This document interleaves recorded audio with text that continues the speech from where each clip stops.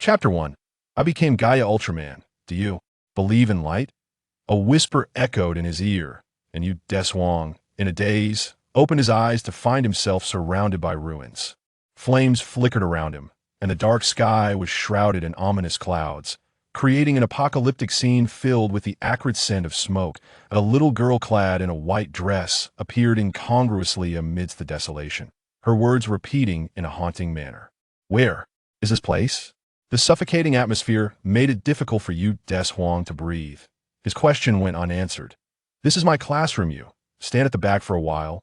A stern voice thundered, shattering the surreal vision before him and instantly dispelling the previous discomfort.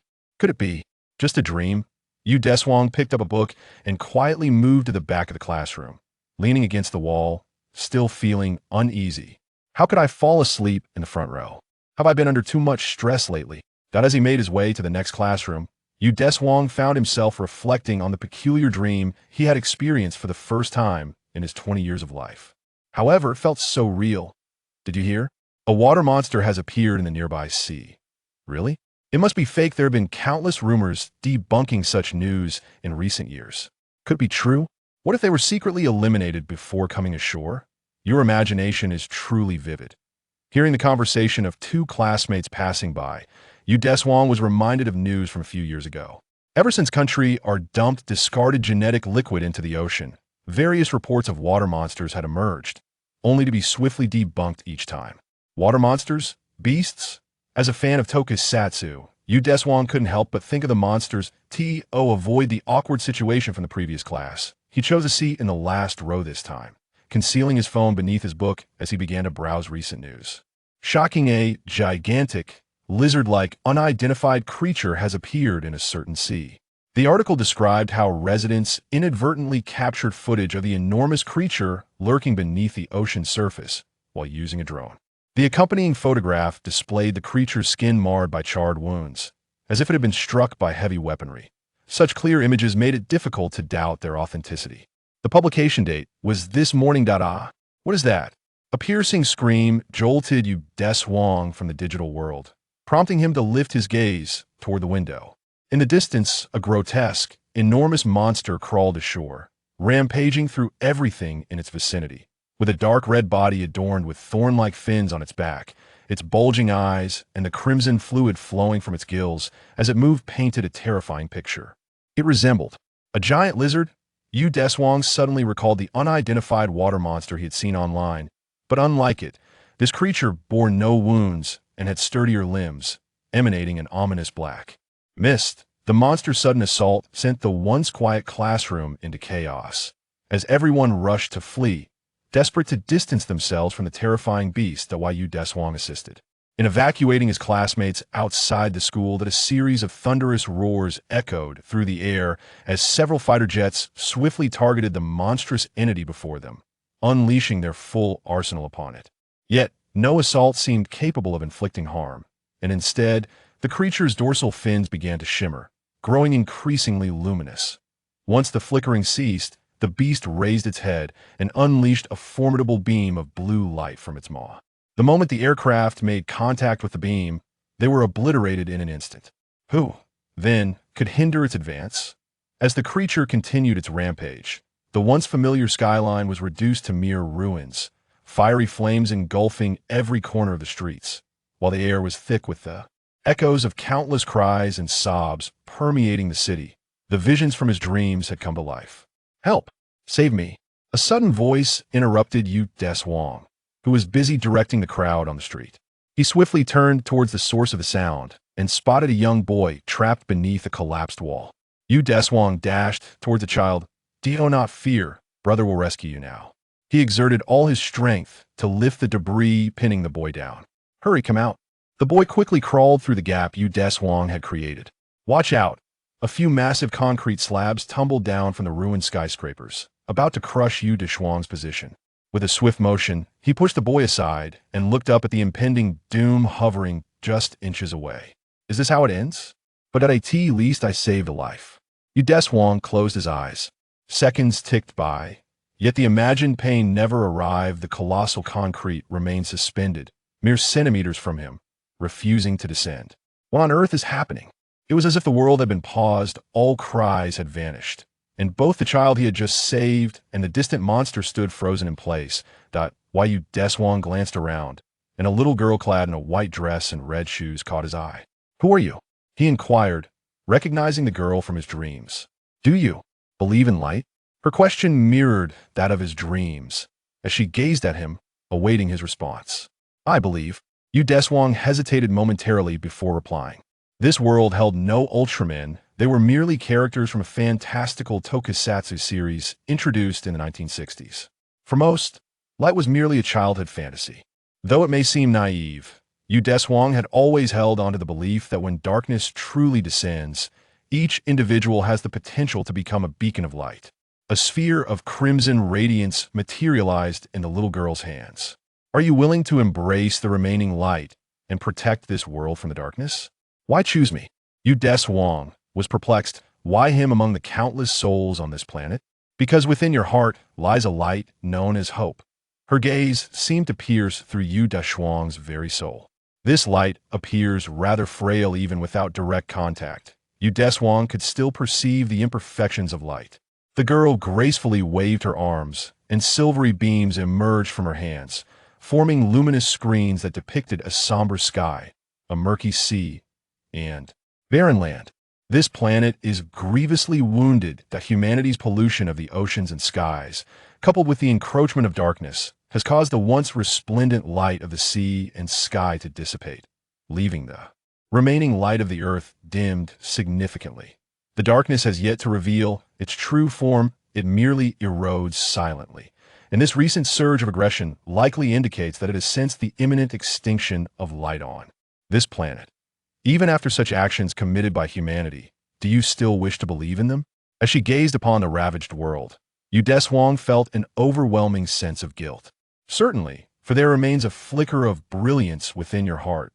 I believe that those who harbor light within them will come to recognize their transgressions. Those who give birth to light in their souls are the very essence of miracles." The little girl looked at Yu Deshuang, a gentle smile gracing her lips. Despite being battered and bruised, she held no resentment, instead nurturing a profound love for humanity. Moved by her smile, Yu Deshuang's resolve solidified, and he reached out towards that radiant light. "Then let me be the one to save this planet." In an instant, countless particles of light surged towards Yu Deshuang, swirling around him and ultimately forming a crimson cocoon of light. How warm! The continuous fusion with the light revitalized Yu Deshuang's previously frail body, revealing well-defined muscles beneath his skin. The image of a red giant, long sealed within his memories, grew ever more vivid. The cocoon expanded, gradually ascending into the air. The girl lifted her gaze, her eyes reflecting the figure of Yu Deshuang in the sky. "It is now up to you, our hero."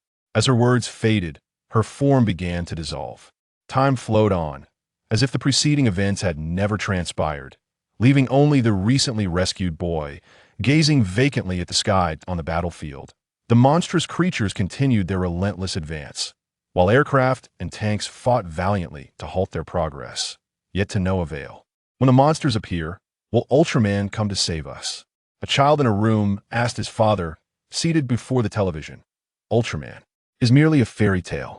The man, bearing a dark mark upon his neck, slumped helplessly to the ground. But in the next moment, the mark upon him dissipated, and light emerged from his once murky eyes. The fleeing crowd on the streets suddenly halted, their gazes drawn skyward. "What is that?" How dazzling! A sacred red light materialized in midair before the monsters. Boom!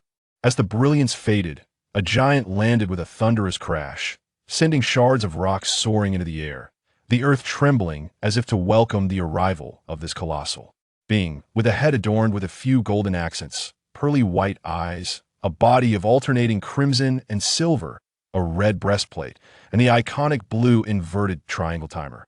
Every detail heralded the identity of the giant Gaia Ultraman. How tall, he mused.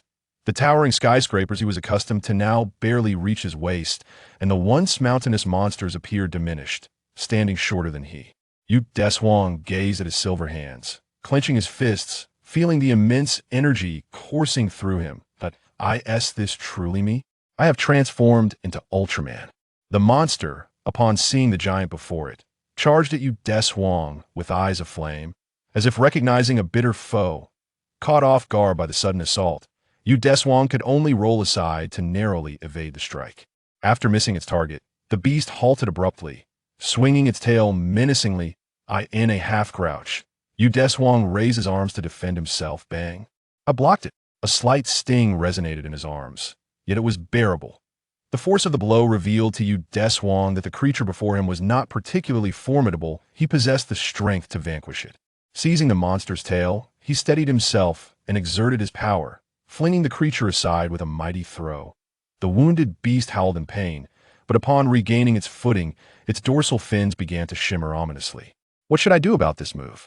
Having witnessed this maneuver before, Yu Deshuang quickly devised a counter. Extending his hands, he gathered energy into his palms, which gradually shifted outward. A transparent, circular barrier began to materialize. Roar! The monster, charged with energy, unleashed a torrent of blue light, brimming with tremendous force. At last, the Ultraman barrier materialized, effectively thwarting the formidable beam with its delicate shield. That was close. Wait, I think I can control it. Guided by his will, the light shield spun forward, pushing against the beam and driving it back into the monster's maw, resulting in a violent explosion. The creature, its mouth detonated, rolled on the ground, desperately clutching at its face. Now's the moment for the final strike. Emulating Gaia from memory, Yu Deshuang spread his arms wide, gathering a vast amount of photon energy at his head. Stabilizing his stance, he clenched his fists at either side of his head as a massive, ribbon-like red energy blade formed above him. Rising to his full height, he leaned back and nodded forward, guiding the blade towards the beast. Upon impact, the radiant red light entwined the creature, swiftly dismantling its very cells.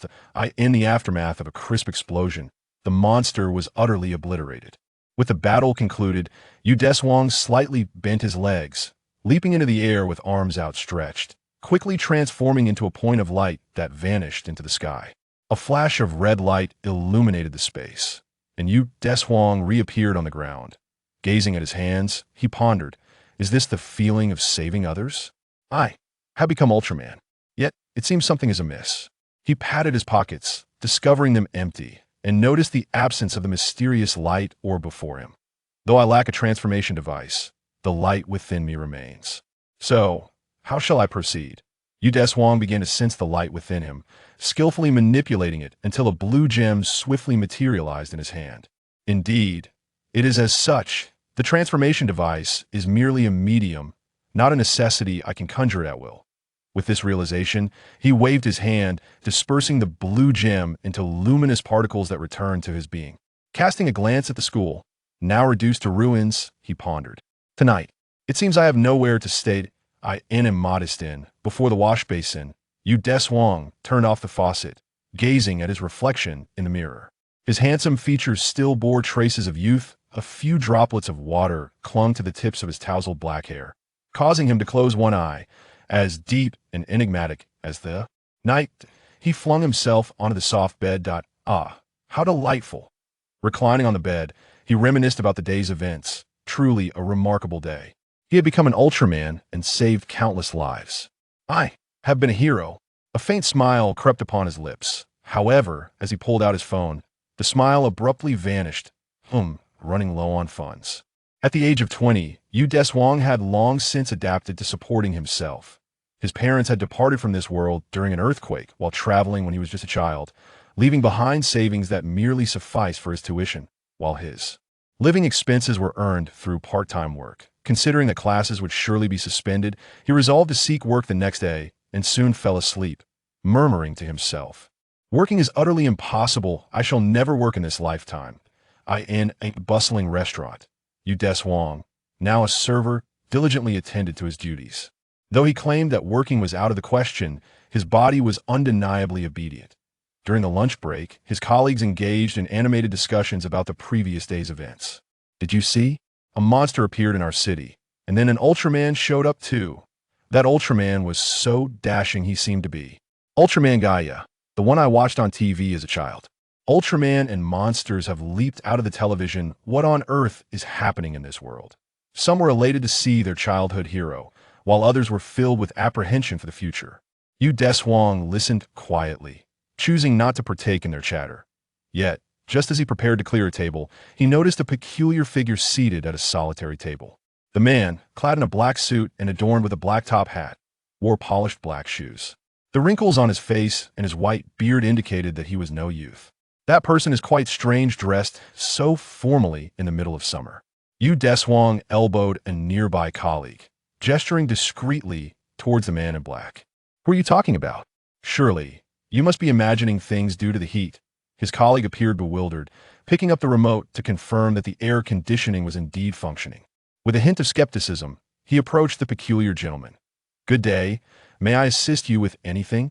Embodying the professional demeanor of a diligent worker, Deshuang first offered a courteous greeting. "The feeble light is indeed pitiful," the old man scoffed, rising to meet Deshuang's gaze directly. From Deshuang's perspective, the once normal scene abruptly warped, as if he had stepped into a bizarre realm filled with distorted, colorful rays of light. The figure of the old man, clad in black, transformed into something altogether different. Crimson spikes and suckers adorned his form. A crescent-shaped scythe gripped in his right hand, and his green eyes bore pupils reminiscent of targets, while two antennae protruded from his head like straightened rods. "Yabo people?" Deshuang gasped, his eyes widening in astonishment. The appearance of Yabo beings typically heralded the arrival of super beasts, formidable creatures that had once caused the Ultra Brothers considerable strife. For Deshuang, the strength of these super beasts far surpassed his current capabilities. "Why are you here?" Deshuang inquired, perplexed. Indeed, why? The once defeated Yabo had seen their essence shattered into countless fragments by the Ultra Brothers. Yet a magnificent entity discovered these soul remnants. Utilizing his power, he resurrected the most intact portion and kept it by his side. The less complete fragments, deemed impurities, were not wasted, but rather endowed with independent consciousness, exiled to other universes to foster their growth. This particular fragment, after a protracted journey, eventually found its way to this universe. Retaining the memories of the former Yabo, it understood the reasons behind its defeat at the hands of the Ultra Brothers. Upon discovering Earth in this universe, it chose not to invade directly, but to gather strength over a millennium. During this time, it noted that Earth lacked the protection of Ultraman, yet consciousness had emerged independently.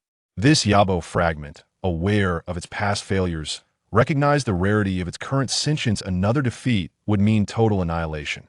When the accumulation of power reached a critical point, it descended upon Earth, poised for invasion, only to sense a force within that stirred apprehension. Ultimately, it refrained from a direct attack, opting instead for a gradual infiltration, allowing darkness to erode the light of this planet. Some Earthlings, influenced by the Yabo, began to destroy the environment for various reasons. Earth's will, reluctant to turn against humanity, understood that the light available was insufficient to mount a defense, thus enduring the encroachment while awaiting a chance. For reversal, the Yabo chose to reveal itself only when Earth's light had become severely diminished. The initial beasts were mere tests, and when the Yabo witnessed Deshuang transform into Ultraman, a flicker of anxiety surged within.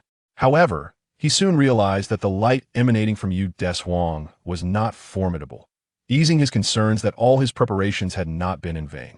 What can such a feeble being accomplish? I shall not repeat past mistakes this time. I will obliterate Earth with all my might. The voice of the Yabo people echoed violently within Deshuang's mind, causing him to instinctively bend over and clutch his head.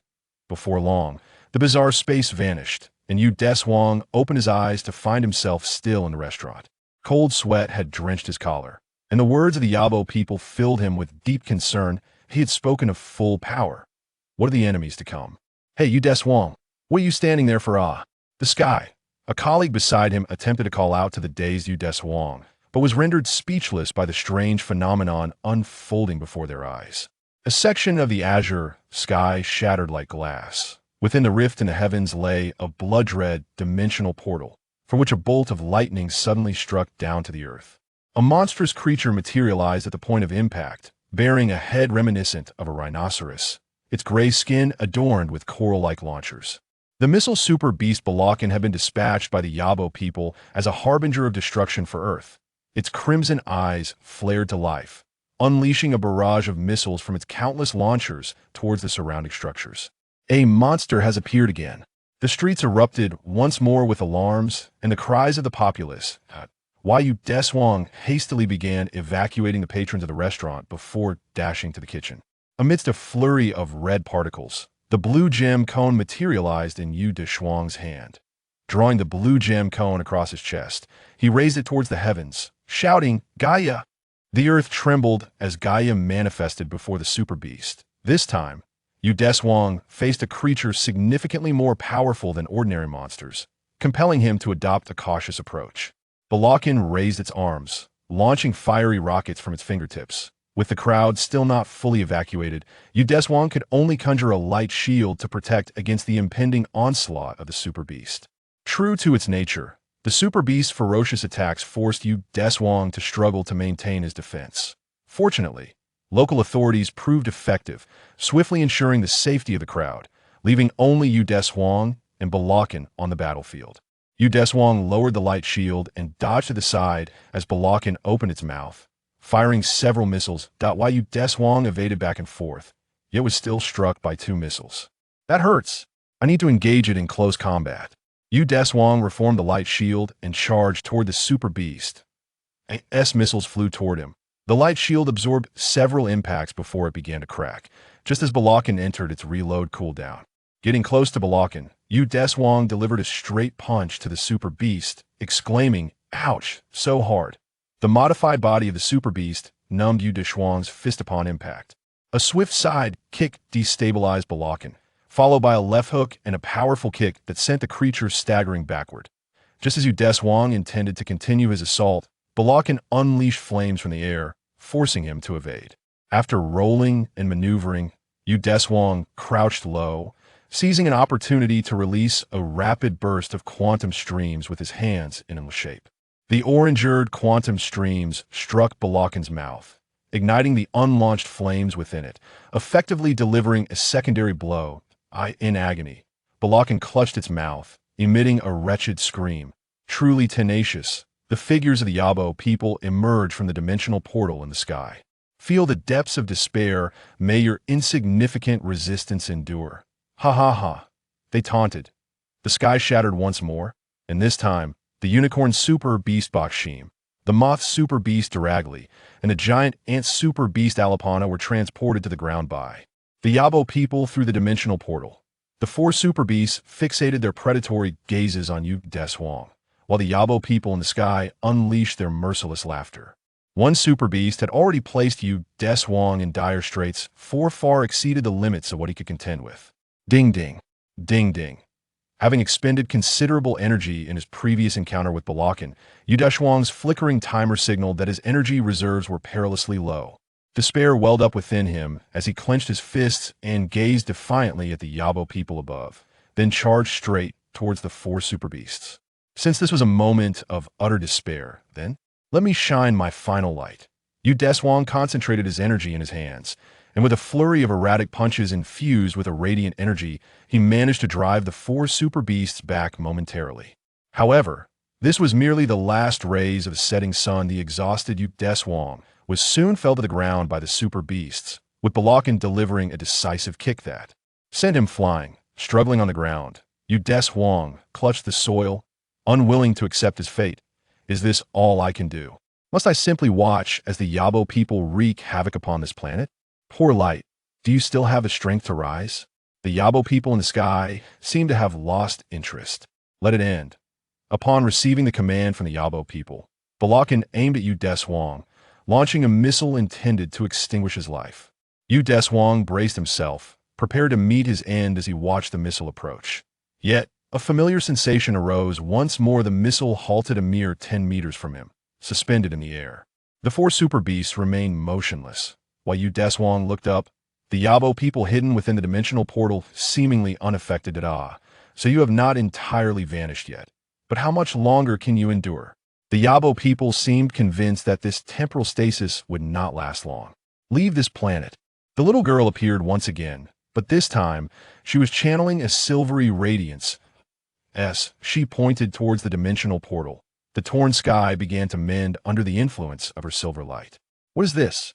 Yu Deshuang inquired, astonished by the girl's remarkable ability. This is the power left by Noah. In a distant past, Noah visited this universe and, seeing the feeble light of this planet, chose to leave behind this strength. I'm sorry I could not save this planet. The defeated Yu Deshuang felt an overwhelming sense of guilt. The little girl shook her head and directed the silvery light in her hand towards Yu Deshuang. This radiant beam coalesced into a silver bracelet adorned with 3 crystals on Yu Deshuang's right wrist. The IT will assist you in opening a temporal passage to other universes, granting you 3 opportunities to traverse through. Utilize it to seek out strength in alternate realms. When you return here, the stasis of time will dissipate, and by then, you shall possess the power to confront all that lies ahead. The girl gazed at Yu Deshuang with eyes filled with tenderness and hope. If it is you, you will undoubtedly save this world. Upon finishing her words, she reached out to pat Yu Deshuang's head, but before her hand could make contact, her form disintegrated into shimmering particles of light. Yu Deshuang touched the bracelet on his wrist, resolute in his vow. I shall bring an end to all this time.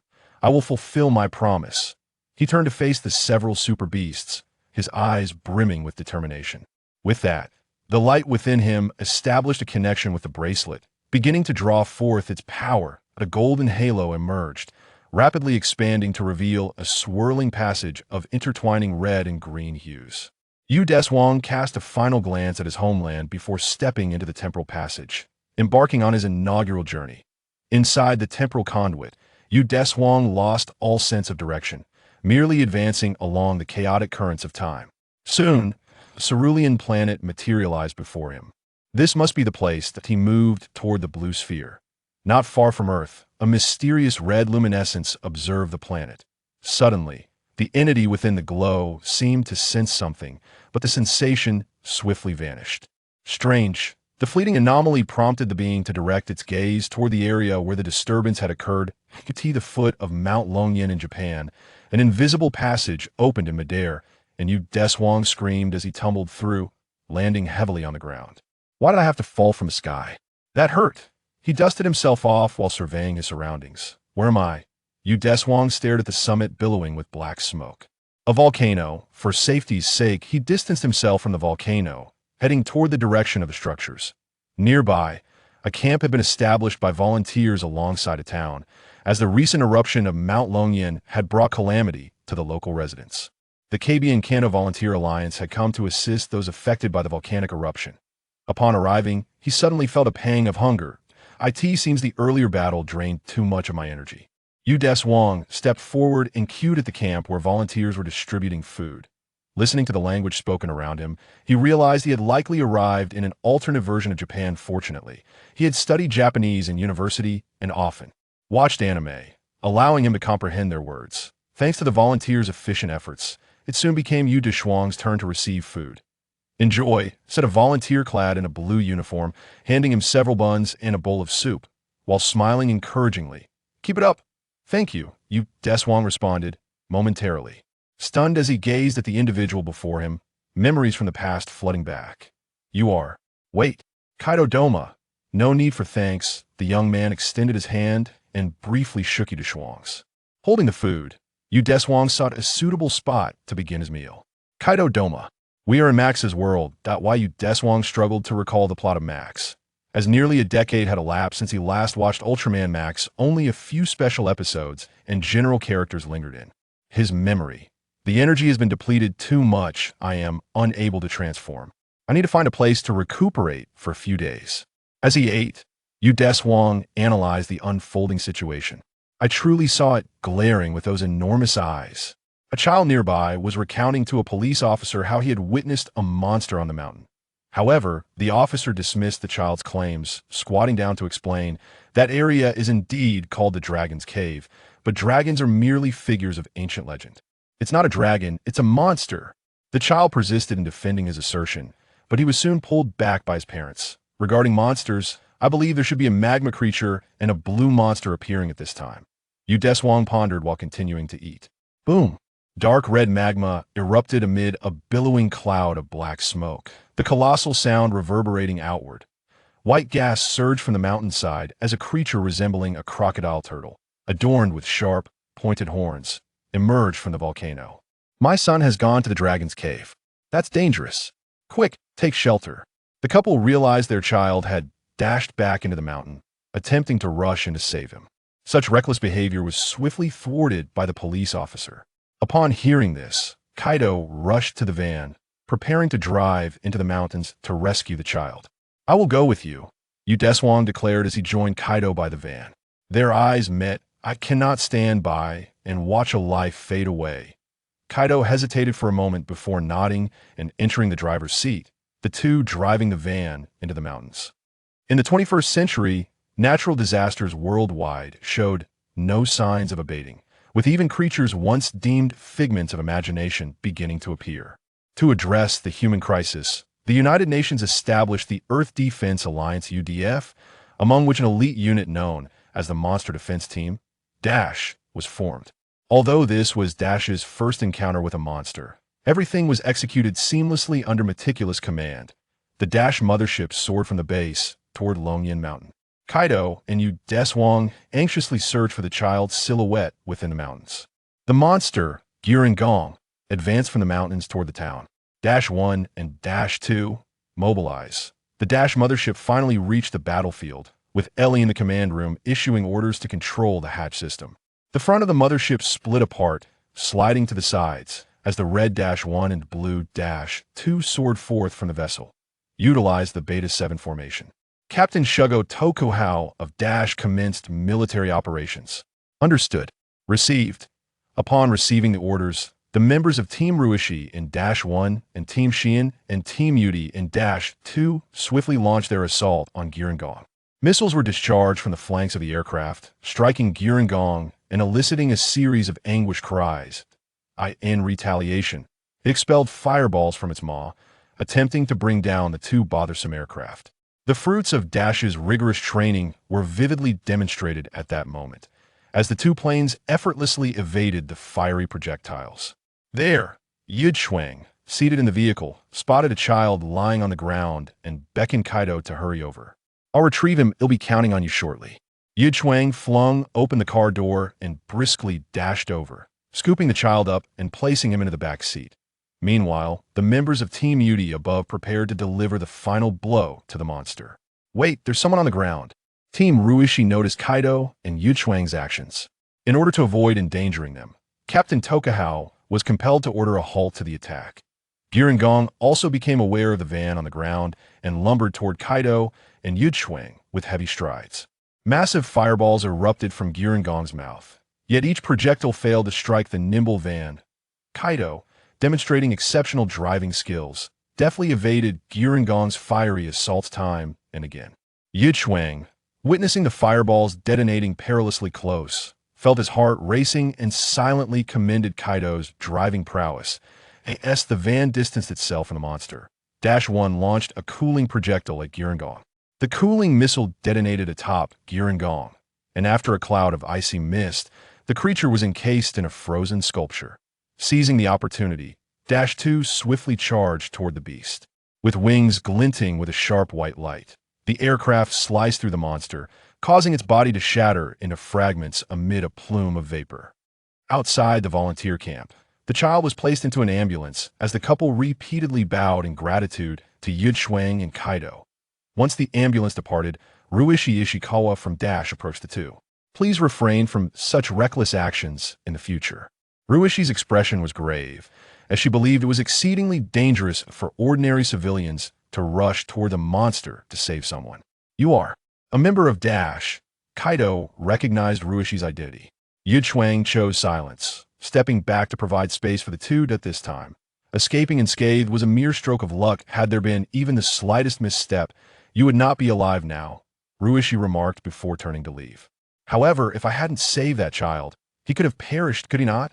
Kaido's words prompted Ruishi to turn back.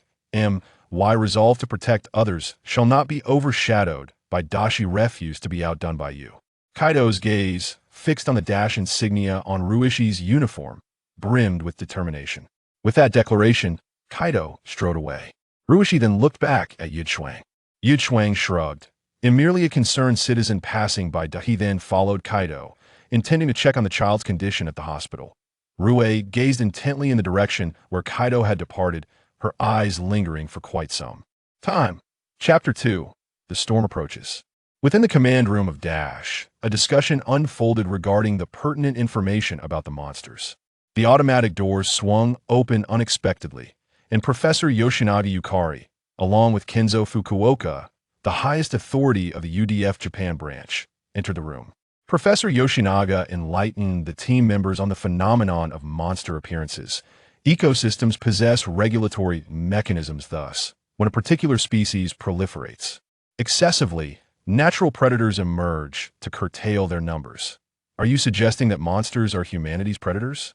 Captain Hijikata inquired. Indeed, the human population has surpassed sustainable limits, compelling us to confront the trial posed by these monsters. Kenzo Fukuoka, whose features bore a striking resemblance to the original Ultraman's human form, articulated this harsh reality. Suddenly, the robotic assistant, Coco, at the conference table emitted an alarm, and the humanoid robot, Ellie, promptly relayed pertinent information. A new monster has appeared. Off the coast of the Aizu Peninsula, that a blue creature resembling a hammerhead shark advanced from the seaside toward Mount Raigan. That Dash's aircraft swiftly arrived at the scene, unleashing a barrage of lasers to impede the monster's advance. At the entrance of the hospital, my name is Deshuang, and I consider myself a traveler, though fortune has not favored me, as I encountered a monster disaster shortly after arriving here. He conversed with Kaido as they walked. Yet, Deshuang, you are a kind-hearted person, willing to venture into the mountains to rescue others in the face of perilous monsters. Kaido felt a kinship with Deshuang, both willing to risk their lives to save others. Are you not the same? Deshuang replied with a smile. Before long, they arrived in the hospital's lobby. A rescued child, his head and legs wrapped in white bandages, sat on a sofa in the lobby. His parents bowed in gratitude to Deshuang and Kaido, saying, "Thanks to you, Shoyuta has been given a second chance at life." Kaido knelt beside the child and said, "You're all right now, aren't you? Don't worry your parents anymore. Big brother, where are your mommy and daddy?" The child's innocent question plunged the two adults into silence. However, this silence was short-lived, as a sudden volcanic eruption sent tremors rippling through the air. "It's all right. Everyone remain calm. It's nothing to fear." As a disaster relief volunteer, Kaido quickly recognized the volcanic eruption and endeavored to soothe the hospital's occupants. "Alas, another monster may emerge. Let us organize an evacuation to safety." Deshuang sensed the gravity of the situation and joined Kaido in guiding people to safe locations. As anticipated, the lava spewed forth from the volcano, intertwining with the fragmented remains of the creature Gurengong, coalescing into a mass of molten rock.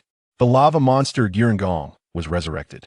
Simultaneously, the ice monster Ragras, arriving from the seaside, reached Mount Raigan. The two nemeses glared at one another with palpable animosity.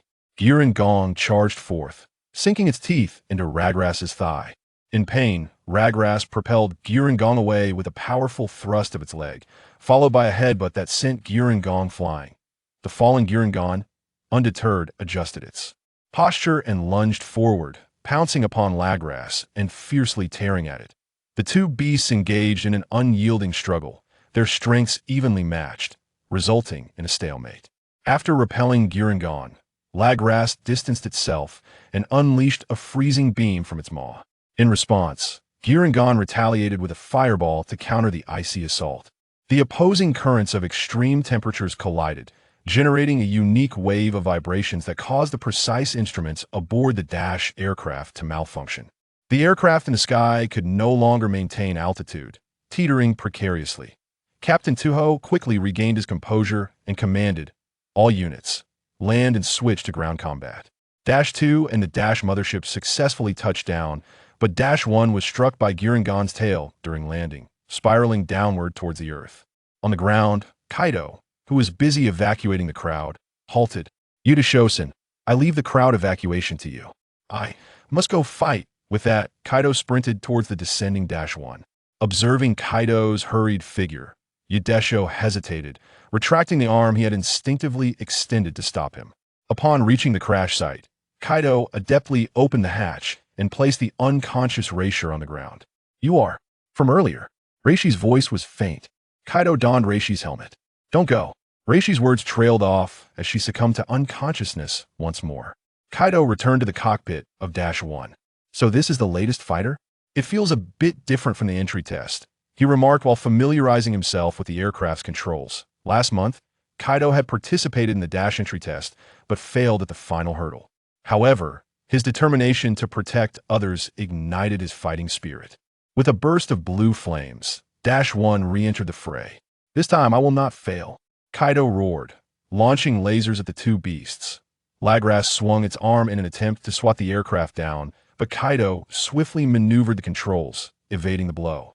The attacks landed repeatedly on the two monsters, and Lagras, increasingly irked, unleashed a blue freezing beam in an effort to bring the troublesome fighter down.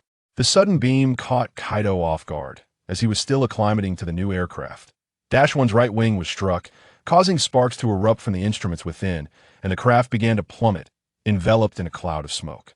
On the hospital rooftop, Udesho gripped a blue gem tightly. Damn, my strength hasn't fully returned. It's about time for Max to make his entrance. Kaido should be fine, he reassured himself. Indeed, a colossal red orb soared through the sky, encasing Kaido's fighter. The orb hovered momentarily as the aircraft descended towards the ground. Udesho observed a figure within the orb, affixing a sword-like object to its forearm. In an instant, a cascade of vibrant light emanated forth. As the brilliance faded, the silhouette of a towering red giant emerged. Adorning the prominent crown is a blue crystal, while its crimson physique boasts angular, elongated, hexagonal orange-yellow eyes. The chest and shoulders are adorned with resplendent armor in hues of gold and silver, at the center of which lies a power timer, and in its left hand is embedded the Max Spark, a manifestation of concentrated spark energy. Max Ultraman descends between two monstrous beings, unleashing a tremendous force that sends them both hurtling away. At last, Max Ultraman has arrived, muses Deshuang, eager to witness how the trained warrior from the Land of Light compares to his own capabilities. Max's emergence incites the wrath of the two beasts, who resolve to eliminate him before determining their own victor. Gong charges at Max, intent on striking first. Max seizes Gong by the head, pushing it back, then follows up with an uppercut and a swift kick that sends Gong reeling. He swiftly evades a charge from Lagras, using gravity to his advantage as he delivers a powerful kick that topples Lagras to the ground. In a blur of super speed, he dashes behind Gong, grasping its tail and swinging it towards the rising Lagras. The two beleaguered monsters, recognizing their disadvantage in close combat, unleash fireballs and freezing rays toward Max from their mouths. In the face of this combined assault, Max sweeps his hand over his head, launching a boomerang that, under the control of his telekinetic powers, slices through the fireballs and beams emitted by the creatures. Retrieving the boomerang, Max raises his left hand, the Max Spark on his forearm beginning to gather radiant energy. Once fully charged, his arm configures into a reversal shape, unleashing the devastating Maxium cannon from his left limb. Gong is obliterated upon direct contact with the beam. Max then redirects his aim towards Lagras. Before the formidable Max, both monsters are rendered powerless, reduced to mere fragments scattered across the ground. After vanquishing the two beasts, Max ascends into the sky. Having witnessed the entirety of the battle, Deshuang cannot help but marvel at the stark difference between himself and Max, whose exceptional combat prowess and boundless energy epitomized the essence of speed and strength. Upon concluding the battle, Deshuang departs from the hospital, reflecting on the intricate details of Max's combat. Guh! A mournful growl from his stomach interrupts Deshuang's thoughts. His phone, lost in the chaos of the earlier fight, remains elusive, and a search through his pockets yields a meager sum of nearly 50 yuan. This paltry amount is insufficient in this world. He must devise a plan to resolve his financial predicament. As the golden rays of the setting sun cascade over Deshuang's diligent silhouette, beads of sweat occasionally slip from his cheeks, splattering onto the ground. Suddenly, a calloused hand, weathered by toil, lands upon his shoulder, accompanied by a rugged voice. "Young man, you possess quite a bit of stamina. It's rare to encounter such a capable youth." Deshuang manages a smile. is due to various unforeseen circumstances, and I must thank you, elder brother, for this opportunity. A.S.U. Deshuang grappled with financial woes. He stumbled upon a construction site. Recently, Longyan Yueshan had fallen victim to volcanic eruptions and the emergence of monstrous beings, which left many individuals homeless and jobless. The site foreman, out of goodwill, began to accept those afflicted by the calamity, offering them temporary employment and shelter. Empowered by a radiant force, Yu Deshuang exhibited an efficiency in bricklifting that far surpassed that of the average worker, earning him an extraordinary wage. However, as the project neared completion a few days later, the foreman expressed reluctance to see him go. The project here has concluded, but I have a much larger endeavor in another location, and I could greatly use someone of your caliber. Would you be interested in joining me? Yu Deshuang, having arrived in this world with the intent to grow stronger, could hardly afford to become enamored with menial labor. I appreciate your kindness, but I must decline. I have more pressing matters to attend to, he said, waving farewell to the foreman as he departed. As night fell, Yu Deshuang lay in a modest rental he had managed to secure without the need for identification, rifling through the recesses of his memory. The recollections of the Mac series had faded significantly over time, leaving only a few well-known episodes lingering in his mind. Nevertheless, he recalled that in the Ultraman saga, various relics often held the key to resolving dilemmas, and he pondered whether he could uncover a means to gain power from these ancient remnants. Opening the computer he had borrowed from his landlord, Yu Deshuang began to scour for information regarding these relics. ZZZZ. The ceiling light flickered ominously, and the computer screen abruptly went dark. Has the power gone out? The unexpected outage caught Yu Deshuang off guard. It appeared he would have to postpone his search until the morrow. For now, rest beckoned. The following afternoon, in a park, Yu Deshuang donned a mascot costume, distributing flyers to passersby. Please take a look at our newly opened CAF. New customers can enjoy a 20% discount. He handed a flyer to a white-collar worker clutching a briefcase, but the worker's gaze drifted elsewhere. Thud. The briefcase slipped from his grasp as he collapsed to the ground, pointing towards the distance. Oh, monster! Yu Deshuang swiftly removed his headpiece to survey the commotion that a colossal beast adorned with two crescent-shaped horns, its beige body speckled with black patterns and a long tail trailing behind, emerged in the distant cityscape, extinguishing nearby billboards and traffic lights. Air King. Yu Deshuang recognized the creature and, after helping the white-collar worker to his feet, darted into a secluded corner. A blue gem coalesced in Yu Deshuang's hand as he prepared to transform into Gaia. But suddenly, Air King vanished. Just then, Dash's aircraft arrived at the spot where Air King had disappeared, emitting a beam that could pinpoint the monster's location. It seems last night's blackout was orchestrated by this creature, he mused. The park had emptied in the wake of the monster's appearance, and Yu Deshuang stowed away his mascot costume, intent on investigating the area where Air King had last been seen. Nothing here at all, he lamented upon arrival. Finding no trace of Air King, it appeared he would have to continue wandering and rely on chance if luck did not favor him. He would return home. After a short while, beside a house, Yu Deshuang noticed a familiar figure clad in Dash's uniform crouching at the stairway. Quietly, he approached from behind and tapped the person's shoulder. Hey, Kaito-sandada. Kaido was startled. It's Yu Deshuang. You nearly gave me a heart attack. What are you doing here at this late hour? Your uniform suggests you've successfully joined Dash. Yu Deshuang felt reassured that he was indeed in the right place, as Dash must have confirmed the location of King Ale. I was granted admission due to my performance at Longyan Mountain. By the way, what brings you here, Deshuang? Kaido crouched down again and pulled Yu Deshuang to a more concealed spot. Dash had already visited this place during the day, but had found no trace of King Ale. However, Kaido's instincts told him that King Ale was hiding nearby, prompting him to return at night in an attempt to follow a suspicious woman residing in the house.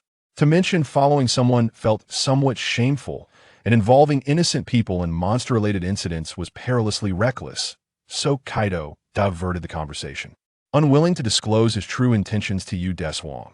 Just taking a stroll, I had a bit too much to eat tonight. Yu Deshuang casually fabricated a reason. It's because of that monster, isn't it?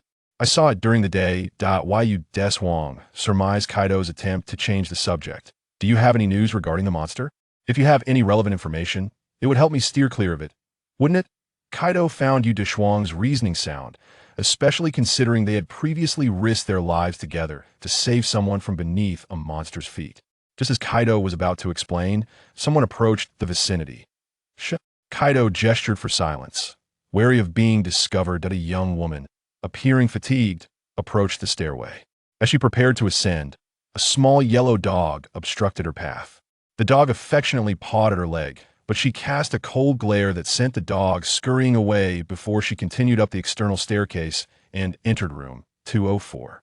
Kaido caught the fleeing dog and remarked to Deshuang, "This little dog must belong to the earlier Ms. Mayu." During the day, Dash confirmed the monster was in that very room, but the signal vanished after Ms. Mayu exited. I caught a glimpse of a photograph of this dog hanging on the wall inside before she closed the door. In that case, Ms. Mayu certainly appears to be a significant problem. The monster could very well be concealed within her room. Deshuang mused, stroking his chin in contemplation. Who's the one with the problem? You two stalkers? Mizuki Ishikawa, who had been crouching behind them, interjected.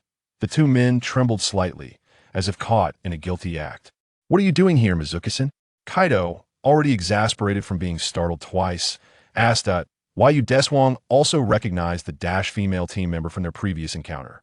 Why are you here, sneaking around like a stalker? By the way, you're the one who was with me at Longyin Mountain, aren't you?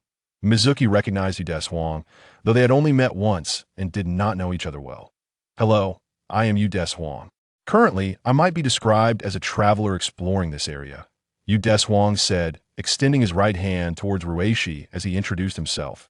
Rueishi shook the offered hand, tilting her head slightly, and remarked, "What a peculiar individual." "Wait, she is coming out." Kaido urged the two to hide. Miss Mayu emerged again, but this time she carried a large black bag. After securing her apartment door, she walked directly out of the community. The trio followed Miss Mayu to a plaza, where she set down her bag, unzipped it, and retrieved a miniature version of King Ire. After placing King Ire on the ground, Miss Mayu suddenly collapsed. Upon contact with the ground, King Ire instantly grew to a colossal size, wreaking havoc on the surrounding structures while absorbing electricity. The three quickly dragged the unconscious Miss Mayu to safety. Rueishi pulled out her communicator. Titan Base, please respond." However, the Titan Base was incapacitated due to the power being siphoned by King Ire. "This is not good, we can't get through," Rueishi said, her communicator screen displaying nothing but static. Understanding the situation, Kaido drew his gun and fired, the laser striking King Ire's back.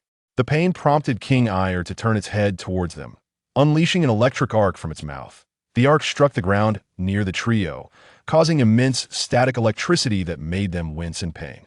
Kaido, realizing that their proximity made them easy targets, suggested, "Deshuang, please take Miss Mayu to a safe location. We'll handle the monster."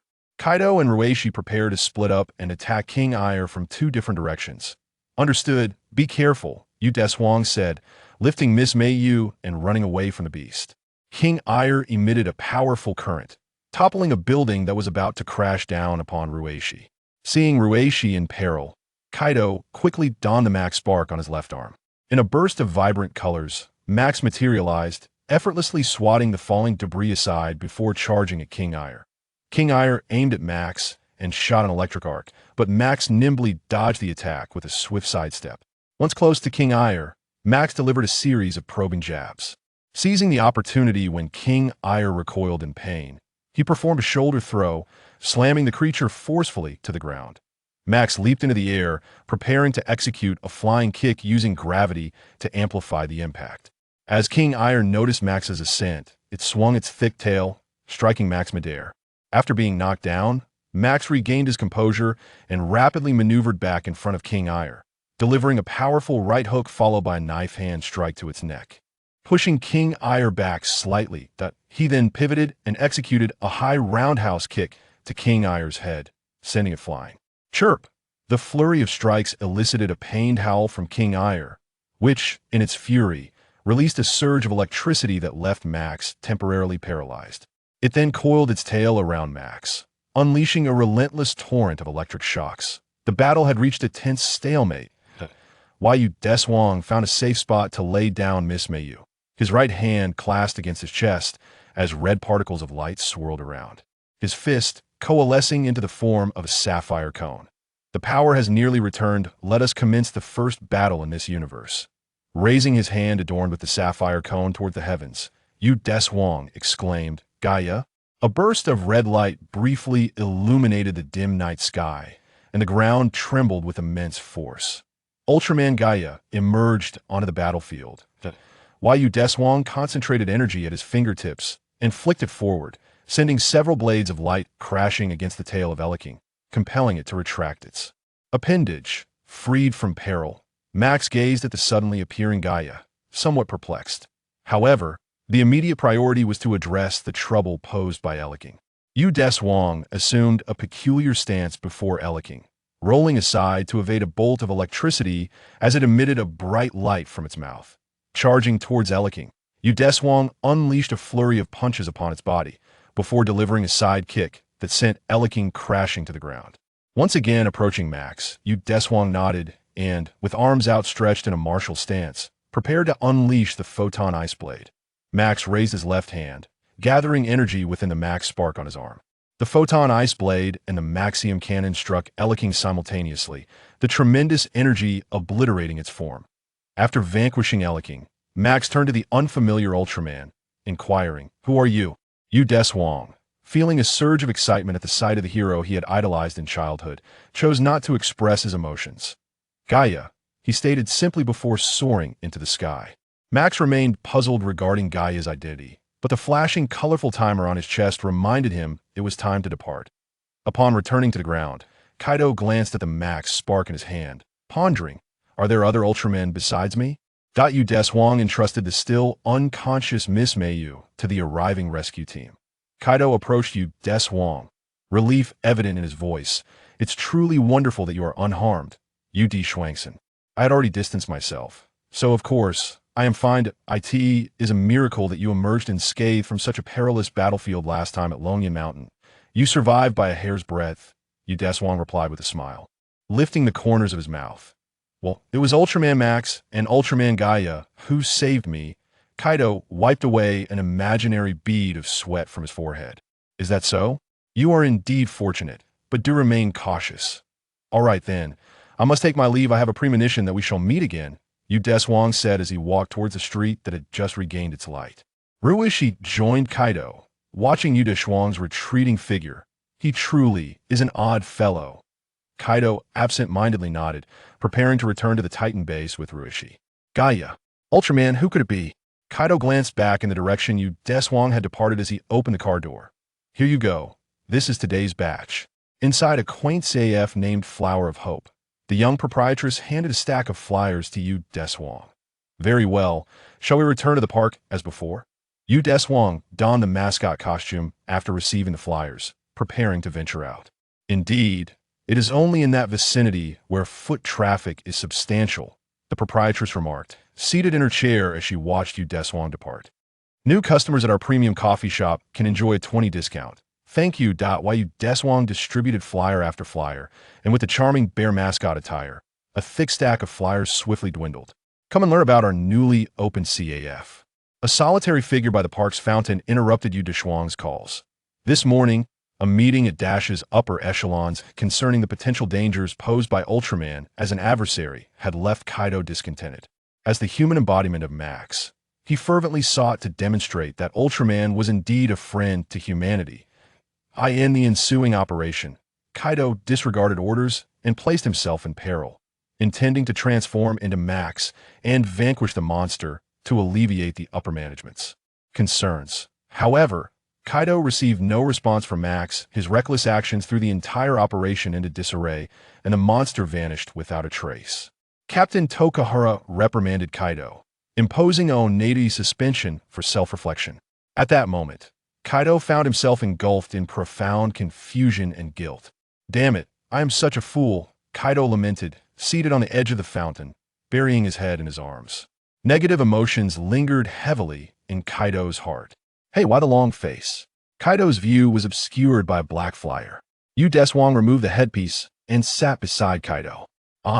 Deshuang. Recognizing the visitor, Kaido lowered his head once more, staring at his hands.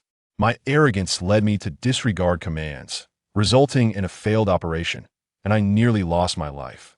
Kaido's eyes brimmed with confusion and self-doubt. Deshuang recalled the reasons behind Kaido's despondency. You wish to prove that Ultraman is humanity's friend, yet you received no response from Max?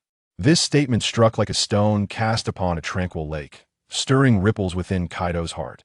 The concealed secret was suddenly unveiled, prompting Kaido to rise in surprise, his expression filled with astonishment as he gazed at Deshuang. Do not be astonished like you. I am also a human chosen by light. Deshuang extended a hand, palm upward, as red particles of light coalesced in his grasp. Kaido fixated on the blue gem in Deshuang's hand, resembling Gaia's chess timer. Indeed, Deshuang is the Ultraman Gaia who appeared that night. While Deshuang was not particularly adept at comforting others, the wisdom gleaned from the esteemed Ultraman predecessors was sufficient to aid Kaido in his predicament. Kaito-san, what do you believe is the reason you were chosen by Max? Kaido fell into contemplation.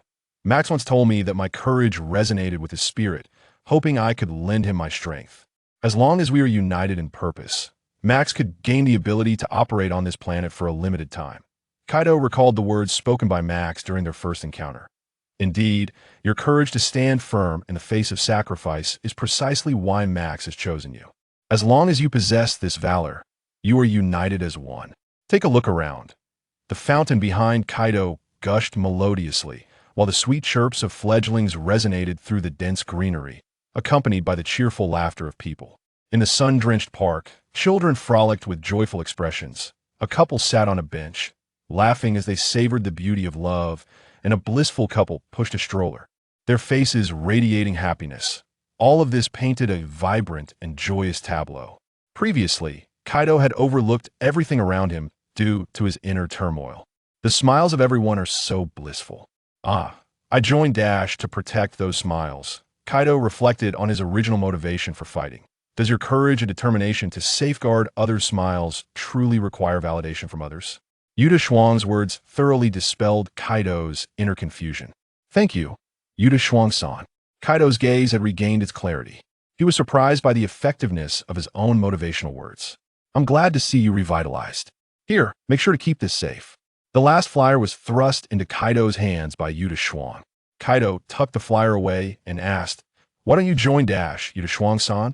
Aren't you also fighting to save others? Deshuang cast a helpless glance at Kaido, thinking, do you really believe that joining Dash is as simple as wanting to? With my lack of credentials, I would likely be apprehended as a stowaway the moment I signed up. Let's set that aside for now. Isn't your team in need of you at this very moment? Deshuang pointed to the communicator at Kaido's waist that was beeping. Seeing the communicator light up, Kaido hastily pulled it out and opened it, revealing news of the monster Redra appearing on Saipan Island. Deshuang nodded at Kaido. Go forth, warrior of courage. Kaido closed the communicator, bowed to Deshuang, and dashed toward the Dash Alpha parked by the roadside. He pulled the lever inside the vehicle, and the car spread its wings and took flight. Such remarkable technology. Deshuang decided to follow, hoping to hone his combat experience. They arrived in a secluded grove within the park. Gaia. A streak of red light zipped towards Redra on Saipan Island. On Saipan Island, both Dash 1 and Dash 2 had been shot down by Redra. Redra approached the fallen Dash 2, extending scythe-like, hardened appendages from its chest, poised to obliterate Dash 2 completely. Inside the aircraft, the members of Team Mudo and Team Xian had yet to escape. In a moment of life and death, Kaido arrived, launching 2 missiles from the front of Dash Alpha that struck Redra. Deshuang also soared into Redra, colliding with it and sending the creature flying several dozen meters away. That Redra's wrath was drawn to Kaido and Deshuang, allowing the 2 individuals aboard Dash 2 to seize the opportunity to escape through the hatch. Samurai boy! Exclaimed Team Xian, expressing his exhilaration in somewhat imperfect Japanese upon seeing Kaido rush over. Redra, having risen, unleashed 2 beams of violet energy from his chest towards Deshuang. You rolled to the side, evading one of the beams, but was struck by the other. The pain radiating from his back made him acutely aware of the formidable power behind the energy. Concentrating light energy into his palm, you aimed at Redra and unleashed a barrage of light orbs. The orbs collided with Redra, creating sparks as the creature winced in pain, its eyes turning crimson as it furiously flapped its powerful wings, a violent gust tore through the surrounding structures positioned directly in the path of the gale. Yu deployed a barrier to shield himself, though he knew it would not hold for long. Kaido, aboard the Dash Alpha in the skies, was also affected, the vehicle sustaining continuous damage. Kaido drew forth the Radiant Max spark, declaring, "I will no longer be lost, Max." A kaleidoscope of colors flashed, heralding the arrival of Ultraman Max.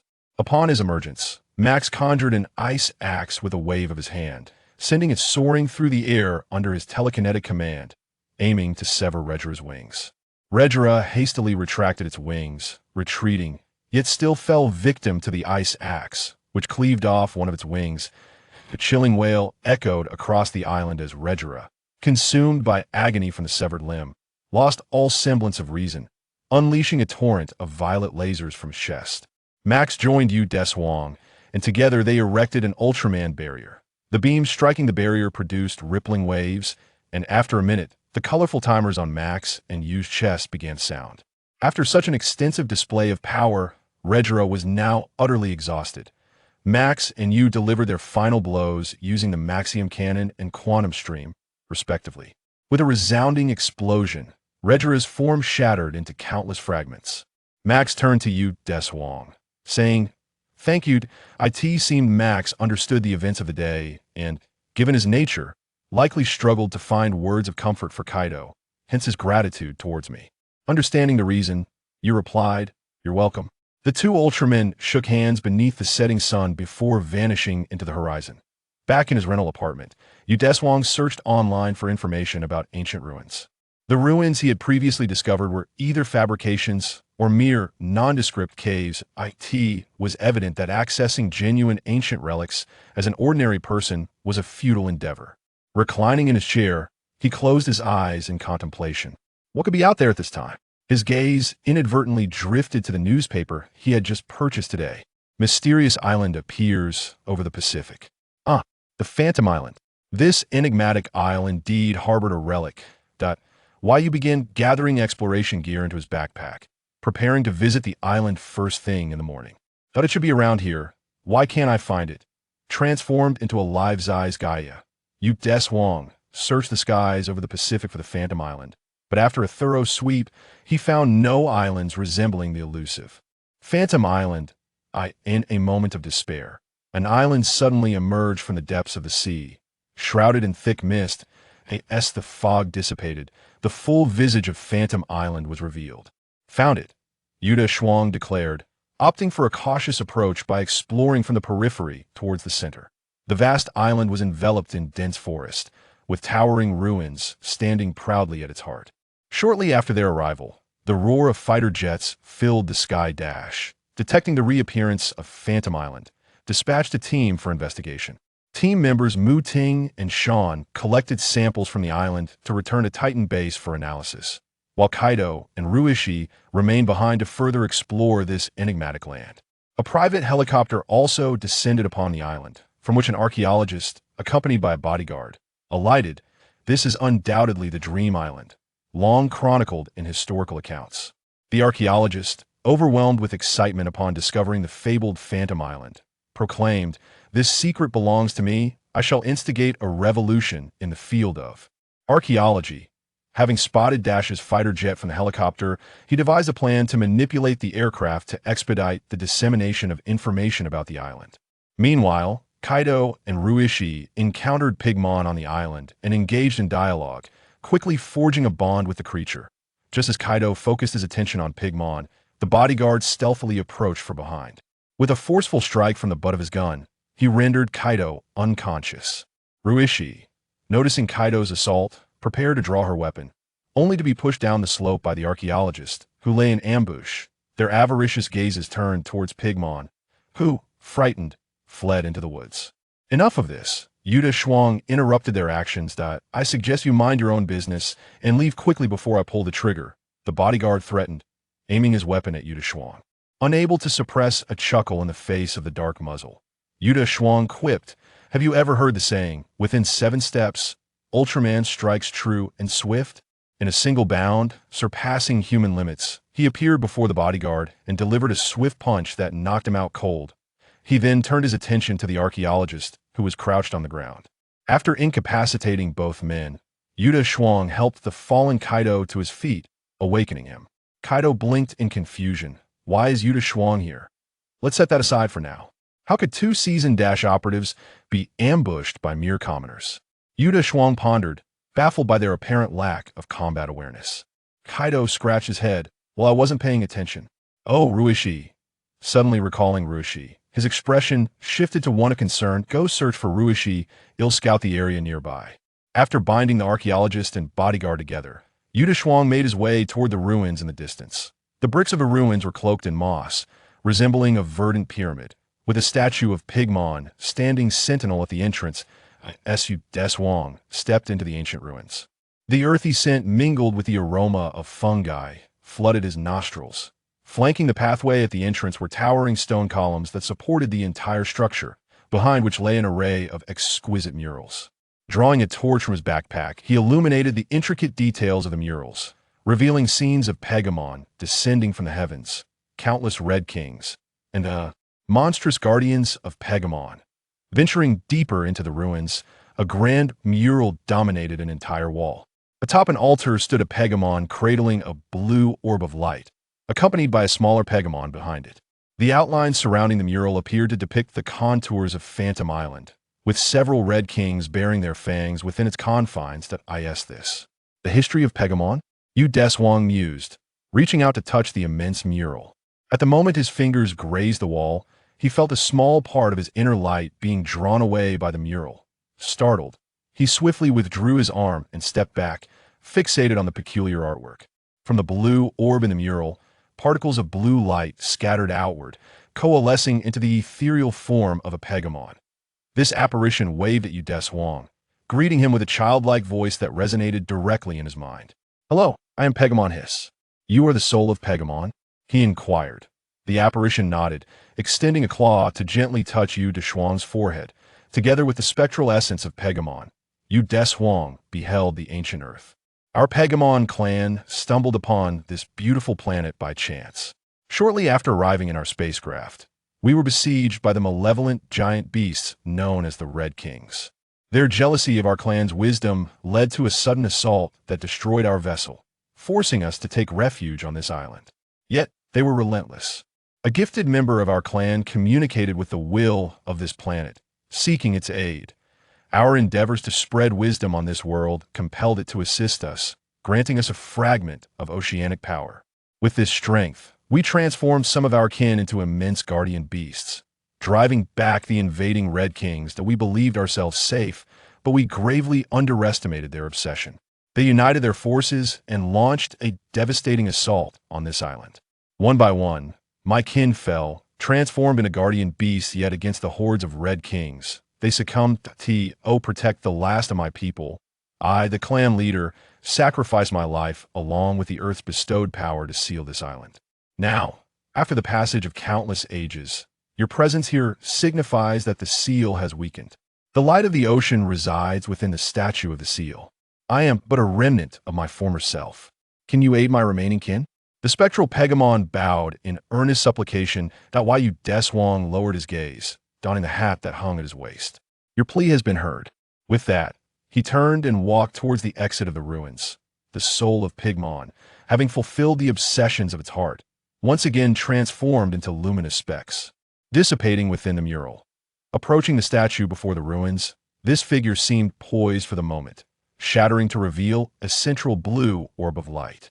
This is yet another radiance bearing the weight of life. Deshuang grasped the glow firmly. The sound of waves crashing upon the shore echoed, and Deshuang opened his eyes to find himself standing at the edge of a vast sea, the salty air enveloping him. Before him lay an unblemished ocean. The shallow waters lapping at the shore were crystal clear, shimmering reflections dancing upon the sandy bottom, while the distant depths of the sea unfurled in a vibrant blue. While Deshuang waded into the water, exclaiming, "O mighty ocean, lend me your strength." To his astonishment, the surface did not yield beneath him. Instead, he stood upon the water as if on solid ground. The ocean, heeding his call, responded with a thunderous roar. Boom! The sea parted in two, cascading downwards to form towering waterfalls on either side. That why Deshuang fell from his original position, enveloped by a colossal blue orb emerging from the depths, cradling him within. Within him, red and blue lights intertwined, gradually merging into one with the shattering of Pigman's statue.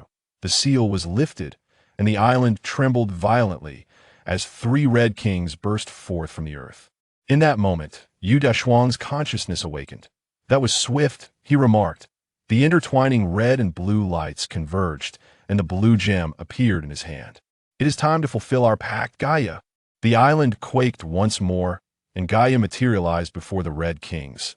Now transformed, having gained the ocean's light, Gaia's armor had taken on a deep, inky hue symbolizing the power of the sea. Suddenly, a fierce wind swept through, awakening two guardian beasts that stood beside Gaia to confront the Red Kings. The battle was imminent as Deshuang charged at one of the Red Kings. Utilizing the momentum of his rush, he struck with a powerful punch, sending it staggering back, while the two remaining Red Kings faced off against the two guardian beasts. After repelling the Red King with a punch, Deshuang leapt to deliver a kick to its head. However, the strike was absorbed by the Red King, which, dazed, seized Deshuang's leg and hurled him away. Regaining his balance upon landing, Deshuang flexed his left arm, readying a quantum stream attack. Wait! Kaido transformed into Max and appeared beside Deshuang. These creatures contain volatile special rocks from this island. If struck with light, the resulting explosion could obliterate the island. Then let's defeat them and send them into space to detonate. With the battle plan confirmed, Deshuang and Max each engage a Red King, while the Guardian Beasts combine their strength against the third. The current battlefield saw Deshuang and Max each facing one Red King, while the two Guardian Beasts contended with the last. Deshuang unleashed a barrage of punches and kicks against the Red King, its rugged exterior impervious to pain, as its muscular arms struck back at the giant before it. A jolt of pain shot through Deshuang's shoulder from the impact, causing him to gasp sharply. A backflip creates distance, as energy coalesces between two hands, releasing a sphere of azure light. The executor strikes the ground beneath the feet of the Red King, causing a deep crater that engulfs half of its body. While Deshuang leaps into the air, utilizing gravity to deliver a powerful kick to the Red King's head, rendering it unconscious. Grasping the robust form of the Red King, Deshuang ascends beyond the Earth's atmosphere, with Max and the two Guardian Beasts closely following. Upon reaching the void of space, he releases the three Red Kings. Energy accumulates in his arms, and an enhanced version of the quantum stream is unleashed, obliterating the three Red Kings into fragments.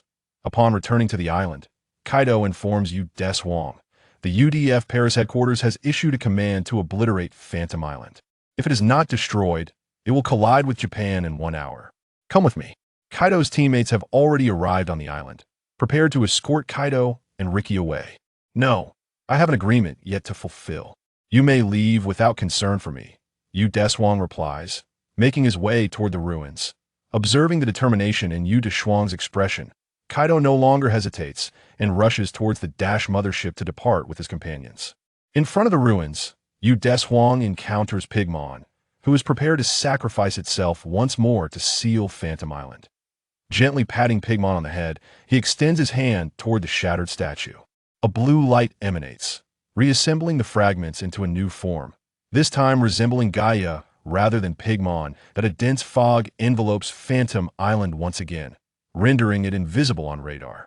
It is time to leave. Ensure you survive well with your companions, Deshuang states, shouldering his previously carried backpack, adjusting his cap, and transforming into a streak of light as he departs the island. Below, Pigmon and the two Guardian Beasts wave goodbye to the sky. After the journey to Phantom Island, Deshuang finds himself at a loss for methods to enhance his strength. Previously, he had attempted to connect with the will of this planet through the oceanic light within him. Yet he found himself entirely unable to make contact, as if the entity wished to disregard this interdimensional visitor. However, he recalls the formidable combat prowess of Max. It seems prudent to seek counsel from Max. Joining Dash appears to be an excellent option, but how does one go about it? Deshuang lies in bed, eyes closed in contemplation. The commander of Dash should be a reliable individual, he muses, recalling the commander who bears a striking resemblance to Hayata. In a room at the Titan base marked with the name Tomioka Kenzo, an elderly gentleman with graying hair is savoring a delightful dinner. Suddenly, his hand holding the spoon halts. A crimson light flashes within the room, transforming into a life-sized Gaia, which materializes before him. The sudden appearance of Ultraman leaves the old man momentarily speechless. Deshuang, having reverted from his transformation, smiles at the elder and greets, "Good evening." "Ah, good evening. May I inquire as to your purpose for visiting?" The old man's other hand has already reached beneath the table, yet, due to Ultraman's previous assistance to humanity, he refrains from pressing the button concealed there. "Allow me to introduce myself. My name is Deshuang. Due to special circumstances, I have arrived on Earth and have witnessed humanity enduring great peril, which compels me to extend my assistance. I aspire to join Dash, so I can respond promptly at the first sign of a monster's emergence. However, as an outsider without an earthly identity, I hope you can assist me in resolving this issue." Deshuang gazed at the elder with sincerity. The elder, his mind swirling with thoughts, pondered, "What drives you to aid humanity?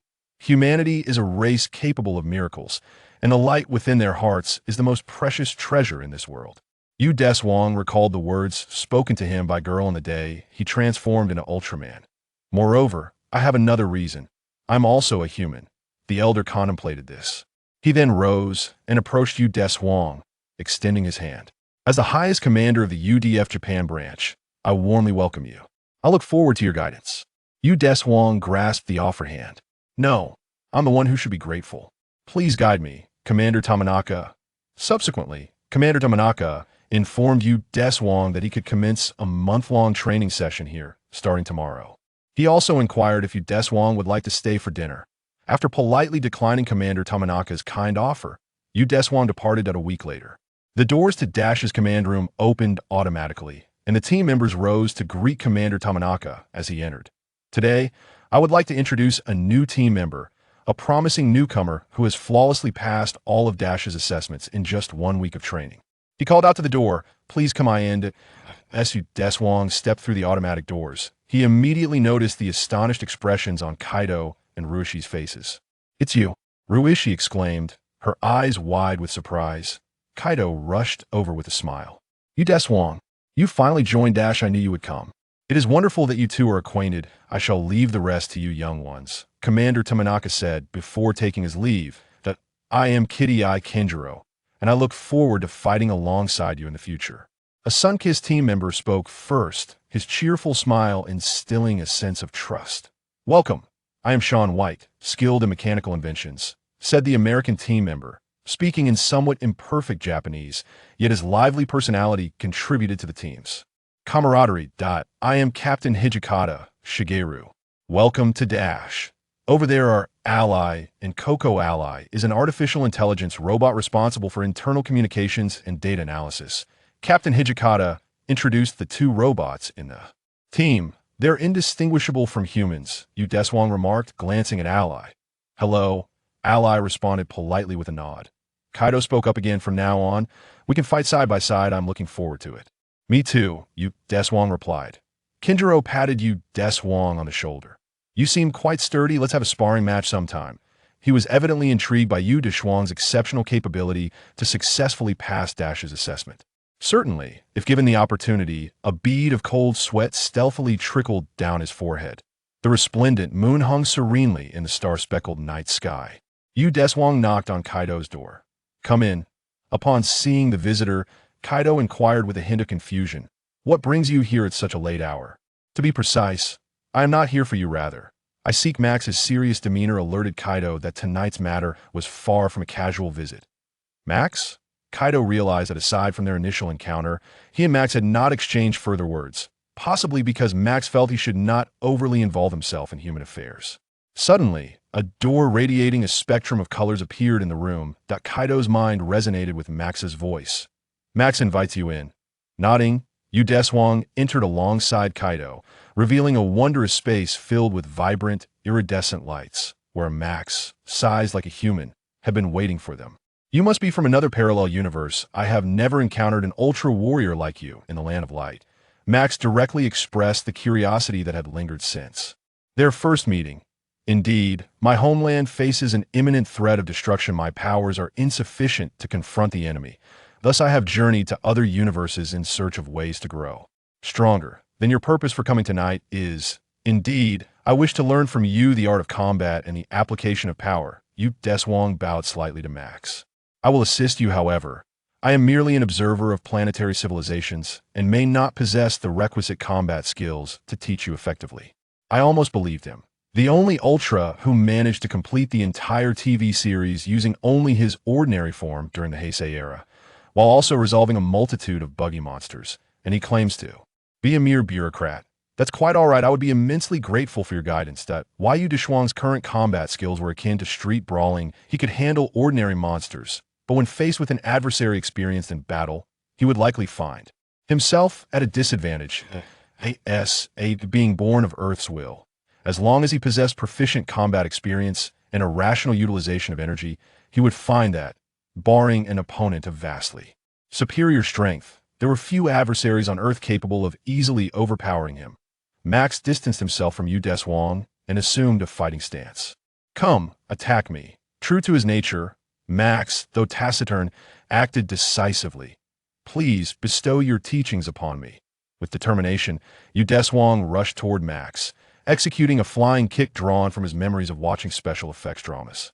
The seemingly spectacular move was effortlessly evaded by Max, who seized Yu Deshuang's thigh with both hands, stabilizing his lower body while using his upper body strength to hurl Yu Deshuang to the ground. That hurts.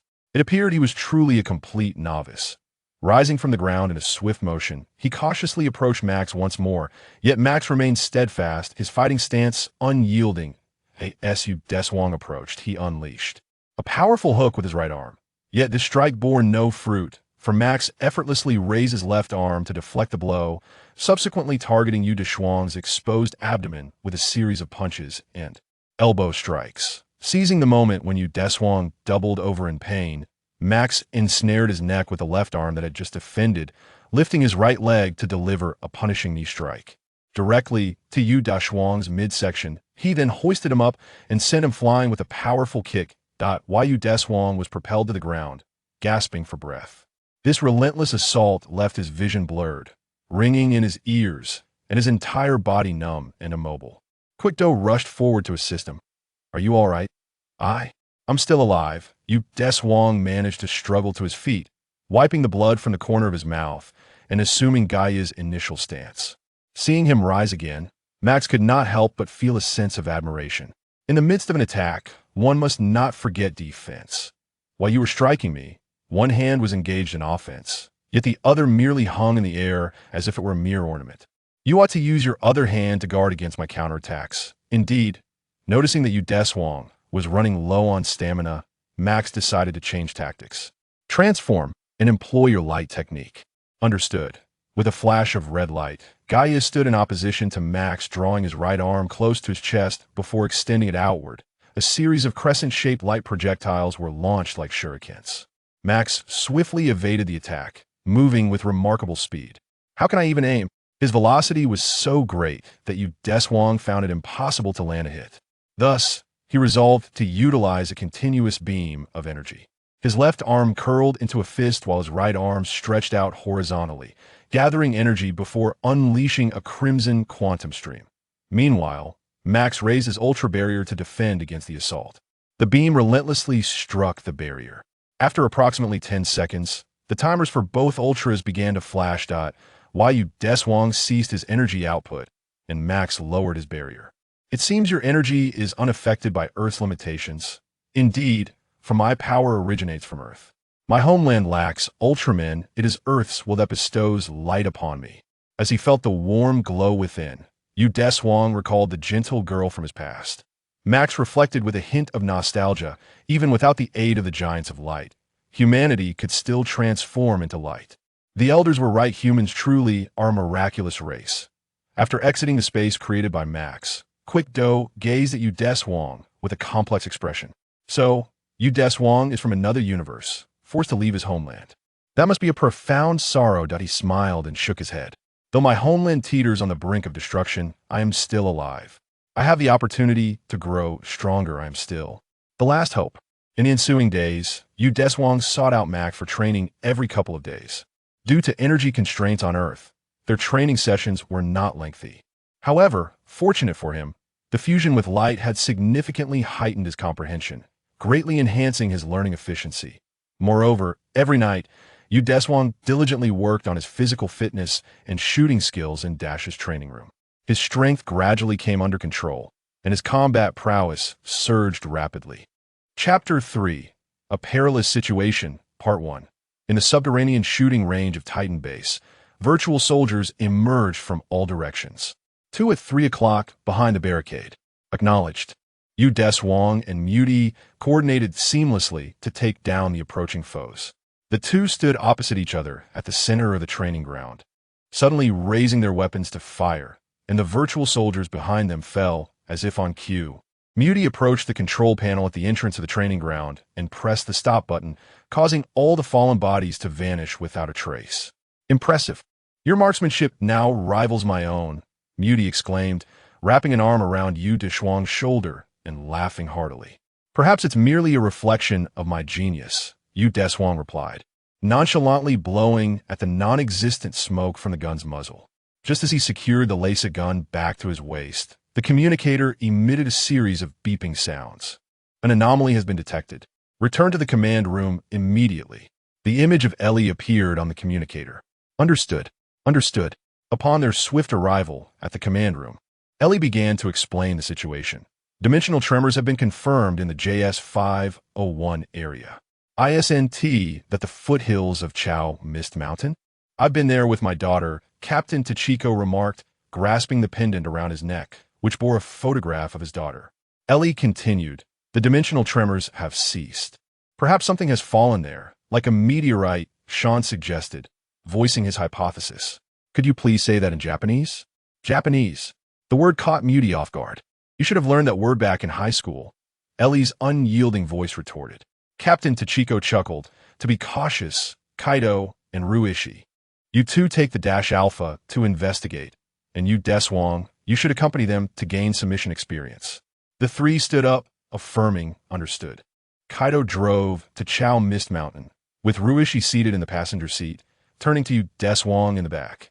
So, how do you feel about your first mission? Nervous? Well, not really. Riding to such a scenic mountain feels more like a spring outing, Deshuang replied, rolling down the window to breathe in the fresh mountain air, feeling no trace of anxiety, only a sense of novelty as a member of Team Dash. You're certainly doing better than I did. My first mission with Dash had me quite on edge, Kaido reminisced about his initial experience. Before long, they arrived at the area where the anomaly had been reported. The air is splendid. I can't believe there is such beauty near the city, Kaido said, stepping out of the vehicle and stretching. Hey, we're on a mission here. Is it really appropriate to be so relaxed? Ruishi shot Kaido a disapproving glance. Suddenly, the Dash Alpha blared an alarm. The trio hurried back into the vehicle. The communicator displayed Captain Tachiko's image. While enjoying nature is delightful, do not forget your mission. Embarrassment etched on their faces, they responded in unison, understood.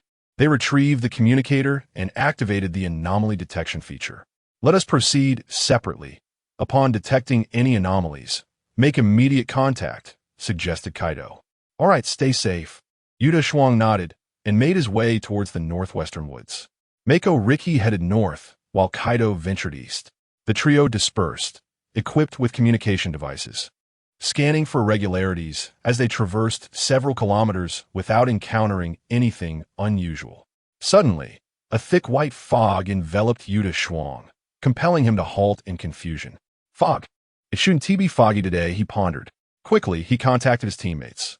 Kaido, I'm experiencing fog here. What is your situation? Static crackled through the communicator. The signal is being jammed. There's indeed something amiss in this mountain, he mused cautiously, drawing the laser gun from his waist. Remaining vigilant of his surroundings while slowly advancing towards Riki, who was closest. Meanwhile, Kaido discovered a colossal capsule embedded in the mountainside and immediately contacted the base. This is Kaido. I'm currently at the Chao Mist Mountain in the JS501 area, where I found a capsule approximately 10 meters in diameter. He then transmitted the footage to the command center. Captain Tuzhong, what is this? Kaido continued. I suspect it may be related to the previously reported dimensional tremors. Understood. I'll dispatch reinforcements immediately. What about Deshuang and Ricky? I attempted to reach them, but received no response. They may be affected by something. Ensure your safety first. Then await backup. Acknowledged. Captain Tuzhong sent team members Kitagawa and Sean to provide support.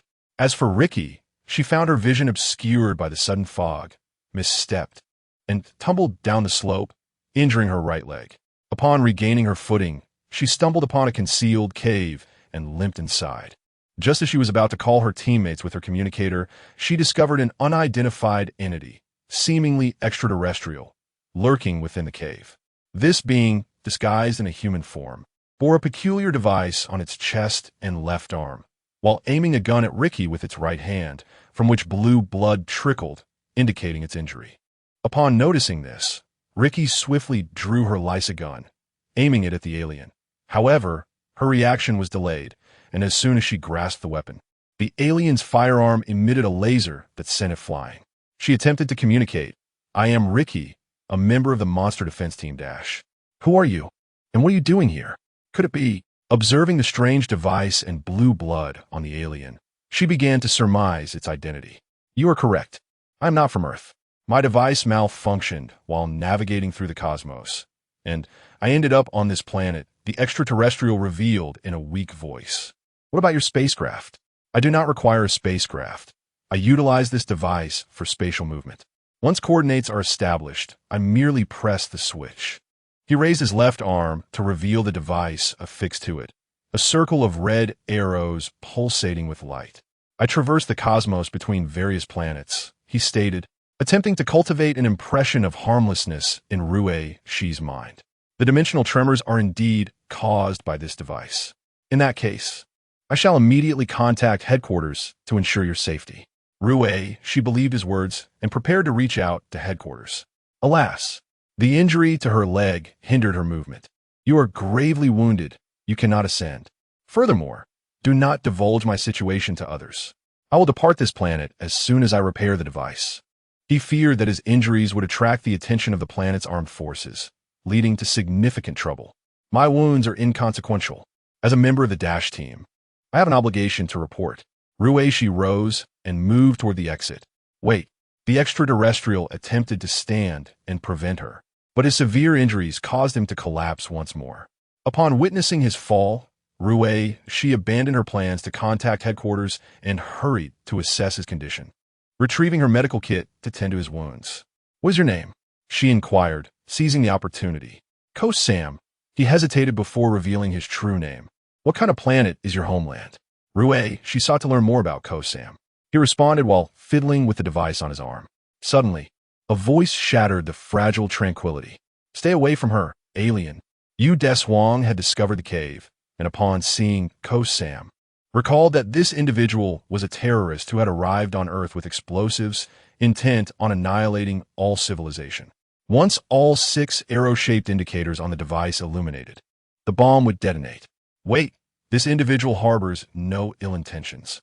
Rue Shi, filled with goodwill, engaged in dialogue with Ko-Sam.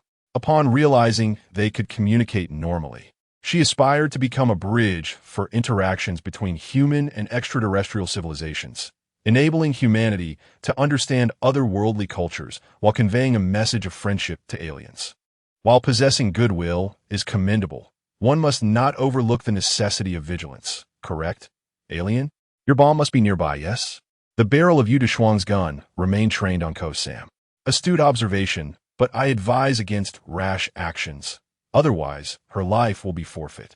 Once those 6 indicators illuminate, all civilizations on this planet will be obliterated, and I shall utilize the device to traverse to another world. Upon seeing Deshuang, Ko-Sam stealthily directed the gun at Rue Shi from behind. Ko-Sam, it seems you've been deceiving me. Rue Shi felt a profound sense of guilt for her actions, which placed all of human civilization in jeopardy. Ko-Sam seized Rue Shi and moved towards the cave's entrance. Crack! A laser shot disarmed Ko-Sam, causing his weapon to fly from his grasp. Quaidu had arrived nearby and, upon witnessing Rue Shi's abduction, fired from a concealed position. After Kasim's gun was dislodged, Quaidu dashed forward and snatched Rue Shi from his grasp, while Deshuang seized the opportunity to aim his weapon at Kasim's head. Surrender now. Deactivate the bomb's detonator, or I shall pull the trigger. However, there was no sign of panic on Kozum's face. Ha ha, it's too late now. Kozum crossed his arms, preparing to activate his device for enlargement.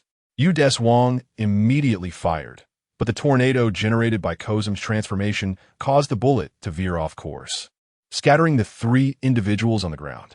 Kaido and Weichi were swept away, no longer by his side. I will not let you succeed. Gaia. A red beam surged into the sky, transforming into Gaia's form mid-air, delivering a powerful kick to the enlarged Kozum, sending him crashing to the ground. Deshuang assumed a combat stance, focusing on the extraterrestrial invader. Kozum sprang back to his feet with a swift motion, mirroring Deshuang's stance. Bang! Bang! Bang! He charged towards Kozum, each footfall kicking up debris. Harnessing his momentum, he unleashed a punch. However, this strike missed its target. Kozum, utilizing his device, executed rapid movements, easily evading the blow. Boom! Deshuang quickly retracted his fist, pivoting on his right foot to execute a left kick. After training with Max, he had gained some experience in dealing with agile opponents. This kick made slight contact with Kozum, pushing him back a bit. Not bad. Kozum began to take the fight seriously. Of course, the two engaged in a fierce exchange of punches and kicks, each countering the other, making it difficult to determine a victor. Bang! Following a collision of fists, both were pushed back several meters by the force. Deshuang seized the moment to gather energy in his palm, unleashing a series of crescent-shaped energy blasts. Kozum raised his right hand, a green spiral wave emanating forth, neutralizing all the energy blasts.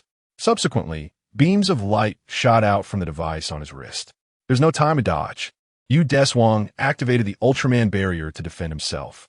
The beams struck the barrier, creating ripples. After enduring a barrage of attacks, Dash's reinforcements finally arrived. Muty and Sean piloted Dash 1 and Dash 2, respectively. I'm here, Ultraman Gaia. Muty shouted as he fired missiles. A multitude of missiles launched from the two aircraft, forming a barrage, each one locked onto Kozum. Sensing the threat, Kozum halted his attack, raising his arm to confront the incoming missiles. With a surge of telekinetic energy, all the missiles paused mid-air. As he clenched his outstretched hand, the missiles detonated, and the two aircraft appeared to be caught in the explosion. Deshuang attempted to intervene, but was too late. Yet, a burst of multicolored light whisked the two aircraft away. Kaido transformed into Max, rescuing Muty and Sean. Seizing this opportunity, Deshuang gathered blue energy in both hands, launching a strike known as the cleaver at Kozum, igniting sparks upon impact. Approaching Max, he declared, I'll hold him off. The bomb is up to you. Max, significantly faster than Deshuang, nodded and ascended with the bomb, heading beyond the Earth's atmosphere. At that moment, Kozum rose from the ground, extending a red laser tether from the device on his arm, preparing to ensnare Max and pull him down. Upon witnessing this, Deshuang gathered a significant amount of energy in his wrist, and a radiant blue lightsaber extended forth. With a graceful leap, he swung the lightsaber, severing the crimson line entirely. The energy consumption is exceedingly high. I must conclude this swiftly. He charged towards Kozum, the blue lightsaber gleaming brilliantly. Sensing the impending danger, Kozum raised his hands, unleashing a barrage of light and green waves. Deshuang deftly parried some of the attacks with his lightsaber, yet a portion still struck him, inflicting pain that he bore with fortitude. He ascended above Kozum and unleashed a powerful downward strike. The blade grazed past Kozum's form, leaving a trail as it skidded across the ground for a considerable distance. After halting, he did not glance back, retracting the lightsaber and soaring once more into the sky. Kozum's chest apparatus lay breached, with torrents of azure blood flowing from the damaged conduits. He could no longer sustain his colossal form. Once returned to his original size, he collapsed upon the ground, gasping for breath. At that moment, Max was on the verge of departing Earth, yet still a distance remained. The bomb was about to detonate. Rishi discovered Kozum, who lay near death, and approached him, clasping his hand. We could have been friends. Kozum struggled to open one eye, beholding Rishi's face. Memories of her kindness upon their first encounter flooded back, along with her tender ministrations to his wounds. Realizing that his time was fleeting, he whispered, "Forgive me for what I have done." With that, Kozum disarmed the bomb, and after this final act, his eyes closed forever. The crisis was averted, the adversary vanquished. The invader, who had wrought devastation upon countless civilizations, gracefully acknowledged his defeat in a battle where lives were at stake. Upon returning to the base, Rishi, leaning on her cane, apologized to the captain. "This crisis is my responsibility. I should have reported upon discovering him. Indeed, it was my oversight that led to these events." Captain Tachiko rose from his seat. "However, I do not believe your judgment was entirely erroneous." A glimmer of hope sparked in Rishi's eyes. "You wish to trust beings from the cosmos. It is unfortunate that the outcome was tragic. Yet, you must never relinquish your desire to believe in others. One day, those who inhabit the universe will surely come to understand one another." Kaido instantly stood. "It will come. It is destined to arrive in the near future." Rishi and Kaido exchanged smiles, while Deshuang, from behind, grasped their shoulders, bringing them together. "It is precisely for such a future that we must fight." It was too close. The proximity to Kaido caused a blush to bloom on Rishi's cheeks. That day, Deshuang was training in the underground facility when the communicator beeped. Upon activating it, Sean's anxious visage filled the screen. Deshuang hurried to the command room. Sean's expression was fraught with urgency, as if an emergency had arisen. "I'm on my way." He hastily made his way to the command room, where the situation left him momentarily stunned. The command room has undergone a remarkable transformation, adorned with balloons inscribed with "Happy Birthday" hanging from the ceiling. Various decorations have led him to deduce that this is likely a birthday celebration, although certainly not for him. "What are you standing around for? Come help." Rueishi beckoned Yuta to assist her in hanging the balloons. Alright. It turns out today is a celebration for Kaido's birthday, and Rueishi had proposed to surprise him by preparing decorations in advance. "This cake looks delectable," Yuta remarked, as he took a balloon from Rueishi and hung it on the wall, noticing the cake displayed nearby, which was fashioned in the style of the Dash Team logo. "Of course, I made it myself," Rueishi exclaimed, her face beaming with pride over the cake she had painstakingly created. After a flurry of preparations, the entire command room had been utterly transformed. Would the captain be upset about the state of the command room? At that moment, the CP leader was joyfully donning a top hat. "All right, Kaido has received my message. Everyone hide. He is about to come in." After Captain Tachiko's command, he instructed Ellie to turn off the lights, while Sean and Muti concealed themselves with party poppers on either side of the door. The remaining members held flashlights under their chins, ready to surprise Kaido as he entered. Kaido approached the command room door through the dimly lit corridor, feeling a sense of unease as he retrieved his communicator. "Captain, everyone, please respond if you can hear me." However, all he received in return was static. Ellie had already jammed his communicator. Swallowing hard, Kaido cautiously stepped into the command room. As the automatic door opened, he was met with an engulfing darkness. "Captain, Rueishi, Yuta, where are you?" "Surprise. Happy birthday." Muti and Sean set off the party poppers behind him, while the flashlights flickered to life, illuminating shadowy faces. Kaido was so startled that he fell to the ground. "Please, don't scare me like that," he exclaimed, clutching his chest, still shaken. Clang! Sean brought forth the cake, complete with lit candles. "Happy birthday. What a wonderful cake. Did you make this, Sean? It rivals that of a professional chef." "No, I didn't." Yuta chuckled, pushing Rueishi toward Kaido. "This surprise was specially prepared by Rueishi for you. Happy birthday. Quickly, make a wish and blow out the candles." Captain Tachiko seized the moment to enter. Kaido pondered for a moment. "I wish for everlasting peace in the world, so that everyone can live happily." The captain sighed, and Yuta rolled his eyes. However, just as Kaido finished his wish, an alarm suddenly blared. Ellie swiftly announced, "The Earth monitoring satellite has detected an approaching meteorite, approximately 30 meters in diameter."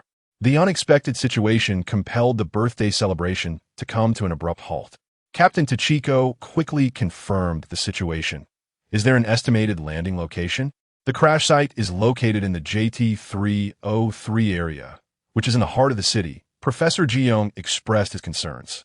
The casualties and damages resulting from a meteorite falling in the city center are simply unacceptable to them.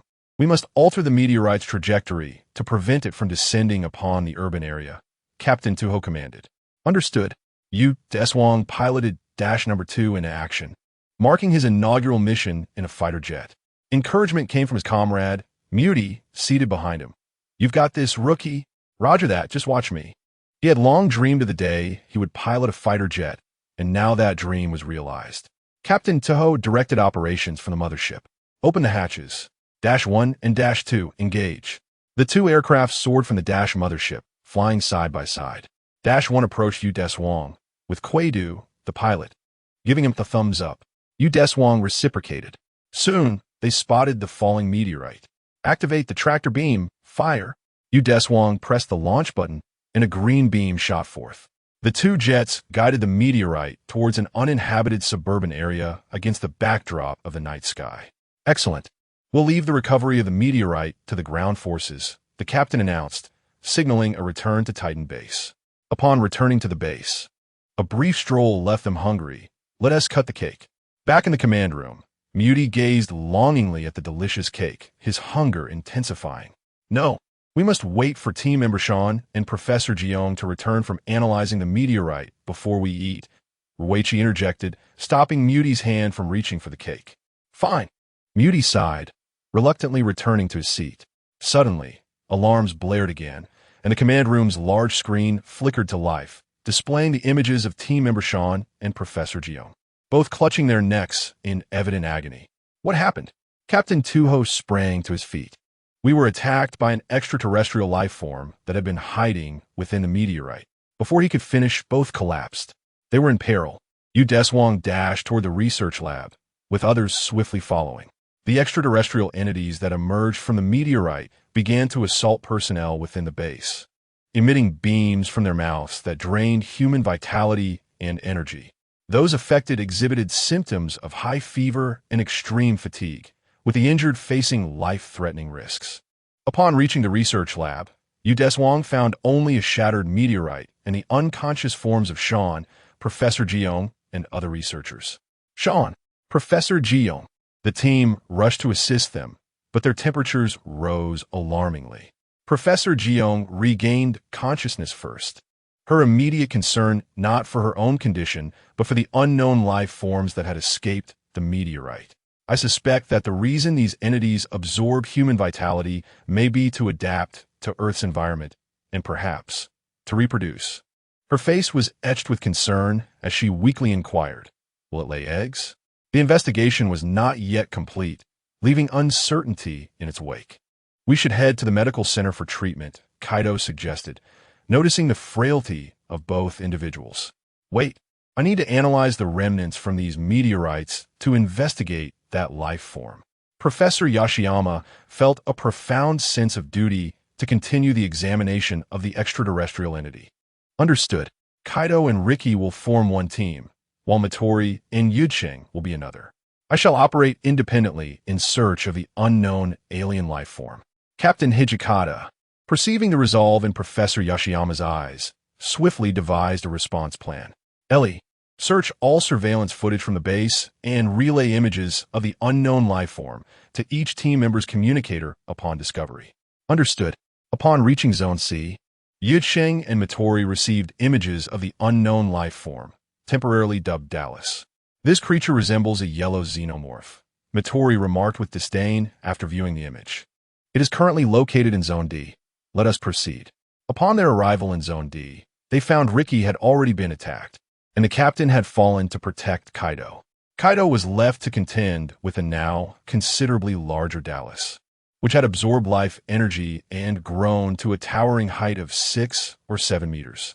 Kaido, take the captain and Ricky for treatment. We will handle this, Yudsheng urged as he raised his firearm to attract the creature's attention. I'll be back shortly, Kaido replied, hoisting the captain and Ricky towards the medical center. It's time to showcase my skills, Matori declared, drawing his twin pistols and performing a roll to evade the beam emitted from Dallas's maw. Seizing the opportunity created by Matori, Yusheng dashed behind Dallas, unleashing a barrage of gunfire upon it. Grr! Dallas howled in response, its eyes glowing a fierce red, as it unleashed a series of purple beam attacks. Be careful, Matori cautioned. I'm fine, keep suppressing it. Yusheng retreated behind a support pillar.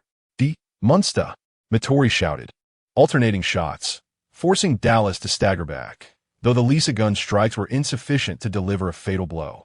As the relentless barrage quickly depleted the energy in his ammunition cylinder, Matori prepared to seek cover to reload. Dallas, absorbing the assault from behind, retaliated with a well-aimed purple beam that struck Matori's neck, swiftly draining his vitality.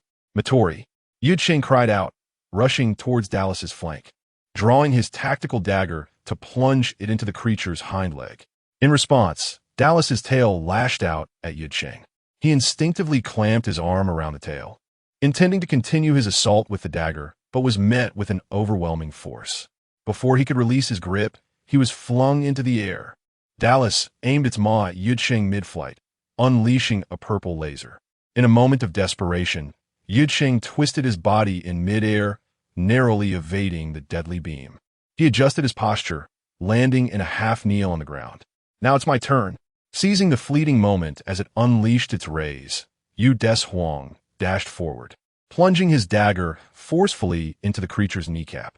With a swift withdrawal, he executed a backward somersault, narrowly evading its colossal claws. Propelling himself upward with a powerful thrust from his hind legs, he leveraged the momentum to leap toward its chest, extending his blade in preparation to pierce its heart. However, the beast reacted swiftly, flapping its wings to retreat and evading the strike, leaving Deshuang to land back on the ground. Regrettably, after the missed attempt, Deshuang meticulously observed every movement of Dallas. The creature stirred, realizing its own immense bulk appeared somewhat sluggish before Deshuang. It flapped its wings and ascended to a height of 10 meters above the ground, shooting beams of light downward. This is troublesome, Deshuang thought, as he could only roll continuously to avoid the onslaught. At that moment, Mu Ting, summoning the last of his strength, hurled a freshly loaded laser gun toward Deshuang. Thanks, Mu Ting. Grasping the dual firearms, Deshuang aimed at the airborne Dallas and opened fire. The airborne creature clearly possessed a speed advantage, deftly maneuvering to evade numerous attacks, with a few remaining laser shots that struck it causing little discomfort. The struggle between Deshuang and Dallas intensified, creating a stalemate. However, the arrival of Quaidu shifted the tide of battle. In the D-Zone corridor, he tossed a box to Deshuang. This contained special ammunition developed by Sean's team, capable of inflicting significant damage on Dallas. Catching the box and opening it revealed a silver magazine, Sean's birthday gift for Quaidu. After switching the ammunition, Deshuang emerged from his previous hiding spot. Now, the game was at an end. Standing defiantly beneath Dallas, he raised the laser gun with a calm demeanor. Closing his eyes, witnessing such an act akin to suicide elicited a mocking sentiment within Dallas. A purple beam shot toward Deshuang, yet he slightly sidestepped to evade it. Dallas sensed an ominous turn. The gun's aim locked onto its target, General. A light blue laser, enveloped with immense energy, struck Dallas, delivering a remarkably effective blow. The creature's paralyzed body could no longer sustain flight, crashing to the ground.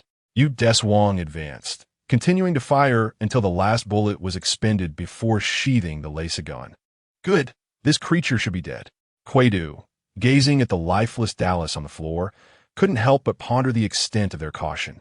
The two supported Mu Ting and escorted him to the medical room. Upon receiving data from Professor Jiang, the medical center swiftly developed a corresponding antidote. After treatment, all affected personnel had fully recovered. Subsequently, everyone reconvened in Dash's command room. Captain Tu Hong spoke solemnly. This incident was a result of our negligence. We must reflect on this. In the future, when confronted with unknown entities, we must ensure proper safeguarding and equip appropriate security measures before conducting any research. Thanks to the remarkable performance of team member Deshuang, the damage has been minimized. I have already commended your efforts in this incident to higher authorities and look forward to your continued excellence. Captain Tuho patted Deshuang on the shoulder, clearly pleased with his performance. Mukading, who had watched the entire battle between him and Dallas, could not help but inquire, Deshuang's combat prowess is truly astonishing. He single-handedly subdued a monster over 6 or 7 meters tall. Is it really possible for a human to achieve such feats? All eyes turned to Deshuang. Oh dear, perhaps I was a bit too forceful. What should I do? I frantically signaled Kaido with my eyes. Upon receiving the cue, Kaido swiftly improvised, "It is indeed possible. Look, Deshuang trains late into the night every day in the training room. His unwavering dedication is the reason for his strength. With persistent effort, you too can achieve this." Mukading, really? Is that absolutely true? Without a doubt. All right, starting today, I will also increase my training regimen. Mukading clenched his fists, regaining his confidence. It was surprising that Mukading truly believed him. Well done, Kaido. By the way, the cake hasn't been cut yet, right? Everyone must be hungry. The birthday party isn't over yet, is it? Deshuang quickly shifted the topic upon noticing the cake beside him. Ah yes, let us cut the cake. The question lingered. However, was it truly wise to relax so soon after an attack? Once the cake was cut, the celebration continued, as the party was far from over. The large screen in the Dash command room displayed a trending video titled "The Legendary Dragon Appears in Naizukawa Village." Summer Vigil? Captain Tuho expressed confusion at the name. Ellie explained, it refers to the dragon said to be sleeping at the bottom of the lake in Naizukawa Village. This legend has been passed down for generations. Kaido added, moreover, the recent debate surrounding the dragoness existence has caused quite a stir. With that, the captain directed Kaido and Ruishi to investigate. Understood. After they left, Deshuang felt a twinge of concern. In the Ultra series, such ancient legends and urban tales often held a kernel of truth, typically linked to lurking monsters. He stood up and said, "Captain, I believe the legend is highly likely to be true. In this era of frequent monster disasters, it may indeed reference a creature." That makes sense. You should also proceed to the site for investigation. Report any abnormalities immediately, and I will dispatch reinforcements at once. Following the incident with the extraterrestrial being Dallas, Captain Tuho clearly held great trust in Deshuang's abilities. With 2 Ultramen present, there should be no issues. Received. Deshuang exited the command room to join Kaido and Ruishi. The 3 of them boarded the Dash Alpha and headed towards Naizukawa Village. Is it truly possible for a dragon to exist in such a place? Upon arriving by the tranquil lake in the village, Kaido gazed at the still waters, doubting the authenticity of the legend. The air here is quite pleasant, and coupled with the clear skies today, it fosters a sense of comfort. However, such matters are difficult to articulate. The emergence of monsters makes the existence of dragons seem rather unremarkable, does it not? Deshuang connected one end of the life detection device to the communicator and submerged the other end into the lake. Ruishi performed the same operation. Moreover, a throng of people was approaching. Kaido was startled by the overwhelming wave of tourists. Recently, Natsukawa Village has attracted a considerable influx of visitors drawn by the legend of the dragon, eager to uncover whether such a creature truly resides within the village. These tourists were already enticed by the dragon legend, and the arrival of Dash for an investigation piqued their curiosity even further. They surrounded the trio engaged in the investigation, their incessant chatter filling the air. Is there really a dragon? I would assert that dragons are merely figments of imagination. Dash's team, could you grant me an autograph? Halt! Please remain calm. Everyone, this is merely an investigation, and we will inform you of the results once they are available. Deshuang, feeling slightly overwhelmed by the noise, halted the detection work to clarify. However, the tourists showed no signs of dispersing. After all, they were out for leisure and were determined to enjoy their encounter with the Dash team. At that moment, a girl in a white dress emerged from the back of the crowd, capturing Kaido's attention with her unusual presence. That person is rather peculiar. He gestured for Deshuang to look in a specific direction within the throng. What? Yet, when Deshuang turned, he saw nothing. There is nothing there. Are you sure you aren't imagining things? She vanished, but I did indeed see a girl in white standing there just moments ago. Could she be a ghost? Deshuang felt perplexed. Why could Kaido see her while he could not? Was she intentionally avoiding him? Please make way, excuse us. While Deshuang was lost in thought, an elderly man with short white hair pushed through the crowd to approach them. The elder bore a look of anxiety on his face. I am the village head, Mizukami Bunji. May I inquire about your purpose here? The sudden arrival of Dash's team unsettled the village head, as they typically emerged to address monster-related incidents. Deshuang displayed his credentials for the elder to inspect. I apologize for not notifying you sooner. We have heard rumors of a monster residing in this lake, prompting our investigation. The village head suddenly became flustered, shaking his hands in denial. That is not the case. There are no monsters here, but your actions could lead to grave consequences. What sort of grave consequences? Kaido inquired. The village head swallowed hard, his expression serious. The Lord of Summer's vigil will be angered. You are far too superstitious. There are no colossal beings in this lake. At that moment, Rueishi spoke up, having completed her life detection work on the lake. She even showed the communicator to the village head. The elder grew anxious. Do not dismiss this. There truly is a dragon. Just as Deshuang was about to calm his emotions, the village chief's son approached the crowd. Hey, everyone, he called out, moving through the throng. Have you investigated the matter concerning the dragon? He scoffed. You Dash folks have portrayed the dragon as a villain, causing everyone to feel uneasy. Deshuang ignored him and addressed the tourists. There are currently no colossal life forms in this lake. We Dash are analyzing the videos circulating online and will soon confirm their authenticity. Please remain patient. The tourists immediately lost interest. I knew it was fake, one remarked. How boring. I'm leaving. Can I take a picture with you? Another asked. Let us wait in the tent just in case the video is real.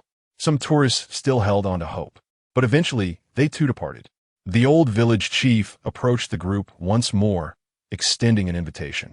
If you don't mind, would you join us in the village for a brief hospitality? The group exchanged glances. Since they were waiting for LES analysis, visiting seemed acceptable. All right, they agreed, walking towards the Dash Alpha. Just as Kaido opened the car door, he spotted the girl from earlier. You all go ahead. I'll catch up shortly. With that, he dashed into the mountains, possibly to see the ghost he had mentioned before. I'll go check it out. Deshuang followed Kaido into the woods.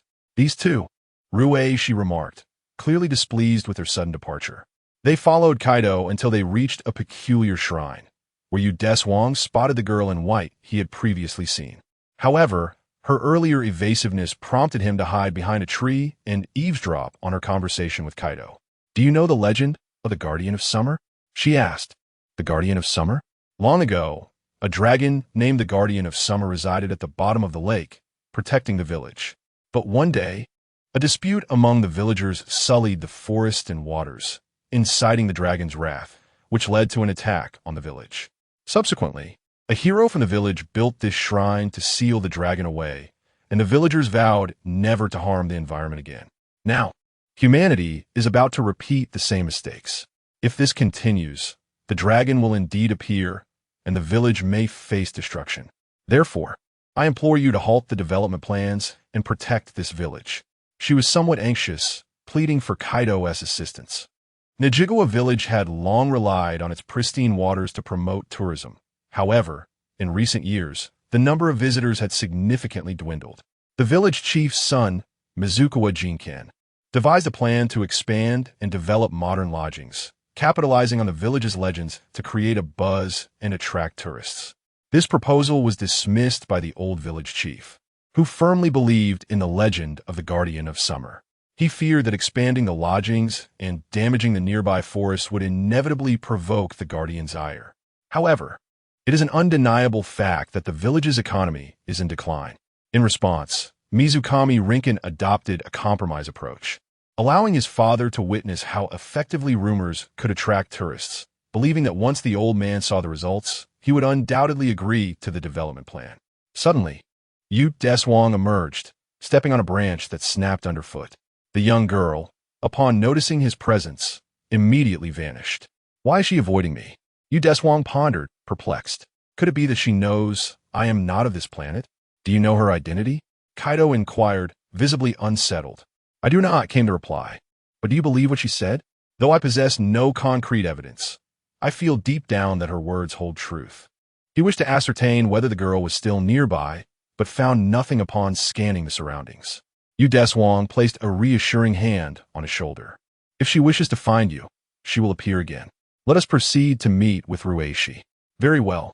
Upon reaching the village, they found Ruishi seated in a shaded pavilion, sipping tea and enjoying snacks, while the Mizukami father and son sat opposite her. You have arrived just in time. Ailey's analysis results are in, she announced as she rose to greet them. What are the results?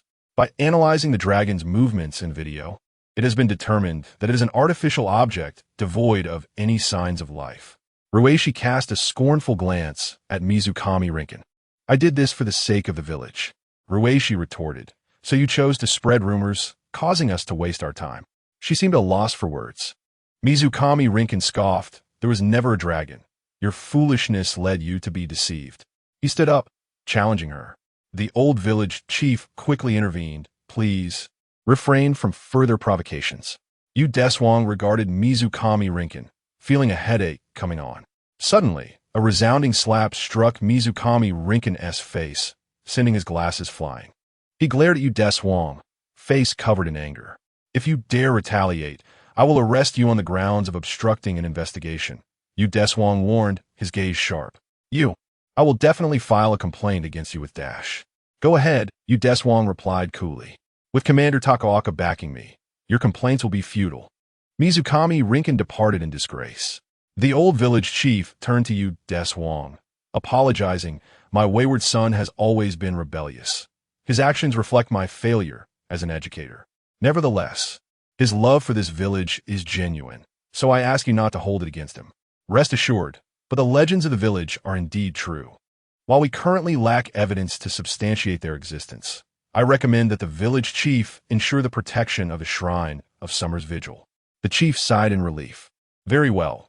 I believe that Lord Summer's Vigil has always watched over this village. I will announce that villagers should keep their distance from the shrine and arrange for regular maintenance. After the chief's departure, Ruishi expressed her confusion. Hasn't it already been confirmed that the dragon's existence is false? Do you two have any discoveries? Intuition, Deshuang replied. I sense that something will transpire tonight. He thought to himself, surely he couldn't divulge that this conclusion stemmed from years of watching Ultraman. Kaido harbors doubts regarding the veracity of the mysterious girl's claims, for there exists no evidence to substantiate her words. Consequently, he can only express, I share a similar intuition. Nevertheless, with the fireworks festival taking place this evening, he decides it would be preferable to remain here and revel in the beauty of the fireworks. Chapter 4. Amidst the Crisis, Part 2, with a crack and a boom. Fireworks ascended into the night sky, bursting into splendid patterns that adorned the previously dark canvas above. How beautiful! Ruisaki sat beside Kaido, gazing upward, feeling fortunate to witness such breathtaking pyrotechnics while at work.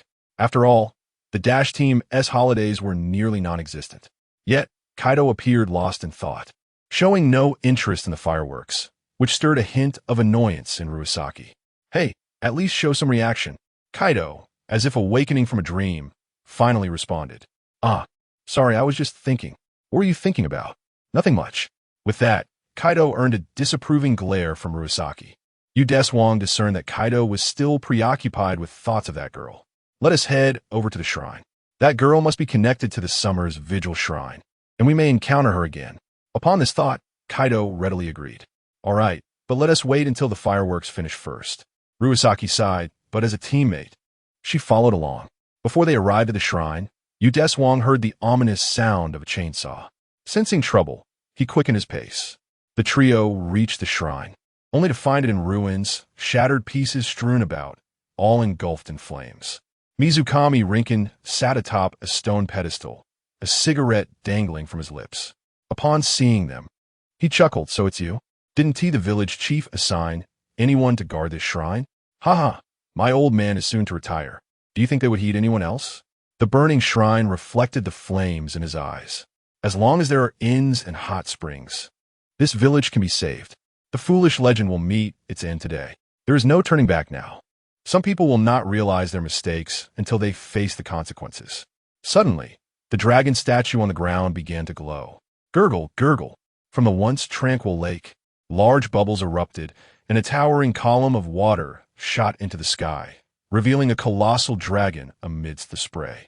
The legendary summer's vigil had appeared, suspended against the backdrop of the fireworks, with blazing wings of fire extending from its back, symbolizing its wrath. Mizukami Rinkin, terrified, scrambled away from the legendary dragon. Having previously dismissed it with disdain, it has truly manifested. Ruisaki, you must evacuate the tourists and villagers. Kaido, and I will attempt to restrain the summer's vigil. Deshuang swiftly regained his composure to devise a response. Okay, you two be careful. Ruisaki understood that every second counted and immediately dashed toward the crowd. The summer's vigil unleashed a torrent of blue-purple flames from the sky, obliterating nearby houses. The flames spread into the surrounding forest, transforming the area into a blazing inferno. Fortunately, due to the fireworks festival, the villagers were out watching the display, and the homes stood empty. On the ground, Deshuang and Kaido fired their weapons, the lasers striking the summer's vigil and capturing its attention. After being attacked, it unleashed fireballs towards this direction, forcing Deshuang and Quaidu to roll and evade. Subsequently, the Watcher of Summer turned back to continue demolishing the structures within the village, intent on venting all of its fury. How infuriating! If this drags on, the flames will surely engulf the crowd. Observing that their actions were ineffectual in halting the creature, Quaidu drew forth the max spark. Yet as his arm extended, he was abruptly intercepted by a girl who had reappeared. I have told you, the fault lies not with the dragon, but with humanity. She gazed at Quaidu. He hesitated. Humanity's destruction of the village's environment had summoned the Watcher of Summer. But was humanity truly at fault? What are you doing, Quaidu? Deshuang, witnessing Quaidu's inaction, grew anxious. Tourists and villagers fled in panic from the village, the cries of the crowd piercing through Deshuang's keen hearing. A familiar sensation flooded his mind. It was the same sound he had heard when he fell in battle back in his homeland. Once again, must he stand by and watch people suffer for no reason? No, he would never allow history to repeat itself, whether it was humanity's sin or the dragon's.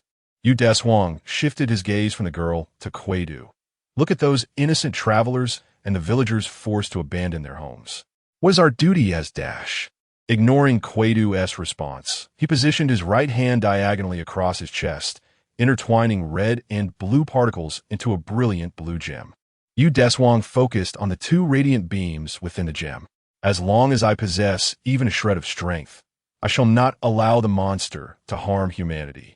Gaia, a crimson beam streaked across the night sky, striking the Watcher of Summer and sending it tumbling into the mountains far from the village. Boom! Gaia landed, causing the earth to tremble. The Watcher of Summer quickly regained its footing, glaring at the towering red giant. It opened its maw and roared. Bluish-purple flames erupted from its mouth.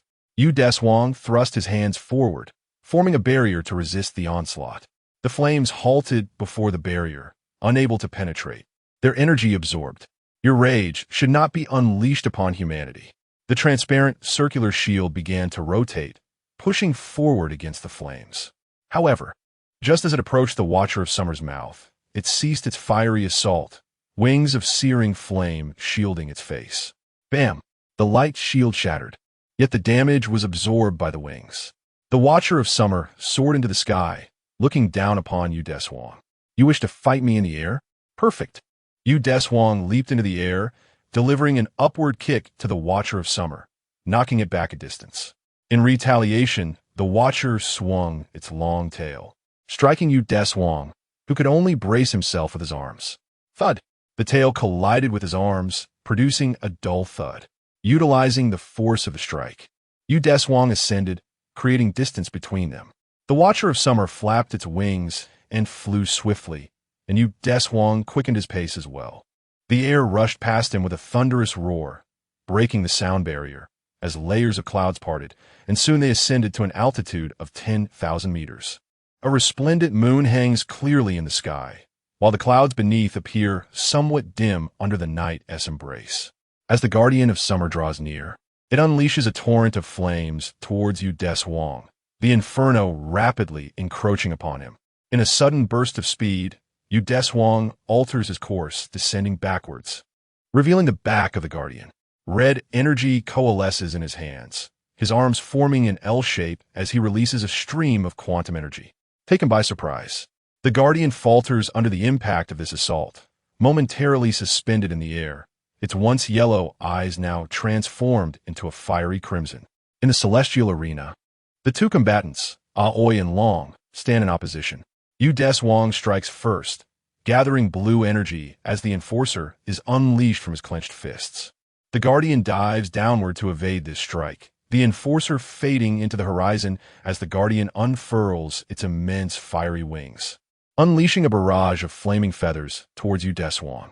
In the face of this onslaught, Yu Deshuang concentrates energy in his wrists, extending his hands to emit a supercooled gaseous beam. A vast tempest of Gaia collides with the fiery feathers, generating a cloud of steam as the two attacks neutralize each other, a wave of heat propelling both adversaries away. The Guardian, once again, flaps its wings and charges at Yu Deshuang, who chooses to meet it head-on. His fist connects with its head, inflicting damage while the force reverberates through his arm. Retracting his arm, he delivers a swift kick, which the Guardian's claws deftly catch, subsequently ensnaring Yu Deshuang with its elongated neck. Pain radiates from the constricted area as he struggles against its grip, yet it remains unyielding. Damn it, Yu Deshuang mutters, channeling all his energy to a singular point.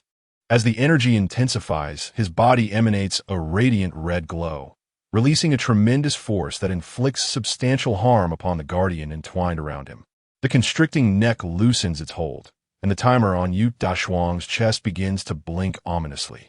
With a roar, the Guardian, weakened from the blow, can no longer sustain its flight, plummeting from the clouds like a meteor. Should it fall unimpeded, the entire village would likely face ruin. Yu Deshuang soars forward, grasping its tail to decelerate its descent. Thud! They crash to the ground together. The Guardian, still struggling to rise and continue the fight, finds Yu Deshuang resuming his battle stance, prepared to engage to the bitter end. At that moment, Max approaches Yu Deshuang, shaking his head. Previously, after Yu Deshuang transformed, Kaido had swiftly turned into Max, extinguishing the encroaching flames in the village before witnessing Yu Deshuang's aerial combat. Max resolved to allow Yu Deshuang to complete his battle while he provided support below. Observing the two Ultramen standing together, the Guardian struggles to rise, emitting one final roar. A tear cascades from its eye, transforming into a yellow orb of light that floats toward the two heroes, revealing the figure of a young girl within. She addresses the two Ultramen, saying, "The dragon merely wishes for humanity to recognize its errors. That is all it desires." Afterward, turning to face the Guardian of Summer, he spoke, "You must be in great pain. I apologize. The villagers have come to realize their mistakes. Therefore, I implore you, please quell your wrath." At this moment, the anger that once ignited the Guardian of Summer's eyes had dissipated like smoke, and he had regained his composure, acknowledging that he was no match for the two towering giants before him. Yu Deshuang and Max communicated telepathically. "It's up to you."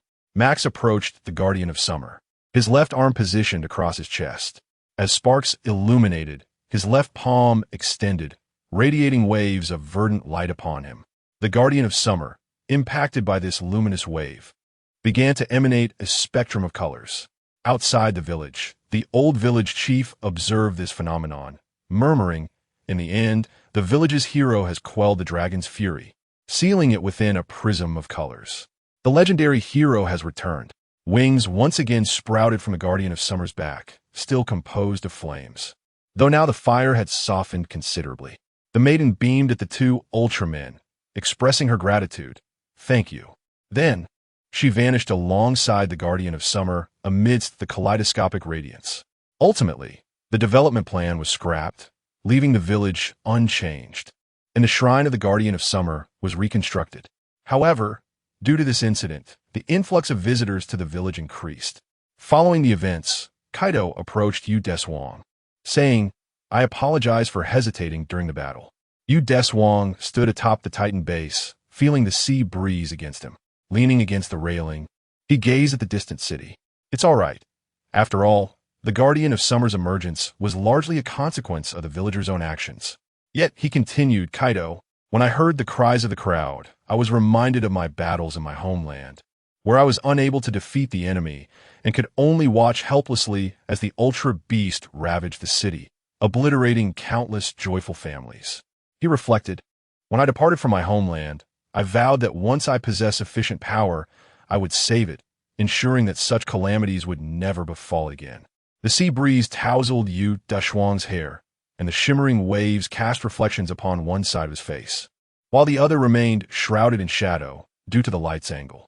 In that moment, Kaido recognized the weight of Deshuang's past, understanding that the kindness he typically displayed stemmed from a need to not be shackled by history, for the future was his to forge. Deshuang was patrolling the airspace above JT-557, reporting no anomalies. Today marked another routine patrol for Kaido and Ruishi. Titan Base received, Ellie communicated with them, noting that the daily patrol was nearing its conclusion. However, shortly after confirming the absence of irregularities, the base's alarm suddenly blared. A massive eruption of sand and rock has occurred in the JT-550 region, burying the urban area. Ellie's voice echoed again. Sand and rock. What has transpired? Captain Tachiko inquired immediately. They received footage from the surveillance satellites. The command room's large screen lit up, but the display was nothing but static. A powerful magnetic field had enveloped the area, rendering cameras and radar inoperative. The influence of the magnetic field is gradually expanding, soon enveloping the Titan base. The functionality of the Titan base is currently in a state of complete paralysis, and even Ellie has been affected, becoming sluggish. Is this widespread anomaly the work of a monster? Captain, can our aircraft still be deployed? I believe this is yet another consequence of the monster's presence, Deshuang inquired. The captain gestured towards Ellie. The hatch of the cockpit has been compromised and is beyond control. Kaido and Ruishi are patrolling nearby, Muto reminded. Recall them. Communication is impossible. In a moment of uncertainty, no one could devise a strategy, and silence enveloped the group as they pondered. Meanwhile, Kaido and Ruishi were facing chaos. Do we really have to traverse that magnetic storm? Ruishi cautioned Kaido about the peril of his current actions. One has already become slightly unbalanced due to the interference. Gathering any data would be beneficial, Kaido insisted as he stubbornly navigated through the magnetic storm. However, the cost of this decision was the complete failure of the aircraft. I can't hold it any longer. We must make an emergency landing. Kaido was left with no choice but to descend urgently. The aircraft plummeted from the sky, skidding along the ground for a considerable distance before finally coming to a halt. Kaido and Ruishi opened the hatch and steadied themselves as they disembarked from the aircraft. Honestly, what kind of emergency landing was that? It was more like a crash, Ruishi exclaimed, shocked by Kaido's maneuvering. Kaido could only manage an awkward smile in response. Suddenly, they halted in their tracks. Not far from them, dust billowed as a massive beast, resembling an antlion, erupted from the earth. The two exchanged serious glances. This creature must be the cause of the magnetic field and sandstorm. They raised their laser guns, aiming at the colossal beast, and fired. With a shriek, the creature turned its gaze upon them, opening its mandibles. A tremendous magnetic force surged forth, pulling the guns from their hands. However, it did not cause further destruction, instead burrowing into the ground and escaping underground. Seeing this, the two could only return to the base. Upon returning to the Titan base, they found the interior flickering ominously, with everyone engaged in discussions regarding their strategy. The captain inquired of Ellie, what is the extent of the damage? Currently, all areas of the metropolitan area are under vehicle restrictions. The airport has also been closed, Ellie responded. Kaido frowned. The city's functionality is utterly incapacitated. Team member Muto could no longer contain himself. Let us attack that creature with missiles. No. If the missile's guidance system is interfered with by electromagnetic waves, it could fall into the urban area, came the reply. This meant that ground combat was the only option remaining. Deshuang realized that they could no longer unleash the full potential of the base and would have to resort to handgun fire on the ground. Currently, Sean is developing new weaponry. We know nothing about the monster, and we must first understand our opponent Captain Takakata stated, crossing his arms. At that moment, Professor Yoshinaga and Commander Tomonaka stepped through the automatically opening doors. In Tanra, Professor Yoshinaga elucidated the origins of the monstrous being known as Antora. She placed the documents she held upon the table. Sakata Yuichi, a scholar dedicated to the study of the ancient Silk Road, had garnered fame for his excavation of the ruins of Balaji. Captain Hijikata picked up a photograph, exclaiming, "Balaji? Wasn't that the mysterious kingdom that perished around 2000 BC?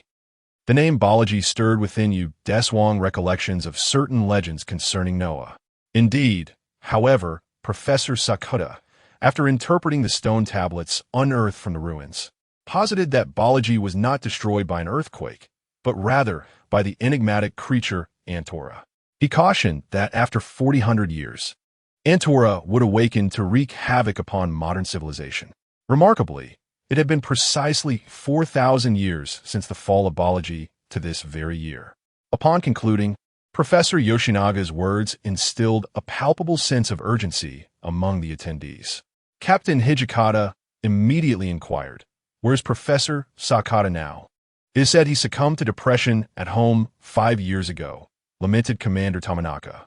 Before the frequent emergence of monstrous calamities, Professor Sakata had boldly predicted the arrival of such creatures, which had drawn considerable criticism and condemnation upon him, leading to his departure from this world amidst a storm of vitriol. However, Professor Sakata left behind a daughter currently employed at the Kamiya North Archaeological Research Institute, where clues may be uncovered. Professor Yoshinaga provided this crucial information. "All right, Mukawa and you Deshuang. The two of you will ride the base's bicycles to investigate information regarding the creature Antora." "Understood," they both replied. "Who would have thought we'd have a day for bicycle missions?" Mukawa remarked while pedaling. "Indeed, when I first joined the team, I was astonished that Dash provided specially designed bicycles for the members. I never imagined we would put them to use. This bicycle is surprisingly swift." They bantered back and forth, quickly arriving at their destination. After securing their bicycles, they entered the institute and, upon presenting their credentials, swiftly located Sakata Yuli's office. "Knock, knock. Come in." Upon seeing the Dash uniforms worn by Yu Deshuang and Mukawa, she surmised the reason for their visit. "What brings you to me?" Yu Deshuang articulated their purpose. "It concerns Professor Sakata's research findings." "Indeed, it relates to Antora, does it not?" "Yes. We believe that the creature in question may indeed be Antora." Finally willing to acknowledge that my father was correct, she mused. "Since you are Professor Sakata's daughter and a fellow archaeologist, you must be well acquainted with your father's research outcomes. Am I right?" After Yu Deshuang spoke, Mukawa promptly inquired, "How can we defeat Antora?" Yet, she merely smiled, responding, "With humanity's superficial intellect, it is impossible to conquer the will of the earth." "What?" Mukawa was incensed by her words. "Wait, Mukawa, let her finish," Yu Deshuang interjected. "The will of the earth? Could you elaborate on that?" Sakata Yuri rose and stepped outside. "You may follow me," she invited. The trio arrived at a garden within the research institute. The verdant foliage thrived abundantly, and the sky radiated a resplendent blue, imparting a sense of tranquility and delight. It has been ages since such a pristine sky graced us. Thanks to Antora, the planes have been grounded, and the vehicles rendered inoperable, she remarked as she walked. "It is the will of the earth that has sent Antora to punish humanity." Turning to face the two, she continued. Yu Deshuang inquired, "Is this perspective derived from your father?" "No, it is merely my personal reflection. Humanity has persistently ravaged nature and squandered resources." Yu Deshuang met her gaze earnestly. "Due to Antora's emergence, the entire city has succumbed to paralysis. The individuals buried under rubble, those who met with misfortune due to malfunctioning vehicles, and the patients in hospitals unable to receive aid. Are their sacrifices justifiable?" She fell silent. Yu Deshuang discerned the turmoil within her. "Your father succumbed to despair due to a lack of understanding, and you seem to wish to shift the blame onto humanity. A singular monster cannot embody the will of the earth. We must leave." Muting, she watched Yu Deshuang's retreating figure. "Perhaps I truly am," as he suggested, "merely imposing my grievances upon humanity." Yu Deshuang and Muting proceeded to the Research Institute's archives. Due to the monster's influence, the computers within the institute had ceased functioning, compelling the two to manually sift through mountains of documents. How frustrating. If only the computers were operational, Muting exclaimed, exasperated. Stop complaining, and let us locate the materials swiftly to resolve this incident. Yu Deshuang replied, equally troubled by the daunting array of documents. Just then a breakthrough emerged. Biology, I found it. Muting cried out jubilantly. Yu Deshuang rushed over to her side, holding a volume of Ancient History Review. Muting read aloud from a specific page. During the recent investigation of biology, we discovered the missing portion of the stone tablet identified by Professor Sakata. It is recorded that when the demon reappears, it can be repelled by the azure stone brought forth by the deity Noah. Yu Deshuang's mind raced. This azure stone was the key to vanquishing Antora. Had Noah also traversed this universe? However, she recalled an alternative narrative. Ancient humanity referred to the luminous giants they encountered as the deity Noah, akin to how people today refer to them as Ultraman. Muting furrowed her brow, pondering, where might we find this stone? Who knows?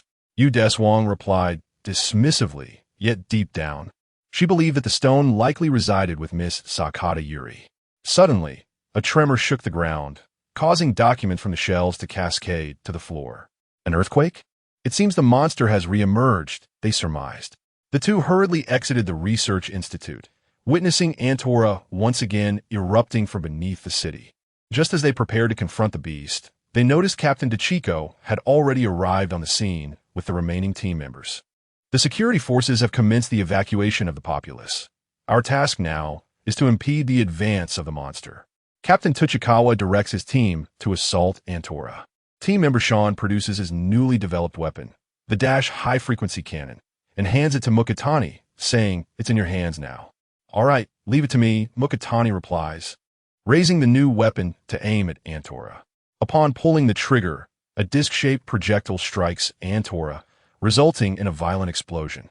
Oh, this device is truly remarkable. It is no surprise that Sean has developed such an effective weapon against monsters in such a short span of time. Continue firing. The team lines up, employing their laser rifles in conjunction with a new weapon to unleash a barrage upon Antora, successfully restricting its movements. Suddenly, Yu Deshuang halts his attack upon noticing Sakata Yuri sprinting towards the hospital accompanied by two nurses. "Captain, someone is entering the hospital over there." "What? Go rescue them. We will cover you. Hurry." Captain Tachikawa assigns the mission to Yu Deshuang. Understood. Due to the monster's onslaught, a portion of the hospital has collapsed, trapping 3 children inside. Debris and steel reinforcements obstruct the path to the second floor, and the children's lives hang by a thread.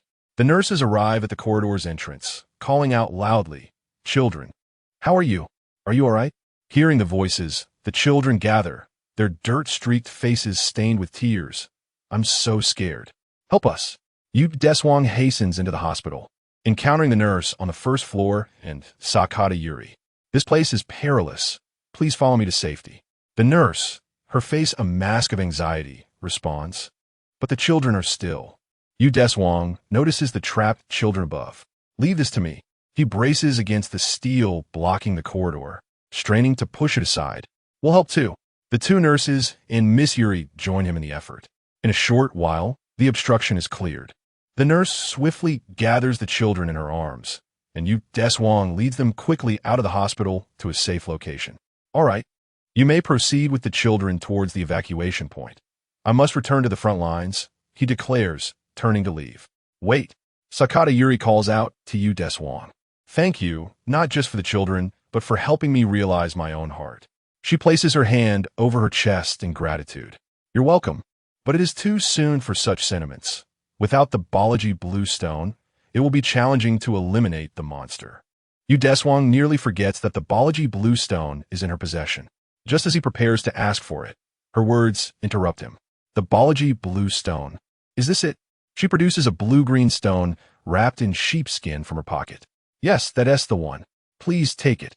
My father entrusted it to me on his deathbed, perhaps hoping it could save humanity." She presses the stone into Yu Deshuang's hand. "Rest assured, we will vanquish Antora." After securing the stone, Deshuang races back to the front lines. In a bid to avert a concentrated assault, the Dash members dispersed in their combat strategy. Kaido was pinned down by a rock dislodged by Andorra, prompting his transformation into Max. Initially engaging in close-quarters combat with Andorra, Max soon realized the futility of his efforts and distanced himself to prepare for a light-based attack. He raised his left hand, energy coalescing at the tip of Max's spark as he readied to unleash the Maxium Cannon. However, his charge was abruptly interrupted by Andorra, which ensnared him with its scythe-like mandibles, rendering him immobile. At that moment, Deshuang rejoined the team. "Captain, the personnel have been successfully evacuated," he reported to Sean. "This is a Balaji stone. Can we integrate it into the new weapon?" Sean nodded in affirmation. "If we harness the energy within it, we can switch the high-frequency cannon to light mode." Taking the stone, he activated the switch on the gun, successfully changing the mode, and loaded the Balaji stone into the chamber. Handing the weapon to Deshuang, he declared, "It is now primed to unleash its power." "Understood." Steadying his lower body, Deshuang aimed at Andorra and pulled the trigger. The Dash high-frequency cannon began to siphon energy from a Balaji stone, condensing it at the muzzle before firing. The Azure energy projectile struck Andorra, plunging it into a state of weakness. With a shriek, it released Max from its grasp and concentrated energy at its mouth, launching a magnetic beam towards Dash. "Take cover." The team members narrowly avoided the onslaught, dispersing in time to evade casualties. Sensing its own vulnerability, Andorra prepared to burrow underground to escape. After rising from the ground, Deshuang found a secluded corner. "Gaia!" A flash of red light illuminated the area. Thud! Gaia descended, shaking the earth, compelling Andorra to emerge from the ground once more. Deshuang assisted Max, who had fallen, and together they braced for battle. Realizing flight was futile, Andorra advanced with heavy steps, its menacing mandibles opening and closing in aggression.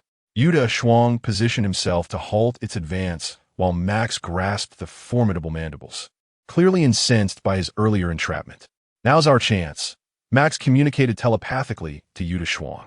Gathering blue energy at his wrist, Deshuang summoned the blade of a guru. Seizing the opportune moment as Max held Andorra's mandibles, he delivered a decisive strike, severing both scythe-like appendages. With a pained cry, Andorra lashed out frantically with its claws at Deshuang. He retreated, then, alongside Max, delivered a powerful kick, sending Andorra sprawling to a distant clearing. Deshuang charged a light weapon, while Max prepared the Maxium Cannon. The two beams of light intertwined as they struck Andorra, obliterating it entirely. Subsequently, both Max and Deshuang soared into the sky. Upon returning to the ground, Deshuang and Kaido encountered Miss Sakata Yuri once more. She congratulated them. "Congratulations on your successful defeat of Andorra." "Thank you," they replied. Deshuang noticed the parchment she had previously used to wrap the Balaji blue stone. "May I take a look at that?" "This." "Of course." She took the parchment, which depicted a giant presenting the Balaji blue stone to humanity. "This is Max," Kaido exclaimed, recognizing the giant from the illustration, who bore an uncanny resemblance to the adversary he had been battling. Deshuang shared this sentiment and communicated telepathically with Max. "Max, did you visit Earth in a distant past?" A mature and magnetic voice resonated in Deshuang's mind. "Yes." Max then elucidated the circumstances. During his inaugural journey to this universe, he was captivated by a mystical being known as the Unigen. However, the Unigen's very essence was a distortion of space-time, ensnaring nearby entities within its temporal folds. As Max approached the Unigen, he was drawn into these folds and found himself in ancient Earth. He fought valiantly on this planet and later encountered Andorra. Unable to contend with Andorra initially, he subsequently met Noah, who bestowed upon him the Balaji blue stone. Utilizing the stone's power, Max repelled Andorra and opened a portal back through the temporal energy within the stone. He entrusted the stone to humanity of that era, hoping that future generations would wield the Balaji blue stone to once again fend off Andorra. At this moment, the Balaji blue stone had completely dimmed, its power dissipated. The Dash Institute had also failed to extract any useful information from it. After submitting a request, to her superiors. Deshuang secured ownership of the stone as a pivotal element in this incident. 20,000 meters above the Pacific Ocean, the Mu-Ting team was piloting the Dash Beta, a specialized test aircraft to assess a newly developed power booster. This is Dash Beta. We are currently traveling at Mach 5, with all instruments reading normal. Ellie monitored his status while replying, "Understood. Please maintain your current altitude. The test will continue." However, Sean noticed Ruishi seated at a table, wearing headphones seemingly lost in music. Quietly approaching her, he removed the headphones and placed them on his own head. "Hey, what are you doing? Give those back," Ruishi exclaimed, realizing her headphones had been taken. "Oh, this sounds amazing." Sean was captivated by the music, finding it extraordinarily delightful. "This is great." Finding a kindred spirit, Ruishi beamed, "Right? Who sings this?" "It's a song by a group called Bad Scanners. They just debuted." "Not bad at all." Ellie, her expression unchanging, fixed her gaze on the two. "Sean, the Mu-Ting team is looking for you." Yet, with the headphones on, Sean was oblivious to Ellie's words. Deshuang, who had been holding a harmonica, tucked it away and walked over to Sean, removing the headphones from his head. "Hey, San. Huh? What?" He was momentarily disoriented, having been interrupted while enjoying the music. "The Mu-Ting team is calling for you." "Okay." The image of Muty smiled at Sean on the large screen, saying, "Now is not the time for play." Ricky and Sean exchanged awkward glances, apologizing profusely. At that moment, Kaido retrieved the portable music player that Ricky had tucked at her waist, which was actually the headpiece belonging to Ricky's team. This only intensified Ricky's embarrassment. Sean, eager to change the subject, inquired of Muty, "How is the preparation for the thrust booster coming along?" "Ready to commence at any moment," replied Muty. Sean appeared somewhat pleased. "Excellent.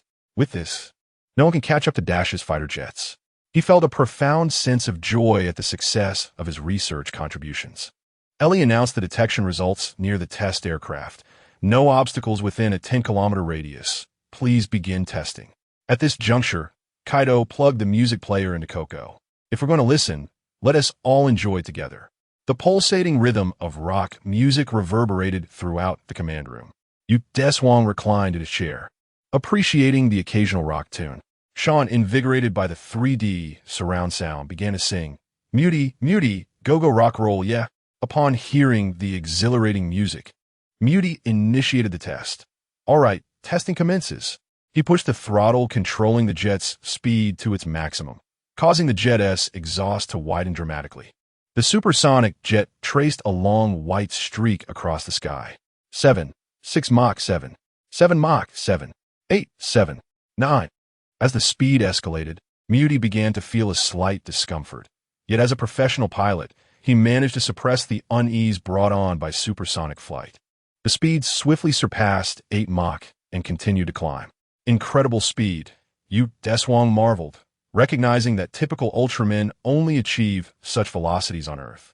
"Of course, this is the fruit of my labor," he thought, acknowledging that praise for his creation was the highest affirmation of Sean's abilities.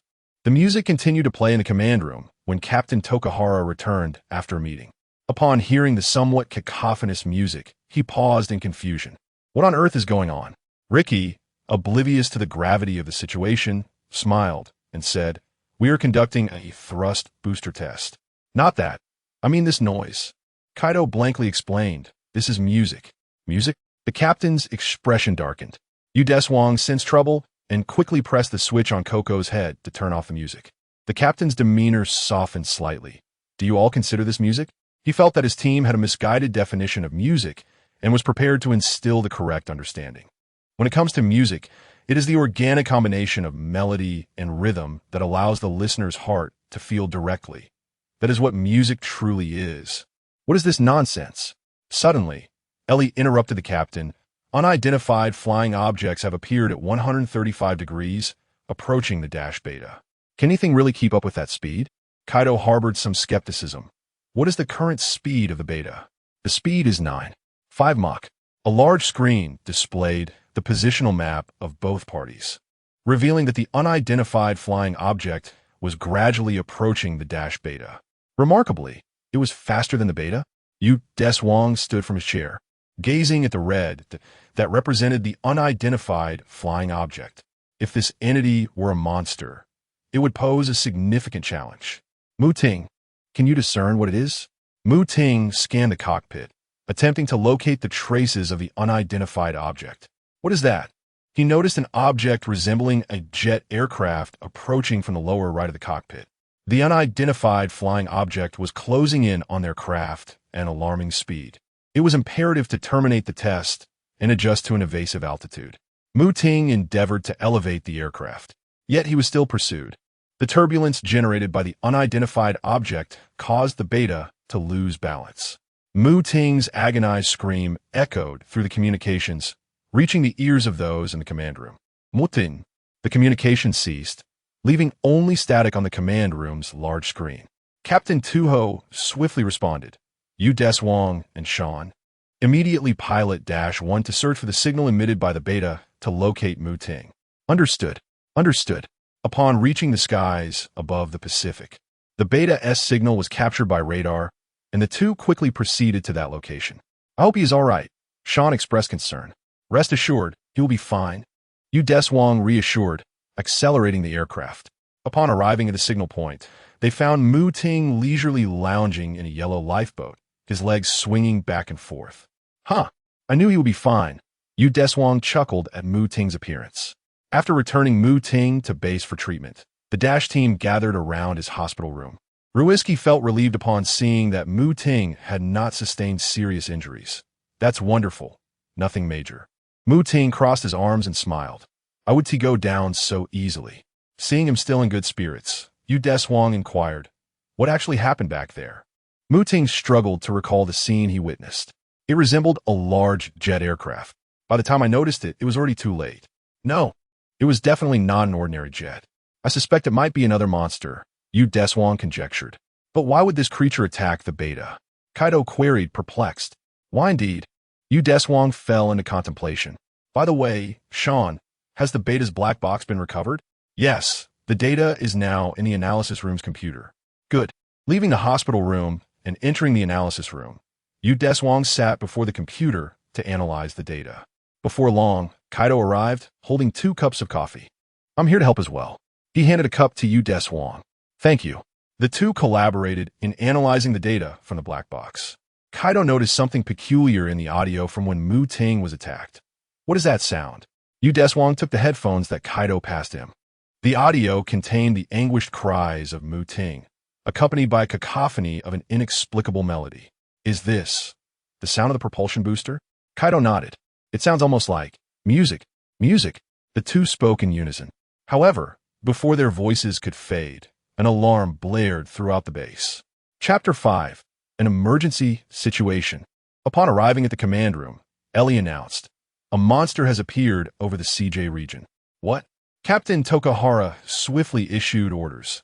Kaido and Ruishi will pilot -1, while Yu Deshuang and Sean will operate -2. Dash engage. Understood. They promptly donned their gear and entered their respective aircraft on the tarmac. The Dash mothership carried the jets towards the scene of the monster's emergence.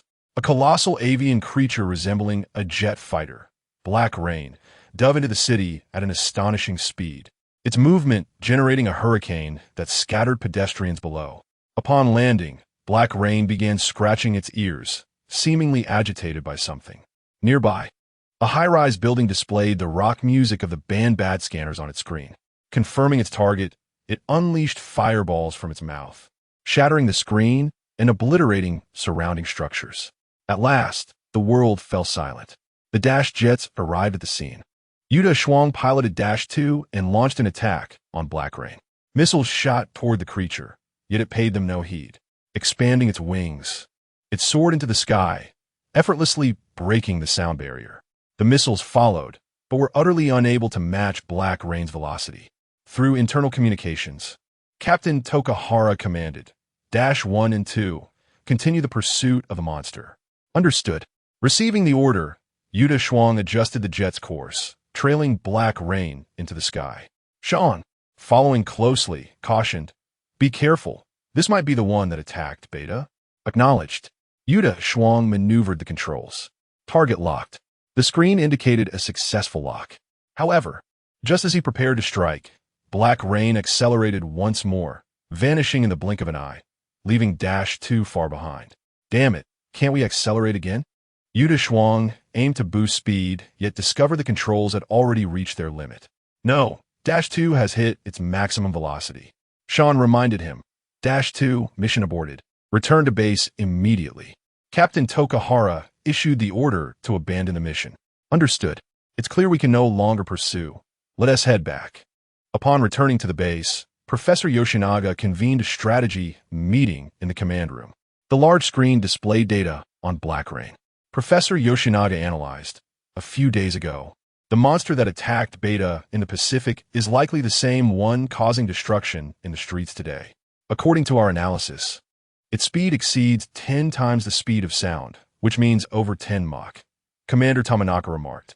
10 Mach is an unimaginable speed. Captain Tokahara expressed his concern. So, is faster than all of our current jets? Are we utterly powerless against it? Makita grew impatient. At that moment, Kaido and Deshuang entered the command room. Cradling Coco. There must be a way. Deshuang placed Coco on the table. Do you know why the monster is wreaking havoc on the streets today? Captain Takakata was puzzled. In fact, this monster bears a striking resemblance to you. Before the monster began its destruction, this was playing in the square. Deshuang gestured to Kaido, who pressed the switch on Coco's head. Familiar melodies filled the air. Ah, it is a song by Bad Scanners. Rueishi instantly recognized the tune. Could it be that the monster has an aversion to rock music? Captain Takakata doubted this. How could that be? Deshuang continued his explanation. Kaido and I discovered in the black box of the beta that the sound of the power booster closely resembles the sound waves of this rock music. The large screen displayed the sound waves of both, revealing they nearly overlapped. The power booster emits this sound wave when activated, and the rock music in the square also produces the same sound wave, which has attracted the monster on both occasions. Therefore, I believe the monster is drawn to this sound wave, mistaking the object that emits it as an adversary. Commissioner Tamanaka understood. So, if we emit this sound wave, we can lure the monster. Truly, you are a promising young man. Commissioner Tamanaka regarded Deshuang with an approving gaze. Not at all. Deshuang was still uncertain whether this elder was indeed that predecessor, as they looked remarkably alike. Captain Takakata devised a battle plan. We shall prepare a decoy, lure the monster, and then strike from the ground. Ellie, search for open areas nearby conducive to combat. Understood. At that moment, Rueishi suddenly recalled something and produced the concert ticket she had just purchased today. The Daimeoki outdoor stage. Is it spacious enough? No. The inaugural concert of Bad Scanners is about to begin in 30 minutes, and it is located at the Daimeoki outdoor stage. What? Captain Takakata was astonished. Ellie, inform the ground forces to quickly evacuate the crowd. The captain remained calm, as always, making his judgment. We must hasten to that stage, mobilize. Understood. The team donned their gear and swiftly made their way to the Daimeoki outdoor stage. Dash's speed exceeded that of the ground forces, and by the time they arrived, the concert had already commenced ticketing. As the team attempted to enter, they were halted by security. Please enter with a ticket. The security's unyielding voice reached their ears. According to Article 156 of the UDF regulations, you must cooperate with our procedures. Deshuang presented his credentials to the security personnel. After reviewing them, the security bowed and stepped aside. Well done, Deshuang. Captain Takakata patted his shoulder in appreciation. In truth, Deshuang was unaware of what Article 156 entailed, but exuding sufficient authority along with official credentials was enough to deter the security. This is an emergency situation. Every second is of utmost importance. Let us proceed inside. The ground forces had arrived and commenced evacuating the crowd outside the venue. They entered the concert hall. The members of the band were rehearsing on stage, warming up for the forthcoming concert. Upon hearing the music, several individuals felt an impending sense of danger and hastened to the front of the stage. Please cease the performance. Cease the performance. However, the lead vocalist, engrossed in his own melodies, remained oblivious to their arrival. Captain Tua approached and snatched the microphone from his grasp. This place is perilous. You all must seek shelter immediately. Perilous? This is a stage. What danger could there possibly be? By the way, who are you, old man? They evidently had yet to grasp the gravity of the situation. Old man? Who are you calling old man? Enough chatter, just leave at once. The captain found himself entangled in a peculiar dilemma. Deshuang suddenly gazed upward toward the sky. Captain, it's already too late. The ominous creature, Line, soared from the horizon, its form growing increasingly imposing as it drew nearer. What on earth is that? The band members were startled by the sudden appearance of the beast. It is a monster attracted by your singing. Does that mean it is also our fan? Deshuang clutched his head, feeling a twinge of headache. Nevertheless, it appeared they would need to rely on these individuals during the impending battle. Best to disregard them for now. At that moment, Line had landed, its colossal figure advancing toward the venue. Deshuang and Mu Ting piloted their aircraft, launching aerial assaults, while the remaining members engaged in ground combat. The captain commenced directing their efforts. Understood. Chapter 6. Crisis anew with swift strides. Deshuang exited the conference hall and boarded -1, while Mu Ting piloted -2. They approached the formidable Black Rain. Target locked. Launch initiated. A laser beam erupted from the front of the aircraft. Normally, such a laser would be nearly impossible to evade. Yet Black Rain eluded it with astonishing speed. Indeed, it seems unyielding. Suddenly, it unleashed a fireball from the air, aimed directly at Deshuang's -1. Not good. He swiftly maneuvered the control stick, causing -1 to tilt to the left, narrowly avoiding the strike. That was close. Deshuang prepared to launch missiles. Mu Ting, aim to the left, we will target the right. Captain Tachiko's instructions echoed through the radio into every ear. Understood. Deshuang aligned his missiles toward Black Rain's position. A barrage of projectiles locked on, trailing flames as they soared. Expectedly, Black Rain evaded the attack with remarkable agility. Its form shimmered out of sight, only to reappear on the right side, its eyes curving into an arc, seemingly mocking the sluggishness of the dashes. However, as it repositioned, it fell victim to a preemptive strike. Several lasers struck its form, sending sparks flying. Screech. Black Rain, injured by these lesser beings, found the affront unbearable. Lowering its head, it targeted several individuals within the conference hall, gathering energy for another fireball. Not on my watch. -1 fired a laser, striking its mouth and interrupting the buildup. Nevertheless, Black Rain swiftly retaliated, spewing forth the unfinished fireball, striking -1. The aircraft was hit, trailing black smoke as it plummeted towards the ground. Deshuang. Just as the craft was about to crash, a red light flashed, and Ultraman Gaia caught -1. Gaia. Witnessing the hero rescue his comrade, Mu Ting exhaled in relief. Setting down his aircraft, Deshuang turned to face the beast, adopting Gaia's battle stance. Here we go. He lunged forward, channeling his energy into a powerful punch. Yet, the strike missed as he steadied himself, while Black Rain had already sidestepped, with its gaping maw open. The fireball was fully charged. Deshuang extended his arms, and the Ultraman shield absorbed the impending attack entirely. Dispelling the shield, he extended his palm, fingers curled in a taunting gesture.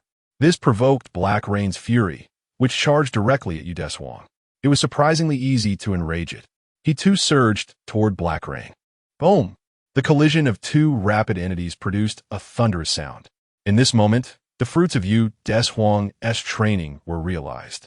His right arm pressed against Black Rain's jaw, halting its advance.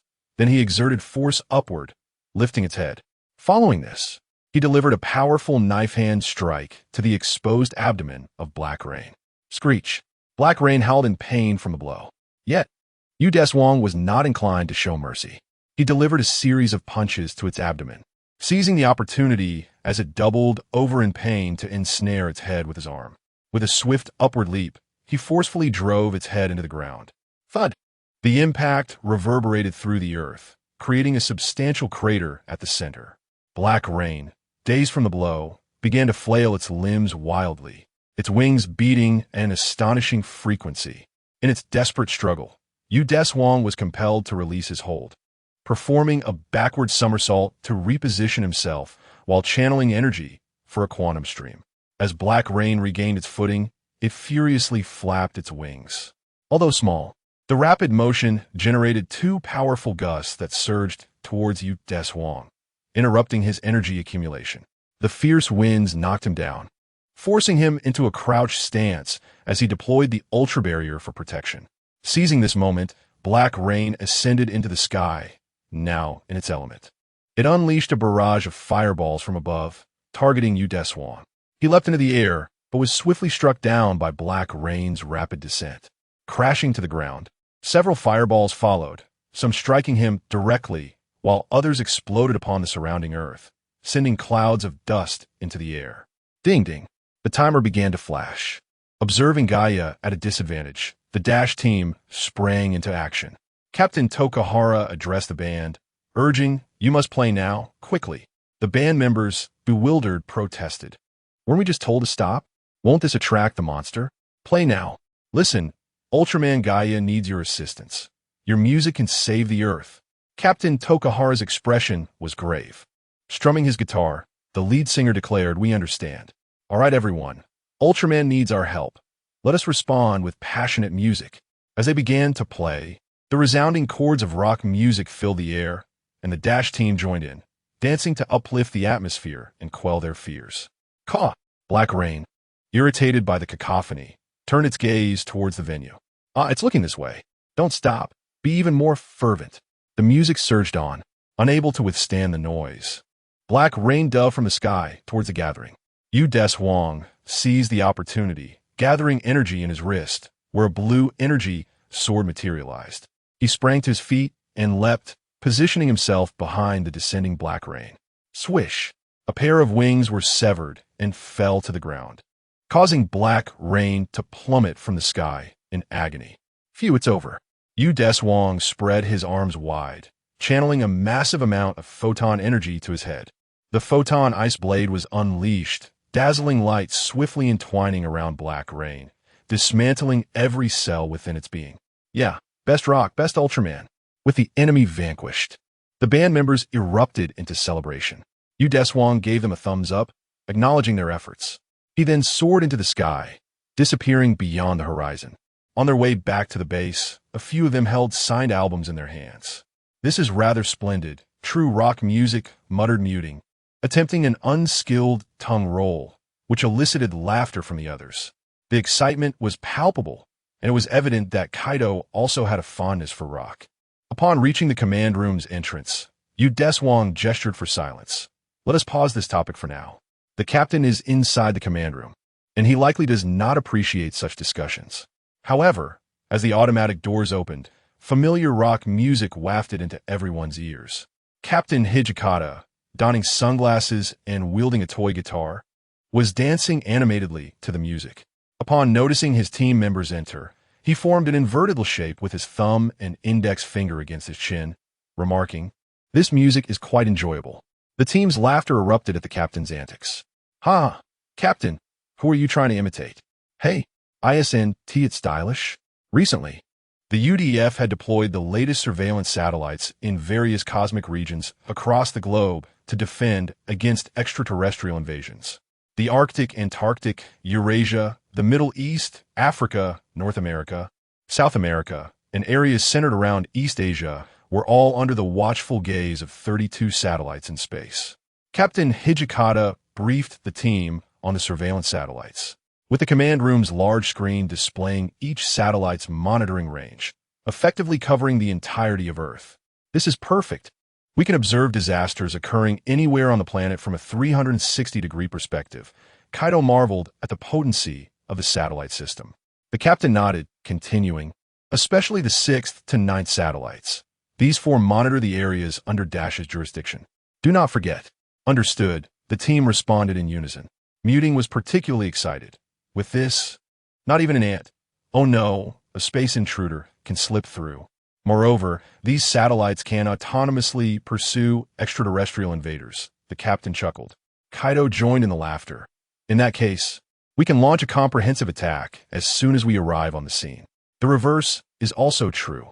As long as we can detect enemies in the far reaches of space, we can engage them even if we have to scramble through the atmosphere, Sean remarked, propping his feet on the table and reclining in his chair. "Then Dash can take a holiday Every day would be a vacation. I know a place with delectable meals, where the chocolate melts in your mouth, he mused, already envisioning future indulgences. I prefer ramen, especially the pepper salt flavor. I crave it, Muting chimed in with his daydreams. Even Ellie raised her hand. Coco and I are going to recharge. This was concerning. The excitement was almost overflowing in the entire conference room. At this moment, Deshuang felt a sense of panic, utterly reluctant to utter a word. If no unforeseen events occurred henceforth, a significant surprise was bound to manifest. In any case, an unexpected turn of events was inevitable. Hey, Deshuang, what do you usually enjoy eating? Sean nudged Deshuang with his elbow. Ah, I quite fancy Hawaii cuisine. It's been ages since I last savored it. How nostalgic. Wait, how have I become assimilated as well?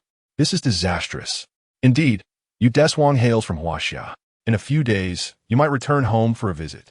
The command room was suffused with a cheerful atmosphere. Fortunately, the captain regained his composure just in time. Damn it, he exclaimed, shoving aside the items on the table. The invaders would not relent. Patrols must persist. Yes, the team members promptly replied, each one springing into action. I'm off to patrol. So am I. A shimmering heat haze enveloped the road, punctuated by the occasional sound of delicate wind chimes, seemingly heralding the arrival of summer. On this day, a unique visitor arrived at the UDF Japan branch. A beautiful young girl clad in a kimono, holding an umbrella, stood at the entrance of the Titan base. Excuse me, is this the UDF? What business do you have? Two soldiers, armed, blocked her way. I wish to see my teacher, Professor Yoshiwara. The sweet timbre of her voice eased the soldiers' vigilance slightly. Professor Yoshiwara? The soldiers recalled that name belonged to a notable figure from Dash. The girl smiled and said, I am Shurdon's daughter. Please convey my message. Although the soldiers were unfamiliar with Shurdon, they reported her words faithfully. In Dash's command room, Professor Yoshiwara entered through the automatic doors, inquiring, Who seeks me? Captain Tachika replied, It's said to be Shurdon's daughter. At that moment, Admiral Tominaga, who had been standing nearby, suddenly assumed a serious demeanor. Shurdon's daughter? He stepped closer to Captain Tachika. What's she like? The large screen flickered to life, displaying the young girl's image captured by the surveillance at the base entrance. Xiao Xiao. She recognized the girl instantly. At that moment, Deshuang, fixated on the screen, suddenly turned and asked, HM, are you calling me? Oh no, I was referring to my student. Her name is Xiao Mei. Deshuang turned back, feeling somewhat awkward. Professor Yoshiwara prepared to meet her former student. But Captain Tachika expressed some concern. Kaido and Deshuang, you both accompany Professor Yoshiwara. Understood. The two followed her to a modest parlor, furnished with two sofas and a small table, yet illuminated by a panoramic floor-to-ceiling window that flooded the room with light. Professor Yoshiwara, upon seeing her former student, clearly felt joy. Xiao Xiao. Upon seeing Professor Yoshiwara approach, Xiao Mei stood and smiled in response. Teacher, it's been years. You've grown so much. The girl before her had changed considerably compared to the past. Indeed, it has been a decade. A decade? Indeed, at that time, you were merely a primary school student. She became ensnared in memories of the past, but quickly regained her composure to introduce Deshuang and Kaido. By the way, this is Xiaotian Natsumi.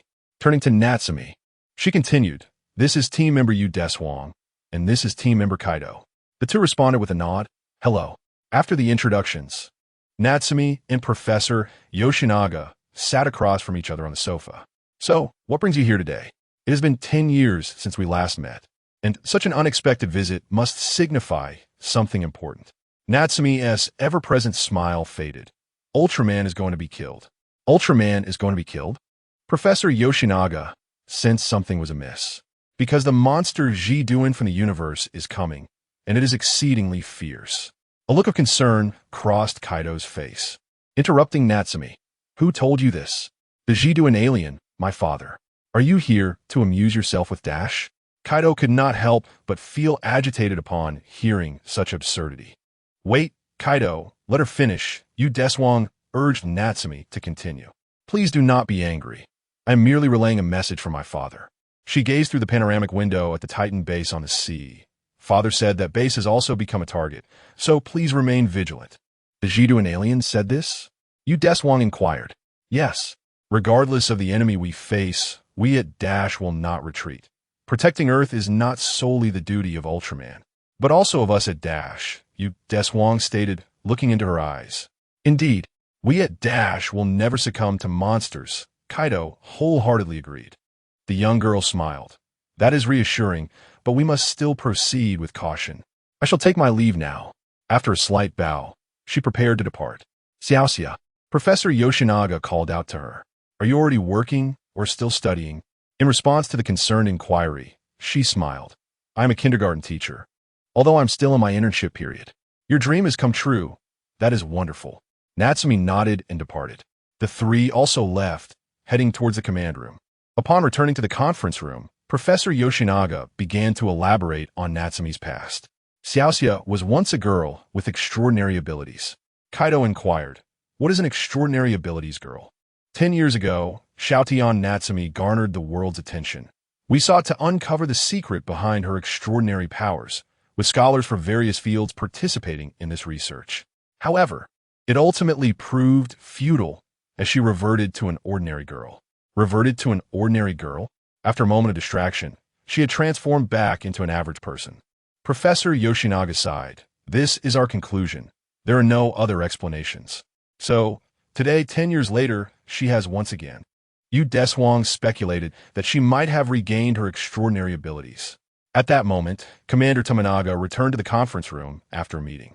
His expression bore a hint of anxiety as he sternly inquired, have we entered a state of alert? The Jiduan monster is approaching. Captain Hijikata confidently replied, do not worry. We have the latest surveillance system. However, Commander Tomioka's tension remained unabated. The secrets within our base might also become targets. Suddenly, the large screen illuminated, displaying the image of the Zetonian. The Zetonian, Captain Hijikata, rose to his feet. Ellie translated the language spoken by the Zetonian. The assassin monster Zeton is coming soon. Inform Ultraman Max and Ultraman Gaia to prepare themselves. With that, the image dissipated. Ellie swiftly pinpointed the location of the signal. The source originated from the JT-112 region, where unusual electromagnetic waves had recently been detected, seemingly transmitting messages to the cosmos. It must be the handiwork of the Zetonians, Captain Hijikata concluded, and the others concurred. Commander Tomioka cautioned them. This may be a ruse to incite a monster invasion. Captain Hijikata commanded, everyone, pay attention. The signal source is likely the location of that creature. Deshuang and Kitagawa, Kaido, and Mizuki prepare for action. Understood. On their way to the mission, Kitagawa, seated in the passenger seat, addressed the driver. Deshuang, we must capture him this time. How dare he say for Ultraman to prepare himself? Indeed, Deshuang responded, though his mind lingered on Zeton. Zeton. He pondered whether he had the strength to confront this foe. If his light skills were rendered ineffective, he would be forced into close combat. This Zeton had given Max considerable trouble, only being repelled thanks to the aid from Gino. Deshuang glanced at Kaido, who was driving alongside him. No, relying solely on Max is not an option. If my presence alters the course of events, and Gino arrives late, I must devise a strategy promptly. Watch out! Kitagawa's voice suddenly interrupted Deshuang's thoughts. Not far from them, the girl they had seen earlier, Natsumi, stood by the roadside. As a traffic light turned green and she stepped onto the crosswalk, an out-of-control truck struck her, sending her sprawling to the ground. The group quickly parked and rushed forward. Kaido scooped Natsumi up. Are you okay? Wake up. Natsumi weakly opened her eyes in his embrace, hazily catching a glimpse of Kaido's face. It's all right, hang in there, Kaido whispered reassuringly. Upon hearing these words, Natsumi slightly parted her lips, as if to say something, but fell unconscious again. Get her in the vehicle, switch the Alpha to flight mode, and head to the hospital immediately. Once at the hospital, Natsumi required a blood transfusion due to excessive blood loss. The doctor inquired, is there anyone here with type O blood? The patient urgently needs a transfusion. I am. Kaido stood up. Follow me. Kaido accompanied the doctor to donate blood, and after receiving Kaido's blood, Natsumi's condition improved. By the time they returned to the Titan base, it was already evening. Yu Deshuang found Kaido in the corridor of the base. Kaido, I need to discuss something with you. All right, let's talk upstairs, Kaido replied, sensing the seriousness in Yu Deshuang's demeanor, anticipating the discussion would be significant. The two ascended to the rooftop of the base, where a door radiating a spectrum of colors appeared, and Max invited them inside. Upon entering, Max spoke directly. It is about Jiduan, isn't it? This adversary is formidable. Do you have confidence? Max shook his head. No. Before every battle, I refrain from assuming whether I possess certainty, for regardless of the circumstances, I shall fight. Indeed, what does it matter how powerful the enemy may be? I am Ultraman. Yu Deshuang conjured a blue gem in his hands, two beams of light flickering within, seemingly resonating with his inner thoughts. Considering that Kaido had just lost blood, Yu Deshuang swiftly departed from Max's small room to ensure Kaido could rest. The following day, Yu Deshuang and Kaido intended to visit Xiaomei in the hospital, but the doctor informed them that she had fully recovered overnight and had been discharged that morning. This recovery speed was indeed unusual. After reporting to their captain, he instructed them to observe her further. Yu Deshuang and Kaido piloted the Alpha to the kindergarten where Xiaomei worked. She was currently brimming with energy, interacting joyfully with the children. She appeared quite healthy, and Kaido felt relieved. However, given her severe injuries from the previous day, her swift recovery raised questions in Yu Deshuang's mind. Was it due to her supernatural abilities, or perhaps the influence of her father, the Jiduan alien? Xiaomei noticed the Alpha parked at the kindergarten entrance and greeted them. The two emerged from the vehicle, and the children, upon seeing the Dash team members, immediately surrounded them. Xiaomei approached Kaido. Thank you for saving me yesterday. It's wonderful to see you recovered so quickly. I owe my safety to you. It was nothing, Kaido replied, sharing a smile with Xiaomei. Ruichi, this is concerning, Yu Deshuang thought, sensing something amiss in their interaction. After spending some time playing with the children, they departed. However, after Xiaomei finished work, they stealthily followed her in the Alpha. As dusk fell, Xiaomei greeted the neighbors. Appearing quite popular in the area, Kaido found nothing unusual. Yet, they had no choice. It was the captain's order. They approached the owner of a flower shop. Kaido inquired, "What is your impression of Xiaomei, if you don't mind sharing?" The owner pondered briefly, then replied, "She is a dutiful child, waking at 4 in the morning to deliver newspapers, even when she was merely an 8-year-old girl. She had to balance school with caring for her ailing mother." "And what about her mother?" Kaido asked. The owner clasped her hands thoughtfully, recounting a somewhat tragic past. When little Xiaomei was just 14, she began. Kaido felt a twinge of melancholy. Has she been alone since then? Yes, indeed. What a brave girl she is. However, her living conditions are deplorable. No one wishes to reside there. Yet she insists it still holds the scent of her mother. They continued to follow Xiaomei to the vicinity of an elderly woman's home. Xiaomei brought a bouquet to the frail woman, tidied her space, and subsequently prepared dinner. Kaido, standing outside, remarked, "She truly is a gentle soul." Indeed, Yu Deshuang agreed. The gentle souls have found themselves in the crosshairs of extraterrestrial beings. Is this the malevolence of reality? Jiduan aliens, your scheme shall not prevail. Beep, beep, beep. The communicator chimed. Upon answering, the captain's voice resonated. What is the situation? Yu Deshuang replied, "Currently, there are no anomalies." "Well then, let us return to the base." Understood. As night fell, dark clouds gradually obscured the moon. Xiaomei had already succumbed to slumber, but suddenly, a wisp of black smoke materialized in the room, taking the shape of a Jiduan alien. It gazed upon the girl, a creation of its own over the span of a millennium. The Jiduan aliens had arrived on Earth 1,000 years ago, injecting a human with nanogenetic factors, which proliferated through humanity, allowing the Jiduan lineage to flourish. However, only direct descendants could enable its growth. Within Xiaomei flowed the very genetic essence of Jiduan and a decade prior. Her extraordinary abilities had vanished due to the failure of this genetic evolution. Yet now, the alien was confident in its success. The Jiduan alien morphed to resemble Xiaomei. Cloaked in black, the Xiaomei brandished a katana, leaping between buildings, her destination the Titan base. Upon reaching the entrance, Xiaomei was halted by a blue laser gate.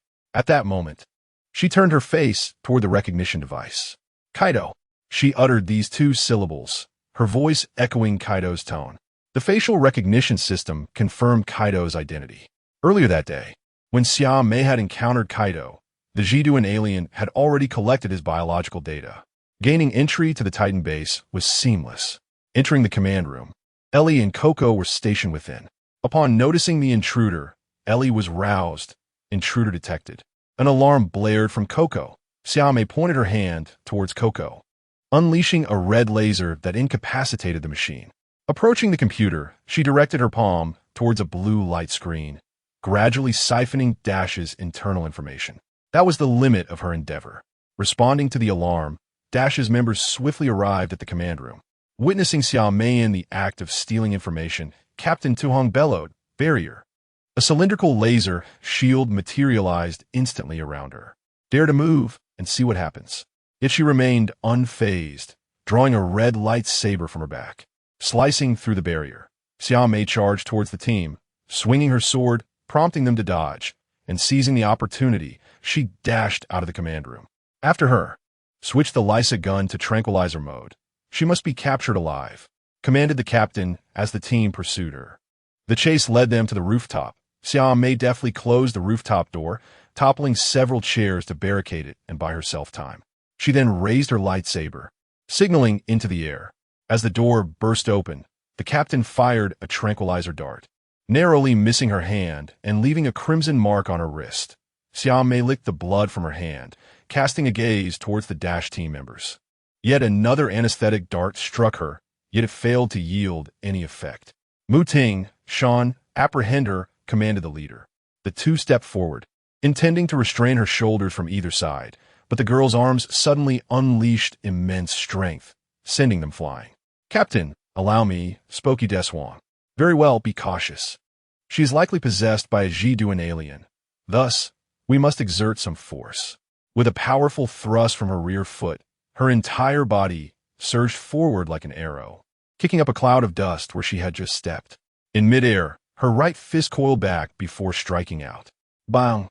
The blow was met by the girl's crossed arms in defense, yet she was still pushed back several meters.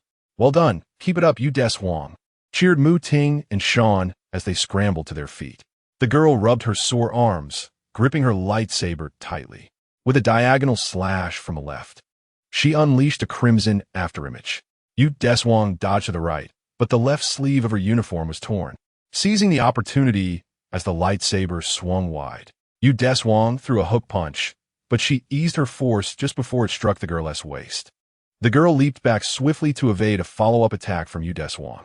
However, Yu Deshuang reached for her waist, drawing the Lysa gun and firing a shot that hit the girl's wrist, causing the lightsaber to clatter to the ground.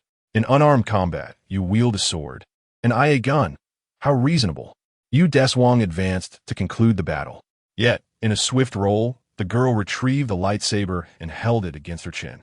A murky voice echoed in Yu Deshuang's mind. "If you wish for her to live, keep your distance. Damn Jiduan aliens." Yu Deshuang reluctantly raised her hands and took a few steps back.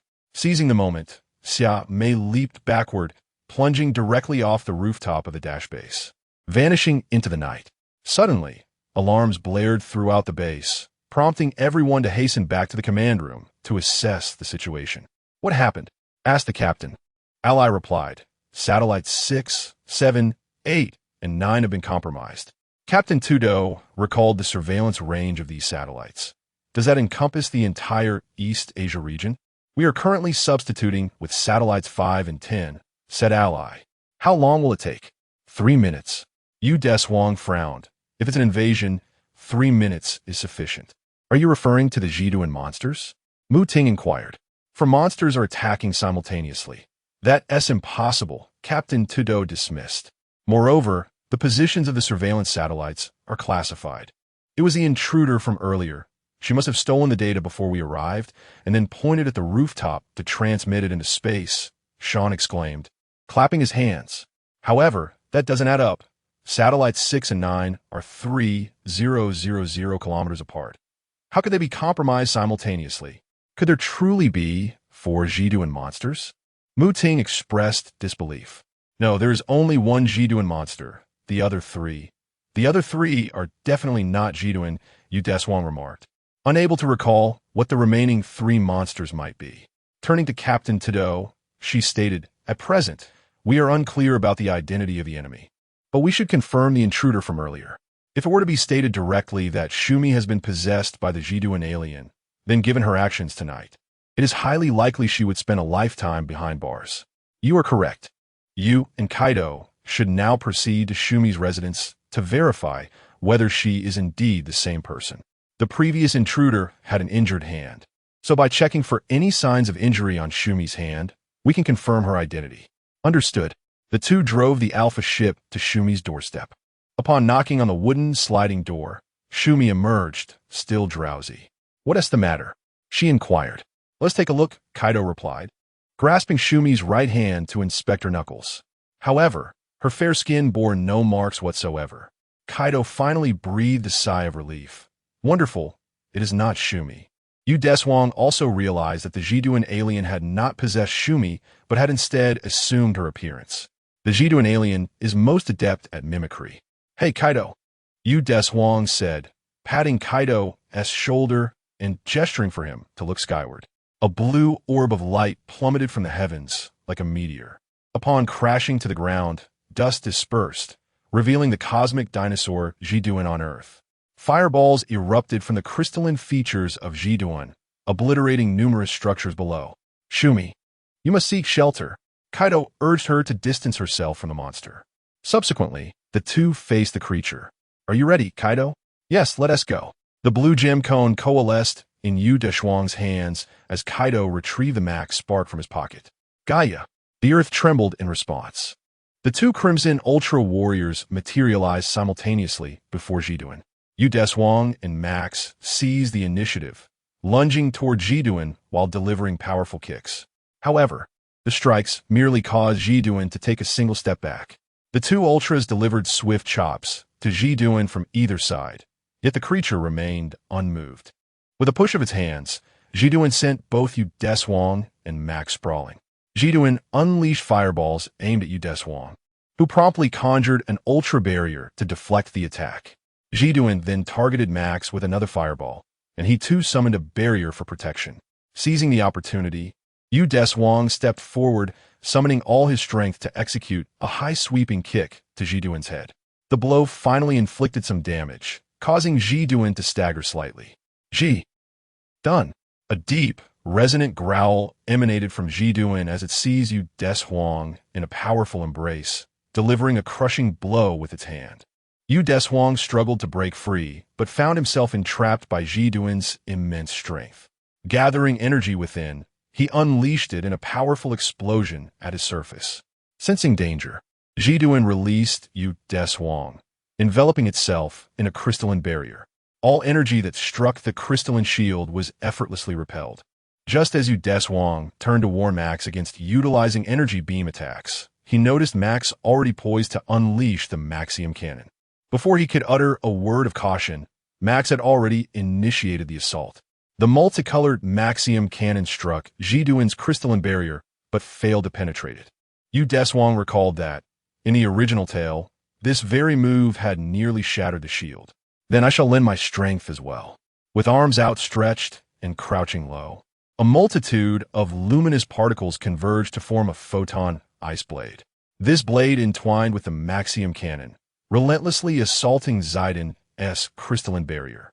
1 second, 2 seconds, 3 seconds. The barrier remained steadfast. 10 seconds, 15 seconds. Cracks began to appear in the crystalline shield. By the 20th second, the barrier was finally shattered. However, the energy of the two AOs had already diminished to a critical level. The light that broke through the barrier struck Zaiden without causing any harm. How infuriating it was so close. Yu Deshuang, feeling drained, half kneeled on the ground. Zaiden approached Yu Deshuang, delivering a swift kick that sent him sprawling. Subsequently, he unleashed a fireball from above, poised to end Yu Deshuang's life. Max leaped forward, intercepting the strike, but the 1 megac-degree fireball impacted him, inflicting immense pain. The Dash mothership arrived on the battlefield. with Mu Ting and Sean piloting Dash 1 and Dash 2, respectively. The aircraft fired lasers at Zidane, yet Zidane immediately conjured a brand new crystalline barrier, rendering their previous attacks futile. Zidane raised his gaze toward the aircraft in the sky and unleashed a fireball. Just as the fireball was about to strike Dash 1, a colossal red light descended from the heavens, deflecting the fireball. As the brilliance faded, Ultraman Geno emerged. Zidane launched an attack on this unexpected guest, beginning with a probing fireball, which Geno deftly evaded, followed by a downward chop. However, Geno countered with his elbow, delivering a series of punches to Zidane's exposed abdomen. Clearly, he was also a warrior of rigorous training. After being struck, Zidane retaliated with a powerful blow, but Geno blocked it. During their struggle, Geno utilized his flexibility, raising his left leg high over his head to kick Zidane in the head. Zidane was pushed back several steps. Geno performed a somersault to close the distance again, but Zidane seized the opportunity, landing a punch to Geno's abdomen, causing a momentary stiffness from the pain. Zidane followed up by lifting his leg to kick Geno upwards, then slammed him down heavily onto the ground. Zidane prepared to stomp on Geno, but Geno rolled away in rapid succession. Rising to his feet, he extended his arms out to the sides, gathering energy, before launching the Geno Nim cannon in an L shape. The beam struck Zidane's barrier without igniting even a spark. Geno, momentarily taken aback by the ineffectiveness of his attack, raised his left hand high, releasing a wave of shimmering light that summoned Max Galaxy from the cosmos. After summoning Max Galaxy, he fired transformation beams from his right hand, facilitating the metamorphosis of Max Galaxy, which he then directed onto Max's right wrist. Just as Geno completed this maneuver, Zidane attempted a surprise attack. However, Deshuang intervened, allowing Geno the chance to explain to Max. This is a newly developed device by Hikari that can enhance your Maxium cannon beam. Indeed, it is a piece of cutting-edge technology researched by Ultraman Gaia. Deshuang moved forward, each holding Zidane's arms firmly. Now is the moment, quickly. Max nodded, his left hand sweeping over the Max Galaxy. The Max Galaxy emitted a radiant glow, its front section extending a luminous blade, and under Max's guidance, it unleashed the Galaxy Cannon. Deshuang and Geno swiftly evaded the attack. The azure beam struck Ziduan's shield, instantly fracturing it, and upon contact with Ziduan's body, it obliterated him entirely. After vanquishing the foe, the three Ultramen soared beyond Earth's atmosphere. "You are the Gaia Ultraman that Max mentioned to me, are you not?" Geno inquired. "Indeed," came the reply. It appeared that Max had already shared my tale with Geno. Max is a dependable warrior, and being by his side allows one to learn a great deal. As Max's friend, Geno was well aware of his formidable prowess. Geno then turned to Max and said, "Unidentified cosmic warships are approaching Earth." "Cosmic warships?" Max queried.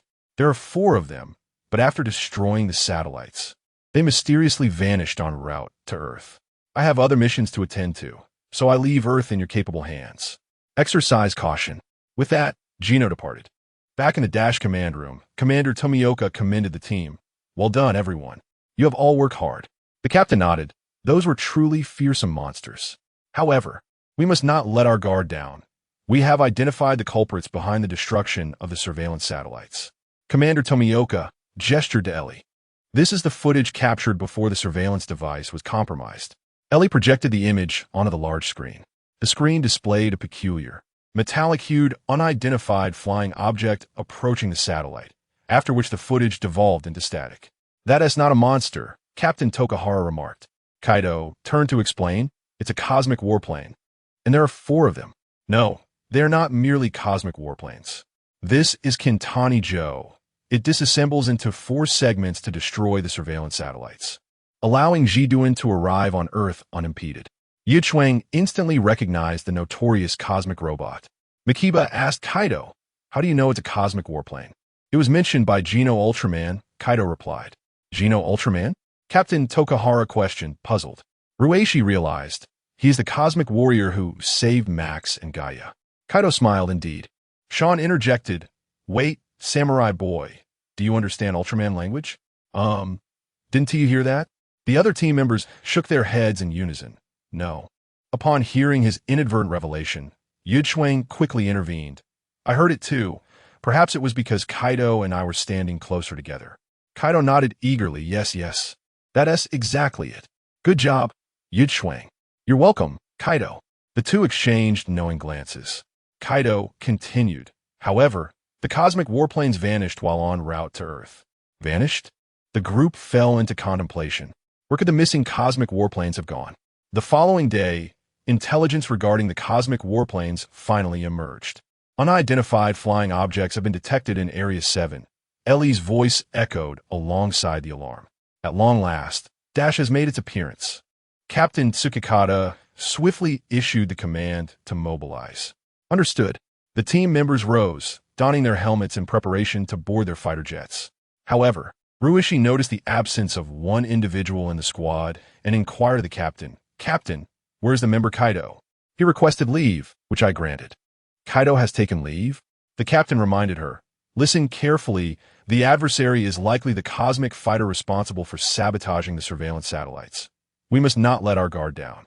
Now go. Ruishi dashed out of the command room, eager to catch up with her comrades. How could he request leave before even engaging the enemy?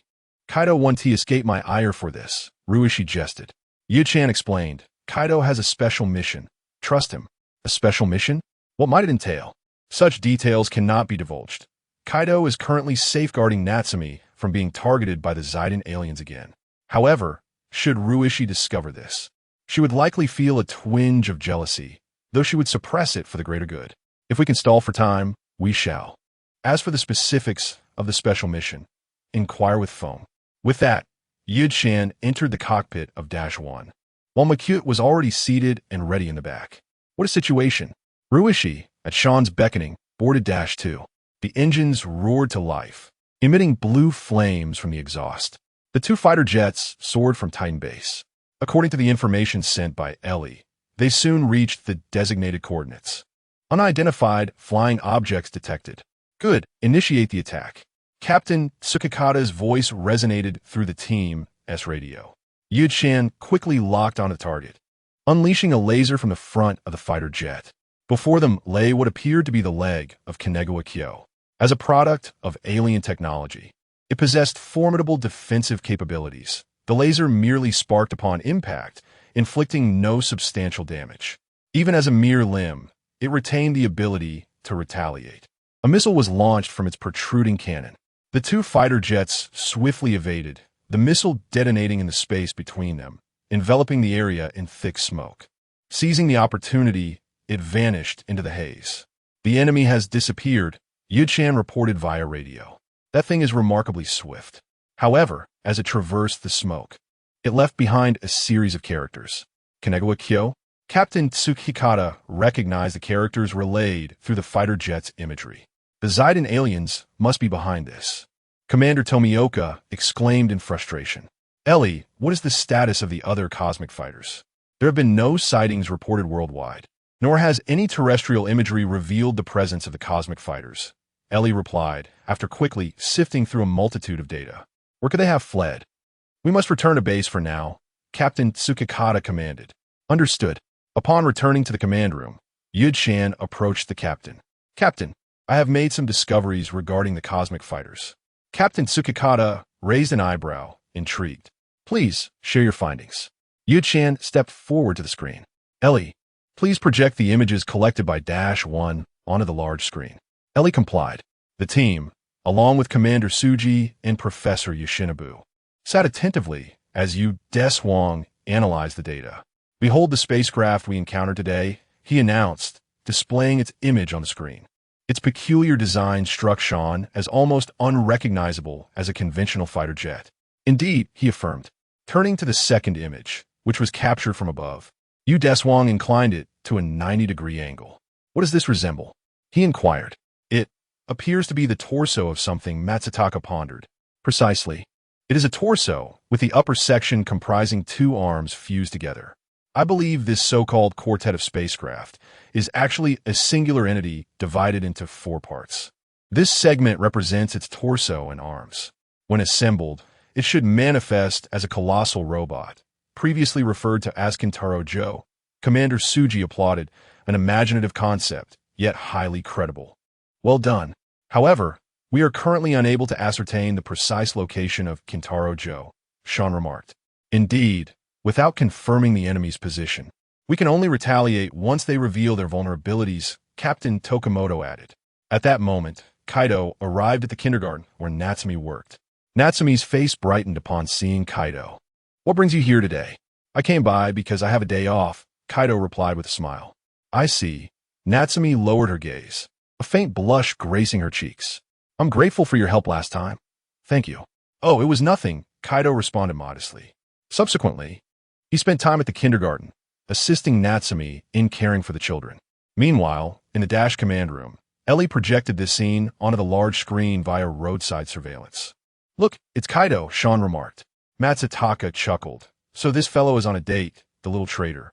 Rue, witnessing the joyful interaction between Kaido and Natsumi, initially felt a pang of sadness but quickly donned a forced smile. Isn't that wonderful? After all, one could do anything during a day off. With that, Rue exited the command room. Deshuang sighed and followed suit. He found Rue seated in the lounge area on the second floor of the base, gazing vacantly at the sky, her expression laden with sorrow. May I join you? Deshuang inquired, offering her a cup of coffee before taking a seat across from her. What you witnessed earlier was not a date. It was the special mission I mentioned before. Rue tilted her head in curiosity. According to the surveillance footage, we discovered that the intruder bore a striking resemblance to Natsumi, yet the machine identified it as Kaido's biological signature. Captain Tokamoto, Commander Suji, Professor Yoshinobu, and I unanimously believe that Natsumi's accident was premeditated, aimed at harvesting Kaido's biological data. After analysis, Koko revealed that the assailant was not Natsumi, but rather a Zidonian. The other party will undoubtedly approach Xiaomei once more. We must seize this opportunity, thus allowing Kaido to safeguard her. So that is the case. I misjudged that fellow. Rueishi chuckled once again. Kaido will surely fulfill his mission. He will protect Xiaomei well. Thank you. It is my pleasure. Kaido, you must treat me to a meal when this is over. Chapter 7. The Arrival. After spending an entire day together, coupled with the earlier act of saving her life, Xiaomei had developed a profound trust in Kaido. They had made a pact that he would rescue her from the clutches of the Zidon aliens. The following day, Kaido returned to the kindergarten, only to discover a yellow robot, named Kintaro Joe, frolicking with the children. Approaching, he inquired, "What is this robot?" Xiaomei responded, "It's called Kintaro Joe, created by June. That young man over there with the remote." She gestured towards a bespectacled youth standing off to the side. The Kintaro Joe that Deshuang had previously analyzed was indeed a robot, albeit one whose dimensions seemed rather incongruous. Kaido decided to investigate further. He approached June. "Hello. Did you design Kintaro Joe?" "Of course. Isn't it magnificent?" The young man displayed an unmistakable pride in his invention. "May I see your design schematics?" Kaido requested. "Certainly." June unfurled a large design blueprint, revealing detailed specifications for Kintaro Joe. Strangely enough, I completed Kintaro Joe while dozing off at night. Perhaps I am a genius. Did you also choose the name Kintaro Joe? Kaido asked. Well, after I finished, I inscribed it on the design, though I admit my handwriting is a bit messy, June replied. Kaido transmitted both the Kintaro Joe doll and the design blueprint to the command room via his communicator. Is this Kintaro Joe? Captain Toka inquired upon viewing the transmission. Indeed, but the size is rather off, Deshuang replied. At that moment, the youth named June retracted Kintaro Joe, preparing to head to another kindergarten for a performance. Captain Toka commanded, "Kaido, continue to protect Xiaomei. The remaining team members will investigate Kintaro Joe." Understood. Deshuang and Mookie piloted Dash 1, while Rueishi and Sean took Dash 2 to the scene. Upon arriving at Kintaro Joe's location, they found June remotely controlling the robot as it played with children at another kindergarten. The team approached him. "Please cooperate with our investigation," Deshuang said, presenting his credentials. June, taken aback by the significant presence of the team, nervously stammered, okay. As Deshuang approached Kintaro Joe, the robot suddenly began to spin rapidly, creating a gust of wind. Rueishi quickly ushered the children to safety. Kintaro Joe ascended into the sky, expanding as it did so. Engage in combat with it. Deshuang shouted as he dashed towards the waiting Deshuang. Once Kintaro Joe had transformed, it stood imposing, its chest and head radiating an eerie light that emanated a palpable pressure merely by its presence. Seeing Kintaro Joe, Kaido hurriedly sought refuge for Xiaomei. However, after only a few steps, he realized he could no longer pull her along. Turning back, he found her transformed, now resembling a figure clad in black. The Zidane alien had possessed her, seizing control of Xiaomei's body. She released Kaido's hand and declared, "You promised to protect me. Now show me how you intend to do so." With that, she leaped into the cockpit of Kintaro Joe's head. Under her command, Jingu Qiao began to move. Aiming at Kaido on the ground, she emitted a blue beam from her eyes. Kaido could only continuously roll to evade. Target locked, fire. Deshuang piloted -1, directing a laser at Jingu Qiao's eyes. The laser severed the head from the body, passing through the gap. Remarkably agile. Muketing, I will pursue the head. You handle the body. Deshuang accelerated towards Jingu Qiao's head. Understood. After Jingu Qiao's head soared into the air, it aimed at Deshuang's aircraft and fired beams from both eyes. However, Deshuang had already prepared to dodge this move, swiftly pulling the joystick to the left to evade the beam. Subsequently, adjusting her position, several missiles launched from the wings, locking onto Jingu Qiao's head. Boom! The missiles detonated upon impact, creating a large cloud of smoke, but once the smoke cleared, the target remained unscathed. This is utterly ineffective. The technology of Dash is currently insufficient to inflict significant damage on a metallic robot like Jingu Qiao. Then let us target its weakness. The weakness is the eyes. Jingu Qiao's head possesses a speed that rivals -1 and is even more agile. Attacking its eyes proves to be quite challenging. Deshuang first fired 2 missiles and propelled forward. Indeed, Jingu Qiao attempted to withstand the assault with its defense. Before the missiles made contact with Jingu Qiao, they collided with each other, exploding and generating smoke. -1 suddenly accelerated, soaring above the cloud.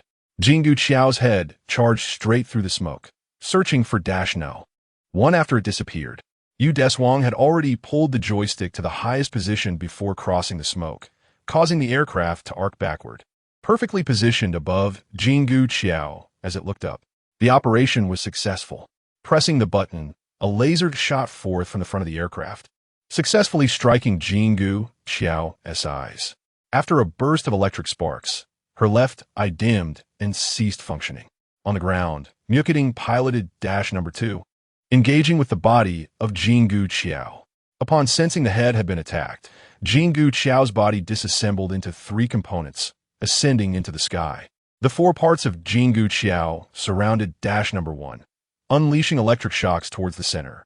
Upon being hit, -1's wings emitted black smoke as it plummeted from the sky. Inside the cockpit, Deshuang inhaled the acrid smoke, clutching her right hand to her chest. Gaia appeared to catch the falling -1, safely placing it on the ground. Jingu Qiao descended from the sky, reassembling into a single entity. Then let me take the first strike, Ultraman Gaia. Xiaomei declared from Jingu Qiao's cockpit. Deshuang dashed towards Jingu Qiao, delivering a series of rapid punches to its chest. Following 3 consecutive strikes, she unleashed a charged straight punch, quickly retreating afterward. Hiss! The metallic robot proved to be a formidable adversary for Ultraman. Not only did the attack yield no results, but it also left Deshuang's hands aching. However, such robots typically exhibit sluggish reactions. Deshuang stepped forward, shifting his weight to his left foot, raising his right leg to deliver a sweeping kick aimed at Jingu Qiao's waist. However, Jingu Qiao instantaneously separated, evading the blow before reassembling. This Jingu Qiao was no ordinary robot. Once steady, Jingu Qiao unleashed a barrage of missiles from behind. Deshuang swiftly conjured a barrier to defend against the onslaught. After deflecting several missiles, he glimpsed through the barrier as 2 missiles hurtled towards the airborne -2. He sought to intervene, but was too late. Fortunately, Max appeared and intercepted the missiles. After saving Dash 2, Max turned towards Jin Guqiao, and Kaido's voice reached Shamey within. Do not become a puppet of the Zetonian. Leave Jin Guqiao immediately. Shamey scoffed. Aren't you here to save me? Come on, let us attack together. Kaido hesitated. Due to their shared consciousness, Max momentarily halted as well. Seizing the opportunity, Jin Guqiao lunged at Max, toppling him to the ground, then pressed his heavy form upon him. Deshuang leaped and flipped to Jin Guqiao's side, joining forces with Max to hurl Jin Guqiao away. I have a plan. Deshuang turned to Max. You use the galactic cannon to breach its defenses while I rescue Shamey. The success of this endeavor hinges on my swordsmanship. Max nodded, clearly placing his trust in Deshuang. He raised his right hand, releasing a wave of radiant energy, calling forth the galactic cannon from the cosmos. After a gentle activation, the galactic cannon shot straight towards Jin Guqiao. As it relentlessly discharged, Jin Guqiao's internal systems faltered, teetering on the brink of collapse. With a swift motion, Deshuang extended his right arm, a blue lightsaber emerging, and hastily darted in front of Jin Guqiao, striking with precision. The cockpit housing Shamey was meticulously severed and left on the tip of the blade. The lightsaber pointed downwards, lowering it gently. Boom! Jin Guqiao's body disintegrated completely, scattering debris in all directions. The two Ultras departed the scene after vanquishing their foe. Upon returning to the ground, the true challenges began. Kaido and Deshuang approached the cockpit where Shamey lay unconscious. They extricated her, with Kaido gently shaking her shoulders. Shamey, wake up. Shamey slightly opened her eyes. Kaido. Before she could finish, a cloud of black smoke enveloped the trio. They were instantaneously transported to a cerulean realm. The Zetonian separated from Shamey. Yet the Zetonian essence within her continued to exert control. This is Zeton space, your burial ground. The Zetonian's grave voice resounded. In this peculiar space, light was severely suppressed, forcing both Kaido and Deshuang to kneel under immense pressure. All right, my daughter, eliminate them, commanded the Zetonian. Shamey slowly raised her lightsaber, pausing it midair. Now is the perfect opportunity to break free from the Zetonian, to shed the past and reclaim your true self. Kaido weakly urged, attempting to awaken Shamey's consciousness. Hurry, daughter. The Zetonian grew increasingly anxious. Xiao Mei's hand trembled violently as she wielded the sword, clearly engaged in an internal struggle. With a resounding thud, the lightsaber fell to the ground, and Xiao Mei, as if drained of strength, collapsed straight down, only to be caught by Kaido. Truly useless. Forget it. I shall take matters into my own hands. The Zidon alien raised his hand, dark energy coalescing within it. At that moment, Deshuang executed a roll and retrieved the fallen lightsaber, swiftly rising to strike upward. One of the Zidon alien's hands was severed, black liquid oozing forth. Why? How can you still stand? Deshuang, gripping the lightsaber, approached the Zidon alien step by step. What sustains my stance is the will known as protection. But you would not understand. With a swing of the sword, the space dissipated. Kaido cradled the awakened Xiao Mei, smiling as he congratulated her. You have succeeded. Your will has triumphed over the Zidon factor, and you are now free. Tears streamed from the corners of Xiao Mei's eyes. Thank you, Kaido. It is best to leave the space for these two, Deshuang thought as he walked toward the street against the setting sun. Finding a bench, he sat down. Before long, Kaido joined him. Is it all over? Yes. What do you plan to do about her feelings? What feelings? It was unclear if this fellow was feigning ignorance or was genuinely oblivious. So, do your feelings for her mirror those you have for Ruishi? No, how could that be? Then, what about your relationship with Ruishi? The dusk is truly beautiful. One day, after concluding the routine patrol, Captain Tsukikata summoned Deshuang. Wait, Deshuang, are you heading off to training again? Yes, what is wrong? Captain Tsukikata stepped before Deshuang, reproach evident in his tone. You, apart from missions, are always training, and you frequently dart to Kaido's room. Working yourself to the bone every day can lead to trouble. The captain was evidently concerned for the psychological well-being of his team. Deshuang felt a bit sheepish. Captain, have you misunderstood something? In any case, tomorrow, I grant you an extra day off. Go out and enjoy yourself. At your age, you cannot remain in the same environment constantly. The captain emphatically patted Deshuang on the shoulder. Understood. That night, Deshuang lay in bed, staring at the pristine ceiling, lost in thought. Ever since joining Dash, it seemed he had hardly ventured out aside from patrols, training incessantly to enhance his strength. At 20, he was likely the youngest in the team. The captain was probably genuinely concerned about his mental state. However, there was merit to his words. Perhaps a day off was indeed warranted. With this thought, he drifted into a deep slumber. The following day, sunlight streamed onto Deshuang's face. His once boyish countenance had matured, yet retained its charm. He opened his eyes to find it was exactly 6 o'clock. Despite having turned off the alarm the previous night, he awoke at this hour nonetheless. Rising, he washed up and instinctively reached for his Dash uniform in the wardrobe. Upon regaining composure, the outstretched hand lingered in midair. Today is a day off. I plan to go out. After changing into casual attire and glancing at the mirror, he noted that, although it had been a long time since he donned such clothing, it still fit him quite well. Stepping out of his room, he encountered Kaido approaching. Hey, Deshuang, what about your team uniform? Today is my day off. I see. Safe travels. Thank you. As Kaido walked away, he pondered how rare it was for Deshuang to take a day off. Upon arriving at the underground parking lot of the Titan base, he searched for a familiar vehicle. There was a white car. Captain Takakata had graciously lent it to Deshuang for his outing today. He opened the door, inserted the key, and a white sedan departed the Titan base, heading towards the city. The car eventually came to a halt in front of a CAF named Flower of Hope. This establishment marked the second and final place where Deshuang worked after coming to this world. The proprietress took great care of him, despite being a temporary worker. She paid him a full-time salary and allowed him to dine at the CAF free of charge. The melodious chime of the doorbell sounded as he pushed the door open. Welcome. What would you like to drink? The proprietress, with her chestnut long hair, turned with a smile after setting down a freshly cleaned cup. It's you, Deshuang-kun. Deshuang seated himself at the bar. Anything is fine. I truly appreciate your kindness before. The proprietress, Sakazawa Kyoko, aged 30, had started this CAF after her husband passed away. When she first opened, she was in need of staff, and upon seeing Deshuang's remarkable appearance, she decided to keep him on. The previous incident where he donned a mascot costume to distribute flyers was merely a whim of hers. She had playfully remarked that only customers who patronized the CAF could see his face. In truth, she simply found him adorable in the costume. Why so formal? It was such a pity that you left so soon, Deshuang-kun, Sakazawa Kyoko said, resting her chin on her hand. Well, everyone has their own aspirations. One cannot deter the choices of the young. By the way, what are you doing now? She gazed at him with a warm smile.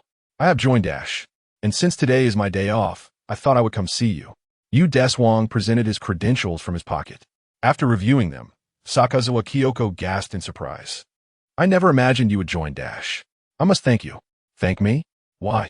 Because if there were no Dash members fighting on the front lines, ordinary people like us might have been slain by monsters long ago. So, thank you, Deshuang-kun. He paused for a moment before smiling and replying, You're welcome. It's our duty. Haha, you still have such a delightful sense of humor. But you have matured, she remarked, affectionately ruffling his hair. However, maturity does not always equate to a positive change, as it often comes at a price. In the past, Deshuang was a spirited youth. Yet ever since he bore the weight of an entire planet's fate, he has become increasingly taciturn and mature in his undertakings. When he first arrived in Max's world, the change was not as pronounced, but as time progressed, Deshuang gradually transformed. Is this the reason the captain sent me out? Indeed, mere insularity proves futile. Thank you, Deshuang observed, addressing Shanza Xiangzi softly. She appeared somewhat bewildered at that moment. No, it's nothing. Do you have any drink recommendations for today? Upon hearing Deshuang's inquiry, her eyes seemed to sparkle with excitement. Of course, I've concocted a new coffee blend that's absolutely delightful. Allow me to prepare it for you. You shall anticipate it. With that, Shanza Xiangzi tied on her apron, humming a tune as she set about brewing the coffee. Such a daily routine is truly wonderful. Were it not for the monsters, perhaps people would live in blissful happiness. For the sake of my hometown, to ensure they can enjoy such normalcy, I must continue to fight. Deshuang turned his gaze towards the sky outside, pondering. Before long, the coffee was ready. Tajda, give it a taste. I assure you, it will satisfy your palate. Shanza Xiangzi presented the freshly brewed coffee to Deshuang, adorned with a charming smile etched into the foam. He gently lifted it to his lips and took a sip. It was exquisite, right? Right? I hold great confidence in my own skills. Deshuang smiled as he finished the remaining coffee. Today was a simple yet beautiful holiday. If only it hadn't occurred. Beep, beep, beep. The communicator in his pocket suddenly chimed. Since it was a holiday, any communication received at this juncture was likely of an urgent nature. This is Deshuang. Deshuang. An emergency has arisen. Proceed to the scene immediately. Captain Tuho's anxious voice relayed, followed by an address sent to Deshuang. Understood. Shanza Xiangzi, with a hint of worry, inquired, What's wrong? Is another monster appearing? It's likely a monster. For safety's sake, let us close the shop and be prepared to take refuge. Deshuang replied, preparing to depart. Please be safe. Life is always the utmost priority. Just as Deshuang reached the door, he turned back and nodded. He drove Captain Tuho's car to the designated location. From a distance, Deshuang beheld a scene that left him astonished. Max was poised to unleash the Maxium cannon upon a monster that lay prostrate on the ground. Yefei, damn it, why did it have to happen today? Deshuang immediately exited the vehicle and joined Ruishi, who was engaged in combat on the ground. Earlier that morning, Dash had reported the appearance of a massive white cocoon in the JT-460 area. Upon confirming the absence of any life signals, Captain Tuho decided to incinerate it. Believing this to be a mundane incident, he refrained from notifying Deshuang, allowing him to enjoy his holiday. Little did they anticipate that after being engulfed in flames, the white cocoon would metamorphose into a new form. Transformed into an oval-shaped red coral reef, it began to emit tracking beams of fiery light, retaliating against Dash with flames. After being counterattacked by the monster, Dash resorted to missile strikes, only for the missiles to be absorbed by it. Subsequently, the creature evolved once more, developing limbs and a head, with artillery capable of launching missiles sprouting from its back. It unleashed missiles and fiery beams against the surrounding buildings and the aircraft in the sky, while Dash continued its assault. In the face of violence, it retaliated with violence, perpetuating an endless cycle of brutality. Nearby, there is a concert venue, originally intended to be a place where a visually impaired girl could realize her musical dreams. In a bid to protect this venue, Ricky diverted the monster's attention. After the venue was attacked, the creature targeted her with missiles. Just as danger loomed, Kaido transformed into Max and saved Ricky. At this moment, Max had charged up the Maxium cannon, ready to fire at the creature. Fortunately, there was still time. Wait, Max. Deshuang communicated telepathically with him. Do not attack it, trust me. It cannot be killed by violence, for it is the complete life form. Yifu. Max hesitated, ultimately nodding and lowering his raised hand. How do you intend to resolve this? He believed that eliminating the monster directly would suffice. Yet it appeared that this creature was far more complex. Deshuang produced a communicator to contact the captain. Please cease all attacks. What? Captain Tachiko vaguely suspected the monster's nature, but was reluctant to confirm. This creature retaliates in kind to any form of assault. It will not be vanquished by violence. So, Captain, please halt the assault. The captain, deep in thought in the command room, furrowed his brow in contemplation. If they ceased their attacks, how could the monster be dealt with? What if it continued to wreak havoc on the city? Indeed, as Deshuang had indicated, the creature thrived on confrontation. Ultimately, the captain chose to trust his subordinate. Mookie, Sean, cease fire, he commanded over the radio to the pilots in the aircraft. Cease fire? Why? Sean was perplexed. That is an order. Understood. Dash 1 and 2 remain on standby in the air. Feeling the warmth of the captain's trust, Deshuang resolved to respond appropriately. He approached Yifu, retrieving a harmonica from his coat pocket, an instrument he had long prepared. Upon learning of his arrival in Max's world, he had been ready with this musical tool, for one could not mention Max without considering the formidable presence of Yifu. Ricky rushed to intercept Deshuang as he walked towards the monster. "What are you doing? It's dangerous over there." The missiles launched by Yifu forced her to step back. Boom! The explosion obscured Deshuang's figure in flames. "Deshuang!" Ricky cried out. Yet, as the smoke cleared, he emerged unscathed. The captain's voice boomed through the communicator. "Stop! What are you doing? Fall back, Deshuang." The captain's expression was stern. "Apologies, Captain. Today, I am on leave. During my holiday, I could do anything I desire." With that, the communication was severed. I pressed forward, harboring hopes for success. The harmonica rested against my lips, releasing a melodious tune. Since I am here, I cannot rely on a mere child to endanger herself in order to save the world. I maintain my pace. Suddenly, flames surged towards me, grazing my body. My casual attire bore singed marks. I approached cautiously as several missiles detonated nearby, though fortunately, they did not strike directly. This time, I bore wounds, blood trickling from the corner of my mouth. Resorting to violence first, I regretted it and sought to amend my actions, knowing it would demand an even greater cost. The music persisted uninterrupted. Perhaps the creature, leaf rot, had concluded its counterattack from the previous assault. By the time I reached its side, it had ceased its aggression, listening intently to the melody. As the final note faded, a golden glow enveloped it, and various instruments emerged in place of its former artillery, exuding an air of elegance. A clarion call resounded. Leaf rot commenced its musical retaliation. I succeeded, exhaling a sigh of relief. I once more raised the harmonica to my lips, and together, humanity and a monster harmonized a melody symbolizing peace. Max discerned my intentions and knelt, extending his hand toward me. As I stepped into his colossal palm, I nodded in acknowledgement. He cradled his hand against his chest, lifting his body as we soared into the cosmos. Leafra followed suit. We traversed from Earth into the vast universe, leaving behind a golden trail. Upon entering the dark expanse of space, I set my harmonica aside. A blue gem coalesced in my hand, and I gazed at the radiant light within it. Violence is not the sole solution to our problems. A flash of red light heralded the arrival of Gaia. I closed my eyes, recalling the techniques Max had imparted to me. Another flash of light revealed a second Gaia. This duplication was a tactic specifically learned from Max to confront leaf rot. It was a skill ill-suited for me, as evidenced by the flickering timer on my chest, signifying a mismatch. However, those capable of wielding this technique among the Ultramen were few. The two Gaia positioned themselves on either side of leaf rot. One knelt low, unleashing a red photon ice blade, while the other swept a blue photon shatter across the top of its head. The two beams converged near leaf rot, generating immense energy that formed a wormhole.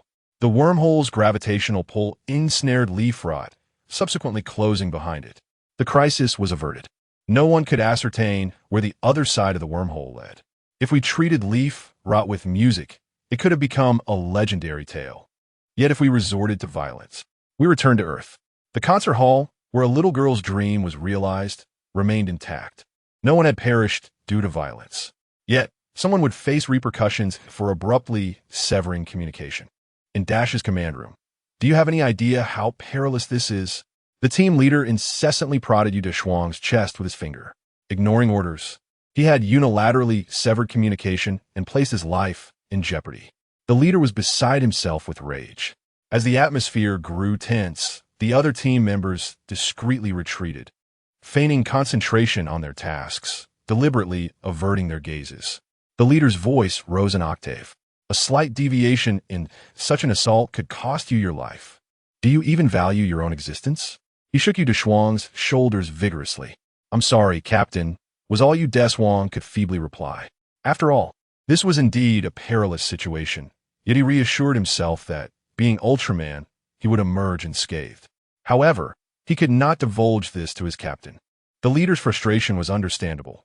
He was angry at the carelessness exhibited by a mere human in the face of a monster. Releasing Deshuang, he cleared his throat. "Given your pivotal role in this operation, I shall overlook your transgressions." The captain crossed his arms and gazed at the ceiling. "That's wonderful," Deshuang sighed in relief. fearing he would face punishment. Thankfully, that was not the case. However, a punishment must still be meted out. For the coming week, you are barred from returning to Titan Base, and you shall report back to me in a week. The captain, feigning seriousness, fixed his gaze on Deshuang. Isn't that just a week off? Is that really a punishment? Well, for Deshuang, it certainly was. Sigh. What? It's nothing. I willingly accept my punishment. Deshuang saluted and darted out of the command room. Consider it a change of pace. Once he left, the captain could no longer suppress the corners of his mouth, which curled into a subtle smile. It is a blessing to be alive. For a captain, the safety of his team members returning from a mission is a source of immense joy. Today marked the last day of the holiday. The weather was sweltering. A figure sat by the shore, fishing. Sunlight poured over every corner of the earth, adding to the city's heat. A bite. Feeling a tug on the line, he swiftly reeled in the fishing rod. Another one caught. He removed the hook from the fish's mouth and placed it in a plastic bucket beside the bench. He continued to fish for another. This life was exceedingly languid. Stretching lazily, his straw hat slipped to the back of his head. The sun was blinding. He readjusted his hat and waved his red vest.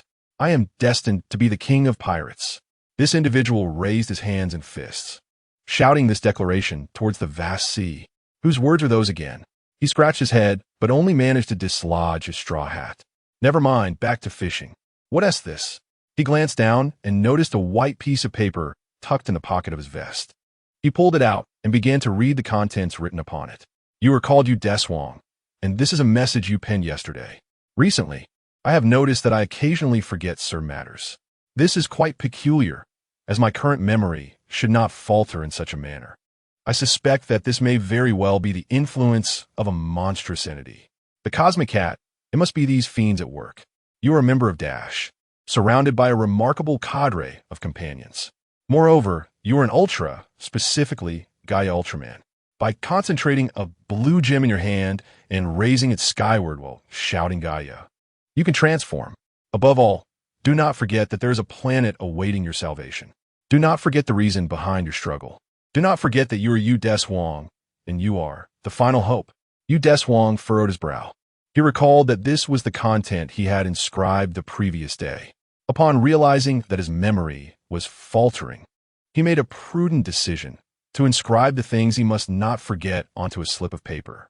He then placed the note in a conspicuous location on his person, ensuring that he could remember what had transpired at any moment. This was in response to the attack of the Cosmic Cat. It also represented the most humorous segment of the Max Ultraman series, giving birth to numerous well-known memes. The phrase fastest and strongest, defeated in 16, originates from this. The Cosmic Cat possesses the ability to emit electromagnetic waves, significantly impairing the memory of all living beings within its range, causing them to forget even their own identities. This ability is truly formidable. Following the decay of the leaves came the Cosmic Cat, and the arrival of the bug monsters in succession. What manner of hellish dungeon is this? He tucked the note back into his pocket, gathered his fishing gear, and prepared to depart. He needed to hasten back to the base to inform them of this matter. No, he had intended to go to the base yesterday. His presence here fishing today was entirely due to the monster's influence, causing him to forget this intention. He gave his head a firm slap. Breathe. This time, he must not forget. By the way, where's the Titan base? Nonetheless, the Earth is round. As long as one proceeds in a single direction, one will eventually reach their destination. With his thought, Deshuang felt at ease. The dazzling sunlight elongated his shadow. This silhouette, upon confirming its direction, appeared resolute and steadfast, although the direction may indeed be erroneous. Suddenly, the communicator emitted a timely beep, interrupting his actions. Hello, is there anything you need? On the other side of the screen, Alias' expression was momentarily stunned.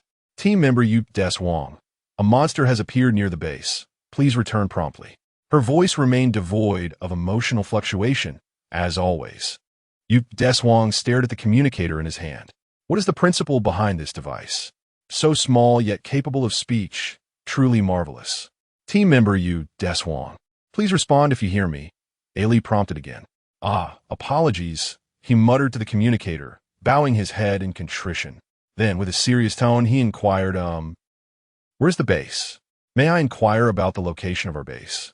Deshuang pondered, noticing the sudden silence from across the way. She assumed her voice was too soft for her companion to hear. The Dash communicator possesses a navigation feature that can guide you to the base. How does one activate this function? She questioned, feeling a pang of anxiety, fearing she might have misspoken as she noticed her companion's demeanor shift. Is it possible for a person to emit smoke? Could it be a fever? At that moment, Ellie blinked, regaining her composure. Allow me to assist you, she offered. The blue dot represents your position, while the red dot indicates the base. From your location, simply proceed straight back, and you will reach the base. Ah, I see now. Deshuang realized, I must have taken the wrong direction. She placed the communicator on the upper steps and bowed graciously. Arigato gozaimasu. With that, she tucked the communicator away and made her way towards the base. Meanwhile, within the base, Ellie, having just concluded her communication with Deshuang, felt a wave of fatigue wash over her. Do humans also run out of energy? Just then, Captain Ta patted her shoulder with vigor.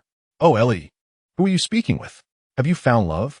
It seemed the head of this pairing had forgotten his own amnesia and was still intent on matchmaking. There appeared to be no hope for him.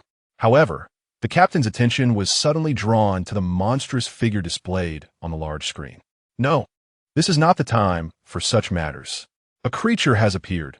We cannot remain idle. He stood tall and addressed his team. Dash, mobilize. Understood. They responded, raising their arms in unison. The team dashed out of the command room, racing towards the landing pad, their spirits high, as if an inspiring soundtrack played in their ears. All seemed to be proceeding smoothly. Raisher piloted Dash 1, while Muty navigated Dash 2. Sean and the captain entered the Dash mothership. Yet, as they settled into the cockpit, the non-existent soundtrack abruptly faded away. How does one operate this thing? Reishi's voice echoed through the team's communication channel, glancing at Muty in Dash 2, who wore a rather puzzled expression. Today is not April Fool's Day.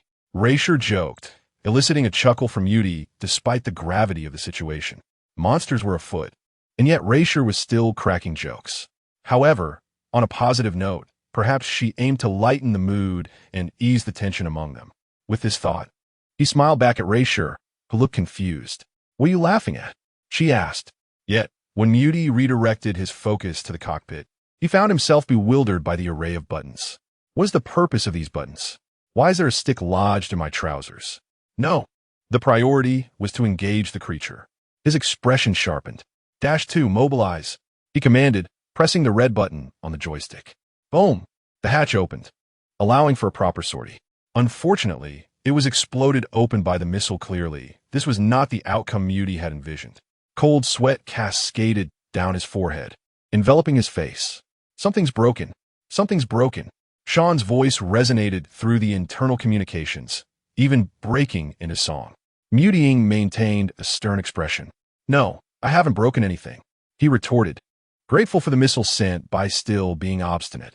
Hey, can't you see? It's broken, came Rueishi's astonished voice, filled with exasperation.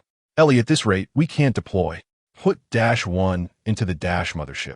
She conceived a brilliant idea. Understood, Ellie responded promptly, her fingers dancing across the keyboard. Soon, Dash 1 was seamlessly integrated into the mothership. Dash 1, loading complete.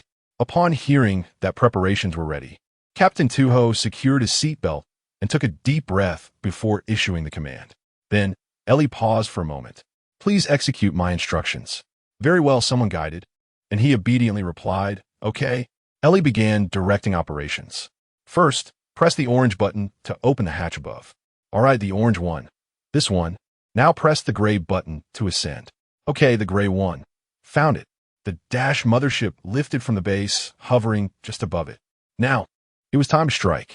Next, simultaneously press the 4 red buttons to activate the engines. All right, the red buttons? There are so many. He quickly located them. Let me see which one is it. Captain Tuho pondered, staring at a multitude of red buttons. Which one is it? I can't read the text above. Never mind. I'll just light one up for a test. With a click, one engine successfully ignited, though only one. The upper right engine of the mothership roared to life, its exhaust flames shooting downward, sending a jolt through the cockpit where the 2 occupants resided. Excellent. Dash launch. The mothership began its movement. Yet, why did it feel like the scenery outside was spinning? Due to the engines failing to ignite simultaneously, the mothership could only fly in one direction, resulting in its spinning in place, and at an ever-increasing pace. After several revolutions, it was close to leaving a phantom trail. What? Going back, As the mothership spun rapidly, the captain's face contorted, struggling to articulate a complete thought. In the command room, Ellie stared, somewhat dazed, at the crew's bizarre maneuvers. Captain, what on earth is happening with you all? On the ground, Kaido, previously investigating the anomalous magnetic field caused by the Cosmic Cat, was preparing to transform into Max after the monster's appearance. However, as he retrieved the Max spark, confusion clouded his face. How does one transform with this? He gazed at the Max spark in his hand, perplexed. What is this for? It looks quite appealing. He contemplated putting it away as a collectible in his room. No, I must transform. Kaido raised the Max spark high above his forehead and struck it with a resounding bang, producing a crisp sound that reverberated through his mind. The pain was sharp. Was this not how one transformed? Pondering this, he placed the Max spark against his chest, yet still no transformation occurred. He then tried positioning it on each of his legs, but to no avail. Why could he not transform? He glanced down at his shoes, realizing that such an important metamorphosis must surely require access to the most concealed parts of himself. He cast aside his shoes and discarded his socks. This time, it had to work transform. With a decisive clap, the Max spark landed on his foot. Perhaps it was merely an illusion, but Kaido thought he heard a steady voice utter a low grunt. Still, transformation eluded him. What should he do now? He looked anxiously at the nearby monster. What are you doing here? Deshuang had finally arrived near the base, spotting Kaido foolishly posing. I need to transform and deal with the monster, Kaido declared earnestly. A monster? Transform? Deshuang looked up at the large-eyed creature hovering over the sea. Indeed, I also intend to handle this beast. The blue jewel cone materialized in his hand. He focused on it, echoing Kaido's earlier query. How does one transform? The note. Check the note. However, upon searching every pocket, Deshuang found no trace of the paper. It's gone. He recalled having glanced at the note once more on his way to the base, only to have his mind betray him. He believed such crucial information should be read and then destroyed, resulting in him having ingested it instead. What should he do now? He glanced at Kaido, noticing the Max spark in his possession. Shall we swap? Very well. The two exchanged their transformation devices. Deshuang held the Max spark aloft. Mux! Yet, the anticipated spectacle failed to materialize. The monster, drawn by the sudden shout, turned its attention towards them. Meow. It scratched its head with a slender tentacle, seemingly perplexed by the human's antics. This was not good. The monster was approaching. Deshuang returned the Max spark to Kaido and reclaimed the blue jewel cone, fixing his gaze on the creature. At that moment, Muty finally piloted Dashno, 2 out from the base. However, judging by its trajectory, it seemed to have emerged purely by accident. Dash number 2 soared toward the monster. Inside the cockpit, Muty, realizing his launch had succeeded, burst into laughter. Ha ha ha, this is expected of me. But his expression shifted instantaneously. Trained Dash members were adept at regulating their emotions. He fixed a serious gaze upon the monster before him. All right, missile launch. Aiming at the creature, he forcefully pulled the yellow lever beside him. The hatch above opened instantaneously, and Muty was ejected from the cockpit. With a piercing scream, he plummeted straight into the water, splashing a large volume of water as he made his entry. The unmanned Dash number 2 hurtled towards the monstrous creature, its sharp front wings piercing into the beast's head. A triumphant meow echoed. This blow delivered a critical strike. In fury, the creature ensnared Dash number 2 with its tentacles, forcefully yanking it from its head before hurling it skyward and unleashing a bolt of lightning from its maw, obliterating it. Boom!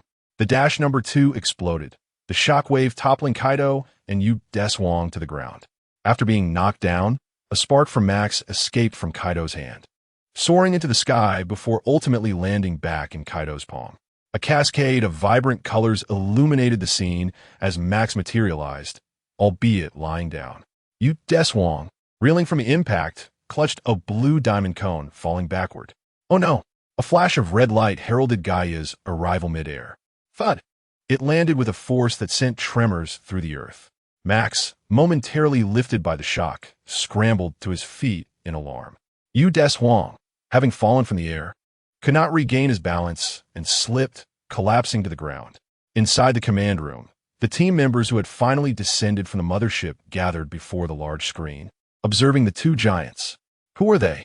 Unfamiliar. Truly unknown. Deshuang rose from the ground, feeling the enormity of his own form. That sensation of power. I am invincible. He charged through the seawater towards the cosmic feline. However, midway, he was struck by a bolt of lightning emitted from its mouth, sent flying to where Max stood, crashing into him. Ouch, ouch, ouch. As Deshuang pinned Max down, he clutched his chest, writhing in agony. Suddenly, an immense force surged from below. Max pushed Deshuang aside and stood up once more. He shook his head at Deshuang and then turned his gaze toward the cosmic cat, seemingly conveying, "Let me handle this." With a leap, he positioned himself before it. Max's left hand swept across his chest, igniting with sparks of light. He then swung his arm in a wide arc, bringing his hands together in an unusual formation. The cosmic feline stood frozen, mouth agape, its pupils constricted to mere pinpricks, bewildered by the incomprehensible movements before it. Seeing that this stance failed to emit light, Max began to shift poses, striking one bizarre shape after another, akin to performing calisthenics. The commander in the control room could no longer bear the sight. "This is unacceptable. We must engage." He grabbed Ricky and Sean and dashed out of the command room, colliding with Commander Tominaga and Professor Yoshinaga, who were carrying curry rice. Noticing Captain Tokahara's urgency, Commander Tominaga inquired, "What is the rush?" Upon seeing him, the captain's eyes brightened. This man exuded reliability, a seasoned veteran of the battlefield. "Don't just stand there. What is the point of eating at a time like this? We need to move." The captain snatched the curry rice from Commander Tominaga's hands and tossed it aside. He attempted to pull the commander's arm, but found it unyielding. Looking up, the elderly man, his hair a cascade of silver, seemed to murmur something. "Is it time to strike once more?" Suddenly, he yanked the arm of the construction captain and strode down the corridor to the rooftop. Upon reaching the terrace, he advanced slowly, casting a resolute gaze upon the monstrous entity before the base. His hand delved into his pocket, retrieving a spoon, which he then raised high, a visage filled with determination. Yet, nothing transpired. What is this? Despite Max's prolonged display of bravado, no effect was achieved, leading him into contemplation. He scratched his head. Thud! An ice axe materialized above him and plummeted into the water below. He retrieved the ice axe, deeming such a perilous object better stowed away. He attempted to press the axe against his head, but it would not fit. What a troublesome item. With a forceful toss, he discarded it, and the axe once again sank into the depths. The cosmic feline, unable to bear the sight any longer, unleashed a bolt of lightning that sent Max flying, landing squarely atop Deshuang, who was just about to rise. Goodness, how heavy! Max lay upon Deshuang, feeling quite despondent, struggling for breath beneath the weight. Deshuang pushed Max off and extended a hand towards him, signaling for a united front. Max grasped his hand and rose, the two standing shoulder to shoulder before the cosmic feline. However, they were swiftly struck down once more by another surge of electricity. Inside the command room, Ellie could no longer contain herself. Through the base's loudspeaker system, she called out, "Gaia Ultraman, Max Ultraman, calm yourselves." Deshuang pointed at Max, while Max reciprocated by pointing at Deshuang.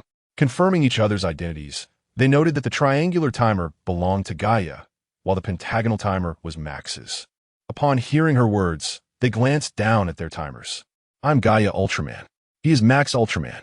You are the defenders of this planet, the beloved and reliable companions of the people." At the sound of such praise, Deshuang awkwardly scratched his head, while Max stood stiffly, adopting a serious demeanor. "Please consider why you fight." Ellie was abruptly interrupted as two more cosmic felines erupted from the depths, joining the first to encircle Deshuang and Max. Their arrival amplified the amnesiac abilities, rendering individuals incapable of recalling anything at all. "Ultraman, Ellie could only pray that they would remember the significance of their battle. The three monstrous felines unleashed a barrage of electrical attacks upon the pair, striking them repeatedly. The pain intensified, and the relentless assault caused their timers to begin flashing. Amidst a cacophony of chimes, a vision suddenly emerged in Deshuang's mind, an azure planet. Amid the scorched ruins, he accepted the light of the earth from a little girl's hand. She is still waiting for me to save. An eruption of energy surged from Deshuang's being, the force shattering the encirclement of the cosmic felines. At this moment, Max reminisced about the resplendent kingdom, shimmering like glass. With a mighty leap, he soared into the air. Deshuang felt his foot strike something, which he kicked up, catching it in his hand. It was the ice axe that Max had previously dropped. Gripping the axe tightly, he charged at the cosmic feline with remarkable speed, hacking furiously, lacking any semblance of technique, but relying solely on velocity and strength. Ignoring the thunderous strikes upon his back, he relentlessly brought the ice axe down upon the beast before him. After a tempestuous flurry of strikes, he pivoted to face another. In no time, he had struck down 3 cosmic cats. Meanwhile, Max had completed his charge, executing a series of rapid spins, unleashing 3 beams of light that struck each of the 3 creatures. With a resounding howl, the 3 cosmic cats sank beneath the waves. An explosion ensued, sending countless droplets of water cascading down upon Gaia, and Max's memories surged back to life. Deshuang returned the ice axe to Max. It had indeed been a day of profound exhaustion, both physically and mentally. With a leap, he ascended into the sky, followed closely by Max, who secured the ice axe and took flight. The Cosmic Cat incident was concluded, but had someone been overlooked? Upon returning to the command center, Deshuang pondered. Suddenly, the automatic doors opened, revealing Muting, entangled in seaweed, with an octopus perched atop his head and several small fish leaping from his pockets. "You actually forgot about me," he exclaimed, storming towards his teammates. Don't come near, it's so fishy." The Dash team was convening in the command room, with Captain Tuhong pacing before the large screen, arms crossed, explaining the situation. A week prior, a severe earthquake had struck the Antarctic continent, but fortunately, the various Antarctic bases led by the UDF had sustained minimal damage. After stating this, the image on the screen shifted to depict the specific circumstances in Antarctica. The earthquake had caused numerous fissures in the ice. Pausing momentarily, he revealed a startling piece of news. The investigation team had discovered a person within one of the crevices. Upon hearing this, the team members began to speculate. A person? Is it a corpse? Ruichi mused, doubting that anyone could have survived so deep within the ice. The captain nodded affirmatively. Indeed, Muting inquired, "Is it a victim from previous incidents?" Commander Tamanaka, nearby, answered his question. The investigation team initially thought so, but they discovered that the ice layer in which she was found dates back 100,000 years. 100,000 years? Muting gasped. How is that possible? Kaido also found it hard to believe. Could humanity have survived in Antarctica 100,000 years ago? The captain instructed Ellie to display the photograph of the discovered individual on the screen. As Ellie complied, an image of a stunning woman, frozen in the ice, appeared before the team's eyes. The moment the image emerged, it elicited joy among the male team members. Sean's eyes lit up, while Muting stared at the picture, captivated. She's breathtaking. Clearly, he had fallen instantly in love with the icebound beauty. "Hey, wake up!" Deshuang waved a hand in front of his eyes. Yet his gaze remained fixed on the screen. This fellow, indeed, he possesses a certain charm. It would be even better if he had white hair. Suddenly, a hand clapped on his shoulder, causing Mu Ting to startle. What's that for? Your soul has been whisked away." "Oh, is that so?" Mu Ting patted his face and settled back down. The captain chuckled as Mu Ting regained his senses and continued, "Her name is Nina." As the discoverer exclaimed upon seeing her, "Nina," Ruichi repeated her name. "What a beautiful name, and she is lovely as well. You just mentioned it's been 100,000 years. I assumed she would have turned into a fossil or a mummy." Quaidu then inquired, "But even preserved in super low temperatures, it's quite rare to maintain this state." Deshuang speculated, perhaps she's an extraterrestrial. The captain concurred with his assessment. "Well, we cannot dismiss the possibility that she may be an alien.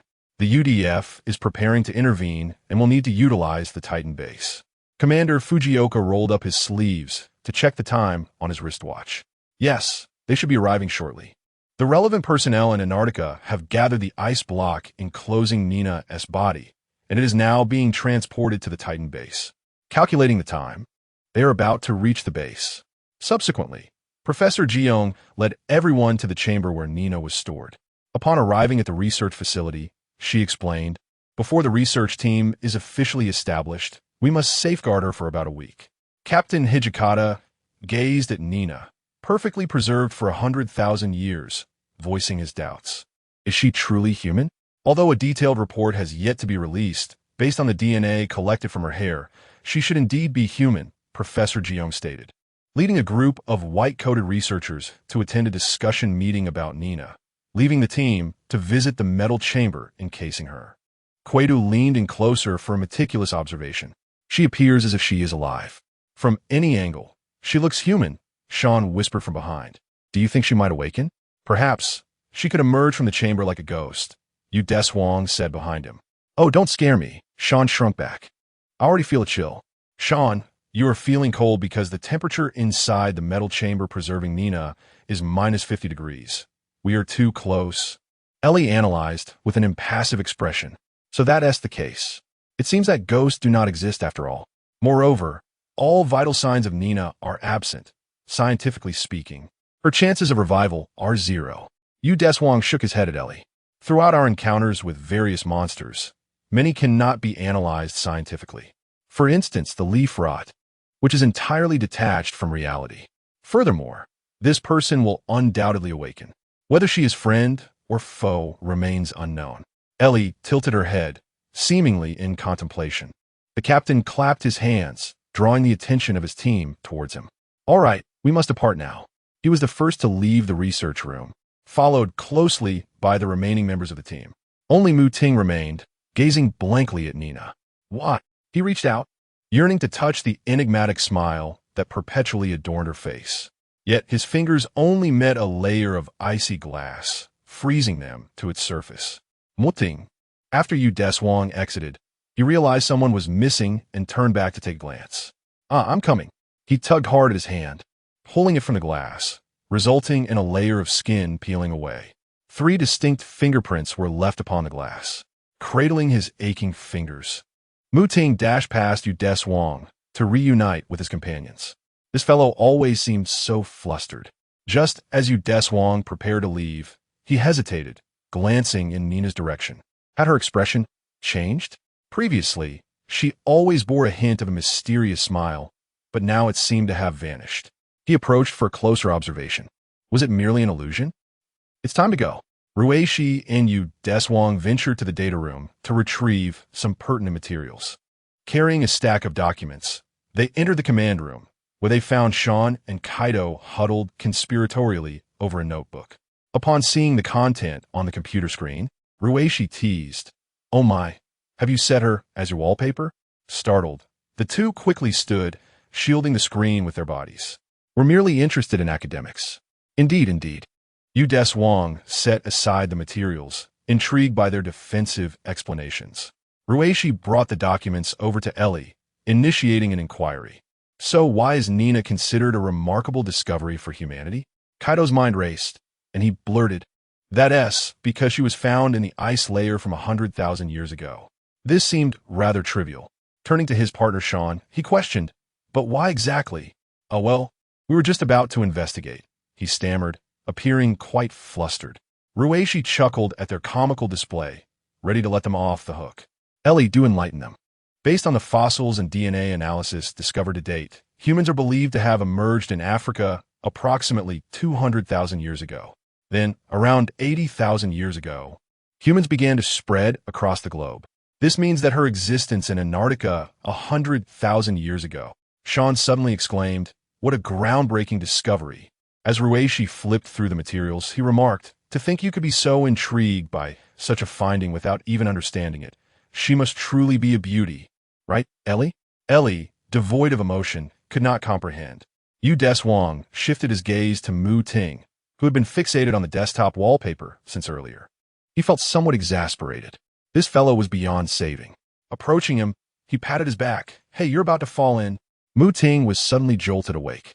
Just as he was about to speak, the sound of an alarm interrupted him. Chapter 8. Guardians, a mysterious creature has emerged, now traversing the depths of the Antarctic Sea. Ellie promptly relayed the intelligence to each team member. Captain Tokahara hastened to the command room upon hearing the alarm. In which direction is the beast advancing? The team members gathered around Ellie, awaiting her analysis. It is heading north towards Tasmania. To mitigate the potential threat of the creature's landfall, the UDF Australian branch has prepared to intercept it. Several fighter jets have been dispatched to confront the beast. Upon locking onto the creature, the jets unleashed their missiles. All strikes were successful. The creature vanished from the radar, and the Australian branch reported the successful repulsion of the beast. After Ellie concluded her report, Sean clapped his hands and remarked, "This creature is truly feeble. Indeed, a beast that can be driven back by a few missiles is quite weak." However, Captain Tokahara remained cautious, stating, "Ellie, continue monitoring that area. Is it truly so easily deterred? This creature may have some connection to Nina." Deshuang approached Ellie, saying, "Ellie, analyze the creature's trajectory. What is its destination?" "Understood." After a brief analysis, Ellie displayed the creature's movement path on a large screen, revealing that its destination was, indeed, Tokyo. Sean, clutching his head, exclaimed, "God, not Tokyo again." Suddenly recalling, he added, "Nina is also in Tokyo. There must be a connection between them." "Exactly. That thought crossed my mind as well."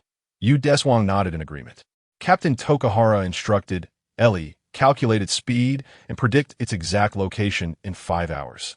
It will be within the waters at latitude 0 degrees, longitude 142 degrees, within a 50-kilometer radius.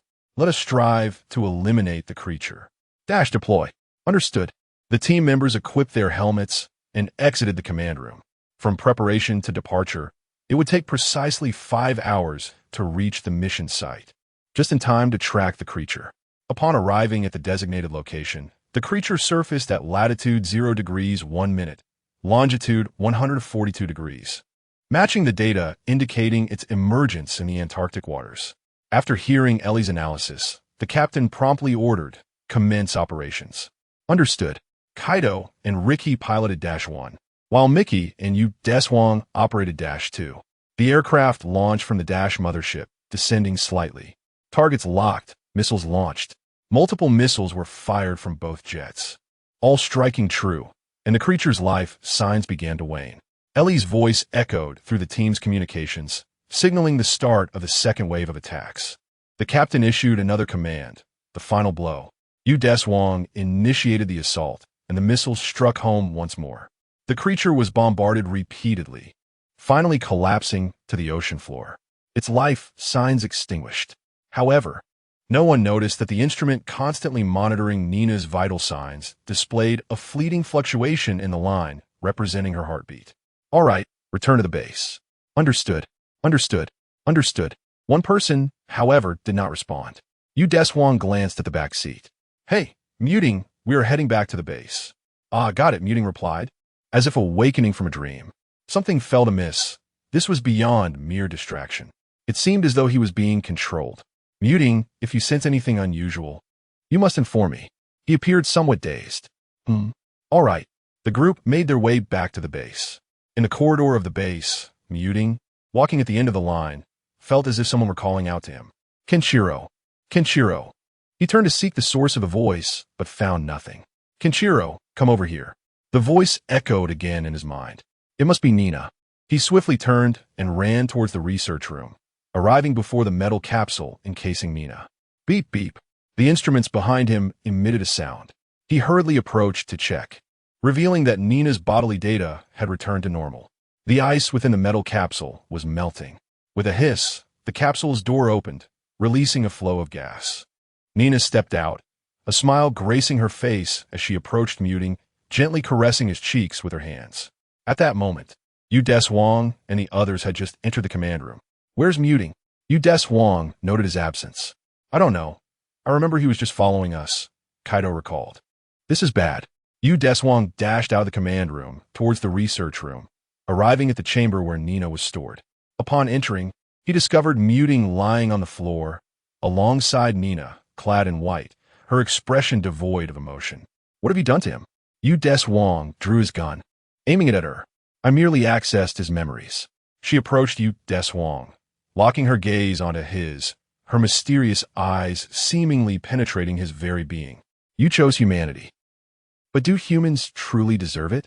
She advanced, brushing past Deshuang's body.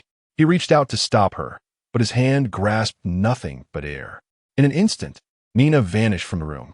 First, he needed to ascertain Muting's condition. He checked beneath his nose. Thankfully, he was still alive. After lifting Muting and transporting him to the medical room, he returned to the command room. Upon entering, he was greeted by a blaring alarm. Someone has piloted the Dash Alpha away from Titan Base. What? The captain quickly inquired. Who is at the helm? Ellie transmitted the image to the screen. It was Nina. She flashed a smile at the screen before abruptly severing the feed. Suddenly, the alarm blared again. An earthquake source has emerged off Sagami Bay, heading north towards the JO area. It's the same monster, Ellie explained. Is the monster still not vanquished? Which direction has Nina taken? It is also towards the JO region. Deshuang approached the captain. Captain, I will pursue Nina. Captain Tuho nodded. Very well. Deshuang will chase after Nina, while the rest of us will impede the monster. Dash, move out. Understood. Deshuang arrived at the underground garage, mounted his Dash Ducati, and rode out of the base. The other team members also departed aboard the aerial mothership from above the base. They arrived at a remote clearing. Deshuang parked his motorcycle to the side and climbed up a grassy slope. At the summit, he spotted Nina clad in white. She was gazing across the bay at Alaga as it ravaged the city. Are you merely watching it destroy the city? Deshuang approached her from behind. She did not turn around, remaining with her back to him. Humanity incessantly devastates this planet, failing to cherish the very world upon which they depend for survival. Does such humanity deserve to persist? In the distance, Alaga collapsed under the barrage of Dash's laser and missile strikes. Life signs faded.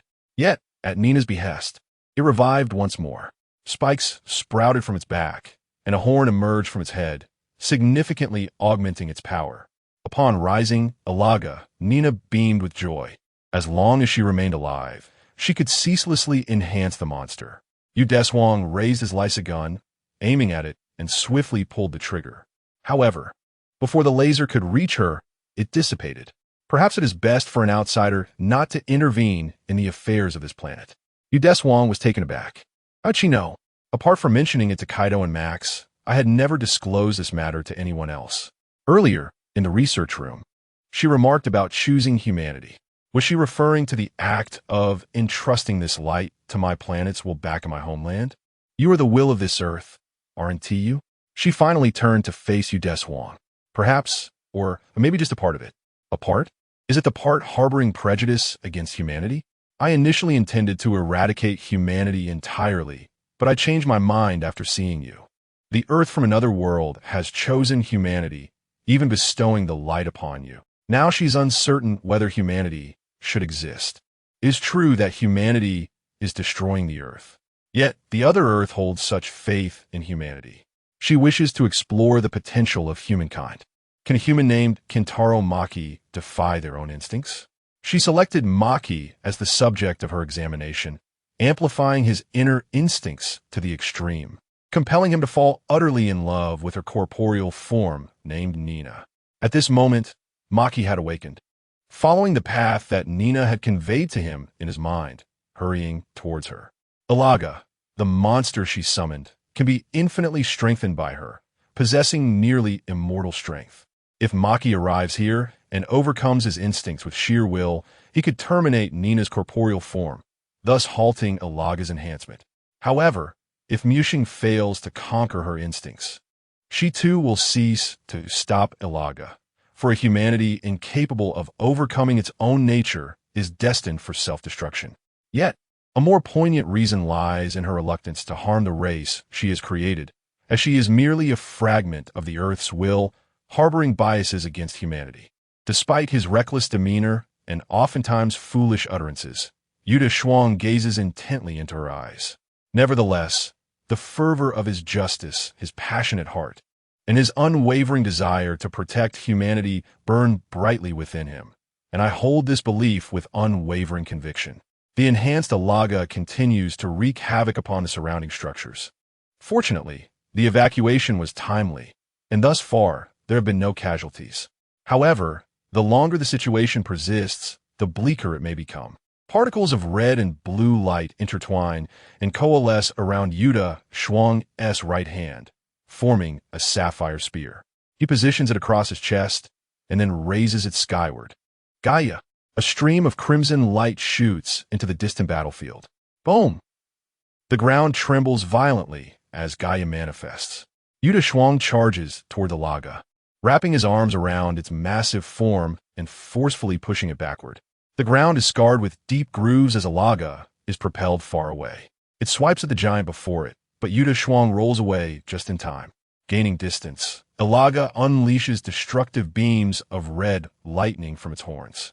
Deshuang swiftly erects a barrier to shield himself. The destructive rays collide with the circular ultra barrier, sending ripples cascading outward. Moments later, realizing the futility of its assault, Alaga halts its attack. Lowering the barrier, Deshuang swiftly steps forward with his left foot, channeling power through the ground, while his right leg propels him into the air, delivering a rapid kick to Alaga. With a howl, Alaga is knocked to the ground. Deshuang swiftly positions himself atop it, his hands forming a hammer as he strikes down upon its head. Following this, he delivers a swift chop, severing one of its horns. Upon feeling the pain, Alaga thrashes violently, managing to throw Deshuang off. Seizing the moment, it rises once more, emanating a fierce red glow. As the light dissipates, a new, elongated, and sturdier horn sprouts from its former location. The beast is reinforced anew. With its forehead lowered, it aims its horn at Deshuang, unleashing a beam of destruction far thicker than before. Deshuang immediately raises the ultra barrier in defense, but in mere seconds, it shatters under the onslaught. The destructive beam strikes Deshuang, sending him crashing to the ground. Ding ding. The timer on his chest begins to blink ominously. If this continues, the beast will only grow stronger. Mushing, this time I must rely on you. On a distant hillside where Nina resides, Mushing finally arrives. Having ascended the slope, she locks eyes with Nina amidst a sea of verdant grass. She raises her weapon, aiming it at Nina. Kinjiro Mushing, she utters his name. You humans are nothing but a flawed creation, flourishing only to turn against the very earth that sustains you. Mushing shouts defiantly, no. Humanity is not a failure. Nina gently shakes her head. Such a humanity is deemed unnecessary for existence. I shall bestow power upon Araga, obliterating the current human race, and subsequently forge a new breed of humanity. Do not move, or I shall pull the trigger. Would you dare shoot me? She chuckled as she glanced at Muty. You would not shoot. Relinquish the thought, for how could humanity ever conquer its own instincts? With that, she turned away, preparing to further empower Araga. Muty's forehead was drenched with sweat, and the trembling gun in his hand betrayed the violent turmoil within him. I must stop her. Only by shooting her can I halt the beast. Yet, she is Nina. How could I ever bring harm to her? No, I cannot shoot. Otherwise, Nina will be lost to me forever. Indeed, if I merely set down the gun, I could remain by Nina's side indefinitely. Just in that moment, memories of fighting alongside the Dash team flooded Muty's mind. Deshuang, Kaido, Ricky, Sean, the captain, Ellie, Commander Tomonaka, Professor Yoshinaga. What brought us together? Each time they triumphed over the monsters, the smiles of those saved ignited a flame of hope within their hearts. This was the very reason for their assembly. If I do not pull the trigger, countless lives will be extinguished, my comrades, and Ultraman who is presently engaged in battle. My desire to save others has always burned brightly. A surge of fervor coursed through Muty's veins. His index finger twitched. Bang! The shot shattered the tranquility between the two. Nina's body collapsed limply to the ground, a crimson liquid seeping from the wound in her chest. Muty's jaw quivered as he struggled to exhale, discarding the gun onto the ground before rushing to Nina's side. He gently lifted her shoulders and cradled her in his arms. Tears streamed down his face, falling upon Nina's. As she opened her eyes, her gaze towards Muty was filled with solace. She reached out, yearning to touch his face once more. Muti grasped her hand, placing it against his cheek. Nina smiled, and then her form dissolved into countless particles of light, swirling away in the wind. Clutching the garment she left behind, Muti felt a sense of normalcy return. Yet, the emptiness within him lingered. Without Nina's enhancement, the spines and horns on Araga faded away. Deshuang rose from the ground, nodding at Muti from afar. Well done. It is time to conclude this. Deshuang spread his arms wide, drawing countless particles of light into his being. Slightly bending his knees, he clenched his fist beside his head, immense energy surging towards it. As he rose and leaned back, the energy coalesced into a beam of light above his head. With arms outstretched downward and his head inclined forward, he directed the light towards Araga. The brilliant photon ice blades struck Araga, entwining and obliterating every cell within it. Boom! The monster erupted in an explosion upon its demise. Deshuang retracted his pose, standing tall once more. With a leap, he soared into the sky, quickly vanishing beyond the horizon.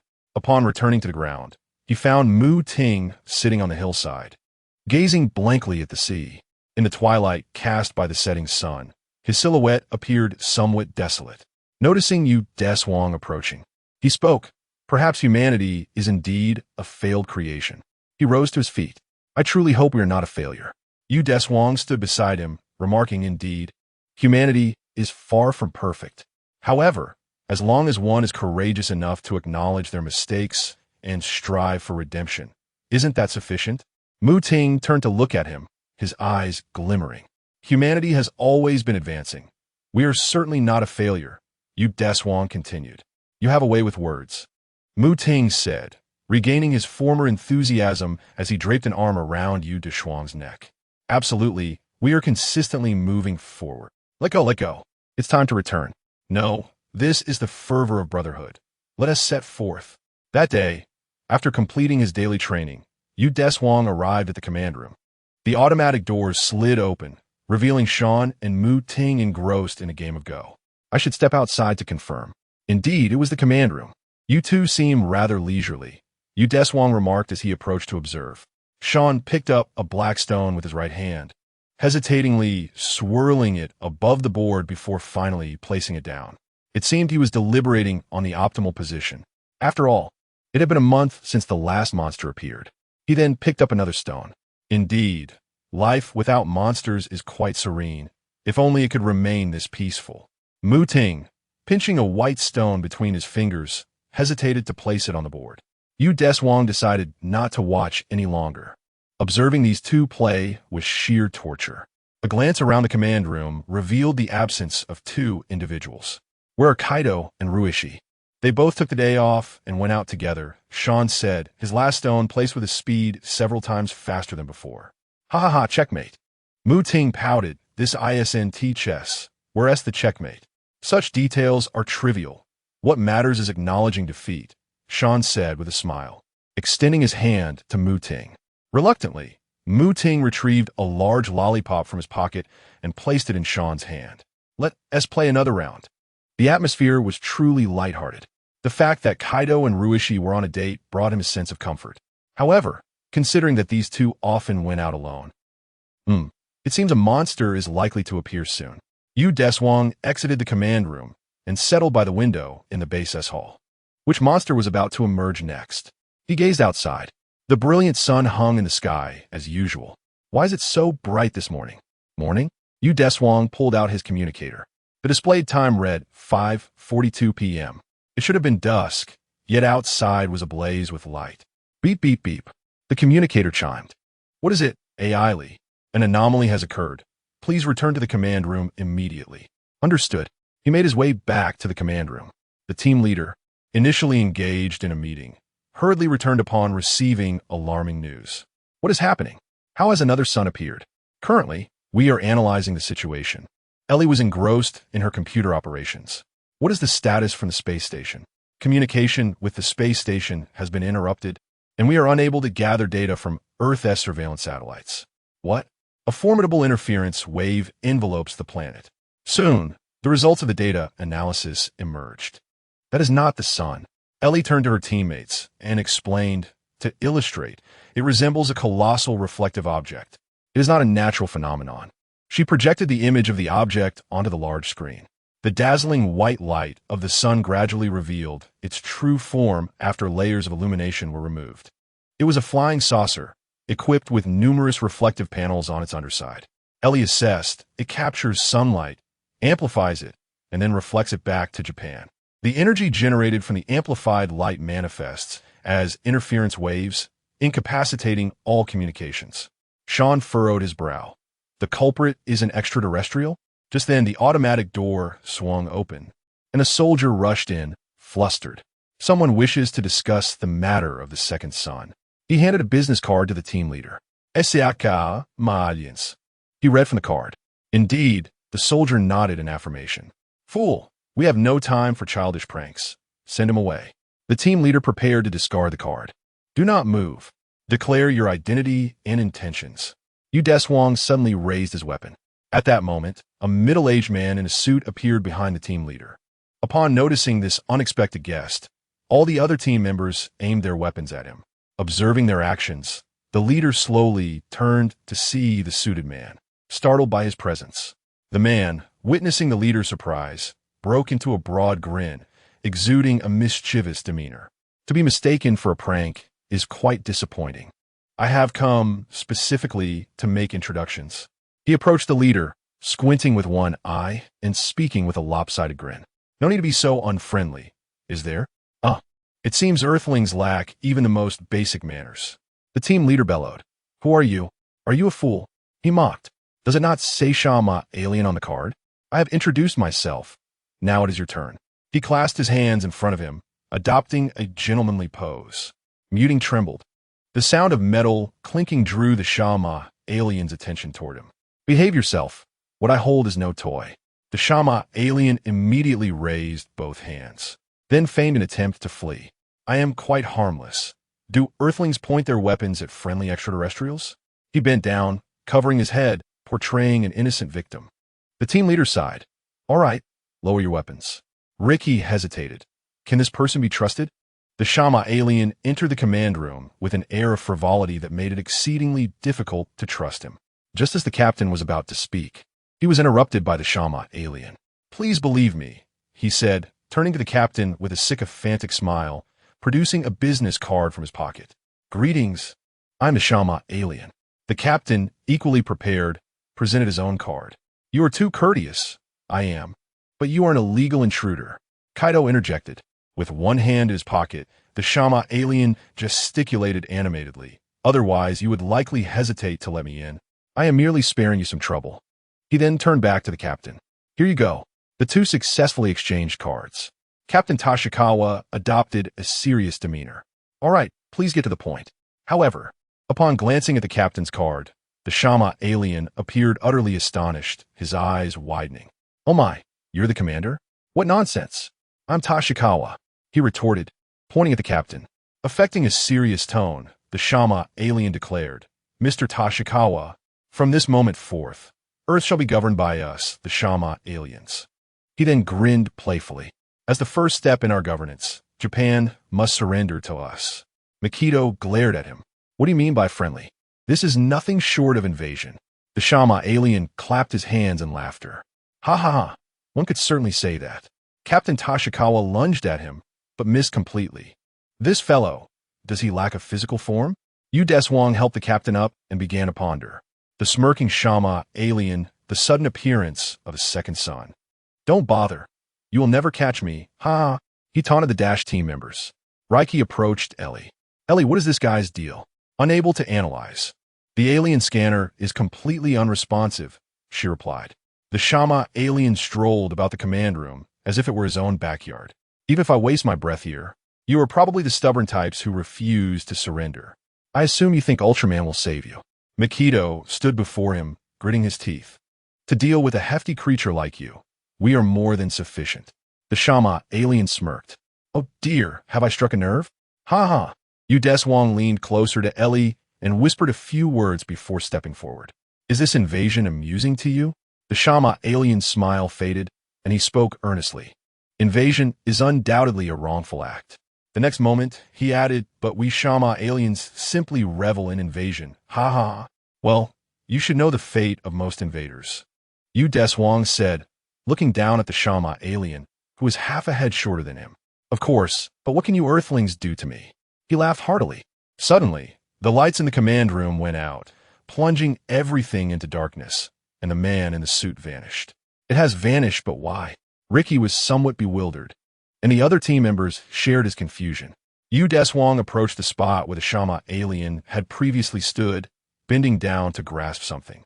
He captured a peculiar blue creature, merely 2 inches in size, in his hand. This was its true form, in the presence of light. This entity was nearly intangible and virtually invincible. However, once darkness descended, its frail essence would be exposed. Deshuang displayed the Shama alien to his teammates. Earlier, the UFO from beyond Earth had reflected light towards us, bathing Japan in sunlight throughout the day. Thus, I speculated whether these beings required sunlight. I instructed Ellie to extinguish the lights to observe its reaction, and my conjecture proved correct. Well done, indeed. Muty nudged Deshuang with his shoulder. Excellent work. The captain cast an appreciative glance at him before seizing the Shama alien from his grasp. Feeling rather audacious a moment ago, were you, Shama alien? It struggled furiously but could not break free, enduring the captain's relentless torment. Suddenly, an alarm interrupted their exchange. Ellie announced there is a situation in the JS-301 region. A spacecraft has appeared above the JO area. A beam of light is projected down onto the city. Within that beam, a colossal Shama alien materialized. Ah-ha-ha-ha-ha. The oddly shaped giant alien emitted a sound that seemed to mock. After a series of exaggerated gestures, it raised its hand and unleashed a yellow, boomerang-shaped beam towards a building, obliterating it. Let us play again. Clearly, it was not yet satiated. Clasping its hands together and crouching slightly, it exerted force backward. A burst of yellow explosive gas erupted from its rear, igniting the entire street upon contact. Ha! Hith! Hith! Ha! The gigantic Shama alien appeared to treat the city as its playground.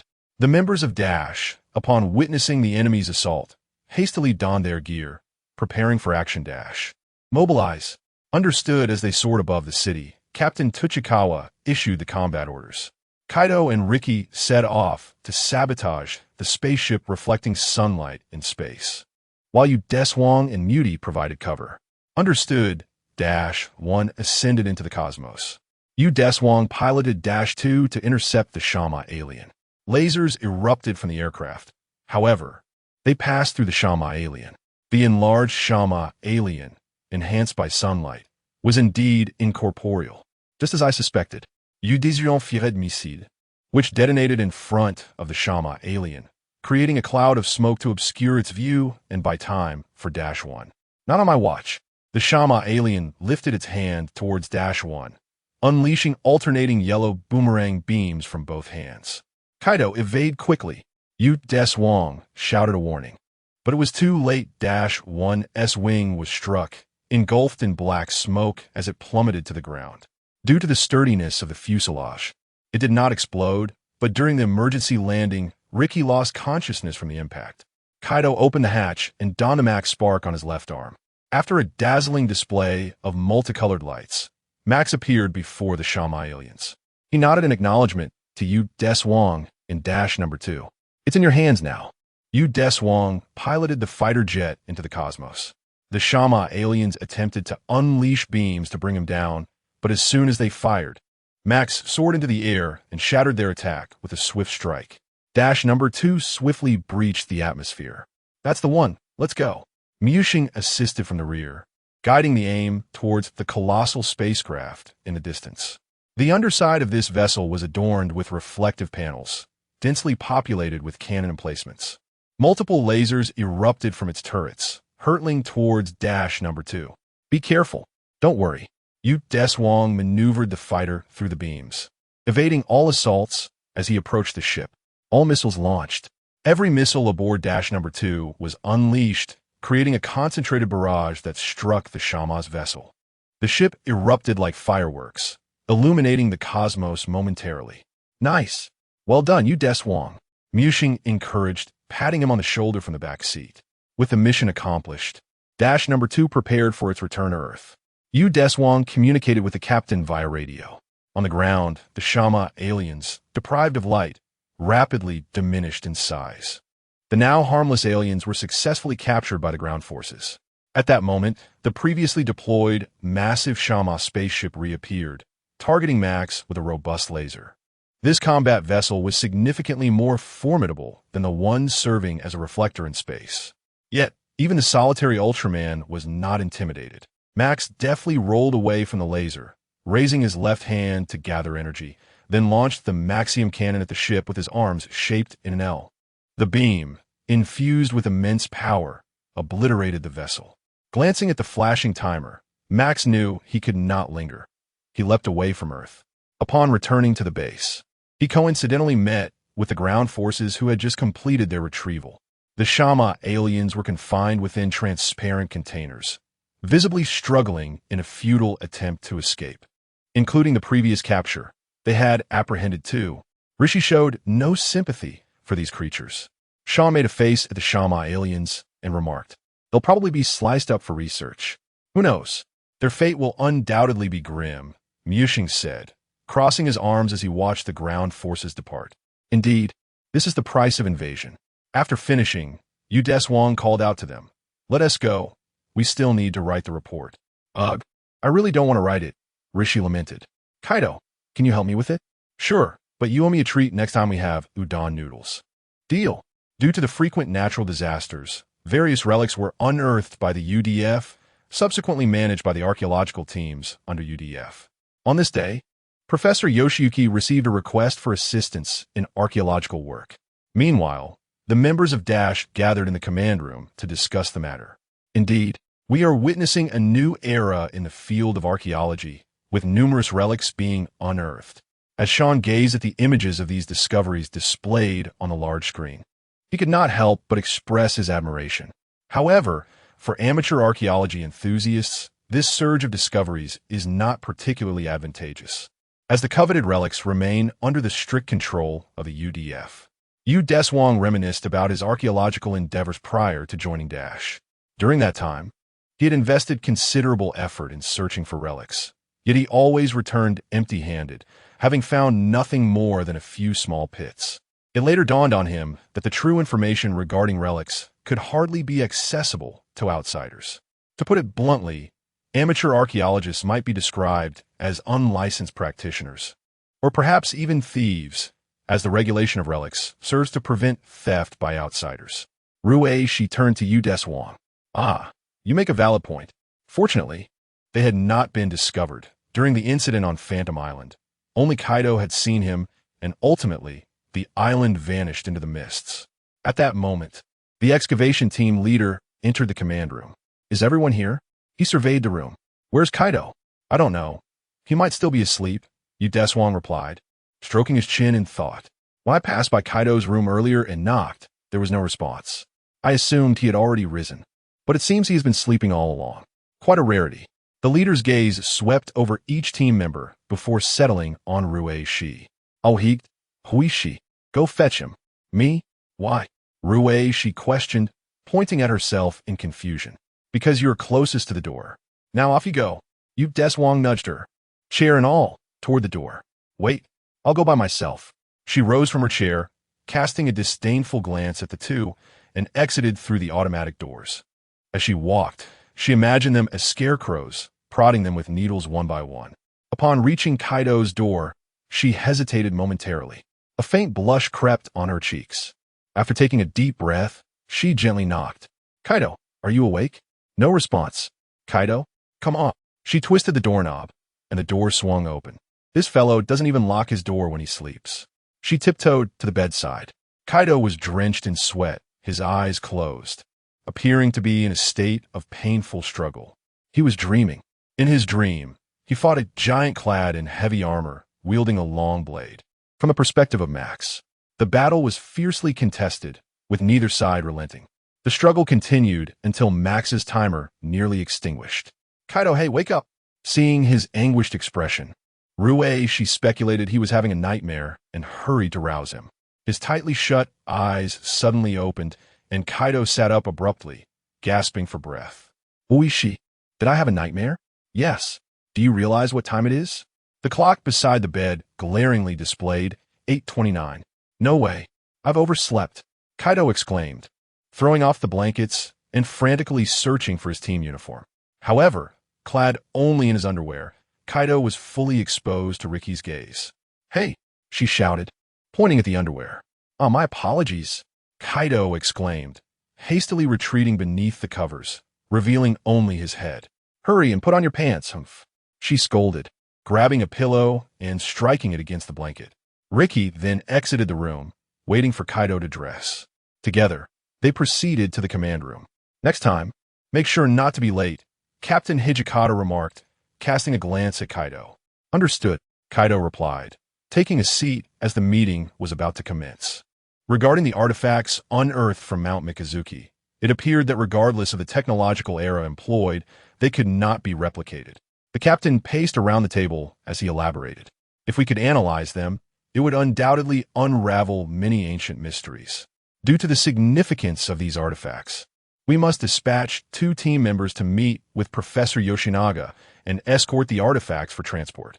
Ricky and Kaido, you two will set out, ensuring the integrity of the artifacts is preserved. He first looked at Ricky, then at Kaido. At that moment, Kaido's eyes glazed over, lost in the recollection of a recent dream. The defeat of Max troubled him deeply. Ahem, Kaido. Noticing the captain's gaze, Yuta quickly nudged the dazed Kaido with his elbow. Huh? What? Kaido snapped back to reality, noticing the captain's stern expression. I apologize. He immediately stood and bowed in contrition. The captain cleared his throat before continuing. Returning to our earlier discussion, Kaido and Ricky will make a trip to Mount Mikazuki. Ricky stood up in response, understood. Meanwhile, Kaido appeared bewildered. Were we going to Mount Mikazuki for? Honestly, pay attention to the captain. We are to escort the artifacts to Titan Base. Ricky stated, heading toward the exit. Stop daydreaming. Let's go. Kaido hurriedly followed. Captain, we are departing. Yes, stay safe. The artifacts recently excavated from Mount Mikazuki included a puzzle piece and a stone tablet. The tablet depicted a scene from an ancient battle between Max Ultraman and the war god Garufas. In that battle, Max faced a momentary defeat before ultimately repelling Garufas after a fierce struggle. The memories of that defeat haunted Kaido, manifesting in dreams that left him deeply troubled. Hence, his momentary distraction in the command room. The puzzle piece, on the other hand, served as a key to the planet Terra. In the distant past, the Terra people opened a portal to Earth due to food shortages. After receiving sustenance from humans, a friendly relationship was established between the two races. However, as time progressed, the Terra people observed humanity's warlike nature and the conflicts between different tribes. They feared that humanity would tread a path of no return and believed that someone with formidable power must guide them. Otherwise, Earth would face annihilation. Consequently, the Terra people resolved to dominate Earth to correct humanity's errors. As they were on the verge of subjugating humanity, a mysterious crimson giant intervened, thwarting their hypocritical endeavors and ultimately driving the Taurons back to their home planet. Upon their return, the Taurons faced a dire food shortage, which eventually led to their extinction, leaving only a single survivor. Shortly after Kaido and Ricky set out, Mookie suddenly rose and drew his twin pistols. What is it? The captain inquired, noticing his anxious demeanor. I have an ominous premonition. Every time Kaido and Ricky embark on a mission, I feel something amiss. He holstered one gun while polishing the other. You're overthinking it. Mookie, the captain reassured him. To be honest, I share your sentiments, Deshuang chimed in. It's merely an escort of artifacts. There shouldn't be any issues. The shared unease among them began to trouble the captain as well. Their apprehensions proved to be warranted. Upon arriving at the Mizuki ruins, Kaido reached for an ancient puzzle, only to sense Max's presence the moment he made contact, causing the designs to rearrange autonomously. Once the correct pattern emerged, a mysterious portal materialized. The Taurons emerged, attempting to abduct Ricky, but retreated after being thwarted. However, The portal's immense gravitational pull ensnared Kaido and Ricky, transporting them to disparate locales. Kaido was captured by the Taruns, while Ricky's whereabouts became unknown. Professor Yoshioka and Dr. Ozaki, the leader of this archaeological expedition, brought the two artifacts and the grim news back to the Titan base. Dr. Ozaki, an acquaintance of Commander Tomioka with deep respect for him, had resigned from the organization as he could never surpass his predecessor. He then traveled the world, eventually pursuing his passion for archaeology. Upon arriving at the Titan base, he and Professor Yoshioka entered the command room to inform the team of Kaido and Ricky's entrapment in the mysterious portal. I sincerely apologize for placing the two team members in peril. Dr. Ozaki bowed slightly, believing the incident was his responsibility. You need not bear this burden alone. We implore your assistance, Captain Hijikata replied, deeply concerned for their safety. Of course, the puzzle capable of summoning the portal resides in the basement. Please accompany me. The team followed him out of the command room. At the end of the line, Dr. Ozaki walked alongside Deshuang. Deshuang, born on October 9th, standing 181 centimeters tall, now 20 years old, of Huaxia descent. It seems you have accomplished many extraordinary tasks since joining Dash. The elder could accurately recount my information and his appearance. Are you Sun Sevon? Sevon? Who is that? Ah, never mind. How do you know about me? Although much of this information was fabricated with Commander Tomioka's assistance, it shouldn't be remembered in such detail. I never forget matters that pique my interest, Dr. Ozaki replied, his demeanor brimming with confidence. Have I misjudged? Yet, one wonders if it is merely a reluctance to reveal oneself. Deshuang could not ascertain, pondering as he walked. Upon arrival, he reined in his thoughts and approached the table adorned with a jigsaw puzzle alongside the others. A figure was assembling the puzzle at an inhuman pace. Ellie had received instructions to decipher the patterns upon its surface, endeavoring to try every possible combination. Successfully completing the puzzle might once again summon the portal, thereby rescuing Kaido and Rueishi. However, the permutations were countless, and to attempt them all would require an extensive amount of time.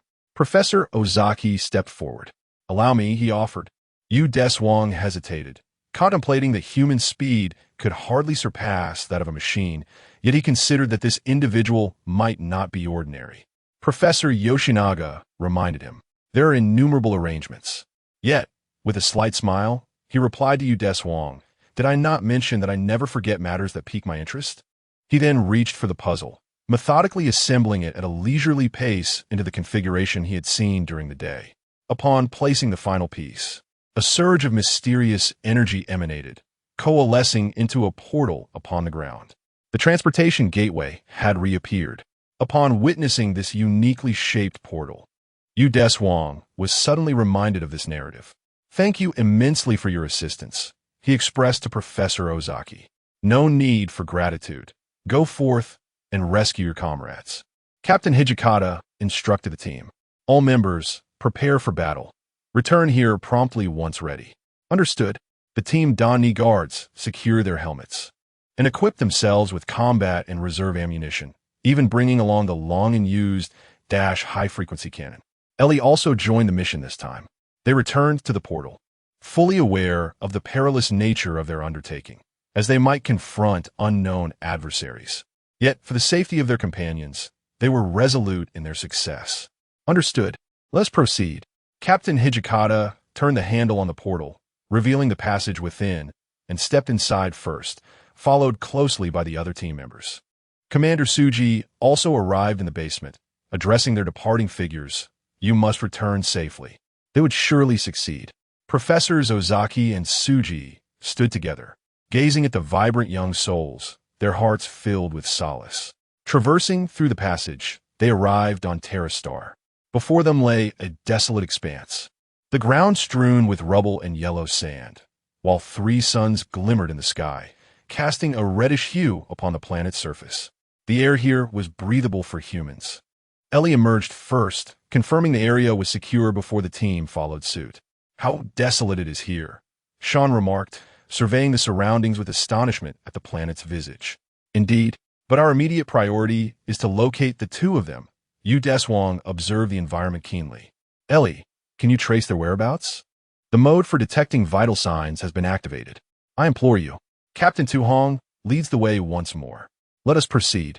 After traversing the sandy, rocky path for some time, Ellie suddenly halted, turning to face a particular direction, having sensed the life signal of team member Rishi. Where is it? She dashed toward that direction. Following closely, they arrived at a steep incline strewn with rubble, where Rishi was bound to a metallic cross above. After Kaido was abducted by the Terrarians, his equipment and mag sparks were confiscated. Subsequently, Rishi attempted to rescue Kaido, but was subdued and bound to the cross by the Terrarians. Upon seeing her teammates come to her aid, she felt a surge of emotion, yet was acutely aware of the imminent danger, shouting to them, "Do not come any closer." Thud, thud, thud.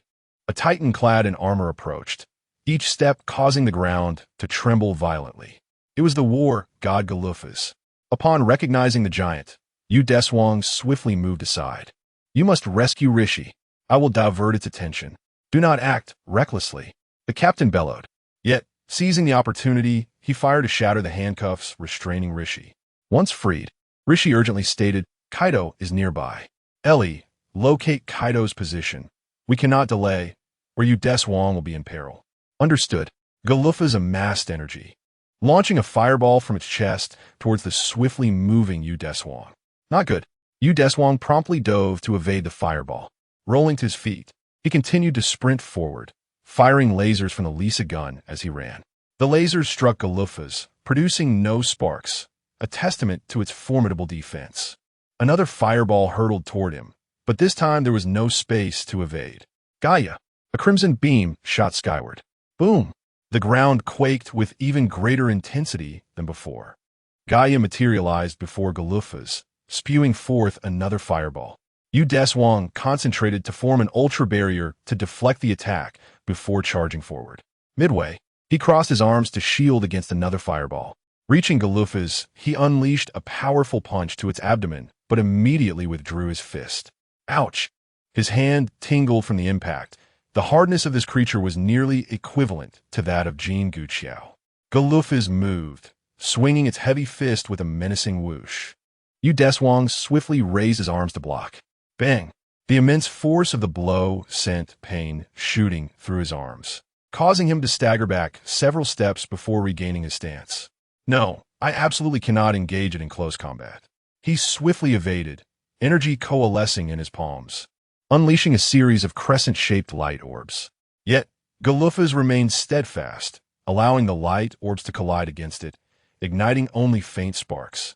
Observing this, Deshuang gathered energy between his hands to form a spherical light, a blue cleansing ray aimed at the position where sparks had erupted. Initially, it was believed that this strike would inflict some degree of damage. However, Galufas swiftly drew a shield from behind, completely negating the attack. A formidable opponent indeed. Yet, the actions were far from over. It raised its right hand, and the long blade atop its head shimmered with a violet glow before descending in a sweeping arc toward the position of Deshuang. Quick dodge. Deshuang rolled to the side with remarkable speed, narrowly evading the onslaught. The long blade struck the rocky mountain behind him, cleaving it asunder, before returning to Galufas's grasp.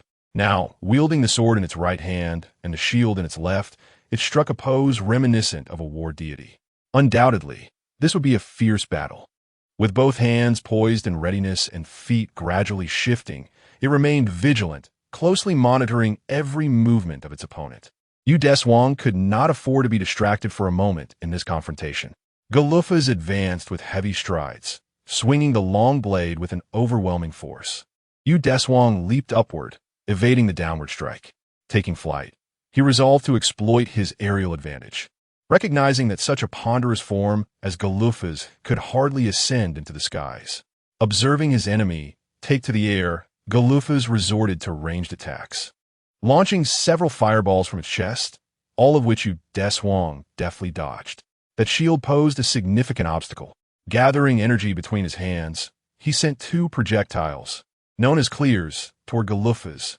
One was deflected by the shield, while the other cleverly circumnavigated the shield's defense, striking the exposed back of Galufas.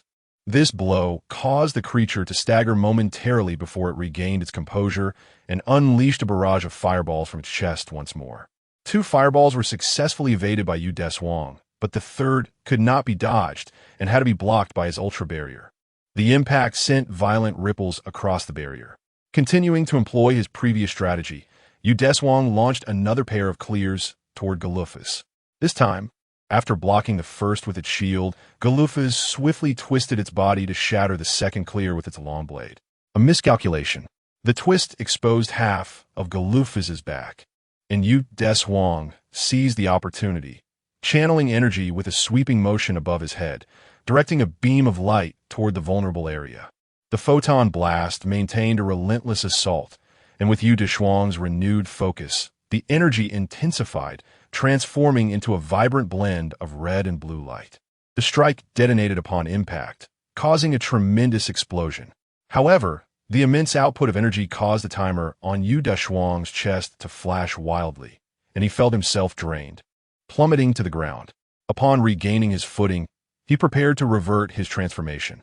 As the smoke dissipated, Galufas stood resolute upon the ground, a significant portion of its back damaged, yet still capable of combat. Deshuang readied himself once more to continue the fight, only to find himself momentarily kneeling due to fatigue. Meanwhile, Dash and the others had rescued Kaido and were preparing to search for Deshuang, who had previously distracted Galufas. Kaido, seeing Deshuang's weakened state, declared, "I can search for him alone. You all should return." However, Ricky expressed concern about missing the opportunity, as the earlier Terracien had issued a shutdown command to the portal during its last moments, and now the portal was gradually closing. There is no need for concern. Trust me, and also trust Deshuang. Captain Tuchang has given his consent. Very well, let us depart. Upon our return, we shall reopen the portal, and we must survive until we can open it once more. Quaida nodded and rushed towards the center of the battlefield, with the other team members hurrying to leave as well. Galufas raised his long blade, poised to end Deshuang's life. However, just as the blade descended, it was thwarted by a burst of resplendent colors. With a sigh of relief, Gaia's immense form disintegrated into luminous particles, while Deshuang collapsed to the ground, struggling to rise and flee to the side. Max, with his arms crossed, exerted force upwards before relaxing and rolling aside. The long blade struck the ground in vain. Galufas swiftly lifted his blade once more, aiming it at Max, but after sustaining damage to his back, the strike became noticeably sluggish. Continuous assaults were narrowly evaded. Max discerned this vulnerability and sent forth an ice axe soaring from above, which, under the control of his telekinesis, split into 6. 3 served as feints while the remaining 3 struck the wounds on its back. Following the assault, Galufas was momentarily immobilized. Max raised his hand towards the heavens, summoning the Max Galaxy. Circular beams radiated forth, guiding the Max Galaxy to soar into Max's grasp. His right hand brushed against the azure crystal above, unleashing a vast energy that, under Max's direction, propelled the Galaxy cannon towards Galufas. He raised a shield in defense, but it shattered almost instantaneously, the light piercing through from behind Galufas. Boom! The war god Galufas toppled backward, his form erupting into fragments. Max reverted to his ordinary state. Quaidu landed back on the ground, shouldering Deshuang as he found him. "Thank you. I owe my survival to you this time," Deshuang said, his voice tinged with weakness. "It's nothing. We are comrades, after all. Let's hurry out." The two retraced their steps.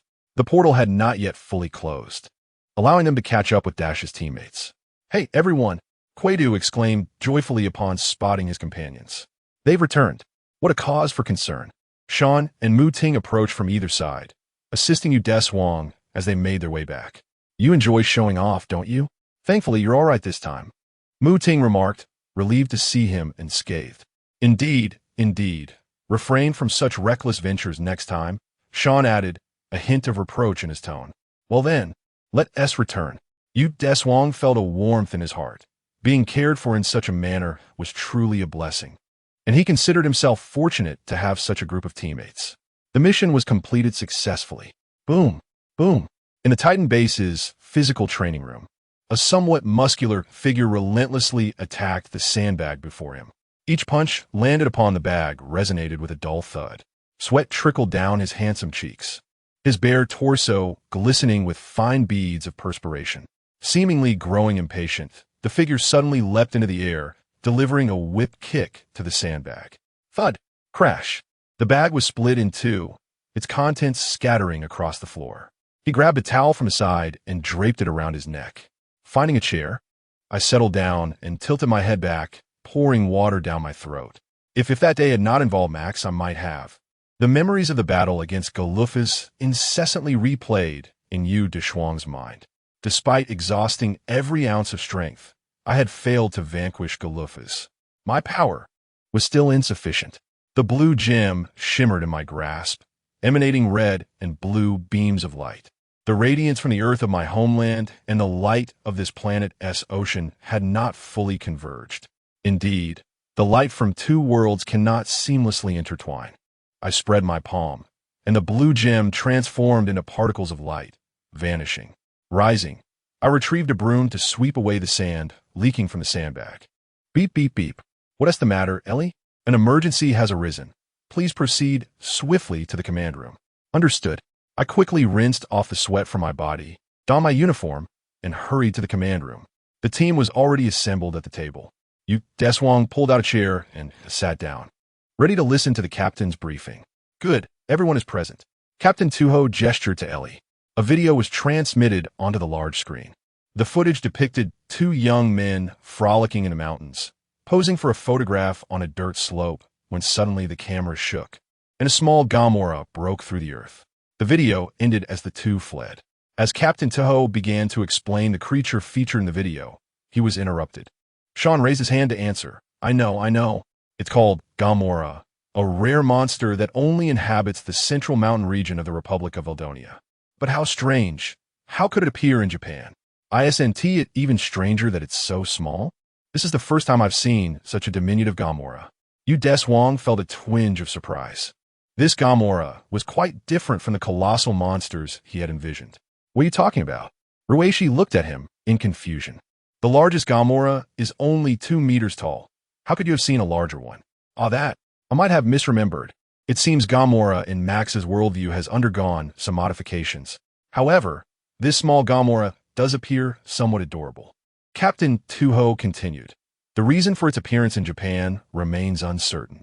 Our mission is to head to this village to recover Gamora and prevent it from posing a threat to the villagers. Kaido, Ruishi, and I, along with Deshuang, will investigate. The captain is personally leading the mission. Understood. Equipped with a series of computers and detection instruments, we piloted the Alpha to a small village in Nagano Prefecture. In the spacious house provided by the village chief, Ruishi and Kaido were assembling the detection equipment. Some villagers, upon seeing Dash, hurried over. Deshuang noticed that the television was reporting on the incident, and he and the captain took the opportunity to watch the analysis from the interviewed expert before the detection equipment was ready. The television station had invited journalist Miss Miyahara Campo as the subject of the interview.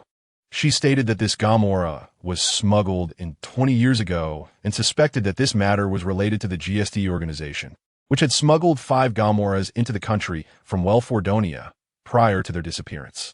For some reason, these Gamoras may have escaped. According to her investigation, Nagano Prefecture's Natsuki village is an ideal location for GSD to lurk. They are developing biological weapons here, which poses a significant danger. The organization's representative, Uno, firmly believes that the destruction of modern society is for the sake of the Earth, and they intend to have Gamora reproduce in large numbers to attack urban areas. Suddenly, the screen went blank as the television station deemed her remarks too extreme and terminated the interview. Captain, the instruments are ready, Kaido called to the two. All right, let's contact Ellie.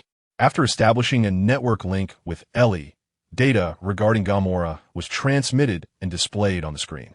She had already analyzed the Gamora in the video. Although there were some differences in the size of the horns and the thickness of the tail, all characteristics matched, confirming that the creature in the video was undoubtedly Gamora. Understood.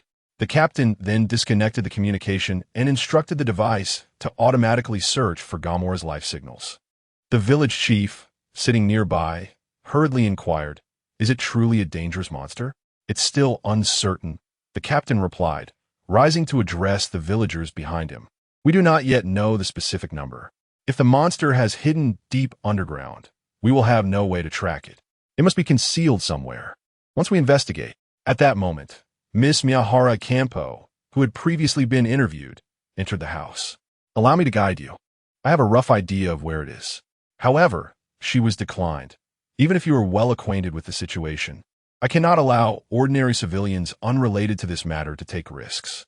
She gently shook her head, resolutely stating, "I am involved in this matter. The person who smuggled Gamora into the country is my father. It seems she too bore a tragic past." "Very well, please lead the way." Under Miyahara's guidance, they walked along a narrow path leading into the mountains. As they walked, she recounted stories about her father. "My father, No Uno, was originally an authority on biotechnology. Now he may have transformed Gamora into an even more ferocious biological weapon." "What does GSD stand for?" Deshuang inquired. "God Save the Earth," she explained, which is a criminal group that threatened large corporations with slogans advocating environmental protection and detonated buildings during your generation. "So, they are a group of extremists." She continued to discuss the past of GSD while leading them deeper into the mountains. Suddenly, a violent tremor interrupted their progress. "Be careful." Captain Tsukikata caught Miss Miyahara just as she was about to fall. "Are you all right?" "Fine." However, just as she finished speaking, an even stronger tremor occurred. Miss Gonyuan and Captain Toka found themselves in a precarious situation as the ground beneath them trembled and crumbled, leading them to plummet into a profound abyss. "Captain!" Deshuang attempted to grasp his hand, yet it was too late. The rapid collapse compelled him to retreat several steps. Meanwhile, in the distance, amidst a flurry of earth and stone, a colossal Gamora emerged from the depths below, roaring incessantly. Chapter 9, Run, Gamora! Captain Tsukikata has fallen into a suddenly collapsed pit, his life hanging in the balance. Deshuang approaches the edge of the pit and peers down. The vast chasm is obscured by shadows, its depths hidden from sight. There appear to be signs of human construction. Is this a GSD stronghold? If the captain sustained injuries during his fall, and remnants of this organization lurk within. "Kaido, Gamora is in your hands. I will descend to ascertain the captain's condition." "Understood. I entrust this to you." After Kaido speaks, he and Rueishi draw their firearms, ready to deter Gamora from advancing towards the village. Deshuang leaps into the pit. The rush of wind howls past him, a sensation of weightlessness enveloping him. Yet soon enough, he successfully reaches the bottom. Upon landing, he retrieves his flashlight to survey his surroundings. The natural stone walls are uneven, with stalactites hanging from the ceiling, and the occasional drip of water echoes in the silence. Ahead lies an artificially excavated passage. After a thorough search, he discovers two figures lying on the ground and rushes over. "Captain, wake up." Deshuang shakes the captain gently. "Is that you, Deshuang?" "Where are we?" The captain slowly rises, seemingly uninjured, and attempts to contact Titan Base through his communicator. No signal. "This is the cave you fell into." After answering his question, Deshuang finds Miss Miyahara collapsed on the other side. "Miss Miyahara, wake up." As she slowly opens her eyes and notices someone grasping her shoulder, she quickly recoils. She appears averse to being touched. "Thank you, I'm fine." Captain Tsukikata also notices her, asking, "We all fell down here?" "No, I came down after both you and Miss Miyahara fell," Deshuang replies, shaking his head as he stands. "I informed Kaido before descending. The priority is to leave this place." Miss Miyahara retrieves a compass, its needles spinning wildly, unable to settle on a fixed direction. The magnetic field here is chaotic. Then there's only one path ahead. They traverse the straight passage until they arrive at a door marked 306. Deshuang steps forward, gun in one hand and the doorknob in the other. After exchanging a glance with the captain, he exerts force to open the door. The moment it swings open, he aims his firearm inside. Yet no one awaits them. Only a tangle of pipes of varying sizes fills the space, with gas occasionally hissing from the gaps. This is a GSD facility, Ms. Miyahara remarked from behind them. The three proceed cautiously, vigilant of every detail around them. Rounding a corner, they arrive at a space that bears a hint of life. Food and military supplies are stacked in a corner. The captain approaches, recognizing the writing on the packaging. Welfare Donia? Upon closer inspection, he notes the date. Last year. Wasn't this smuggled in 20 years ago? Deshuang opened the wooden box, revealing the well-preserved weaponry within. Miss Ganyuan approached, stating, "This is not smuggled. It is the result of research funded by someone." She moved to a nearby table cluttered with numerous books, one of which lay open, revealing a notebook. In the notebook, her father's name was inscribed. Slowly, she reached for the notebook, absorbing the contents regarding Gamora. Today, Kato has also perished. Thus, I am the only one left. This is just as well. I shall not be influenced by other ignorant souls. What of family, lovers? These matters have no bearing on earth. I refuse to be shackled by such ties. Let not these thoughts linger. Forget everything. I must unleash the wrath of the divine. The only way is to become a god. The research on Gamora's gigantification had entered its final phase. Although success was imminent, the goal still felt distant. I must make it even larger and more ferocious. As she read on, a sudden thud echoed against the wall. Thud, thud. A towering 2-meter Gamora burst through the wall, confronting the group. With a roar, Deshuang and Captain Tuhong shielded Miss Ganyuan, raising their laser guns and pulling the triggers. The beam struck Gamora's head, eliciting a pained response. It retreated through the hole it had created, burrowing underground. This movement caused the entire facility to tremble. Pipes above fractured, sending debris crashing down. Danger loomed. A thick metal pipe was about to fall upon Miss Ganyuan when Captain Tuhong caught it with his hands. In a reflexive response, she clung to his waist, but quickly released as she realized her action. Fortunately, the shaking ceased, and the captain pushed the pipe aside. "Are you all right?" he inquired. It hurts." Miss Ganyuan attempted to rise, but found herself unable due to the pain in her injured calf from the falling debris. Seeing her plight, the captain tore a piece of cloth, preparing to bind her leg with a wooden plank. Observing their actions, Deshuang stood and moved toward the nearby ruins. "I will search for a way to ascend," he declared. The captain looked up, responding, "Yes, thank you," and continued to tend to Miss Ganyuan's injury. "I seek to atone for my father's sins. That is all," she mused, momentarily lost in thought. "Do you know what life is like for the family of a criminal?" Deshuang, clearing the rubble, overheard her words. "No matter how one hides or changes identity, the fury of the victim's family will inevitably corner you. My mother passed away under society's scorn. It was as though my father had killed her. I had hoped he possessed some semblance of humanity, yet he shows no remorse." Realizing she was speaking to herself, she slightly bowed her head towards the captain. "I apologize. Even if I share this with you, you might find it difficult to comprehend."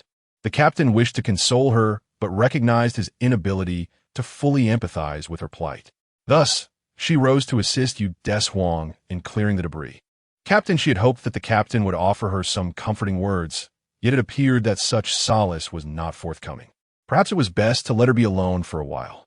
As he moved the rubble, he remarked to Deshuang, "Though I empathize with you, no matter what words I employ, I cannot truly provide comfort." Within this space, only the sounds of their labor remained. Miss Ganyuan hugged her knees, reflecting upon the subsequent entries in her notes. "The magnificent Godzilla is truly breathtaking. I yearn to show those foolish beings its grandeur. Godzilla, you understand the depths of my fury. Let the world witness the wrath of both Earth and the divine. May they tremble in astonishment, unleash destruction, obliterate everything. Come, merge with me." Chapter 10.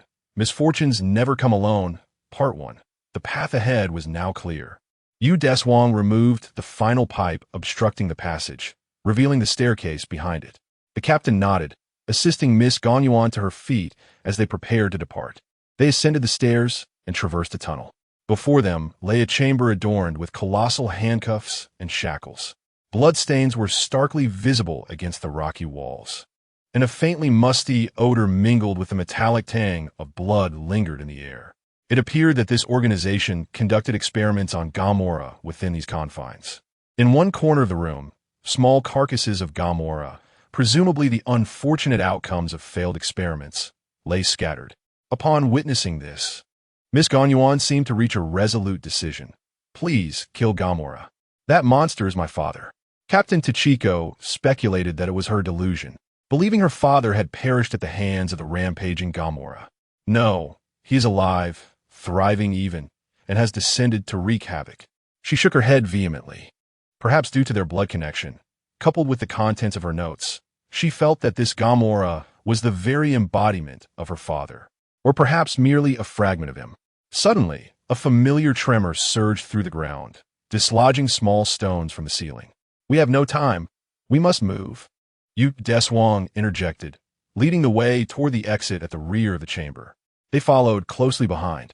After navigating through another tunnel, they finally emerged into the open air. The long-awaited sunlight bathed them in warmth and comfort. Soon, the tremor subsided. In the distance, clouds of dust billowed as the immense Gamora erupted from the earth, roaring and flailing its arms. At that moment, the Dash mothership carrying all its crew had been patiently awaiting Gamora's arrival on the ground. The monster scanner registered a response, pinpointing the location to the JN-354 region.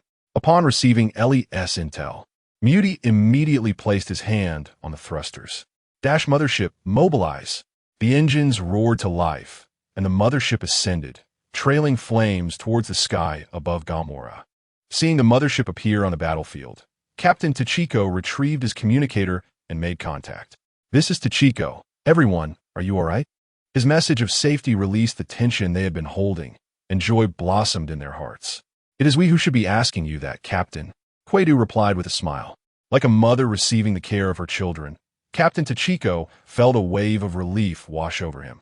After a moment of reflection, he began issuing combat orders, as per usual. All personnel, engage Gamora with full force. He then turned to Deshuang, stating, we will engage from the ground.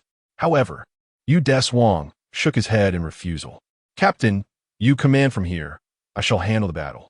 Considering that the captain might have sustained injuries within the cave, he prepared to go alone. I leave Miss Gonyuan in your capable hands. With that, Deshuang sprinted towards Gamora. This boy, the captain muttered as he guided Miss Gonyuan to safety. Come with me to take shelter. Thank you for your assistance, she replied. In the heavens, Kaido piloted Dash 1, while Mookie navigated Dash 2, both separating from the mothership, leaving Rishiki, Mookie, and Ellie aboard the Dash mothership. Laser beams struck Gamora in relentless succession, hindering its advance. Upon reaching a deserted grove, Deshuang held his right hand diagonally across his chest, a blue energy cone coalescing in his grasp, raised skyward. Gaia, a crimson beam streaked across the sky, intercepting Gamora's path. The earth trembled as Gaia emerged, half-crouched amidst a spray of shattered rocks. The Gamora before him differed markedly from the traditional form, exhibiting a reddish hue, most notably in the crescent-shaped horns atop its head, a clear indication of its frenzied state. It had completely lost its reason, devolving into a mere instrument of slaughter. Thus, let it be liberated swiftly. Deshuang advanced with heavy steps until he stood before Gamora, delivering a swift knife-hand strike to its exposed abdomen. Upon feeling the pain, Gamora attempted to retaliate with its claws, only to have them intercepted by Deshuang's other hand. Transforming his hand into a fist, he unleashed a powerful blow to its chest, immediately raising his arm to block Gamora's forceful second claw strike. With his arms braced against the struggle, he lifted his knee to strike its belly once more. Thud! As Deshuang's leg descended, he sought to deliver another strike, yet was struck in the back by a thick tail, producing a dull thud that compelled him to withdraw his hands. Gamora seized the opportunity to pursue, lowering its head to charge at Deshuang with its horns. In response, Deshuang concentrated energy in his wrist, extending a blue lightsaber. If this tail proves so troublesome, let us sever it. As Gamora charged, he sidestepped just in time to evade the assault and swiftly swung his sword. Whoosh! A hefty portion of the tail was cleaved off, its taut muscles suggesting it was prime material. However, this Gamora seemed capable of remotely controlling its tail. Another flash of sword light followed, utterly dismantling the tail. Gamora screeched in pain, scratching at its head, its eyes turning crimson. Just as Deshuang retracted his lightsaber, Gamora lunged at an astonishing speed once more. Upon nearing, it leapt toward him, colliding at an angle. Deshuang hastily raised his arms to defend, yet was still sent tumbling by the impact. After regaining its footing, Gamora sought to repeat its tactic, only to be distracted by the aircraft above. A barrage of missiles struck it, exploding upon impact. Attempting to swat the aircraft down, its short reach left it frustrated, redirecting its focus back to the now-standing Deshuang. Let us see if you possess another tail. He charged at Gamora, leaping into the air to deliver a flying kick to its head, knocking it down. He then mounted it, alternating between powerful punches, culminating in a decisive two-handed strike. Boom! The ground sank slightly beneath the force. Gamora struggled to rise, but Deshuang forcefully restrained it once more. Seizing the opportunity, he shaped his hands into an L formation, unleashing a stream of quantum energy. The crimson light struck Gamora's head at almost point-blank range. Once the beam dissipated, it cascaded down from his form as he rose and retreated. Boom! The colossal beast erupted with a deafening explosion. Following this, Deshuang leaped into the sky, vanishing from sight. Upon returning to the ground, he regrouped with his comrades. "Where's the captain?" he inquired. "Shoo, over there." Sean gestured for silence, pointing towards the nearby woods. The fully Doniania insisted on reclaiming Gamora's remaining carcass, asserting their claim of ownership. Captain Tokahara articulated this in front of Miss Miyahara. She remained undeterred. "Although the evidence lay buried beneath the earth, I will one day uncover the connection between GSD and fully Doniania." After saying this, she nodded slightly, preparing to depart. However, after taking just 2 steps, she was interrupted by the captain's voice. "Please, do take care. You too." After watching her leave, the captain turned to face the approaching team members. "Captain." Sean wore a mischievous grin, mimicking the captain's tone. "Please, do take care." Cough, cough, cough. The captain couldn't help but flush with embarrassment. Deshuang also draped an arm over the captain's shoulder. "Being a single parent is truly arduous, Captain." The implication was clear to those who understood. "You lot. Not a single word should be omitted from this report." Captain, I didn't say anything just now, so forget it." Too late. 2 weeks after the Gamora incident, on this day, the Dash team members were engaged in their routine patrol duties. Muty and Sean had just returned from their rounds. Another peaceful day. As soon as they entered the command room, Sean immediately found a chair to sit in. It's too early to say that. The day isn't over yet. Deshuang rose to grab his helmet. It was time for him and Kaido to go on patrol. "Hey Kaido, wake up, it's time to patrol." Kaido was soundly asleep on the table. Upon being awakened, he appeared somewhat dazed. "Okay." Groggily, he stood up and made his way outside the command room, forgetting his helmet. This guy must not have slept well last night. Grabbing Kaido's helmet, Deshuang followed him out. Arriving at the underground garage in front of the Alpha, Deshuang was genuinely concerned about Kaido's state and felt uneasy letting him drive. "I'll take the wheel." Yawn. "Please," Kaido replied, yawning as he settled into the passenger seat. "Don't fall asleep on the way. If discovered, your wages will be docked." Shaking his head, Deshuang climbed into the driver's seat and started the engine. The Alpha drove from the Titan base towards the city. By this time, the sun had set, and a waning moon cast its silvery light upon the streets. Wherever the Alpha went, the moonlight followed, akin to a spotlight on a stage. Yet due to the headlights, the two inside were unaware of this illumination. As they navigated familiar streets, Deshuang kept an eye out the window for any unusual occurrences. Beside him, Kaido nodded repeatedly, appearing on the verge of slumber. As they approached a factory, Deshuang took note of Kaido's condition. "Hey Kaido, Kaido!" He was roused from his stupor, yet the first action he took was to prepare to open the car door. Observing his movements, Deshuang quickly pressed the brake. Once the vehicle came to a halt, Kaido flung open the door and dashed toward the nearby factory. "What are you doing?" "Hey Kaido!" Regardless of Deshuang's calls, Kaido did not glance back, resolutely advancing towards the factory. "Wait, Kaido, factory dream?" Suddenly, a particular episode from Max TV, entitled Butterfly Dream, sprung to Deshuang's mind. This episode was frequently discussed due to its intricate and profound plot. Essentially, Kaido dreamt that he had transformed into a screenwriter, the screenwriter of Max Ultraman. He exchanged bodies with the writer and encountered a mysterious woman in the factory. Following Kaido's suggestion, she conjured a monster from the dream, Moten Jin. Eventually, the line between reality and dreams blurred as Moten Jin wreaked havoc upon the city. Kaido, utilizing the screenwriter's laptop, scripted the forthcoming events, where the writer, who had swapped bodies with him, morphed into Max Ultraman to confront Moten Jin. Of course, this interpretation may not be entirely accurate. It is merely Deshuang's insight. However, one fact remained undisputed: the formidable and eerie nature of Moten Jin. I must remind Kaido and bring him back to reality. With this thought, Deshuang hastened to catch up with Kaido, running towards the factory as well. Yet, unbeknownst to them, the moment he took his first step, a butterfly flitted past behind him. Upon arriving at the factory, he found it devoid of substance, merely an empty shell. Kaido lay sprawled on the ground. Deshuang approached, lifted him, and shook his body. "Kaido, wake up!" "Ah!" Deshuang.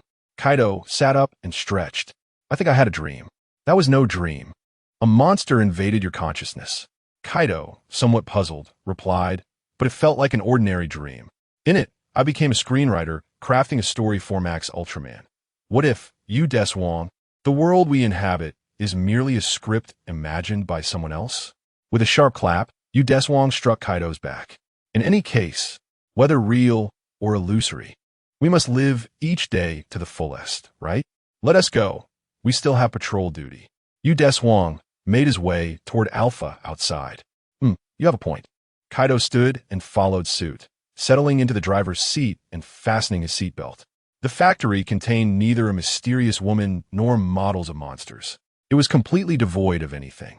If that were the case, then perhaps Moten Jin would not manifest. Deshuang felt a slight relief. "You mustn't fall asleep this time. We're almost done with our patrol. Just hold on." He glanced at Kaido, who had just taken his place in the passenger seat. "Don't move." Deshuang suddenly drew his laser gun and aimed it at him. In the place where Kaido once stood, a somewhat aged, middle-aged man appeared, clad in Kaido's team uniform. "Ah, please don't kill me," he exclaimed, raising his hands in a panic. "Who are you? The screenwriter of Ultraman Max?" Upon recognizing him, Deshuang holstered his gun, his expression softening slightly. "How do you know me? Is this not my dream? I dreamed of becoming Kaido. And who are you? Why does my script not include you?" Observing Deshuang in the dash uniform, yet not being a character from his script, he was greatly perplexed. Was this not the world depicted in his narrative? "I am." Deshuang intended to respond, but was distracted by a scene unfolding in the distance. The moonlight illuminated an open area like a spotlight. Suddenly, a loud explosion echoed, and a sleek silver cylindrical object emerged beneath the spotlight.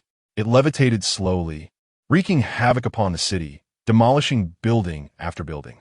Descending from the Alpha ship, Kaido followed suit. Witnessing the destruction, Kaido collapsed to the ground, repeatedly murmuring, "This is a dream. This is a dream." Approaching him, Deshuang placed his hands on Kaido's shoulders, closing his eyes to communicate telepathically. "Kaido, Kaido, can you hear me? This monster cannot be defeated. It can only be resolved through the powers of the dream version of Kaido." "Is that voice Deshuang?" "Yes, it is I. The demon god has manifested within the city." "I see." On the laptop before Kaido, words appeared. "The demon god is wreaking havoc in the city with unstoppable force. This is it. You must rely on this to confront the demon god." "Rely on this?" "Indeed. Add to the script that the screenwriter transforms into Max and ultimately defeats the demon god. As long as the plot is established, according to the script, Max will surely vanquish the demon god." Kaido complied. Deshuang opened his eyes and instructed the Kaido before him. "Now retrieve the Max spark from your inner pocket." "Huh? Am I supposed to transform? Who exactly are you? And how do you know about real-world events despite being in the script?" He hesitated. "Reality? Does this fellow truly believe that what he experiences is reality? Then don't worry about it." Deshuang reached into his clothing and retrieved the Max spark. "All right, the stage is set. It is time for the protagonist to make an entrance." With that, he placed the Max spark directly on Kaido's left arm. A burst of colorful light flashed, and Ultraman Max appeared before the demon god. Upon seeing his adversary, the demon god morphed its form, resembling a crescent moon, and charged at Max. The collision sent Max spiraling away. Quickly regaining his footing, Max raised his left hand, energy accumulating at the max spark on his arm, before unleashing the Maxium cannon. Like a stone cast upon a tranquil pond, ripples spread across the surface of the demon god. As the energy dissipated, the demon god vanished like a fleeting illusion. After Max dispatched his adversaries, he ascended into the sky, disappearing into the horizon. Finally resolved, he returned to his quarters within the base, where Deshuang reclined on his bed. Though there had been some obstacles, the resolution was not excessively challenging. The demon god did not seem as enigmatic as anticipated. A wave of drowsiness washed over him, and he succumbed to a deep slumber. The clock on the bedside indicated the time, July 12th, 11:55 p.m. "Hey, Deshuang, wake up. It's time for patrol." At that moment, Deshuang was blissfully asleep at his desk, stirred from his dreams in a state of confusion. Alright. Groggily, he rose and made his way toward the command room. Suddenly, a chilling realization struck him, banishing his fatigue. Wasn't he the question I posed to Quaidu earlier? "Hey, Quaidu, what is the date today?" "It's July 12th, why do you ask?" "Oh, it's nothing." Deshuang picked up his helmet and exited the command room alongside Quaidu. Upon reaching the underground garage, they stood before the Alpha. Quaidu remarked, "Let me drive." "All right, I'm counting on you." Settling into the passenger seat, Deshuang's mind was plagued with worry. Was the earlier incident merely a dream? It was he, not Quaidu, who had fallen asleep in the command room. Everything that followed had transpired within his dreams. Lost in thought, Quaidu navigated the vehicle toward a factory nearby. "Hey, Deshuang, Deshuang." A sudden voice jolted him from his reverie. Unbeknownst to him, his hand had already grasped the car door handle, seemingly on the verge of opening it. Looking outside, he recognized the factory from his dream. Deshuang swung open the door and dashed toward the factory. Inside, he encountered a strange woman manipulating a lump of clay, surrounded by several monster models. I see you've come. What on earth is happening? Is this my dream, or—" The woman regarded Deshuang with an eerie smile. "Reality? Ha ha ha. Must we distinguish so clearly between dreams and reality?" This woman, regardless of whose dream she inhabited, she was undeniably not human. Deshuang raised his laser gun, aiming it at her. "Oh, are you, as a member of Dash, prepared to strike at an innocent? Has the light within you truly faded?" The woman maintained her unsettling grin. Instantaneously, a shroud of darkness enveloped Deshuang, and he lost consciousness. Awakening in a daze, he found himself in his classroom. "You, stand at the back for a moment." A stern voice roused him. What was happening? Deshuang picked up his book and silently moved to the back, leaning against the wall, still shaken. "I remember running into a factory." He raised his hand and clenched it. The sensation of his nails embedding into his flesh was palpable. This tangible feeling was decidedly not a dream. Was everything I experienced before merely a dream? The invasion of Earth by the Yabo people, the acquisition of the Earth's light, my passage into Max's world. All of it, throughout the day, Deshuang felt utterly listless. Upon returning to the dormitory, his roommates inquired with concern about his well-being. He merely replied that he was somewhat fatigued and wished to rest. Gazing at his bed, he felt a twinge of nostalgia. If all of this were indeed a dream, perhaps it wouldn't be so bad. At the very least, he would not bear the burden of a planet's fate, nor would anyone suffer injury or even death. He fell into a deep slumber. "Hey, Deshuang, wake up." A familiar voice jolted him awake, causing him to sit up and survey his surroundings. "Why are you back again? Honestly, how can you fall asleep during a meeting?" Ruishi teased from his side. It turned out they were merely in a meeting. Relieved, Deshuang settled back into his seat, likely a result of insufficient sleep. The training facility's usage data indicated that the team had concluded their training only at 2 o'clock this morning. Deshuang, you're being hasty." As Ellie began her sentence, she unexpectedly transformed into a mysterious woman, a strange smile curving her lips as she finished. "That is not the correct approach." Yu Deshuang immediately sprang to his feet, drawing his laser gun and aiming it at her. To his astonishment, he noticed that they were the only two remaining in the command room. The others had vanished. What do you want? Why are you targeting me? Who knows? ISNT that the essence of dreams? Chaotic and illogical. Seeking logical causality within a dream is rather foolish, don't you think? She flashed an enigmatic smile. Anger bubbled within Yu Deshuang as he gritted his teeth, feeling toyed with. With a swift motion, he fired. The sound of the gun echoed, and upon the discharge of the laser, the scene before him shattered like glass, plunging him into an abyss of darkness. Suddenly, Yu Deshuang awoke in a panic, his clothes drenched in cold sweat. Sunlight streamed through the window, warming him. Startled by his sudden upright position, his roommate asked, "What's wrong? Did you have a nightmare?" "Sort of," Yu Deshuang replied as he rose from his bed, washed up in the bathroom, and donned his clothes before stepping out. He laid upon the grass in front of the school library. A gentle breeze caressed his face, the scent of fresh grass mingling with earth wafting into his nostrils. The sounds of passing students conversing filled the air. Gazing at the various shapes of clouds against the azure sky, he mused, such a life was once mine. Suddenly, a corner of the sky shattered like glass. However, what emerged from the dimensional rift was not a super beast, but the demon god. Witnessing this bizarre phenomenon, students scattered in all directions. Yu Deshuang, rising to his feet, sought refuge in a corner. His right hand crossed over his chest. Yet the blue gem did not manifest, and the light within him seemed to have vanished. Damn it, could it all be an illusion? What then is the nature of this demon god's appearance? Lacking any power now, he found himself forced to flee like the other students. Yet it seemed as though the demon god had fixated upon him, advancing menacingly. Running with them would only bring him trouble. Realizing this, Yu Deshuang turned and sprinted in the opposite direction. "Hey, Yu Deshuang, what are you doing? Hurry and run."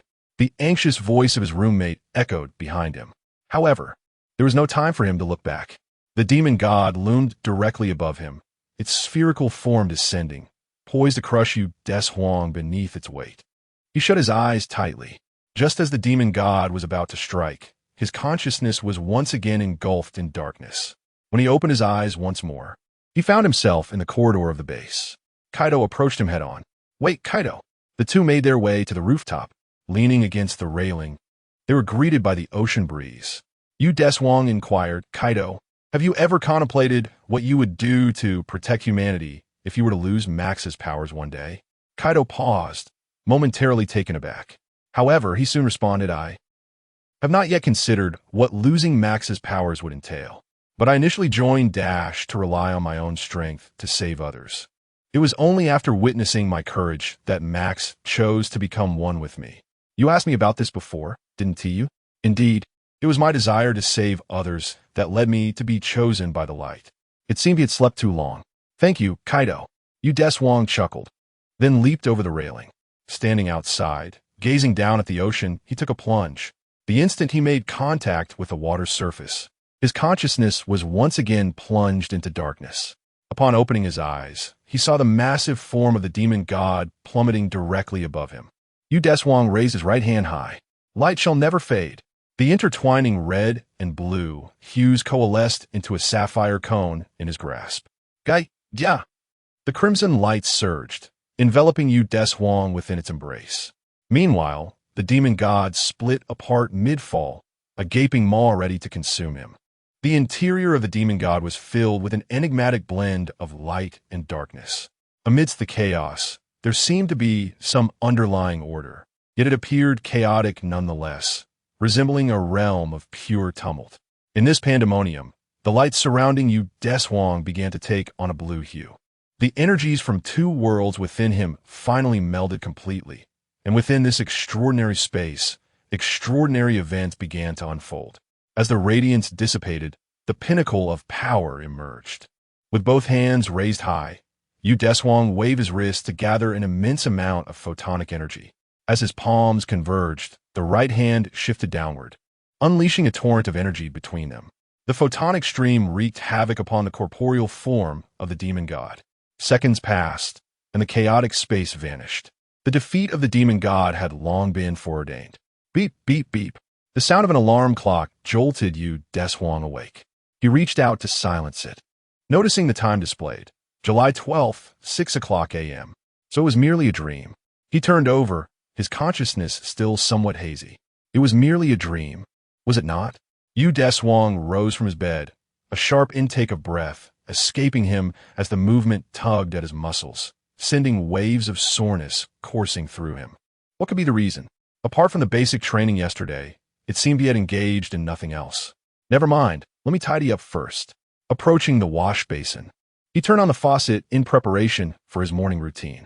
However, as he gently nudged the metal switch, it came off entirely, water gushing forth from the severed end. In a hurry, he attempted to stanch the flow with a towel, but to little avail. He ultimately resorted to gripping the broken end tightly, forcing the metal to close together and stem the tide. After accomplishing this, he gazed at his hands in astonishment. His strength had suddenly surged. Ah, the dream. Within that dream, the two luminous forces from divergent worlds had fully merged within him. Now, as he sensed the overwhelming energy coursing through his being, it felt nearly doubled compared to before. Who would have thought that the god of the heavenly demons would bestow upon him such a grand gift? After meticulously washing up, he made his way to the physical training area of the base, filled with an array of exercise equipment. Ah, I seem to have arrived a tad later today. Mu Ting had already arrived bright and early. They frequently engaged in morning exercises together, and today he had slept in a bit. Deshuang picked up various dumbbells, taking gradual steps to control his newfound strength. Is that so? Yet how is it that you, despite not appearing particularly muscular, possess such incredible strength? Well, it is due to my innate divine power. Mu Ting, who was in the midst of performing bench presses, visibly twitched at the corner of his mouth. By the way, what secret mission has Kaido embarked upon with Commander Tamanaga today? A secret mission? With Commander Tamanaga? Given Deshuang's understanding of that old man, he surmised that the so-called secret mission likely involved Kaido serving as his driver to visit an old friend. His assumption was correct. Earlier that morning, Kaido had been summoned by Commander Tamanaga to serve as his driver, as he believed Kaido had a more discreet demeanor. After all, utilizing the Dash fighter jet for personal matters could potentially lead to reprimands for even Commander Tamanaga. On Minus Island, there existed another UDF base established for the purpose of developing underwater resources and investigating environmental conditions, the Poseidon base.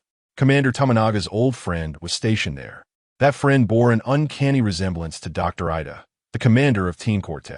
Shortly after Kaido arrived at the Poseidon base, the monster scanner registered a response, revealing a mysterious, fish-like shadow approaching from the northwest, heading straight for the Poseidon base. Beep, beep, beep. The communicator chimed, and upon answering, Deshuang inquired, "What is it?" "Oily. An emergency situation has arisen at the Poseidon base. Please return to the command room promptly." Understood. Exchanging a glance, the two hurried towards the command room. Once everyone had gathered, AI Lee relayed the information. Target detected at 51 meters, distance 33 kilometers, speed 60 knots, approaching Minus Island. It will reach the southern tip of the island in 4 minutes. At this moment, Kaido was maintaining communication with the command center via a large screen. The captain promptly issued the order, "Kaido, launch immediately aboard -1. He then turned around. "We shall also proceed at once." Understood. Kaido donned his helmet and sprinted towards the helipad at Poseidon base, while the team at Titan base mirrored his actions. Due to the distance, it would take some time for the Dash mothership to arrive. For now, Kaido was the sole defender against the creature. This monster, a mutation of flying fish residing in the coastal waters, had been temporarily dubbed Flailgura. Humanity's relentless exploitation of resources in pursuit of rapid economic growth had manifested in the form of monsters, serving as a trial for mankind. Flailgura exhibited remarkable agility in the water, making Kaido's attacks consistently miss their mark. Whether by laser or missile, the creature deftly evaded each strike upon entering the water. It could absorb water through its gills and unleash a high-pressure stream from its mouth. Ignoring Kaido in the sky, Flailgura's singular focus remained on Poseidon base. It absorbed vast amounts of seawater, converting it into a high-pressure jet that surged forth. Observing this, Kaido chose to shield the base with his Dash-1, preventing potential casualties among the personnel. After enduring the assault, Dash-1 sustained damage to its wings, and its engines ceased functioning, plummeting toward the ocean. Fortunately, following this failed strike, the creature abandoned its attack, and Kaido, aside from fractured left arm, emerged largely unscathed. After being rescued by Poseidon Base's search and rescue team, the other members arrived aboard the Dash mothership. As Kaido entered the operations room of Poseidon Base, his left hand bandaged, Ricky approached him with an admonishing expression. "Why did you let it come to this?" she asked. "Well, it was an urgent situation," Kaido replied, attempting to scratch his head, only to find his bandaged left arm immobile, resulting in an awkward smile. "Honestly, you just love the spotlight." Ricky gently touched his bandaged arm. "Are you all right?" she inquired. "This minor injury will heal swiftly," Kaido insisted, forcing his arm upward to indicate that he was perfectly fine. "Still trying to show off, are we? In any case, the upcoming operations will be handled by us. You should focus on recuperating at the base." "All right." Suddenly, the monster scanner detected the creature's whereabouts once more. 35 kilometers to the southwest. It's heading this way. Two technicians informed them. Dash-1 had sustained damage, leaving only Dash-2 and the mothership available. However, Dash-2 was unlikely to strike a fast-moving target beneath the waves, and the mothership's offensive capabilities were limited. Clearly, repelling Flailgura posed a significant challenge. Just as everyone found themselves at a loss, Dr. Ida approached the computer with a smile. "I have an excellent gadget here," he said, operating the computer, revealing the imagery of Poseidon Base's hangar on the screen. An aircraft adorned in hues of orange and silver rests upon the tarmac. A novel model they have never encountered before. "This is the specialized submarine I have long been developing. Piloting this vessel ensures that you can navigate the ocean depths freely and eliminate any monstrous threats." Dr. Ida exudes confidence in his invention. Maintenance has been completed, and it stands ready for deployment. The technicians have conducted thorough inspections of the aircraft. This submarine is akin to a timely boon for Dash. "All right, you Deshuang will pilot the submarine, Mukatani and Sean will operate Dash-2, while Riku and I will command the mothership." "That is settled. Dash, commence operations." "Understood." Just as they prepared to launch, Commander Tamanaka called out to them. He donned the overcoat he had arrived in, and his typically gentle gaze sharpened.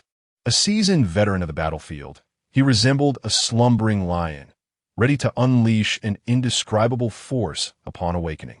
"I shall accompany you." "But, Commander," Captain Tohu was about to protest, for such a battle posed a considerable danger to one of advancing age. Commander Tamanaka stood resolutely before them. "Our generation has exploited resources without restraint to sustain rapid economic growth, and now the consequences manifest in the form of these monsters. It is we, the elder generation, who must repay this debt, not ye young ones." His gaze swept across each team member before settling on Kaido and Yu Deshuang. "Doctor," Ida stepped forward to elaborate. This has always been his stance, and he holds a stake in the initial design of this new aircraft. Faced with such resolute determination, Captain Tohu reluctantly acquiesced. "Please, do take care, Commander." "Rest assured, my flying skills have not waned," the commander replied with a smile, proceeding alongside Yu Deshuang towards the aircraft's tarmac. Upon reaching the aircraft, Commander Tamanaka intended to take the pilot's seat directly, only to be preempted by Yu Deshuang. "While you wish to repay the debts of the previous generation, it is only fitting that the young take the lead while the elders remain at a safe distance." The elder smiled and took his place in the rear co-pilot seat. "Ah, youth is indeed a blessing." Once preparations were complete, Yu Deshuang communicated through the helmet's microphone to the captain. Dash-3, ready for action. Following the sequence, this aircraft should indeed be designated Dash-3. I hope Dr. Ida finds this name to his liking. The aircraft? No, for now it remains a submarine, set forth from the hatch beneath Poseidon Base into the embrace of the sea. This marks Yu Deshuang's inaugural underwater mission. The dimly lit ocean floor enveloped them in a stifling atmosphere, evoking a sensation of breathlessness. The seawater swiftly cascaded over the submarine's surface, forming rippling currents. At that moment, The sole source of illumination in the abyss came from the headlights of Dash 3. Within the ocean, the inner light of the ocean seemed notably more vibrant. Deshuang continuously scanned every corner ahead, searching for any suspicious traces. Commander Tomioka's voice broke the silence of the environment from behind. This mission reminded him of the past. And he mused, "What has been your reason for fighting all this time?" "Well, perhaps it is to protect," Deshuang reflected. Initially, it was to safeguard the people of his homeland. Later, he felt a profound sense of responsibility as an Ultraman to protect humanity. However, after spending time alongside the members of Dash, he genuinely believed that safeguarding humanity was a duty he wished to embrace, even if he were merely human. Is that so? That is indeed a remarkable conviction, Commander Tomioka remarked with a reassuring smile. I hope you continue to carry this belief as you move forward. I will. The elder always exuded an enigmatic aura, serving as a mentor in every sense. I fight for the sake of protection, both in the past and the future. Beep, beep, beep. Monster confirmed. Approaching at a speed of 60 knots, the instrument chimed, and Deshuang spotted the creature swimming through the water. Commander Tomioka operated the system from behind, aiding in the targeting. Initiate attack. Understood. After locking onto the target, he pressed the button beside the control stick. A robust yellow laser shot forth from the submarine's front. The first shot was evaded by the creature, but immediately a second laser followed. The impact caused some damage, but was not fatal. The creature, Furai Gula, charged toward the submarine, forcing Deshuang to execute an emergency maneuver as they narrowly passed each other. The monster's massive body propelled through the water, creating turbulent currents that significantly affected the submarine's balance. Yoshinaga, does this creature have any weaknesses? Commander Tomioka inquired via wireless communication after observing the ineffectiveness of their attack. Analyzing now, came the response. Adjusting their course, Deshuang prepared to pursue the monster. Furai Gula swiftly swam upwards, preparing to breach the surface. Now it's up to Captain Tsukikata and the others. The Dash mothership and Dash number 2 had long been on standby in the air, ready to engage the monster as it emerged from the water. Ascend directly, Dr. Ida's confident voice resonated. However, Commander Tomioka hesitated, aware that Furai Gula could fly. Trust me. Advance towards the sky. Understood. Deshuang thrust the thrusters to full power, propelling the submarine upward at an astonishing speed. With a splash, Furai Gula burst through the surface, its wings unfurling as it soared into the sky. Dash number 3 followed suit, breaking the surface. Once airborne, the submarine's sides opened and the radar on top retracted, transforming into flight mode. In the blink of an eye, it shattered the sound barrier, pursuing the monster, leaving a trail of water vapor in its wake. All right, Dash, commence the attack. Captain Tsukikata commanded as all aircraft were readied for battle. 2 missiles erupted from the Dash mothership, easily evaded by the creature Flaglura. However, the Dash Units 2 and 3 swiftly unleashed lasers, successfully striking their target. With a cry, Flaglura, under attack, soared towards a nearby island. The pursuit continued, alternating attacks. Upon reaching above the monstrous being, Dash 2 released a barrage of missiles towards it. Flaglura deftly dodged, but 2 missiles found their mark, causing it to crash onto the island. Deshuang piloted Dash 3 closer to the creature. It was the final blow. Commander Fujimura behind had already initiated targeting procedures. Yet, Flaglura began to draw moisture from the air through its gills, charging for an offensive maneuver. Having witnessed this tactic before, Deshuang swiftly maneuvered the control stick, narrowly avoiding the oncoming assault. Just as he began to breathe a sigh of relief, a second wave of attack came forth. Flaglura, having charged, unleashed its strike in 2 phases, ultimately striking the wing of Dash 3. Commander, we must perform an emergency landing, he warned Commander Fujimura behind him. Then the aircraft began to shake as it descended towards the ground, finally skidding across the terrain for a considerable distance before coming to a halt. Chapter 11, Misfortunes Never Come Alone, Part 2. Deshuang hastily opened the cabin door and surveyed the situation behind him. Due to the tumultuous journey, Commander Fujioka had succumbed to unconsciousness. Exiting the aircraft, he advanced toward the monstrous creature. With each step he took, luminous particles emerged, swirling around him. Ultimately, they coalesced in his hand, forming the shape of a sapphire cone. Gaia, a brilliant red light, suddenly materialized before Fulai Gula. Thud! Seizing the opportunity while the creature was still disoriented, Deshuang emerged and delivered a forceful kick. Roar! Upon receiving the attack, Fulai Gula unfurled its wings in an attempt to flee. Not chance. Energy gathered at his wrist, and a more radiant lightsaber extended forth. Subsequently, he concentrated energy in his legs, propelling himself upward, and in an instant he swung both swords down. A pair of wings were severed and fell to the ground. In agony, Fulai Gula charged at Deshuang, who deftly sidestepped the assault and retracted his lightsaber. Let's give this a try. Deshuang leaped back, creating distance, and raised his hands skyward as energy surged forth, spreading his arms horizontally at chest level. The powers of oceanic light and earthly light were unleashed to their fullest potential. His body shimmered with a dazzling red and blue glow. As the brilliance faded, a transformed Gaia stood in place. A multitude of silver patterns morphed into a pure crimson hue, with deep blue adorning his shoulders and large patches of blue appearing at his waist. Overall, he appeared more robust, exuding an undeniable sense of strength. Gaia had undergone yet another metamorphosis. Mu Ting observed this spectacle from within number 2. Wow, the new Gaia looks incredibly formidable. Sean held high hopes for Gaia's new form. Feeling the power bestowed by this supreme transformation, an unprecedented confidence enveloped him. However, the energy expenditure was substantial.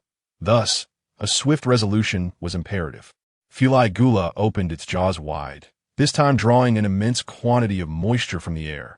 A thicker column of water erupted forth. Deshuang thrust his hands forward, and a transparent, circular barrier materialized, completely shielding him from the water jet. While maintaining the barrier, he exerted force beneath his feet, pressing forward against the onslaught. Fulai Gula intensified its assault, yet it could not affect the towering figure before it. Arriving at its forefront, Deshuang held the barrier with one hand while delivering a powerful uppercut with the other. Roar! His forceful fist struck its chin, sending the creature flying in the direction of the impact. Deshuang swiftly moved behind Fulai Gula, seizing its tail. Channeling his strength from his waist, he swung the colossal beast upward. Thud! Fulai Gula crashed heavily to the ground. Yet, he did not relinquish his grip on its tail. With renewed vigor, he heaved. Thud! Fulai Gula was lifted and hurled in another direction. Thud! With the third impact, the entire island trembled. Finally, with a mighty toss, he flung the creature into the air. Beneath the expanse of the sky, Deshuang raised his right hand high, skillfully wielding his wrists to gather a vast amount of photon energy. As his palms came together, his right hand shifted downward, creating a radiant band of energy between them, which he unleashed in a powerful emission. The photon stream, upon encountering the floating Legula, obliterated it in an explosive burst. With the enemy vanquished, Deshuang propelled himself skyward, disappearing into the horizon. Commander! Upon returning to the ground, Deshuang approached the position of number 3. Are you unscathed? I am well. Commander Suji placed a hand on Deshuang's shoulder. Well done. Other team members gathered around, seeking the two. Hey, Commander, Captain Tokafian hurried over. You're not injured. Are you? Of course not. As you can see, I am perfectly fine. A sigh of relief escaped the captain. Doctors Ida and Yoshinaga soon arrived. Suti. Ah, you rascal, Dr. Ida exclaimed, rushing to Suji and shaking him vigorously before grasping his hand. You gave me quite the scare. Fortunately, all is well, Professor Yoshinaga chimed in. Turning to Deshuang, Dr. Ida remarked, that is not number 3. It is a special submarine that can traverse underground. It was evident he was displeased with the name Deshuang had assigned to his invention. Ah, well, I believe number 3 is a more fitting title. Deshuang replied. Commander Suji added, that name is quite good. Let us settle on it. Oh, ha ha ha. Then it shall be so. Dr. Ida conceded with a good-natured spirit. At that moment, Kitagawa interjected with a new topic. Speaking of which, Ultraman Gaia transformed again today. Indeed, his new form is impressive. Sean remarked, gesturing. He easily defeated the monster. Do you think Max can also transform? Ruishi inquired. Well, I haven't seen Max change form yet. Sean scratched his head. At this juncture, Deshuang interjected. Max does not need to transform, for he is powerful enough to confront all current foes. Gaia requires growth, akin to a child maturing into adulthood, while Max has already reached maturity. Is that so? Kitagawa mused, stroking his chin. How do you know this? Just a guess, Deshuang replied. Kitagawa wore a skeptical expression, as if to say, Are you joking? All right, it is time to depart. Commander Suji announced, an opportune moment. Let's return. Understood. Understood. Recently, there has been a troubling increase in malicious attacks. In the command room, Captain Tokafian and the team were analyzing a series of violent incidents that had recently transpired. Within the past week alone, 3 such incidents had occurred, all in Kitagawa town. By the way, are these violent events within our jurisdiction? Kitagawa queried, puzzled. The captain shook his head before stating, unlike ordinary acts of violence, the information provided by on-site witnesses indicates that these individuals suddenly went into a frenzy, indiscriminately attacking those around them, only to collapse afterward and awaken with no recollection of the events. It is indeed rather peculiar. Deshuang pondered while stroking his chin. I suspect it may be the work of extraterrestrials. Indeed, I share your sentiment, Captain Tahiko concurred, gesturing for Ellie to project the data onto the large screen.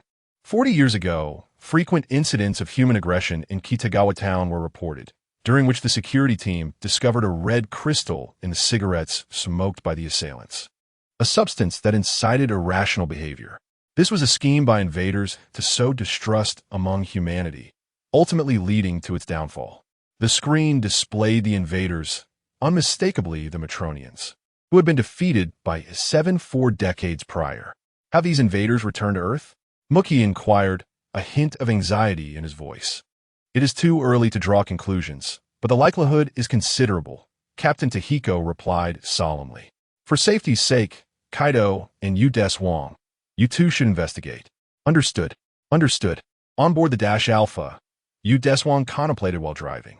The Matronians. It seemed that the invaders had not been vanquished after all.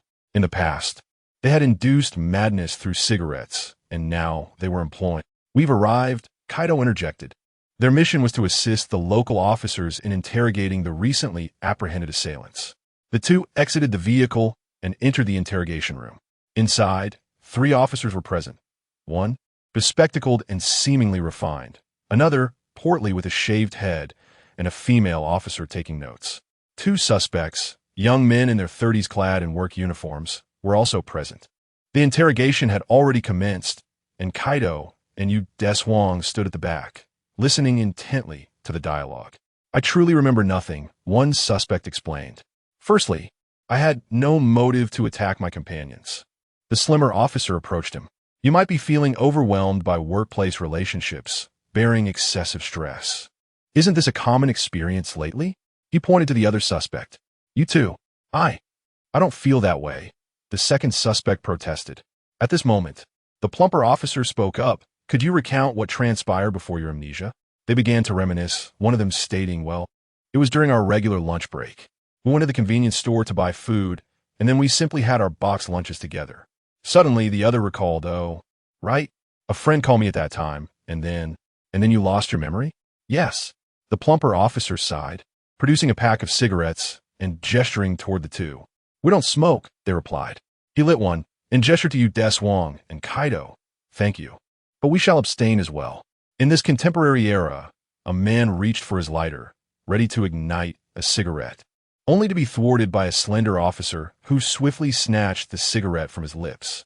Mr. Narasaki, this is a non-smoking area, the officer admonished. You are quite bothersome. Due to the individual's subsequent loss of memory, the interrogation regrettably had to be halted. As they traversed the corridor leading to the CT analysis room on the upper floor, Deshuang communicated with the captain via device. Regardless of the incident in question, the assailants exhibited no motive and had all experienced amnesia. Indeed, Your efforts are appreciated, yet the specific cause of this phenomenon remains elusive. Further investigation is required. The captain replied. Understood. Mr. Narasaki caught up with Deshuang and Kaido from behind, glancing at the communication device in their hands with a teasing tone. How convenient this age is. Is that a mobile television? He quipped. However, do refrain from using such devices in my presence. I suffer from mobile phone allergies. Deshuang tucked away the device. This is not a mobile phone. Perhaps you are merely resistant to new advancements? He retorted. It's all the same, Narasaki shrugged. Then dashed ahead. After a few paces, he paused and looked back. By the way, your duty is to repel monsters, is it not? Handling human affairs does not seem to fall within your purview. Indeed, Deshuang halted as well. Yet, we must confront not only monsters but also various cunning extraterrestrials. Such bizarre occurrences may very well be instigated by aliens. Narasaki nodded, appearing enlightened, then feigned mystery and asked, Do you know what is more terrifying than monsters and aliens? What? Kaido inquired, intrigued. Humanity, Narasaki replied, moving onward. Humanity can indeed be quite fearsome at times. The trio arrived at the CT analysis room, where the doctor beckoned them closer upon their arrival. Please, take a look at this. He gestured towards the computer screen. These are the brain CT scans of several recent assailants, or perhaps they should be regarded as victims. He flipped a page. This is a standard brain CT. He then juxtaposed the two images. Their frontal lobes exhibit slight atrophy, likely due to some external factor. Narasaki leaned closer to the screen, inquiring, What happens when a frontal lobe atrophies? The frontal lobe governs human rationality. If it degenerates, it implies. Kaido interjected, One loses the ability to discern right from wrong. Indeed, it is highly probable that they would not only become violent, but also lose all rational thought, rendering them incapable of reflection, the doctor remarked, gazing at the CT images with concern. They may lose their ability to communicate, evolve into beings devoid of memory and motivation, entirely uninterested in anything and utterly lacking in emotional understanding. How can that be? Narasaki expressed skepticism, then asked, Does smoking affect the frontal lobe? Although he feigned disbelief, he seemed to accept the notion internally. Smoking? It should have minimal impact. I see, thank you. With that, Narasaki turned to exit, followed closely by Deshuang and Kaido. As the door closed, a sudden ring of a telephone echoed through the air. The doctor, hearing the sound, prepared to answer the call. Don't touch it. Deshuang immediately turned back and grasped the doctor, pulling him away from the phone. What are you doing? Mr. Narasaki appeared somewhat perplexed. It's just a phone. After releasing the doctor, Deshuang cautiously approached the telephone on the desk. The testimonies of previous victims indicated they had all lost consciousness upon answering the phone. It seemed that the extraterrestrials might be driving people insane through telephonic influence on their frontal lobes.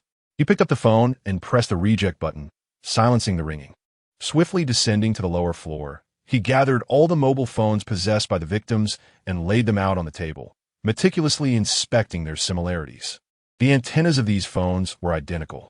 In this world, the timeline had not yet embraced the era of smart devices.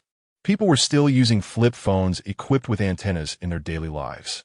Indeed, although the models varied, all antennas were the same.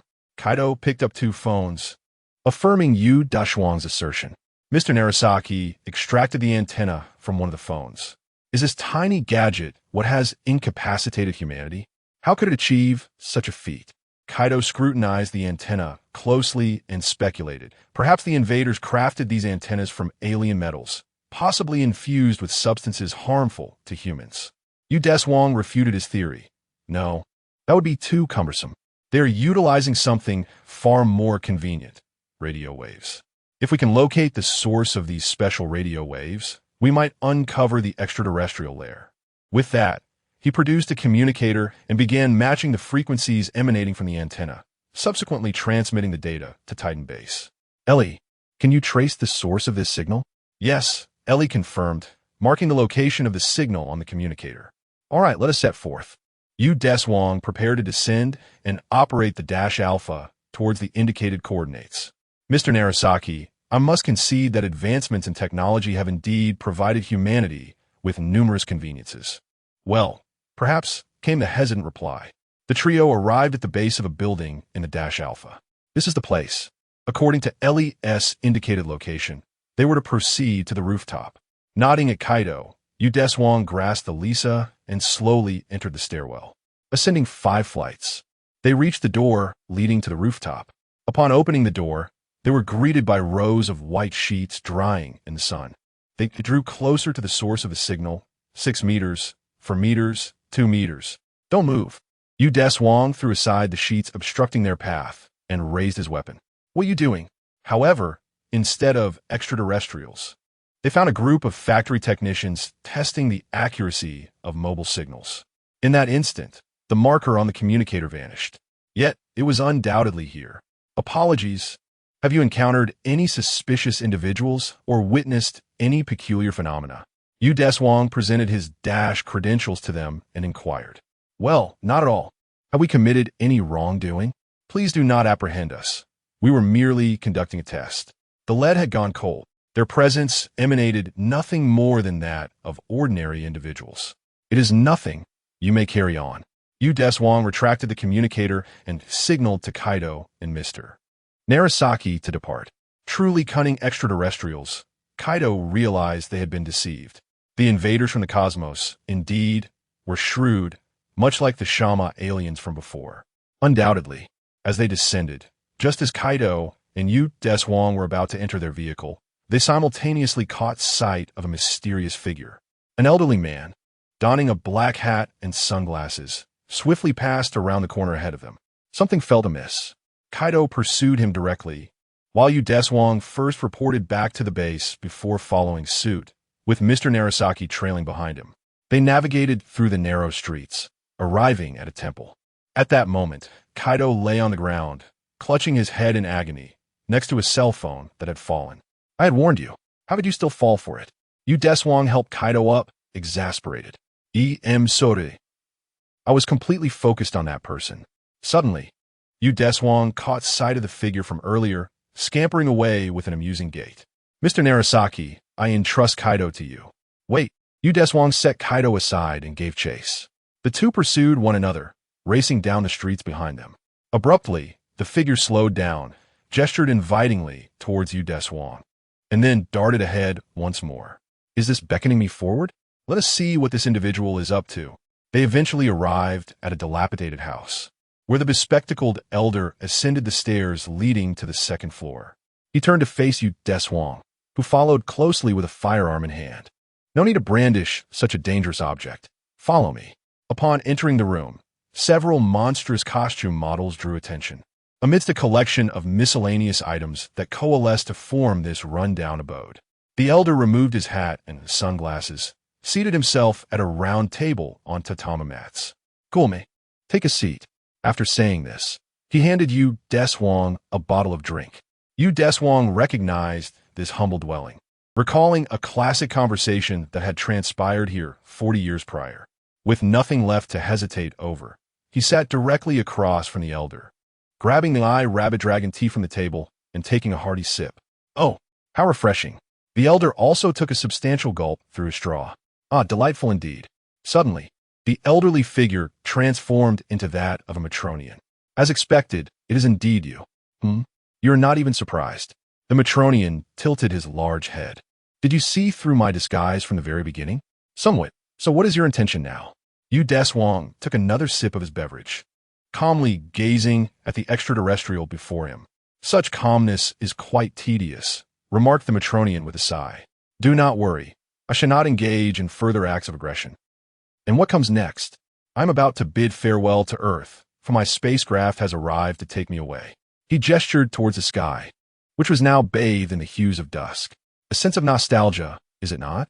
By the way, are you not curious as to why I have abandoned my plans to invade Earth? Why, you ask? While packing his belongings, the Matronian chuckled. I have been in hiding here for 40 years, safeguarding this place. Safeguarding? Indeed, from the moment I was rescued, I have been watching over Kitagawa town. Otherwise, why has it remained so tranquil all these years? He lifted his gaze, reminiscing about events from 4 decades ago. At that time, my plans to invade Earth were exposed. and I was gravely injured by a red warrior. In my dying moments, it was a boy and his father who saved me, and I have resided here ever since. Speaking of that boy, you must have met him. The child of yesteryear has now grown up. You mean Mr. Narasaki? Precisely indeed.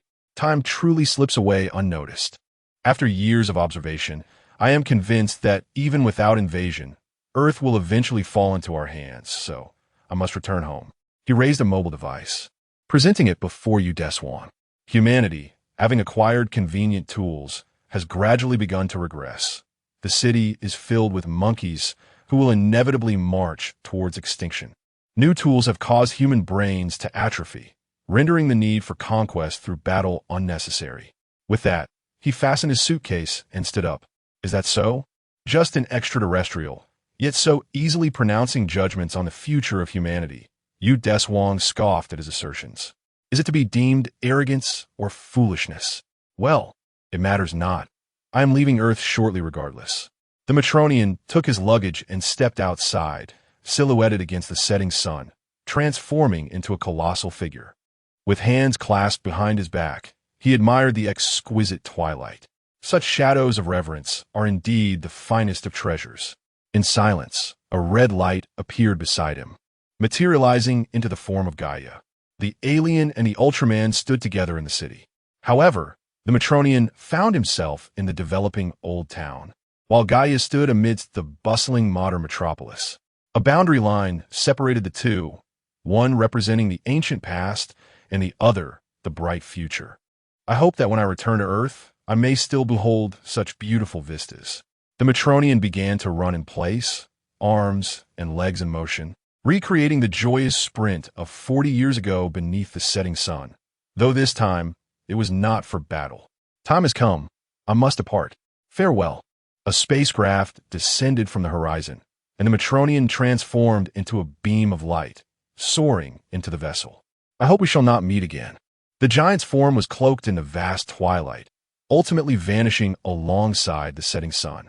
Once again, Kaido and Mr. Narasaki crossed paths. Ah, so that fellow has returned. Has he? Deshuang conveyed the news of the Matronian's departure to Mr. Narasaki, who reminisced about the alien he had saved many years ago. Indeed, it seemed more prudent to return to his home planet rather than remain on this one. However, he lit a cigarette and continued, if possible. I truly wish he could take me along. As he walked away, the glow of the setting sun cast his shadow. Rather than merely a shadow, it was a manifestation of his very being, an essence lingering in the past. Farewell. There are matters more challenging than extraterrestrials awaiting my attention. Kaido, observing Mr. Narasaki's retreating figure, felt a stir of emotion. Perhaps the Matronian was indeed correct, having seen through the superficiality of this planet, prompting its return to its homeland. If that were the case, it could only be said that its vision was rather myopic. Deshuang patted Kaido's shoulder and gazed skyward. The brilliant side of humanity would likely remain beyond its reach. Let us depart. It is time to return. Indeed, on a certain night, a spacecraft plummeted from the cosmos towards Earth. In its descent, it encountered tremendous friction, igniting flames, and ultimately exploded before breaching the atmosphere. Yet prior to the explosion, a green light shot forth, descending to Earth. The following morning, in the command room of DOS, Ellie inquired, Captain Tokahara, do we have any intelligence regarding the UFO from last night? The captain and his team had arrived early to discuss the spacecraft that had exploded in the atmosphere. Several residents reported witnessing the green light the previous evening. Ellie gathered all reports of unusual occurrences from the residents online, pinpointing the location to the JT-467 area. To be prudent, I entrust ground patrol to you, Captain Tokahara decided. Mobilize. Understood. The green light that departed from the spacecraft last night was indeed the same as reported by the residents. It was an alien, adrift in the cosmos after losing its homeland. It arrived at the home of a young boy, transforming into a human guise and forming a friendship with him. They planned to visit the park the next day to marvel at this planet and its inhabitants. Its name was Kafu, an extraterrestrial brimming with warmth and kindness. In the park the following day, Kafu greeted everyone politely, and the people reciprocated with handshakes. His youthful naivety was hardly reflective of an alien from another world. He was curious about humanity and deeply enamored by the park's scenery. From the moment he arrived on Earth, he felt an undeniable allure to this beautiful planet. Yet, the boy, Xiao Qiu, informed him that as long as he maintained his human appearance, he could survive on this planet. Kafu found himself puzzled, questioning why survival necessitated the guise of humanity. Soon, he would discover the answer. He picked up the newspaper from the ground, where the reports of various extraterrestrials invading Earth caught Kaf's attention. He asked the young boy, Xiao Qiu, humans perceive aliens as adversaries, which is why you want me to maintain the guise of a human, correct? Upon hearing this, the boy felt a pang of sadness but resignedly explained, on Earth, aliens are regarded as beings that harm others, invaders of our planet. Initially, Xiao Qiu also viewed Kaf as an invader, as the aliens who had come to Earth in the past had always harbored intentions of conquest. Kaf fell silent, sensing he ought to take action. At that moment, Dash's team arrived nearby, confirming Kaf's location with their alien scanning device. This is bad. It's Dash, Xiao Qiu exclaimed, grasping Kaf's arm to lead him into hiding. For if Kaf fell into Dash's hands, who knew what fate awaited him? Wasn't Dash among those tasked with protecting Earth from monsters and extraterrestrial threats? Indeed, what were they waiting for? They needed to leave quickly, or they would be captured. Yet, despite Xiao Qiu's desperate tugging and pleas, Kaf showed no inclination to depart. Xiao Qiu, I wish to go with them. The boy anxiously protested, but you're an alien. If you're captured, you won't be free like this anymore. We promised to travel together. Kaf gazed at the boy with unwavering resolve. I have committed no wrongs, nor shall I in the future. Therefore, I must go with him. Sore, Xiao Qiu. With that, he walked toward Dash's team. Hey, Kaf. The boy stood still, making one last attempt to reclaim his newly befriended extraterrestrial companion. Kaf approached Deshuang directly. I am Kaf from the planet Nilio, and I will not harm the inhabitants of this planet. His slender figure loomed tall. I am Deshuang. Pleased to meet you, Kaf. He extended his hand. Kaf hesitated briefly before accepting the handshake, a flicker of brightness returning to his previously dim expression. Hello. Deshuang had recognized this amiable alien from a distance. With me here, I will ensure you do not face the same fate again. He then moved next to Xiao Qiu, gently patting the boy's head. Rest assured, your friend will be safe. I'm not a child anymore, the boy protested, brushing off Deshuang's hand from his head. But you promised not to harm Kaf. Fear not, Deshuang replied, extending his pinky finger. Let's seal our pact. Although somewhat reluctant, Xiao Qiu extended his pinky in return. After the agreement, he shouted to Kaf, Kaf, remember our promise to travel together. Kaf nodded earnestly. I promise. I will not forget. Come now, let's go to the base for a visit. Deshuang beckoned as he led Kaf and his teammates toward the Dash Alpha. All right. Upon entering the vehicle, Deshuang and Kafu occupied the driver and passenger seats respectively, while Kaido and Rue she settled in the back. Mu Ting and Sean drove another car. It felt rather unsettling, as if we were the villains. Rue she felt a twinge of discomfort after overhearing Deshuang's prior conversation with them. There was little we could do, after all, as Dash is merely a department within UDF, and the upper echelons often dictate decisions beyond our control. Deshuang articulated this harsh reality while driving towards the Titan base. We have arrived, he announced, helping Kafu unbuckle his seatbelt before opening the door. Kafu marveled at the scale of the base, exclaiming, it's truly magnificent. So tall, and it seems quite imposing with the sea nearby. As they entered the base, Deshuang instructed his teammates, you all go ahead and report to the captain. I will escort him to the lounge. Understood. He led Kafu to the lounge designated for visitors. You may rest here tonight. There are some books on the shelf for you to peruse. There will be an assessment concerning you tomorrow. Indeed, as I am an extraterrestrial, I shall cooperate fully. Kafu surveyed the room, furnished with basic essentials like beds and desks, which appeared sufficiently novel to him. Make sure to rest well. I will expedite your ability to adapt to life on Earth, Deshuang assured him. Indeed, I have faith in you. Deshuang chuckled lightly. You trust me so readily? Because the light emanating from you is quite warm. You noticed that, did you? Deshuang paused, then took a seat beside him. In truth, I am much like you, having come from another planet, specifically a parallel Earth. Oh, clearly, the concept of parallel universes would require some time for him to digest. Deshuang then rose and exited the room. The following day, Kafou underwent an initial round of inquiries, followed by a physical examination. Subsequently, he was returned to the lounge. After a few more rounds of assessments, the authorities would surely feel reassured. This was expected. After the news of Dash receiving an extraterrestrial spread to the upper echelons of UDF, a special investigative team composed of scientists from various nations arrived in Japan overnight, prepared to conduct research on Kafou. Under the auspices of higher authority, they forcibly assumed control of Kafou's research without the knowledge of Dash's team. Kafou, who should have been resting, was subjected to continuous examinations following the initial assessments, testing various physiological data of the alien. When Deshuang sought out Kafou the next afternoon, he sensed something was amiss. He approached Kafou's designated lounge, only to find two soldiers guarding the entrance. As he attempted to enter, he was halted by the guards. "Sorry, entry is prohibited here. What is going on?" "I am a member of Dash, here to visit the Neleluan Kafou who arrived at Titan Base yesterday." He produced his identification for the guards to see. Yet, permission for entry remained elusive. This area is strictly off-limits. How astonishing that those in authority act with such swiftness. Deshuang had no choice but to retreat and contemplate a longer strategy. Upon returning to the command room, he found only Ellie and Sean present. "Ellie, is it possible to ascertain which individuals have entered or exited the Titan base from last night until now? Please hold on."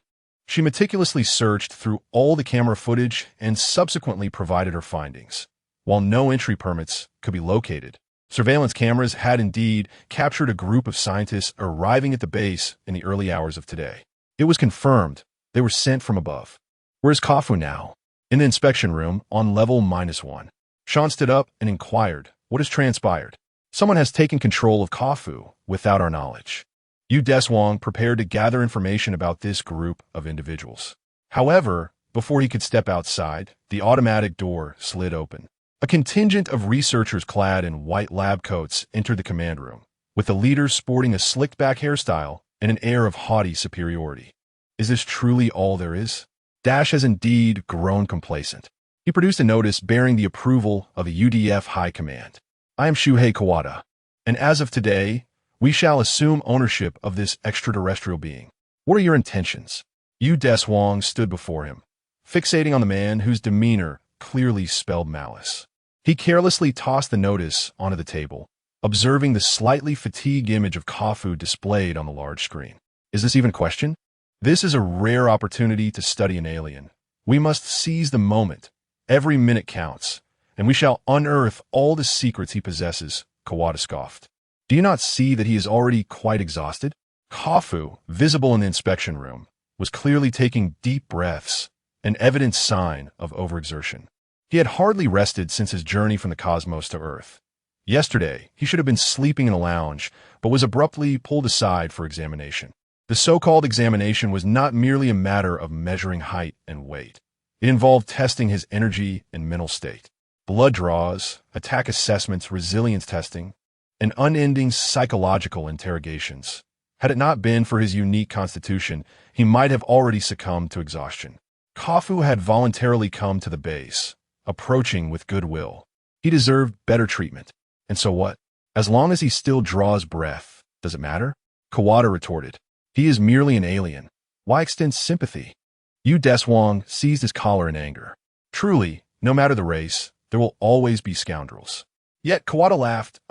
How amusing that a member of Dash dares to defend an alien against humanity. Should I suspect you of being a spy? He attempted to pry Deshuang's hand away, but found himself unable to do so. Angrily, he proclaimed, "Are you even worthy of being a member of Dash?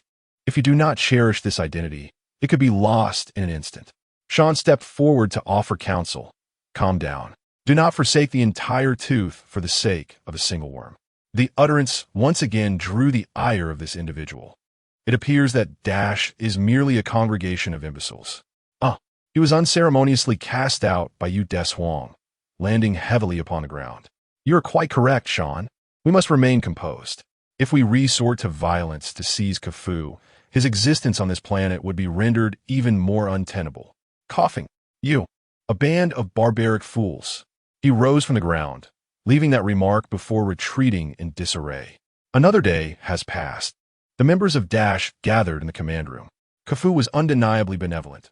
Why then? Rueishi rested her head upon the table, her heart heavy with discontent. Truly, good people receive no reward. These ruffians only prey on the weak. Yet when the monsters arrive, each flees with greater haste than the last. Muting diligently polished his laser gun, seemingly having identified a target. The others remained silent, the atmosphere in the command room oppressive. "AI Lee, what is the status of Kafue?" Deshuang inquired. The conditions within the examination room were relayed to the large screen via surveillance. Kafue was now unable to maintain his human form, reverting back to that of an Inaluru, his body adorned with electrodes for examination. This is outrageous. Cheeto found it hard to bear. At that moment, the automatic doors of the command room slid open. Yesterday's Kawada Shuhei reappeared, just as arrogant as before. "It seems the useless have all gathered." His words incited the wrath of Dash's members. "You would do well to watch your words." Muting drew his laser gun from his waist, inspecting it. The implication of his actions unmistakable. Deshuang rose to stand before him. "It seems some have a short memory." Kawada Shuhei took 2 steps back, smirking sideways. "Oh, are you a member here? I do not recall seeing your name on the Dash roster." He then produced a notice detailing Deshuang's expulsion from Dash. Captain Tu Hong instantly stood, clearly unaware of this development. Deshuang gazed at the man before him, who was several centimeters shorter. "So, you have the authority to expel me from Dash. It appears your connections are quite formidable." Kawada Shuhei had entered the UDF through nepotism, his connections earning him the deference of those around him, thus fostering his current arrogant demeanor. "Is that so? Well then," Deshuang tore the Dash insignia from his uniform, placing it neatly upon the table. "Now, I need not concern myself any longer." Turning, he unleashed a punch. Kawada Shuhei was struck squarely in the face, propelled away. Deshuang moderated his strength, employing energy to shield his facial bones before exerting force, ensuring that while the blow shattered all of Kawada Shuhei's teeth, it did not completely obliterate his facial structure. This strike was not lethal, yet it served as the perfect means to inflict humiliation. Kawada Shuhei trembled, spitting out bloodied fragments of teeth, then incoherently shouted to the soldiers he had brought, "Arrest him for the blatant assault on a UDF official." The soldiers surrounded Deshuang, preparing to apprehend him. Disgusting vermin can be found wherever one goes. Indeed, those with a radiant inner light are strikingly brilliant, yet those whose hearts are filled with filth are equally repulsive. Is it appropriate to meddle with my team within my command room? Captain Takufu and his comrades drew their weapons, aiming them at the soldiers. Among those who spend their days combating monsters, how many can genuinely be considered virtuous? The situation was on the brink of spiraling out of control.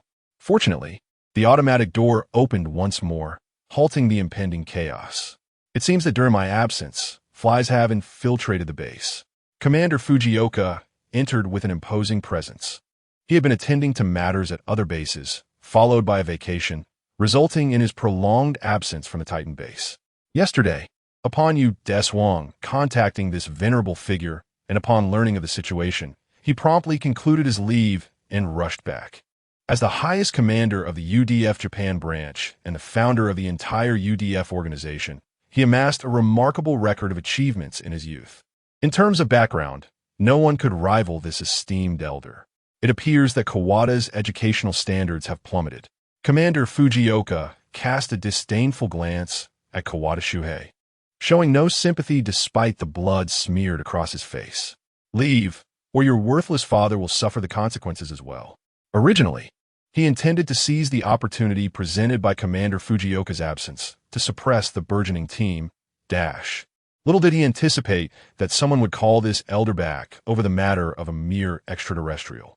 Now, as he regarded Deshuang, his eyes brimmed with wariness. This fellow is not merely a madman. He is a cunning one. At this juncture, he could only retreat from the Titan base in disgrace. "I apologize to everyone for the current predicament. It is my oversight," Commander Fujioka addressed Dash's members, particularly Deshuang, with an apologetic gaze. You are the heroes who have bravely fought at the forefront to protect humanity in the wake of the monster disaster. Under any circumstances, I shall not permit anyone to defame you. Upon hearing these words, every team member was deeply moved. Commander, thank you for your recognition. Captain Takufu approached him, his expression brimming with excitement. Returning to the matter at hand, regarding the Naziri alien, Kafu, the commander fixed his gaze on the figure displayed on the large screen. Bring him back. A guest who arrives with goodwill, regardless of their planetary origin, deserves no such treatment. Understood. Deshuang swiftly made his way outside. Commander Fujioka patted him on the shoulder. Though I cannot stand with you on the front lines, I will always be your most steadfast support. Therefore, pursue what you wish to accomplish. Thank you. Deshuang bowed deeply to the elder before exiting the command room. He proceeded to the examination room, where Kafu was held, advancing to release the restraints that bound him. Apologies, I have failed you. Kafu weakly shook his head. It is of no consequence. Merely fatigue. A brief respite will suffice. Moreover, given the history of alien invasions on Earth, humanity must remain vigilant against extraterrestrial threats. To heal past wounds, one must inevitably pay a price. Even while enduring confinement and torment, this alien has steadfastly maintained his goodwill. He aspires to serve as a bridge for amicable exchanges between Earth and alien civilizations, even if the cost is everlasting imprisonment for research. Deshuang stood in place for a moment, letting out a long sigh. He then draped Kafu's arm over his shoulder, guiding him to a place of rest. The other members of Dash observed the two from the far end of the corridor. Ruishi contemplated offering assistance, but was halted by Quaidu. Are you not going to help? Quaidu shook his head, having surmised the reason for Deshuang's deep concern for Kafu. Kafu's plight mirrored that of Deshuang. As the lifespan of the planet Nilio drew to a close, Kafu ventured into the cosmos in search of a habitable world. However, despite the brevity of time spent aboard the spacecraft due to the jump navigation method, much time had passed on Nilio. Just when he was about to give up on finding a new planet in return for a shift change, he discovered that his homeland had been obliterated. Though Deshuang's homeland also faced the specter of annihilation, its fate had not yet been sealed. In contrast, Kafu had irrevocably become a wanderer without a home, evoking Deshuang's empathy for his circumstance. The only one who could truly relate to such feelings was Deshuang himself. Upon bringing Kafu to the lounge, Deshuang poured a glass of water and offered it to him. For now, there is no need to concern yourself with anything else. Your sole task is to rest. Kafu nodded, taking the water and gulping it down, finding relief for his parched, cracking lips. Once the taut nerves relaxed, a profound weariness enveloped him. Lying on the bed, he succumbed to the weighty drowsiness that washed over him. Finally, he could exhale in relief. Just as Deshuang was contemplating this, a sudden purple orb of light descended from the heavens. Thud! The alien invader, the Godlyrians, had arrived on Earth, their sharp heads glimmering with green light and massive hands resembling pincers. With no intention of communication, nor any regard or rationale, they extended their hands, unleashing indiscriminate destruction upon the surrounding structures. Their sole purpose was invasion. Beep, beep, beep. Alarms blared throughout the base, and messages crackled over the communicator. An invader has appeared. Please return to the command center immediately. Ailey's voice resonated through the device. Understood. It is time to head to the front lines. Stowing the communicator, Deshuang turned to leave. Why? A voice from behind caused him to halt. Kafu had risen from the bed, gazing through the window at the devastation wrought by the invaders. Why engage in such egregious acts? Why invade? His palm pressed against the window, clearly yearning to question the extraterrestrial aggressors who had descended from the sky. Even the kindest souls harbor moments of fury. A verdant glow enveloped Kafu as he prepared to confront the Gaudelar aliens, determined to thwart their destructive intentions towards this planet. Halt! A commanding voice halted his advance. Do you wish for death? Deshuang pressed him back into his chair. This planet is under our guardianship, Dash. Protecting humanity is our duty, not yours. You are the last of the Naliru aliens. You must not perish easily. With that, he dashed towards the command room. Before long, the Dash mothership launched 2 fighter jets from its base. Dash 1 and Dash 2 separated from the mothership and initiated their assault on the Gaudeler aliens.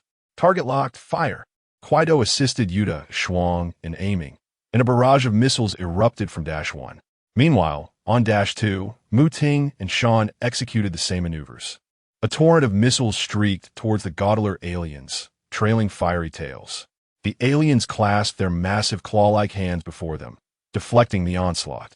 Their hands bore some dents and signs of damage. Yet in an instant, they restored to their original state. The attack had some effect, but ultimately proved futile. Concentrate fire on its head, came a command. Understood. 2 beams of laser struck its head in succession, igniting sparks. Slightly pained, the Gaudeler alien opened its hands, revealing its chest, from which 4 violet lasers erupted. The 2 fighter jets swiftly evaded the assault. However, merely a second later, another volley of lasers shot forth from its chest. Damn, does this technique not consume energy? Despite pulling the joystick to its maximum, it was too late. A laser struck Dash 1's right wing, causing the engine to falter, and the aircraft spiraled downwards, enveloped in black smoke. Deshuang, Kaido. Fortunately, a burst of multicolored light appeared as Max intervened, catching the fighter jet. Gaia soon followed at his side. We cannot afford to be careless. This foe is formidable. Max cautioned Deshuang. Indeed, in the face of extraterrestrial invaders, the 2 Ultra Warriors fought side by side. Thud, thud, thud. Deshuang charged towards the Gaudeler alien, each step sending shards of earth scattering beneath him. Closing the distance, he unleashed a back fist as a probing strike. After it was blocked by the alien's claw, he retaliated with a powerful left punch to its abdomen, but simultaneously faced an attack from the alien's other claw. Evading a downward slash, Deshuang rolled to the side. In quick succession, Max executed a flying kick, striking the Gaudeler alien squarely in the face, toppling it to the ground. Deshuang rose and joined Max in their assault. Leaping high, he raised his right leg, bringing his heel down with force. The Gaudeler alien, rising and looking up, chose to cross its claws to block the blow. This defensive posture granted Max an opportunity. He swiftly swept low, knocking the alien down. Seizing the moment, Deshuang stomped down forcefully. The Gaudeler alien lay on its back, unleashing a continuous stream of violet lasers from its chest. Maintaining the output, it gradually rose to its feet. Deshuang and Max were compelled to retreat, sidestepping the onslaught. The Godelians, having readjusted their stances, aimed directly at the duo, unleashing a torrent of lasers that surged forth with precision. 2 ultra shields stood resolutely in front of them, intercepting the relentless beams one after another. Yet, the assault persisted, seemingly without end. Deshuang nodded at Max, an unspoken understanding passing between them. The 2 shields converged, forming a larger barrier, supported solely by Max. Meanwhile, Deshuang focused the energy in his wrist, extending a brilliant blue lightsaber. With a powerful leap from behind Max, he soared towards the Godelian, and upon nearing, he swung the lightsaber fiercely, striking its chest and interrupting the relentless barrage. Observing this, Max raised his left hand, channeling energy to unleash the Maxium Cannon. A cascade of multicolored beams met the pincers, which momentarily halted the onslaught before the pincers restored themselves almost instantaneously. Max, undeterred, lifted his hand skyward, summoning the Maxium Galaxy. Deshuang attempted another strike, but the Godelian raised its hands above its head, emitting a blinding light that disrupted Deshuang's advance. Simultaneously, it unleashed lasers toward Max, interrupting his summoning. Due to the time constraints, Max's chest timer began to blink ominously. A formidable adversary indeed. Deshuang dissipated his lightsaber, raising both hands high to channel the light of Earth and ocean to its zenith. A dazzling amalgamation of red and blue brilliance enveloped him, heralding his ascendance. As energy waned, his chest timer also flickered. It was time for swift resolution. Energy surged through his legs, propelling him forward to the Godelian, where he executed a powerful hip toss. Thud! Rising once more, he seized the creature and hurled it sideways with tremendous force. Thud!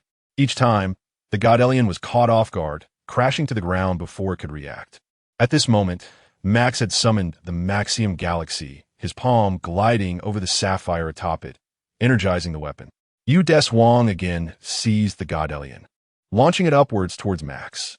The Galaxy Cannon unleashed its overwhelming energy upon the God Alien, obliterating every cell and reducing it to mere molecules. An alien whose penchant was for invasion and destruction, after decimating countless planets, ultimately met its demise. The two Ultra Warriors soared into the heavens, vanishing beyond the horizon. From this day forth, the Nellarian K'Fu would serve as a special extraterrestrial consultant for the UDF, assisting the research department. Commander Fu Yuan had already arranged K'Fu's position. Now, he was an official member of the UDF, enjoying considerable freedom in his research endeavors, albeit requiring accompaniment when venturing outside.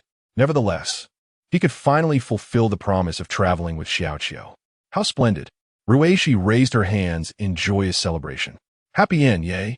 Sean joined her in a high five. Kaido remarked beside Deshuang, "This is truly wonderful." Indeed, although Deshuang had watched the Ultraman series and understood that not all extraterrestrials sought to invade Earth, with some possessing benevolent qualities, the aggressive actions of the Yabo people and the various aliens he encountered had plunged his regard for them into despair. The experiences depicted on television paled in comparison to his own encounters. However, the kindness of K'Fu rekindled his enthusiasm for extraterrestrial beings.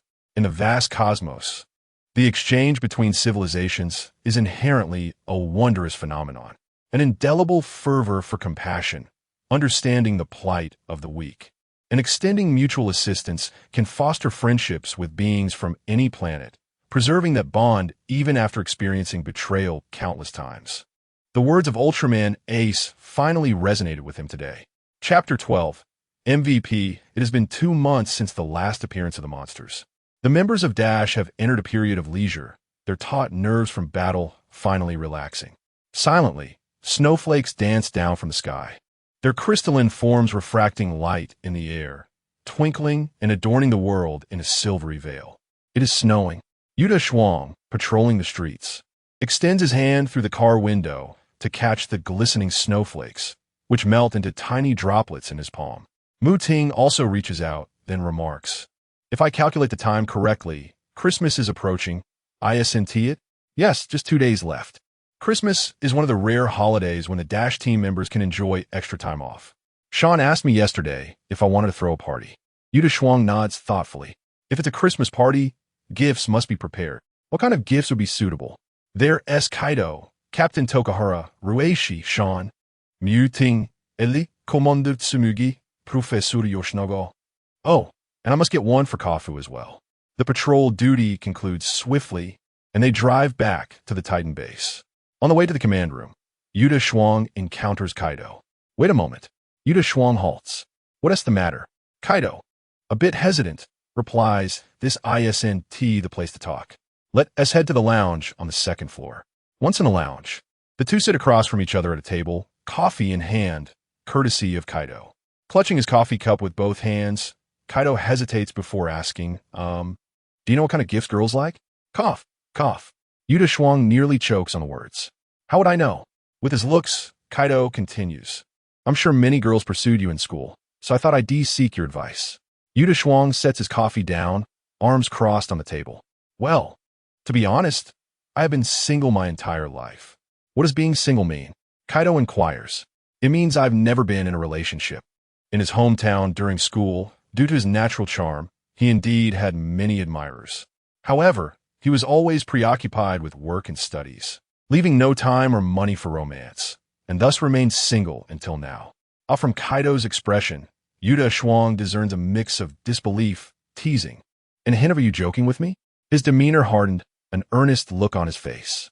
Seeing Deshuang's kind expression, Kaido promptly conceals his emotions. "Cough, sorry. Never mind." Deshuang leans forward again. "However, I can certainly guide you. It is well known that the perpetually single possess a wealth of theoretical knowledge about romance." "Really?" Kaido's eyes brighten instantly. With a slight grin, Deshuang asks, of course, "So which girl? Ruishi?" Although he knows the answer, he is curious to see Kaido's reaction. "Well, I suppose so." Kaido hesitated. Yes, indeed. This time, he has mustered some courage. I sincerely ask for your assistance. With Christmas approaching in just 2 days, I wish to prepare a gift for her. Very well. I have duly noted your request. Deshuang reclined against the back of his chair. First, we must ascertain her preferences. This initial inquiry left Kaido at a loss. Have you ever observed the cosmetics or the clothing and bags she typically uses? Kaido closed his eyes, striving to recall. She rarely wears makeup. Only occasionally does she apply a light touch when we go out during holidays. As for her clothing, I am unfamiliar with the brand she wears. It felt as though the air had become stagnant. In that case, we have only one approach left. Kaido, it is imperative to understand that the essence of gifting a girl lies not in the gift itself, but in the sentiment behind it. Do you grasp the significance of sentiment? Sentiment? Deshuang straightened up from the back of his chair. Precisely. As long as she can perceive the thoughtfulness you have invested in this gift, it shall be the most exquisite present. Kaido swallowed hard then. How should I proceed? The simplest method is to craft something by hand. It is the most straightforward way to convey your feelings. He took a sip of his coffee, which had grown somewhat cold. Winter has arrived, and there could be no better gift than knitting a scarf for the girl you cherish. Kaido suddenly understood. So that's it. I see now. He slapped the table and stood up. Thank you for your guidance. After bowing, Kaido hurriedly set off to prepare the gift. Youth is indeed a blessing. He finished his coffee. Speaking of which, I suppose I'm still quite young myself. After sitting for a while longer, he prepared to rise and leave. Are you free now? A familiar figure appeared and sat across from Deshuang. It was Rueishi, carrying 2 cups of coffee. Yes, what is it? Rueishi hesitated, seemingly deliberating on something. This is not good. These 2, could it be? She took a deep breath and asked, do you happen to know what Kaido usually likes? As expected. Yet, at least this was a more straightforward inquiry. Christmas gift? Deshuang accepted the coffee cup handed to him by Rueishi. After consuming these 2 cups, I shall find it difficult to sleep tonight. Hey, how did you know? Do you believe me if I say I guessed? Let us set that aside for now. Why do you want to ask me? Well, since you and Kaido are relatively close, I thought I would inquire about his preferences. Rueishi held the coffee cup with both hands. The 2 of them adopted the same posture while drinking coffee. What gift should they even consider? They might as well get married right there. Deshuang set down his coffee and leaned forward, resting his arms on the table. I must admit, I'm still truly single after all this time. By the way, where have Kaido and Rueishi been these past few days? In the command room, Sean remarked while playing chess. Who knows? Perhaps it is in preparation for Christmas gifts. Across the chessboard sits Deshuang. Sean has captured Deshuang's cannon with his knight. Christmas. What gifts will everyone prepare?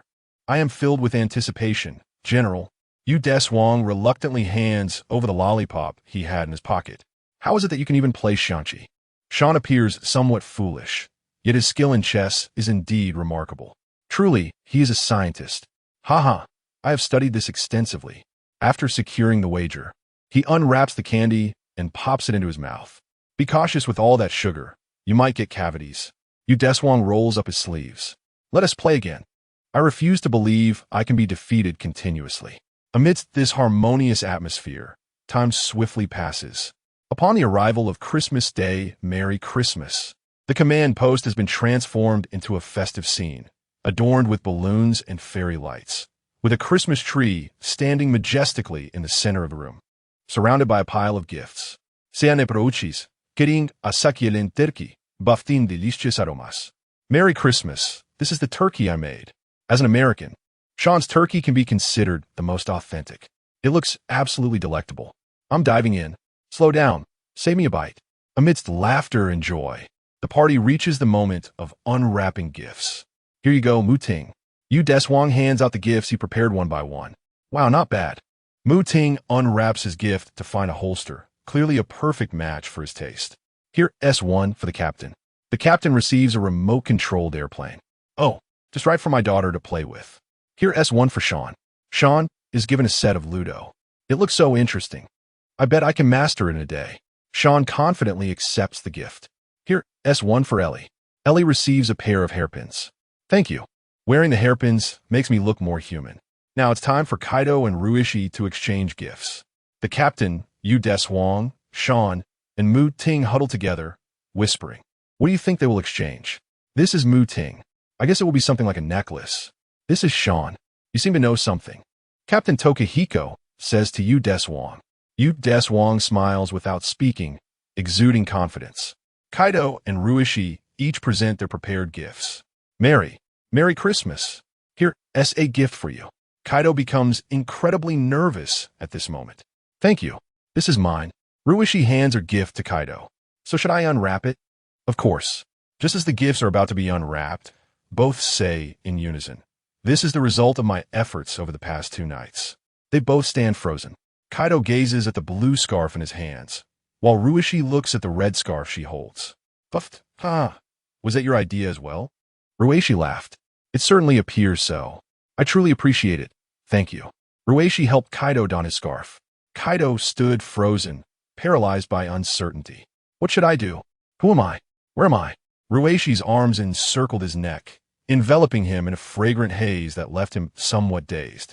Gazing at her exquisite visage, his heart raced, and the blood surged to his face, rendering it crimson. Calm down. Once the scarf was secured, Kaido extended his trembling hand to assist Ruishi in putting on hers. He was not the only one experiencing a fluttering heart. At that moment, a rosy hue graced Ruishi's cheeks. Her gaze remained shyly averted, her mind swirling with countless thoughts that coalesced into nothing coherent. She lowered her head, striving to conceal her feelings from Kaido. This fool has finally awakened. You're quite beautiful, Kaido complimented, retracting his hands yet unsure where to place them. You too. Very handsome, Ruishi replied, lifting her head to smile at Kaido. Wow. Sean exclaimed, repeatedly patting Yuta Shuang's shoulder. Captain Tuhong cast a look of approval in his direction. Well done. Splendidly executed. Today's MVP undoubtedly belongs to Yuta Shuang. Chapter 13. The Onslaught. Perhaps it is the instinct of monsters to hibernate for an entire winter passed without any incursions from these creatures. After an extended period of tranquility, life began to awaken, heralding the arrival of spring. Among this resurgence of life, the inevitable emergence of various monstrous calamities was also anticipated. Last night, we received an unusual case. In the command room, Captain Tuho was briefing the team on the events of the previous night. The police headquarters had received complaints from residents regarding a disturbance at number 12, Templetown.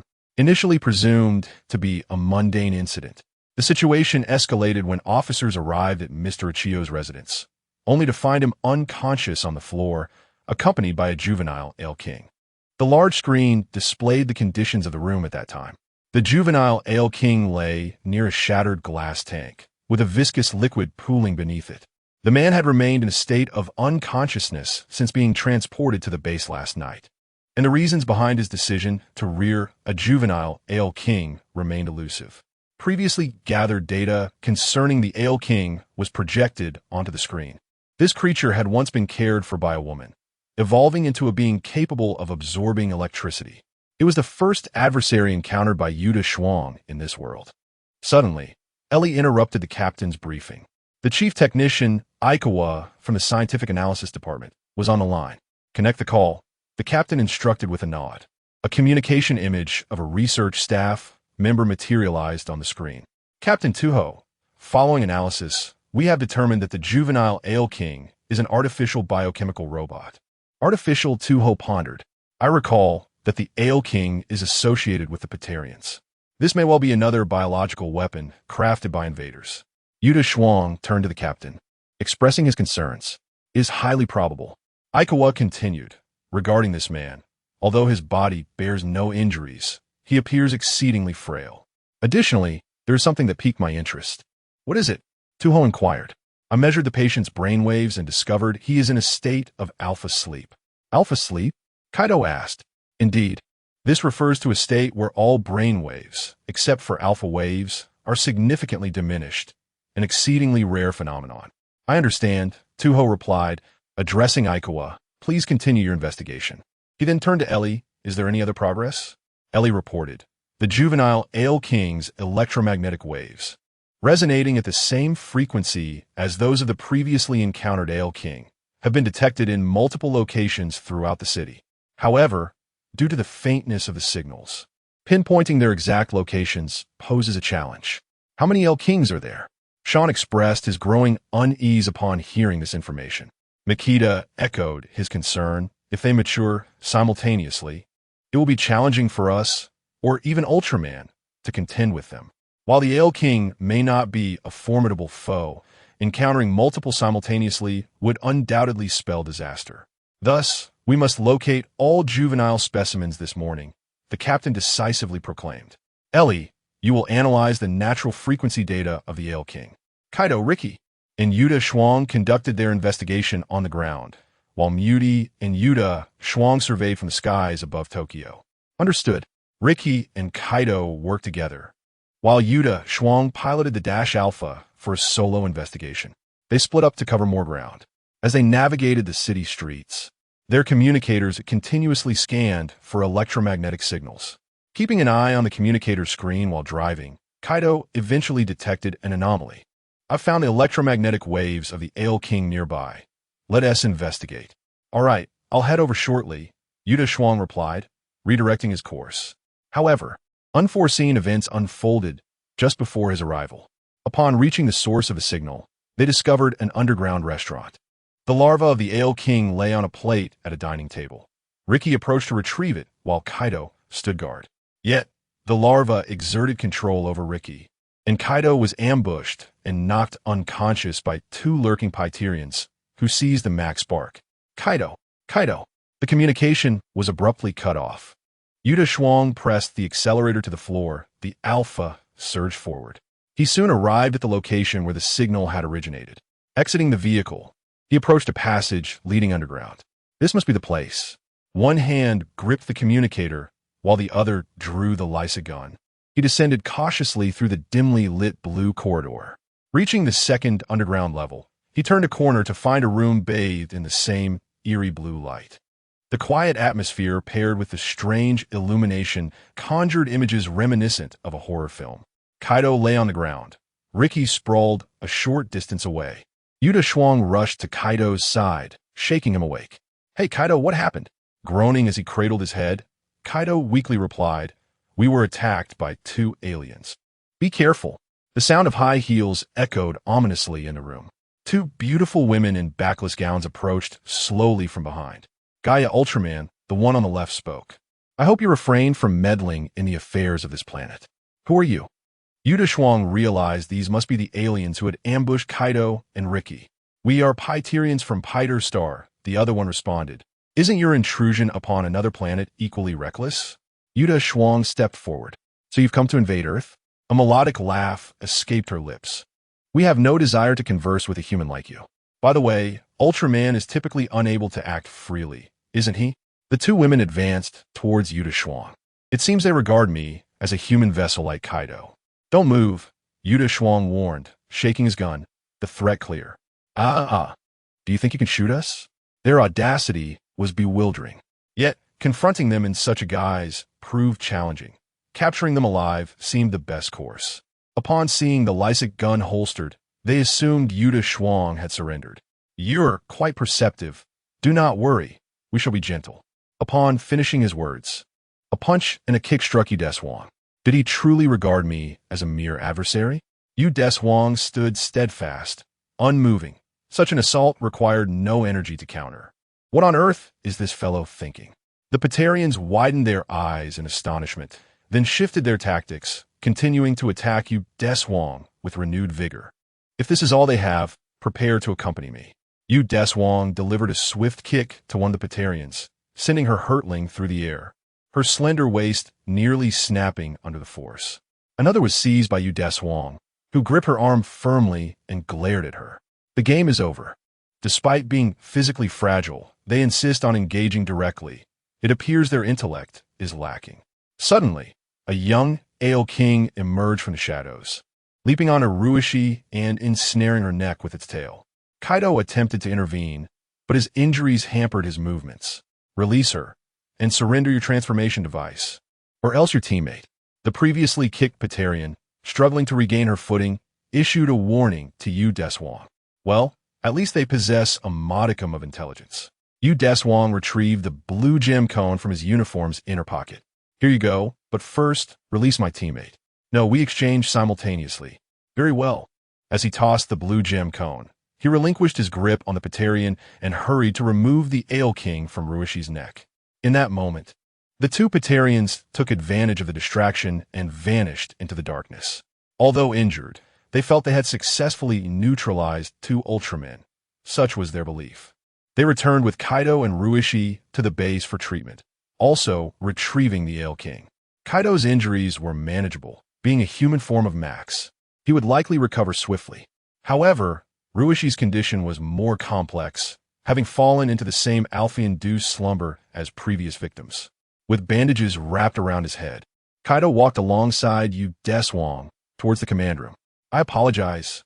Kaido felt guilt for being ambushed by the Patarians and for losing his transformation device, becoming a hostage in the process. Deshuang clapped him on the back, eliciting a grimace from Kaido, whose external wounds throbbed painfully. After all, as an Ultraman warrior, being taken down by surprise is unacceptable. Remembering Kaido's injuries, Deshuang quickly withdrew his hand. You'll need to train your physical endurance. Prepare for hardship. Kaido. Upon reaching the command room, they briefed the captain on the details. So they truly are invaders? Indeed. Deshuang nodded. Moreover, I suspect their intentions extend beyond merely siphoning electricity. A more sinister plot looms. At that moment, Technician Ikegawa re-established contact with the command room. Captain Hijikata, I am about to commence analysis on the surviving juvenile. Prior to this, I have uncovered an important matter. The antenna atop the Aileron King, although designed to absorb energy, resonates closely with human brainwaves. The activities of the human brain are conveyed through subtle electric currents, and it seems the Aileron King seeks to siphon these cerebral waves. Suddenly, a wave of disturbance akin to water ripples envelopes him, severing communication. Technician, Captain Tufong shouted. This is bad. Ruishi is there as well. Kaido immediately dashed out of the command room. Captain, we must ascertain the situation, Deshuang remarked, following suit. All right, I entrust this to you. They swiftly arrived at the research room, where they found Technician Ikegawa collapsed on the ground. Are you all right? Where's Ruishi? Kaido helped him up and inquired. Technician Ikegawa struggled to open his eyes. She suddenly went berserk, he murmured before losing consciousness again. Beep, beep, beep. The communicator sounded as Ellie informed the two. Ruishi has seized the Aileron King's larva and fled the base on a Dash Ducati motorcycle. Kaido immediately responded. I will pursue her. Deshuang lifted the unconscious technician, Ikegawa. Go, I will take him for treatment. Thank you, Kaido said before sprinting out. Returning to the command room. Just in time, the Aileron King appeared in the city, preparing to move out. Upon hearing the captain's orders, he glanced at the large screen, where another adult Aileron King emerged, making it two now, with the possibility of more to come. Understood.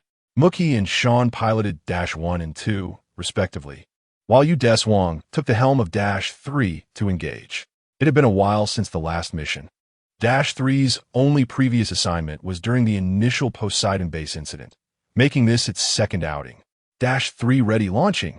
With a pull of the thruster, the aircraft's engine roared to life, soaring out of the base in aerial mode, followed closely by the Dash mothership carrying Dash 1 and 2.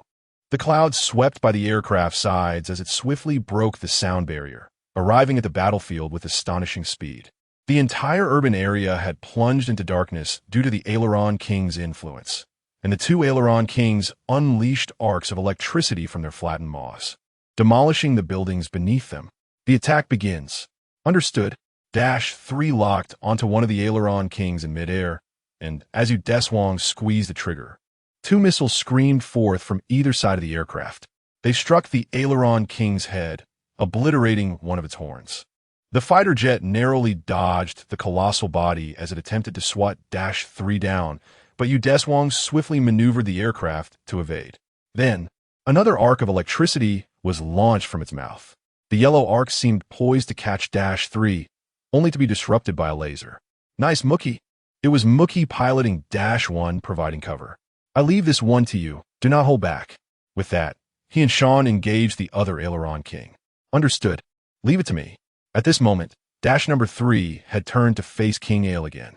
Energy had been fully charged, and a robust beam of light surged forth from the front of the machine, converging upon King Ale and resulting in a violent explosion. One down. This mass-produced version of King Ale was slightly weaker, possibly due to its incomplete development. Just as Deshuang prepared to confront the second King Ale, several blue energy projectiles suddenly descended from the night sky. Quick evade. Upon witnessing the sudden onslaught, Deshuang urgently warned his teammates. However, he himself was unable to dodge in time. 3 projectiles locked on a Dash number 3, ultimately damaging its left wing. Deshuang, Kaido, having just located Rueishi after descending from Alpha, witnessed the scene unfold. Reaching into his clothing, he discovered that the Max Spark had already been taken by the Pitaran. This is bad. Deshuang lacks a transformation device. Due to my negligence. Kaido clenched his fists, filled with regret over his own inadequacies. Deshuang had previously refrained from explaining to Kaido at the base that his transformation did not require any medium, intending for him to recognize his own shortcomings and remain vigilant in the future. Boom! A crimson glow illuminated the night sky as Gaia caught the plummeting Dash No. 3, mentally conveying to Kaido, "Go rescue Rueishi. Leave King Ale to me. There's an invisible Pitaran ship in the air. The Max Spark is likely inside." Kaido paused for a moment, then nodded and dashed toward Rueishi. Currently, Rueishi was ensnared by young King Ale, wrapped around her neck, siphoning her brainwaves. Rueishi. Kaido rushed forward, seizing the young King Ale and tearing it away despite the intense electric shocks. The young Ale, sensing this, coiled its tail around Kaido's neck, reveling in the enriched brainwaves.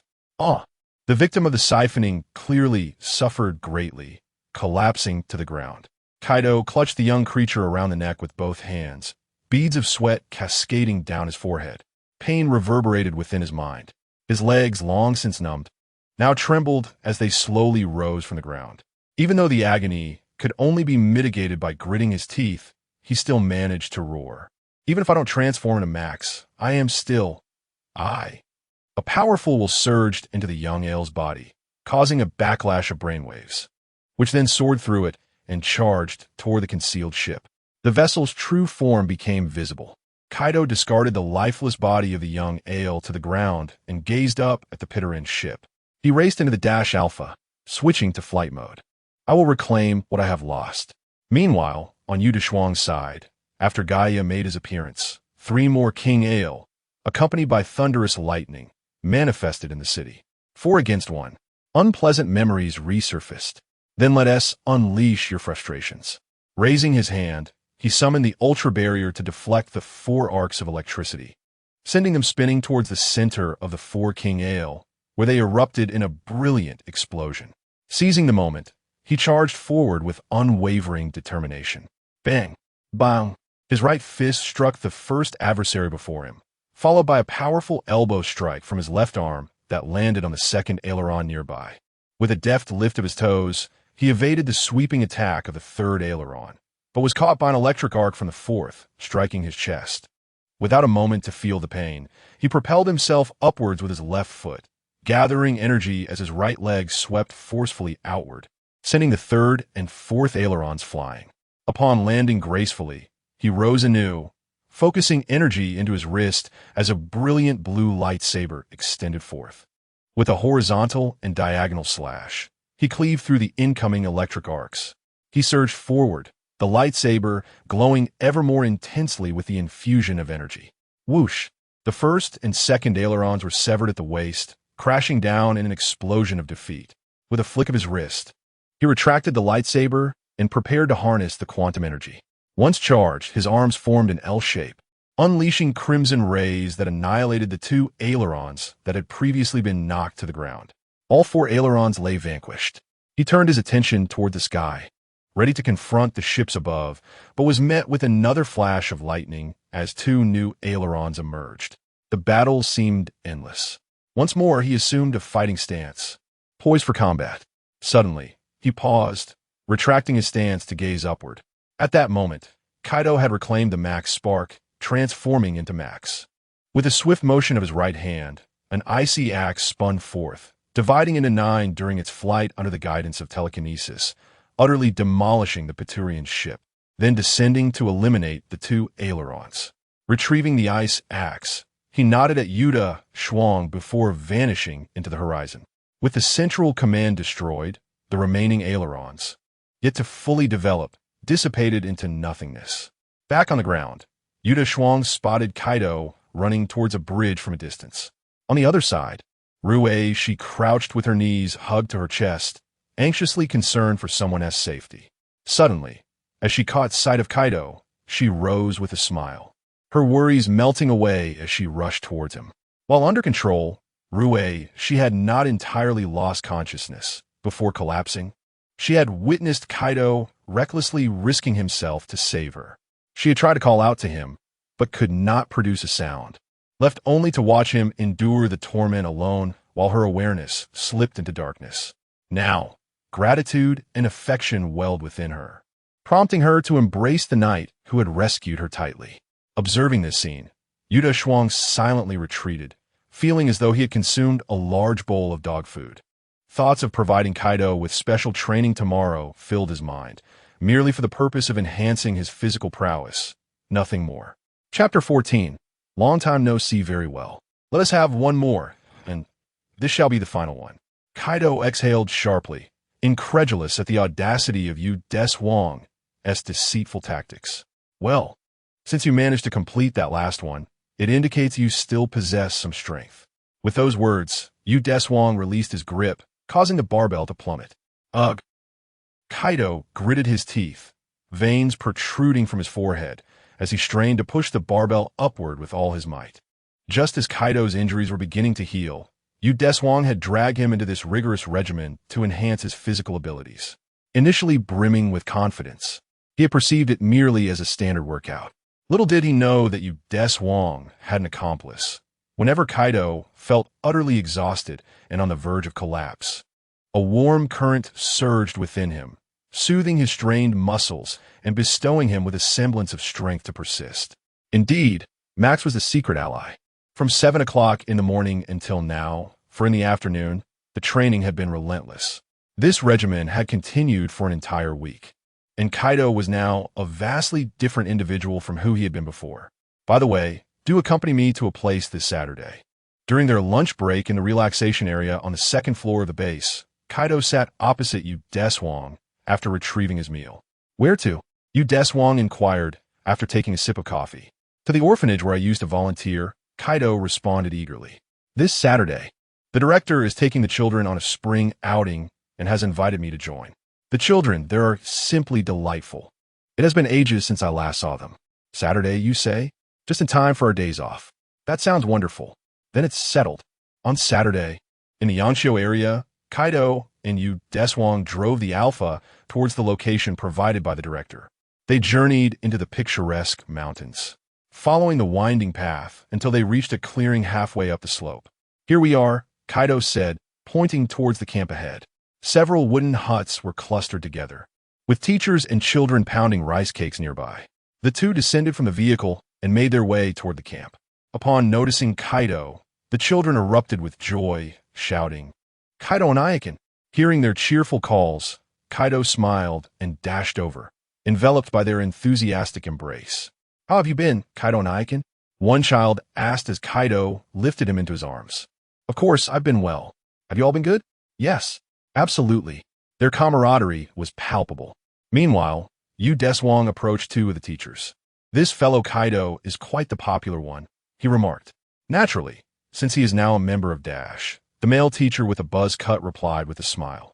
"Many children aspire to become members of Dash to fight for the protection of everyone." Then he suddenly realized, "You are Kaido's teammate, aren't you?" "Indeed. I came to accompany him to see the children. They're truly a charming bunch." I wondered why Kaido insisted on wearing his team uniform and driving the Alpha. It seems he wished to fulfill the children's wishes. At that moment, Kaido was joyfully leading the children in pounding rice cakes. The incessant sounds of thuds echoed through the air. After crafting the rice cakes, everyone gathered to prepare lunch. The long table overflowed with a bountiful array of ingredients, while the children busily crafted simple rice cakes and red bean buns.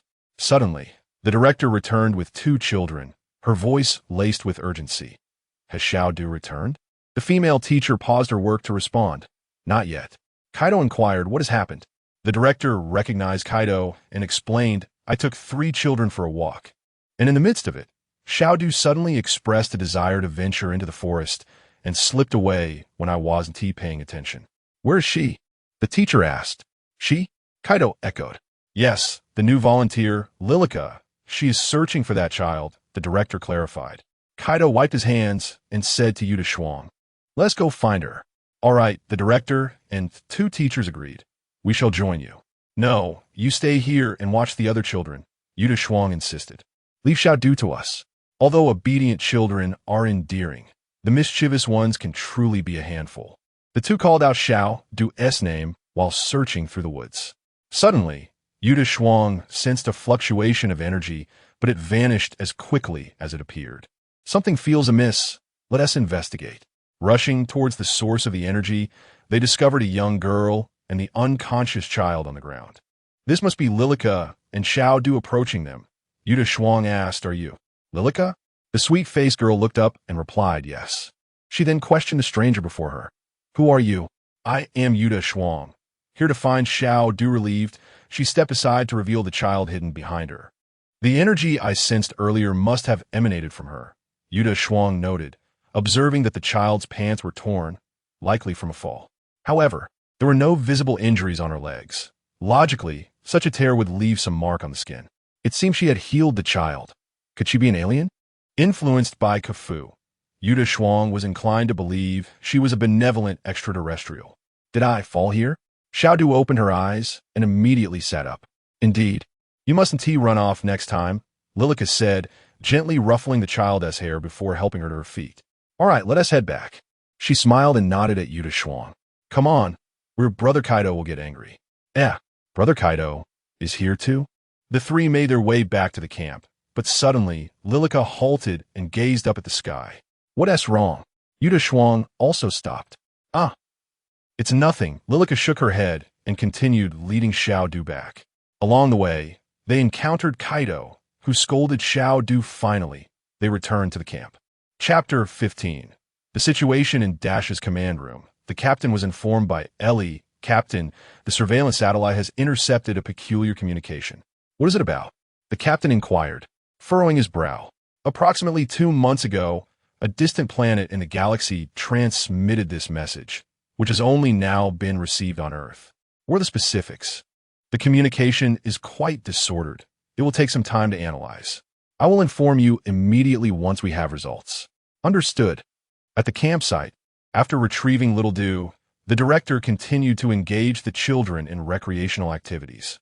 Kaido led them in kicking a ball, and they were having a splendid time. Deshuang was under the wooden shed, making juice with the juicer.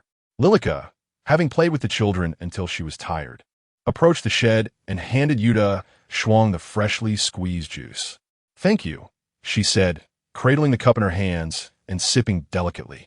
Halfway through her drink, she stood up and gazed skyward. What's wrong? It's here, that guy. Juganoga is coming, Lilica said, her heart racing with anxiety. Juganoga? She took a couple of steps forward, continuing, 2 months ago, I left my homeland to come to this planet. I later decided to embrace this Earth, which resembles my home, as my second home. She then smiled, her voice softening. There are so many kind-hearted people here who have given me warmth in my solitude. They have embraced my homelessness. Why reveal to me that you are an alien?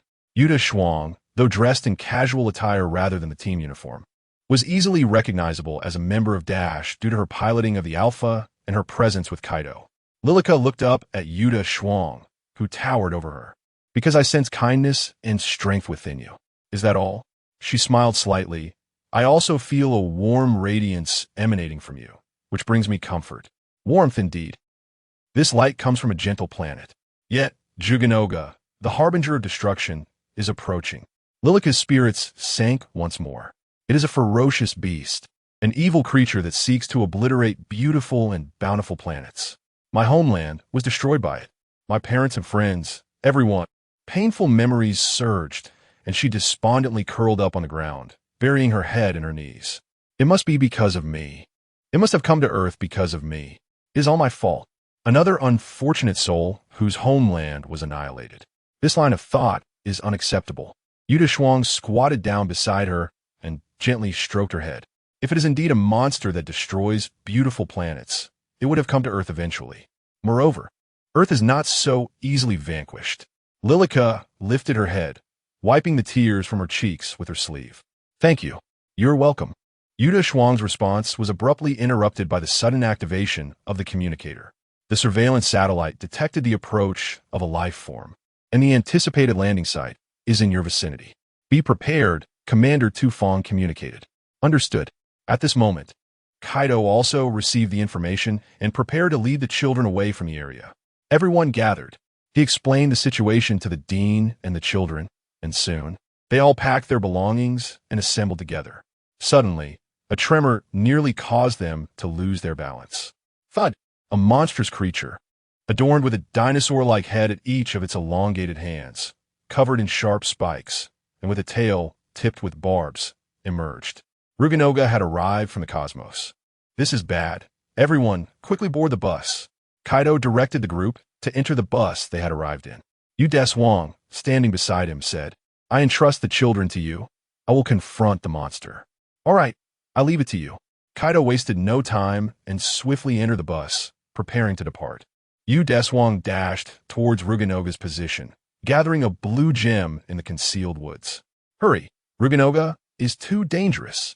Lilica followed, tugging at Deshuang's sleeve, urging him to leave with her.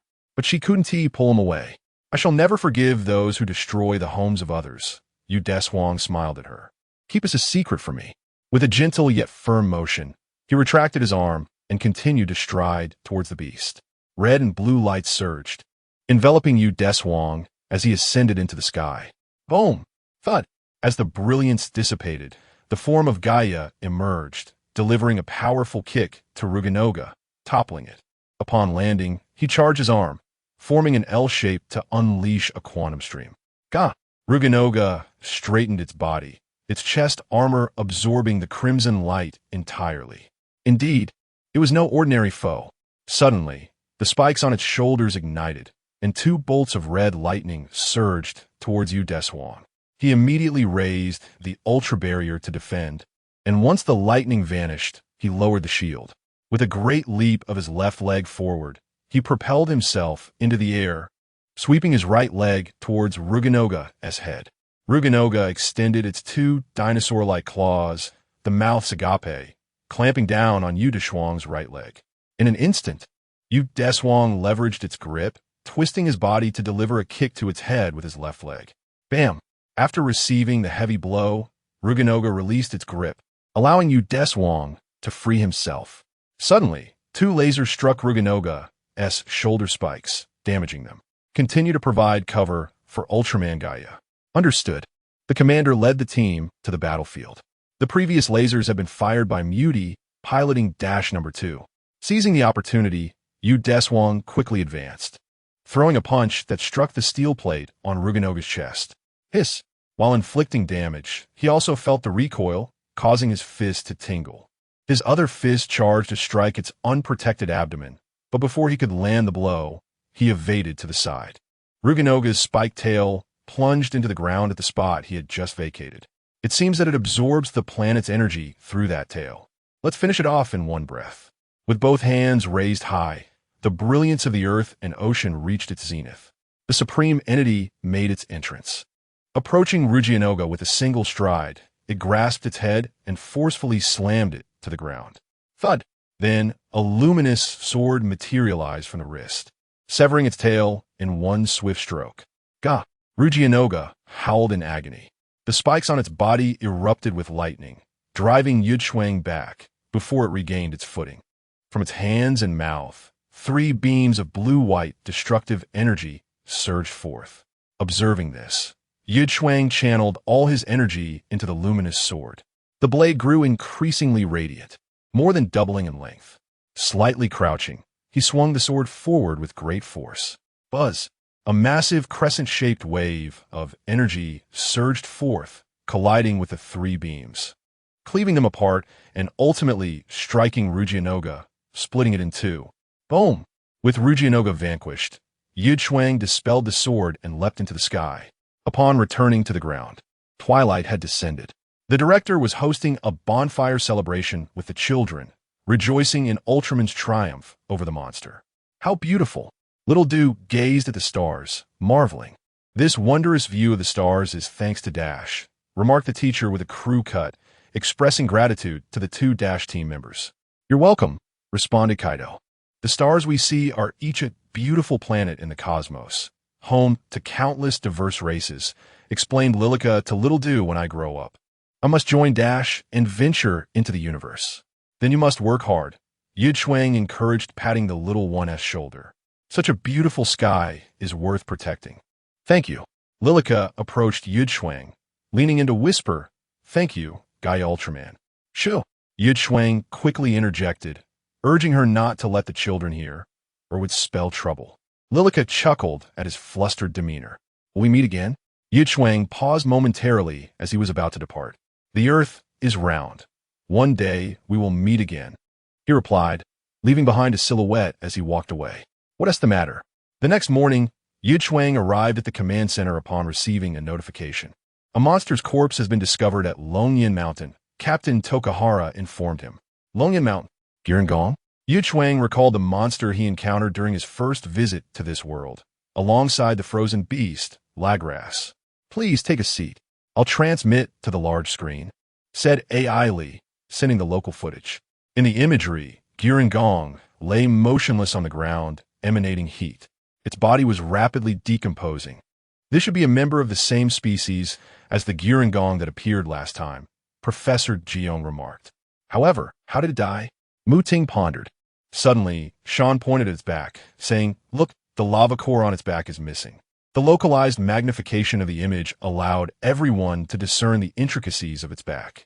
The sight was akin to that of a creature having been devoured. Deshuang remarked while gazing at the screen, It is likely the work of a relative of the Lagras.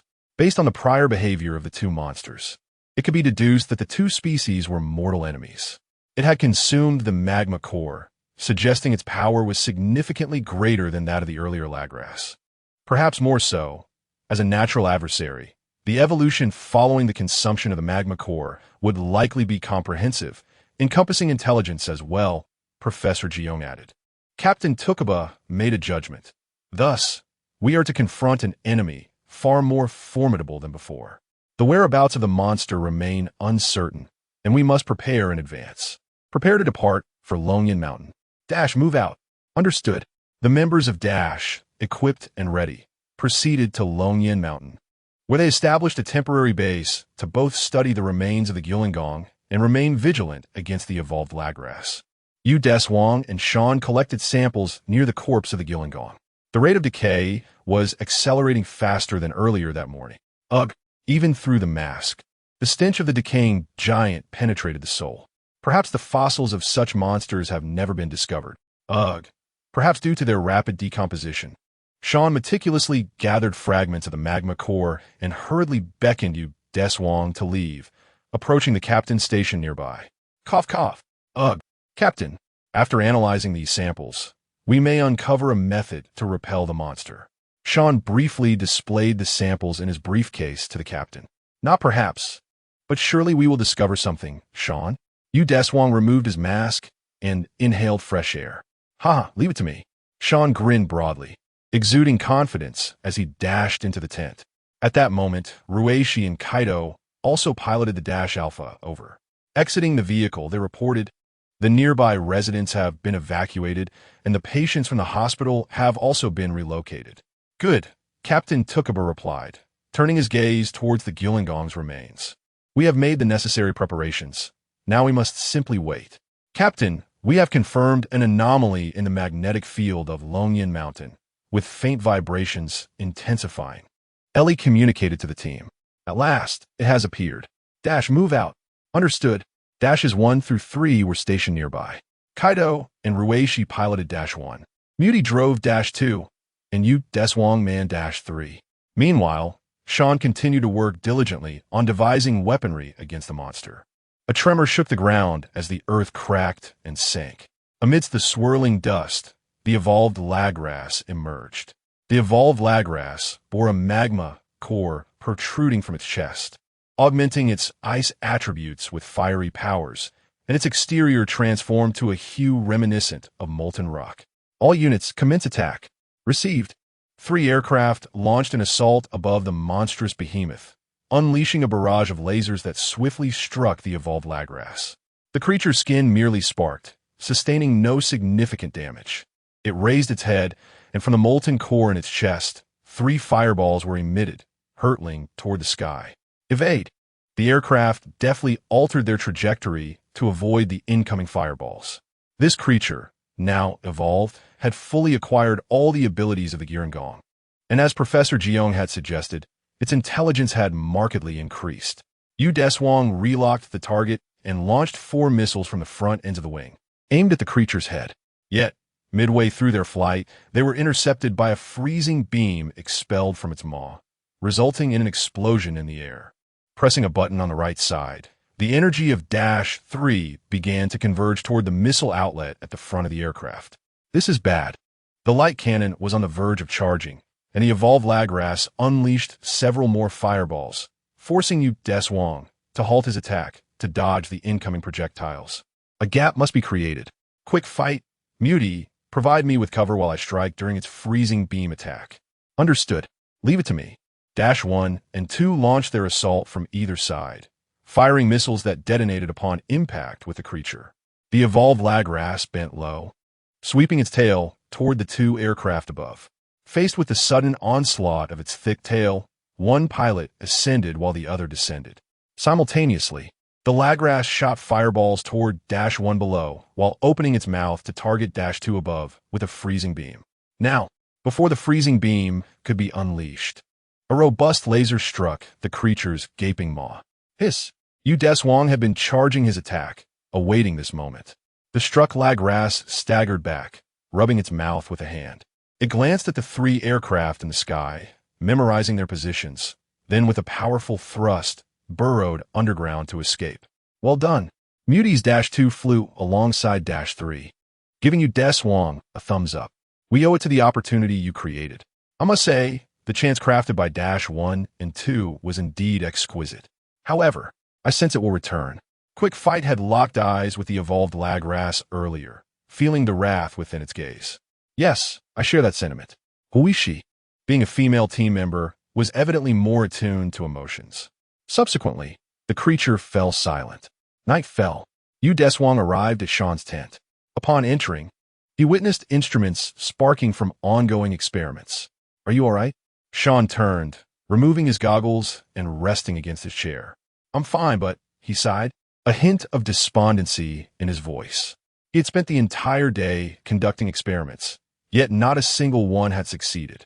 I intended to create an anti-geo monster maser capable of destroying the creature's molten core, abbreviated as AG Maser. He pointed at the apparatus before him and said, "The system is complete, but as long as the frequency aligns, the transmitter will explode before launch." Rubbing his face, Sean sighed once more. Deshuang, standing behind him, comforted him with a pat on the shoulder. "We're just one step away, aren't we? With your talent, you can surely achieve it." Yet, Sean's brow remained furrowed. Once the Dash Fighter launches this laser, the craft will be destroyed. If I haven't found a solution before the next monster appears, it will be resolved. Until then, I will hold off the monster. We are a team, are we not? Sean's frown eased slightly. Indeed, but even if we cannot find a solution, Ultraman will come to our aid. Deshuang walked toward the door. Let us take a stroll. All right. The two made their way to a nearby small lake. The water mirrored the moonlight, enveloped by the coolness of the night. Sean sat on the ground, pondering, what is the true significance of my invention? All along, we have relied on Ultraman's power to defeat the monsters. Even if the AG Maser is created, it might merely be an embellishment. Compared to the shimmering surface of the lake, his silhouette exuded a sense of desolation. After a moment of contemplation, Deshuang suddenly stood up and shouted toward the lake. 1. Do not go to school on an empty stomach. 2. On a fine day, hang out the bedding. 3. Look out for oncoming vehicles when crossing the road. 4. Do not rely on the strength of others. 5. Do not play barefoot on the ground. The unexpected outburst left Sean momentarily speechless. What is this? The 5 great O's of Ultraman. Deshuang turned back to face him. I believe Ultraman chooses to aid us because he sees boundless potential in humanity. Ultraman cannot protect mankind forever. Thus, we must seize the opportunity to grow while they shield us, so that one day we may stand side by side with them in the cosmos. Sean, your invention is certainly not in vain. It is our response to Ultraman, a testament to humanity's relentless progress. With the power of light, I should be humanity's support. Deshuang felt the warm glow within him. This is my duty, and it embodies the meaning of this power. After a brief moment of astonishment, Sean also rose to his feet. Indeed, we must respond to Ultraman's intent and demonstrate to them that humanity is continuously advancing. He then turned to the lake and shouted, "I will surely create the AG Mazer. My invention will definitely eliminate the monsters." After venting his frustrations, he turned back and declared, "I have it. I will complete the AG Mazer before dawn." For a genius, research often stagnates at a certain stage due to internal blockages. Once the heart is unburdened, the problems will unravel. With newfound confidence, Sean dashed back to the camp. "Go for it, Sean." Deshuang was also preparing to depart when Kaido, who had suddenly appeared beside him, halted his steps. It seemed he had been listening intently for quite some time. Kaido approached Deshuang, retrieving the max spark from within his attire, cradling it in his hand. "Yesterday, I had a dream, a vivid recollection of the first encounter with a monster at Longyan Yueshan. In my dream, I plummeted from the sky without being rescued by Max. -1 crashed, and I ultimately succumbed to the stillness of the operating room. If there comes a day when Max departs, will I find myself in peril during the next mission? Without Max, can I still charge to the forefront, as I usually do?" His gaze shifted from the Max spark to Deshuang's eyes. He later reflected that his propensity to stand at the vanguard had never solely stemmed from Max's strength. He vowed to demonstrate that humanity would undoubtedly stride alongside Max in the future. Deshuang chuckled, patting his shoulder, affirming indeed. This is the bond share between Ultraman and humanity. At 4:30 in the morning, before dawn's light graced the horizon, the team was roused by the blaring of alarms. Hastily donning their uniforms for assembly. Just moments ago, Elia detected an anomaly in the magnetic field. Lagras could emerge at any moment. Captain Sachikawa, with dark circles under his eyes, commanded the team, clearly having spent a sleepless night. All personnel boarded their aircraft, poised for action. "Understood." Before departing, Mookie inquired, "How is Sean's new weapon development progressing?" "The weapons have been loaded onto each aircraft, but we are still lacking 5% of the final data," the captain replied. "If Lagras appears, you'll need to hold it off for a while." "Leave it to me," Mookie declared, sprinting towards -2. Deshuang settled into the cockpit of -3. This time, utmost vigilance was essential. He slapped his face and meticulously checked all internal instruments. -3, ready for action. Just as he completed his report, he felt a tremor from the ground. The earth cracked in the distance, and the ground began to sink. Roar! Lagras had emerged. "All units, engage in a full-on assault against Lagras." "Understood." He activated the thrust levers, and the engines roared to life. A new dawn emerged behind the 3 aircraft, lifting them gracefully into the sky. Round 2. Target locked. Fire. Deshuang abruptly pressed the button on his side, unleashing 4 missiles from -3's wings, which joined the barrage of missiles from the other 2 aircraft. With fiery trails, they soared towards Lagras. Boom! Lagras unleashed a freezing beam from its maw, while flames coalesced from the molten core in its chest. The 2 elements fused before it, generating a massive spherical beam of light. Upon contact with the barrage, it detonated all the missiles, causing them to explode mid-air. The resulting shockwave threw all 3 aircraft off balance. Reform the formation and attack from 3 different directions. Understood. -1 and -2 soared to either side, while Lagras unleashed fireballs in pursuit. However, the fireballs were intercepted mid-flight by -3's laser.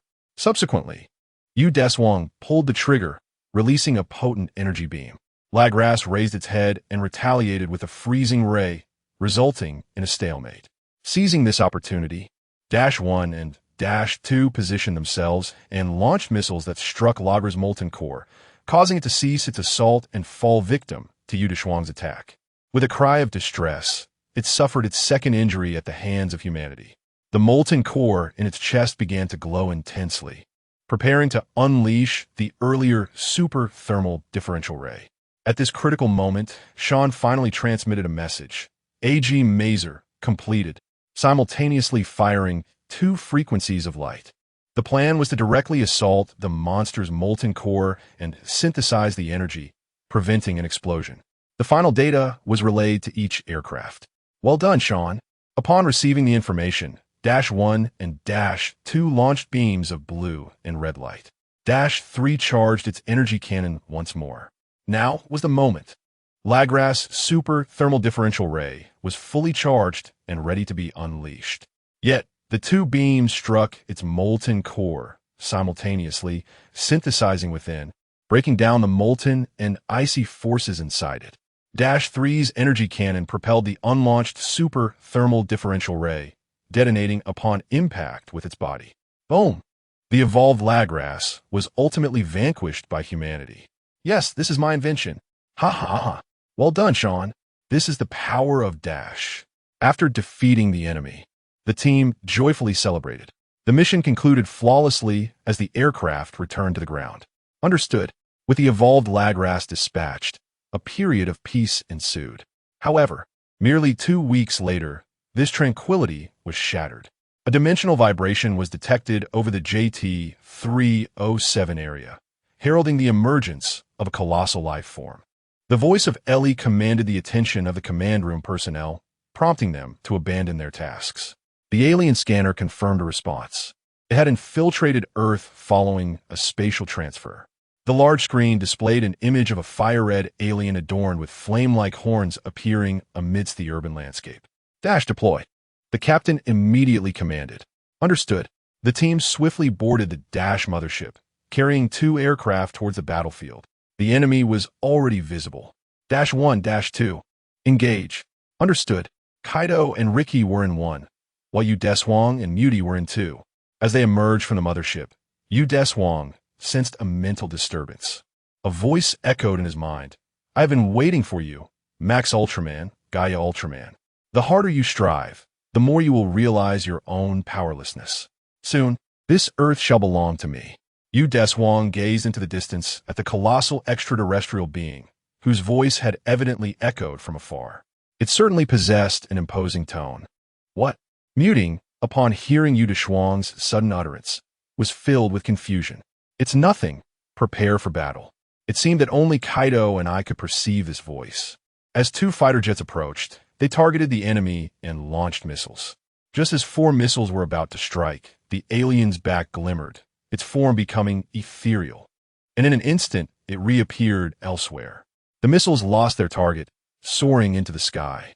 The entity shifted positions repeatedly, then grinned at the aircraft above. Welcome, members of Dash and Motolanga, and this earth now belongs to me. With that, its form once again became insubstantial. Kaido, Deshuang, attack the enemy from both sides. Understood. Ascending to Motolanga's right flank, Deshuang pressed the button on the control stick. 2 beams of laser erupted from Dash 2. Simultaneously, Dash 1 unleashed its own beams. The lasers struck Motolanga, causing it to stagger back. It then blinked to another location, its head beginning to emit light. A purple aura gradually expanded from its cranium, enveloping all living beings in the vicinity. A mental assault? Deshuang gripped the control stick tightly, suddenly feeling an intense heat. It's quite warm back here. Muting called out from behind. Upon hearing this, I too sensed the rising temperature, as if a flame were igniting within my chest. It's igniting. The captain shouted over the comms. Do not fear. I care not what it is. Let it witness the might of Dash. Clearly, the captain was also affected. On the other side, flames flickered in Kaido's eyes. Yoshi, Eblaze. Fire all missiles. All missiles from Dash 1 erupted from its wings, surging towards Motolanga with tremendous force. We must not lag behind. Muting locked onto the enemy from the rear. Let it burn. Deshuang fiercely pressed the attack button. unleashing all missiles from Dash 2. Witnessing this, Motalanga once again vanished to evade the onslaught. Damn it, Kaido gritted his teeth in frustration. Come and face us in a decisive battle. Deshuang fired another laser, sending sparks flying from Motalanga's form. Motalanga grinned once more, teleporting in front of the two fighter jets, grasping them effortlessly in each hand. Release us. Let us engage in a fair fight like true warriors. Muting bellowed. Kaido, Deshuang, push the engines to their limits and dazzle this alien. Yes, Yoshi. The power of both jets surged to maximum, spinning Motalanga's south form in place. This is our grand spinning tornado tactic. Huzzah! After countless rotations, Motalanga abruptly released its grip. The two jets, under the influence of centrifugal force, were flung downwards at breakneck speed. Deploy parachutes. For parachutes simultaneously burst from the aircraft, gently descending to the ground. Captain Tachikawa, witnessing this scene, felt a surge of adrenaline. Let me meet you in battle. The cannon of the Dash mothership unleashed a beam of laser, which was deftly evaded by Motalanga. How infuriating! Allow you to witness the true might of Dash. Again, yet, before the second wave of assault could be launched, the Dash mothership was struck by a beam fired from Motalanga's palm. The captain ejected just before the explosion, landing on the ground to join his team. Oh, are you all unharmed? Yes. Everyone stood ready, weapons in hand. Excellent. We shall engage in ground combat and show him our resolve. Indeed. Dash charge. The team surged forward towards Motalanga, followed by a throng of equally fervent citizens. We cannot rely solely on Dash. We must protect our city ourselves. Armed with makeshift clubs, they charged alongside the team. Quaidu and Deshuang seized the moment to slip away, pulling out their transformation devices. Two beams of light flashed. Boom! Max and Gaia materialized before Motalanga. The battle commenced. Max shouted telepathically to Deshuang and charged ahead. Tataki. Upon uttering this, Deshuang followed suit.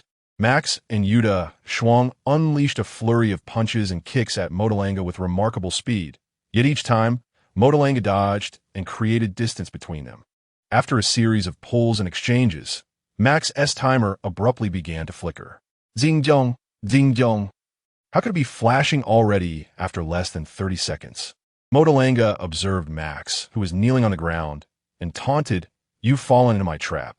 Once infected by my virus, your biological clock will accelerate tenfold, and the same will happen to the others. Your vitality will be drained in an instant, leading to exhaustion." As he spoke, the once vibrant Dash team and the crowd collapsed as if their souls had been siphoned away. Max's massive form began to turn translucent and vanished. Oh, it seems you two are different. Deshuang had yet to disappear, but due to the depletion of his strength, the timer on his chest flickered ominously. The second round had just begun. He re-established his stance. To reach my limits is still too soon. With that, he charged toward Motalanga once more. Taking advantage of the tenfold acceleration of his biological clock, he executed movements faster than usual. His right hand coalesced into a light sword, slashing towards Motalanga. However, it was evaded with a swift shift. Subsequently, Deshuang summoned his internal energy to blink through the air, soaring into the sky.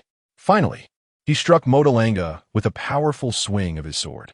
Remarkably resilient, Motalanga once again created distance, then raised both hands, unleashing two beams. In response, Deshuang raised his light sword horizontally in front of him, blocking the attack. You are ensnaring yourself, Motalanga. Realizing that his energy was nearly depleted, Deshuang summoned two beams of light within him, transforming into his ultimate form. Crossing his arms over his chest, he gathered energy continuously.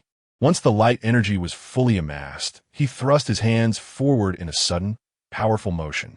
A colossal white spinning blade of light was unleashed, pursuing Motalanga and successfully striking down the adversary. Once all of Gaia's energy was expended, her form dissipated into photons. Deshuang plummeted from the sky, crashing into the ground and creating a crater. With the last remnants of strength, he retrieved his communicator. Hurry, Kaido, save. Yet, on the other end, Kaido lay on the ground as well. Can't move. The other team members were similarly sprawled on the ground, devoid of color. In the end, Ellie piloted the Alpha to retrieve each member one by one, bringing them back to the base for treatment. Chapter 16. The Unknown Crisis Following the Elimination of Motoranga. The special serum developed by Professor Deshuang successfully cured the ailments of all individuals affected. Deshuang's energy was fully restored after a mere 2 days. Captain, a boy named Ichino's Ben claims he has encountered a monster, reported Ellie after concluding a phone call. Is there any response from the monster scanner? No, came the reply. Could it be a prank? Mukatani speculated. It's possible, but even if it is a hoax, we must investigate, Deshuang asserted as he approached Ellie. Where did he say it was located? In the JW302 area. Kaido also stood up, saying, Captain, I will accompany Deshuang. After a moment of contemplation, the captain consented. All right, report back immediately if there's any development. Understood. Deshuang and Kaido made their way to the underground parking garage, driving the Dash Alpha towards the location provided by the boy. Upon arriving at a fishing village, they found an officer and the boy awaiting their arrival. You two have traveled quite a distance. Thank you for your efforts. The elderly officer greeted them with an outstretched hand. Deshuang, brimming with excitement, grasped the officer's hand. You're Fongyuan-senpai? The officer appeared bewildered, clearly taken aback by the unexpected recognition. Who is Fongyuan? Ah, my apologies. I mistook you for someone else. Not at all. The officer waved dismissively, before leading Deshuang and Kaido to the beach where the boy claimed to have seen the monster. Ichino's Ben rushed to the shore, scanning the area eagerly. Hey, where did it go? Deshuang produced his communicator and activated the monster scanning function. After a thorough sweep, there was still no response. Nothing at all, he said, retracting the communicator and turning to Kaido. I definitely saw it right over there. It was an enormous dolphin-like creature, easily over 100 tons. The boy persisted in asserting the truth of his claim. It's possible it was a mutated creature from the sea, frightened and returned to the depths. Deshuang attempted to provide an explanation. Kaido ruffled the boy's hair, reassuring him, Don't worry, little Ben. Even though the monster has vanished, if it reappears, be brave and report to Dash, all right? Absolutely, we will come back next time. Deshuang echoed his commitment. Ben nodded earnestly. Okay. They then returned to the base aboard the Alpha. The following day, the beach of the same fishing village witnessed the emergence of a conch-shaped metallic object. As its base slowly ascended, a minuscule door revealed itself, from which a diminutive Baltan alien emerged, leaping onto the shore to savor the fresh air. However, upon noticing the officer from the previous day hiding behind a rock, it became startled and instantly retreated into the conch. Witnessing this astonishing phenomenon, the officer hurried to the conch's side, cautiously approaching, just as he reached out to seize the extraordinary shell before him.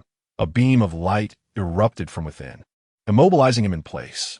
The conch vanished in an instant, causing the officer to lose his balance and tumble into the water.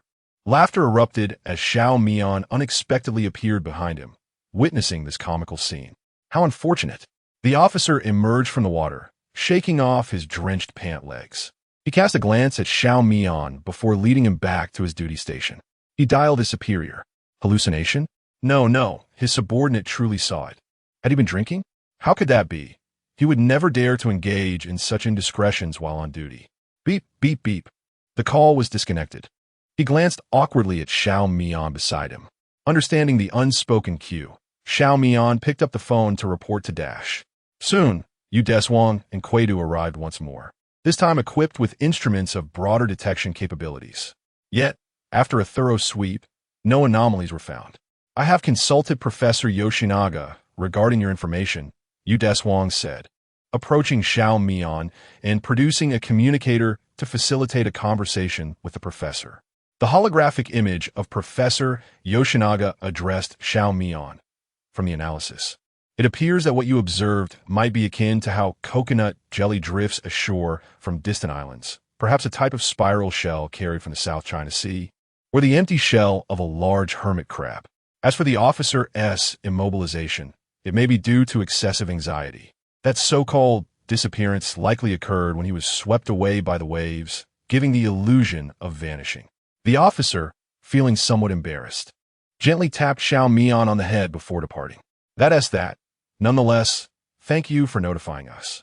Kuei-du placed a hand on Xiao Mian's shoulder, saying goodbye. Inform us should anything unusual arise. He then left alongside Deshuang. Afterward, Xiao Mian returned to the officer's station, sharing a bowl of ramen with him. By the way, it might be seaweed, the officer mused as he ate, then, almost in a self-hypnotic manner, repeated, it must be seaweed. It's undoubtedly seaweed. After finishing, he set down his chopsticks and said, Xiao Mian, there are no such things as inexplicable occurrences in this world. Xiao Mian suddenly stood up, exclaiming, but I truly saw it. He then set down his chopsticks and dashed outside. The officer attempted to pursue him, but could not keep up. He lay down on the beach, gazing at the sun as it gradually descended.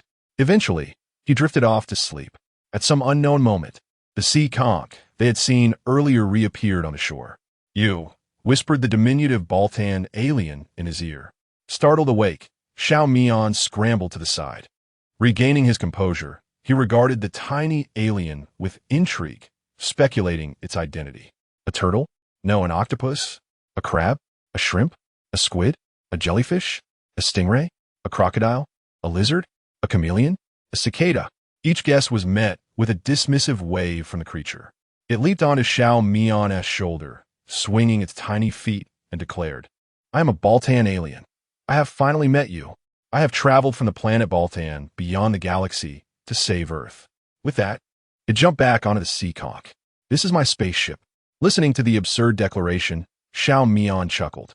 Stop the nonsense. How could one traverse the cosmos in such a toy? A diminutive Baltan alien perched upon the chair at the base of its spacecraft, crossing its legs nonchalantly, proclaimed, Given the current scientific advancements of Baltan, traversing through time and space is but a trivial endeavor. It then leaped down and clashed its two pincers together, uttering the incantation, Barilu. Luminescent particles emanated from its pincers, and shortly thereafter, the spacecraft vanished into thin air. Upon witnessing this astonishing phenomenon, Xiao Mian was left in utter disbelief. You just mentioned that you came to save Earth. Is there a crisis looming? The small Baltan alien tilted its head in surprise, exclaiming, I am truly astonished that, as an Earthling, you remain unaware of the impending peril facing your planet. Excessive economic activities and ceaseless warfare have rendered humanity preoccupied with its own affairs, all while harboring ambitions to invade the Moon and Mars. Consequently, the hawkish dark Baltan aliens conspire to eliminate the avaricious humans and subsequently invade Earth. Xiao Mian's mind raced as he endeavored to comprehend the aliens' words. Dark Baltan aliens? Invading Earth? The small Baltan alien continued. I am an envoy of the pacifist Baltan aliens, here to apprise Earthlings of the crisis. An envoy of the pacifist Baltan aliens? Xiao Mian scratched his head in confusion. People have labeled me a teller of tall tales, yet your capacity for deception is evidently superior to mine. Due to the foolish nuclear wars that have ravaged the environment of Baltan, we have no choice but to evolve into this wretched form to survive. Rising to his feet, Xiao Mian felt a sense of understanding, though it was fleeting. What you say does seem plausible. Chapter 17, Danger, Gaia. Due to the internal discord among the Baltan people, I must remain undetected by the dark Baltans, lest I face death, the diminutive Baltan warned. I wish to summon Dash, the valiant Tokamatsu, and Deshuang. They would surely comprehend the gravity of the situation. Why did I not simply call out to them when they were here moments ago? Xiao Mian pondered in confusion. It is unfeasible. They were in communication with the base earlier. If they reveal themselves now, my presence will be observed by many, thus alerting the dark Baltans to my existence. It is rather perplexing, but in simpler terms, it means I must not be discovered by a multitude. That is a fair assessment, and at present, you are the only one capable of perceiving me. Others remain oblivious to my presence. The small Baltan gestured with its pincers towards him. By the way, are you willing to accompany me on this venture? Me? It is not out of the question. But you, do you mind my appearance? The small Baltan leapt from his palm. Allow me to transform. The pincers crossed, and with a flourish of shimmering particles, she was transformed into a vibrant young girl. You, You're a girl? Xiao Mian gasped in astonishment. The girl smiled at him, saying, call me Wei Wei. In Baltan, I am indeed a girl. Do you not appreciate my form? Would you prefer I change into a boy? Xiao Mian hurriedly waved his hands. No, that is unnecessary. Very well, let's not tarry, we must set forth. With that, she conjured a broom. What is this contraption? Xiao Mian felt as if his worldview was collapsing repeatedly. Surely, we are not meant to embark on this thing. Wei Wei smiled and said, I do not know why, but I have an overwhelming desire to ride this. Come aboard. All right. With both of them securely seated, the broom soared into the sky under Wei Wei's guidance. Wait, I am acrophobic. Xiao Mian clung to her from behind to maintain his balance. They soon arrived at an amusement park, descending gently under the moonlight. Let us alight here, Wei Wei declared, forming her fingers into a pincer shape, Baraloo. A dazzling swirl of particles enveloped the roller coaster on the track, liberating it from its rails as it took flight. Oh my goodness, it is soaring. Am I dreaming? The passengers on the roller coaster were all astounded. She turned to Xiao Mian, urging, quickly contact Dash. Such an anomaly cannot persist for long, or we will be discovered. All right. Xiao Mian closed his gaping mouth and hastily retrieved his phone. Hello, is this Dash? The roller coaster. It has taken flight. I hope this is not a mere prank. Kaido piloted the Alpha towards the amusement park with urgency. No, I fear it is not that simple. There must be something we have yet to uncover. Deshuang rummaged through his memories, contemplating what he might have overlooked. Before long, they reached their destination. Where's the roller coaster? Kaido crouched down to inquire. Just moments ago, we truly soared, but now we have returned to the tracks, pointed out Xiao Mian. Then I shall conduct an inspection, Kaido declared, retrieving his communicator and preparing to scan, only to be halted by Xiao Mian, who assumed Kaido was about to contact the base. Wait a moment. The youth struggled to articulate his thoughts, still unsure how to express himself. Deshuang crouched before him and said, It's all right. Any clue, even a single word, is valuable. Earth is in danger. Xiao Mian fretted that revealing the full name of the Dark Baltan might lead to complications, so he could only stammer a warning. Baltan.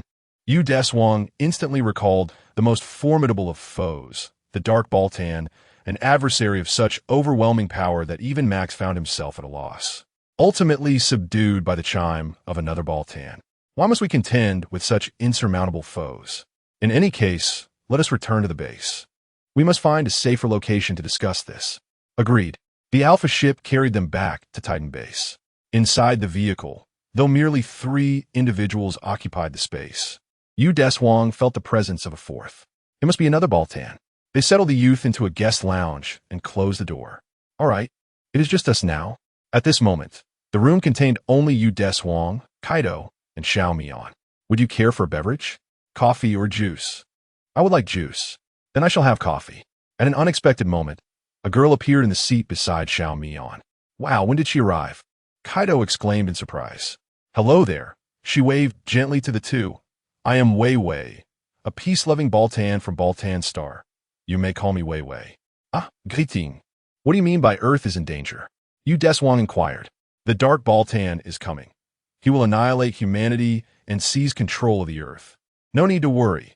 This planet is not only home to Dash, but also to Ultraman, Kaido replied nonchalantly. No, the capabilities of the Dark Baltan far exceed your imagination. The technology of Baltan is vastly superior to that of humanity, rendering you akin to primitive beings. Wei Wei shook her head. This was somewhat beyond Kaido's comprehension. Yet, before they could continue their conversation, a resounding boom erupted from outside. A creature with cicada-like eyes and lobster-like pincers appeared. The Dark Baltan had arrived. Not far from the base in the city. Upon its emergence, it unleashed crimson rays from its pincers, obliterating the structures beneath it, thus declaring its presence. It arrived sooner than expected. Is there any method to combat it? Deshuang turned to Wei Wei with urgency. There is indeed a solution, but it requires a return to Baltan Star to retrieve it. How long will that take? If measured in time, approximately 1 week. 1 week? That is too late. Kaido, prepared to transform and confront the impending threat, stood up slightly. However, if we consider movement, it would only take 2 minutes of Earth time. To travel from Earth to Baltan Star, we must utilize the gravitational balance between planets and the arc I arrived in. At this moment, the dark Baltan aliens targeted Titan base and moved toward it. There is no time to hesitate. Kaido, use the Alpha ship to take her to the arc you arrived in, while I intercept the dark Baltan aliens. After leaving this message, Deshuang dashed out of the room towards the command center. We must not delay. Let us depart as well. Kaido led Xiaomian and Wei Wei to the underground garage. Captain, what is happening? Deshuang reached the entrance of the command center, only to find the automatic doors sealed shut, preventing entry. He utilized his communicator, and the scene within the command center left him stunned. The room was filled with a soft crimson glow, furniture floated in midair, and several team members were similarly suspended, as if gravity had vanished. The recent extraterrestrial visitor had sent us a warning and altered the gravity within the command center. All instruments were rendered inoperative, and Ellie was affected as well, requiring time to reboot. Captain Tuhong floated while explaining the situation. Meanwhile, the dark Baltan aliens had arrived at the base, projecting themselves onto the large screen within the command center. Eliminating Dash is my first step toward annihilating Earth. Experience your powerlessness. It raised two pincers toward Titan base, seemingly preparing to unleash a beam to obliterate it. Deshuang attempted to force the door open, but the entire command center was under the control of the dark Baltan aliens, and he found himself unable to breach it. Deshuang, I now command you to evacuate in the capacity of Captain Dash. Even if it's just you, escape the base swiftly. Captain Tuhong issued his final command. I'm sorry, Captain, but I cannot leave. I must fight. Deshuang ended the communication, and red and blue light coalesced in his hand, forming the shape of a sapphire cone. Hey, hurry up and run. What are you hesitating for? Muxing shouted. The team members in the command center watched everything unfold through the surveillance cameras. They saw Deshuang dash to the rooftop, running toward the beam emitted by the dark Baltan aliens. Gaia, a beam of red light enveloped him, ultimately transforming into the figure of Gaia, standing before Titan base and intercepting the impending attack meant to destroy it. This guy is... Muxing's mind faltered. Sean, he is Ultraman. Wow, unbelievable. Riku, so he has been hiding this from us, always fighting on the front lines. Captain Tuhong gazed at the giant protecting the base. As expected, Muxing, do as I say. We must quickly reboot Ellie and then go support Deshuang. Understood. Deshuang upheld the barrier, blocking the beam from the dark Baltan aliens. He then charged forward, seizing its body and throwing it aside with force. Yet, after the dark Baltan fell, it effortlessly levitated in place, presenting an eerie spectacle. Ha ha ha! Behold the marvels of Baltan technology. Its prominent eyes glimmered with brilliance, sending forth ripples that radiated outward. Under the influence of this force, the gravity of the entire city succumbed to its command. Vehicles, trash bins, debris, and pedestrians along the streets all ascended into the air. Even the water in the rivers and the fish within it floated upwards. Surrounding Deshuang, this peculiar force enveloped him, causing the gravity to fluctuate erratically, rendering movement nearly impossible. Such difficulty from the outset. Truly, the mightiest of all Baltans. Energy emanated from Deshuang's body, enveloping his form as he resisted the gravitational pull. He then took an awkward step toward the dark Baltan to launch an attack. Futile. With mere science and technology, you cannot hope to surpass us Baltans. It aimed its pincers at Deshuang, unleashing a torrent of orange destructive energy that cascaded upon him. Deshuang was hurled backward. Though struck, he simultaneously freed himself from gravity's grip, stabilizing his body mid-air. Upon landing, he formed his hands into an L shape, instantly projecting quantum streams. However, the dark Baltan swiftly repositioned, evading the quantum stream while leaving behind an afterimage. It was evident that close combat was inevitable. A blue lightsaber extended from his right wrist, while his other hand coalesced a spherical entity known as the Arbiter. He anticipated the enemy's next evasion after the Arbiter's teleportation and leaped forcefully forward, swinging his saber. Swish! The two massive pincers were severed and fell to the ground. Expecting to inflict some damage, Deshuang was taken aback as the dark Baltan remained unfazed, its eyes gleaming with white light, binding Deshuang in place. The pincers that had just fallen reattached themselves to the stumps of its arms through telekinesis, enveloped in dark green liquid. The pincers snapped back into place, restored to their original form. Did I not mention that resistance is futile? The colossal pincers struck out with ferocity, sending Deshuang flying once more. Rising from the ground, he radiated a dual light of red and blue. As the luminescence dissipated, he transformed into a supreme being. With arms outstretched and knees bent, numerous red light particles converged at his head. The photon ice blade surged forth, imbued with immense energy. Yet, the dark Baltan showed no intent to evade. Standing firm as its chest opened to reveal a reflective plate, absorbing the entirety of the photon ice blade. It mocked Deshuang for his futile efforts. Even light is of no consequence. Another orange beam of destructive energy surged towards him.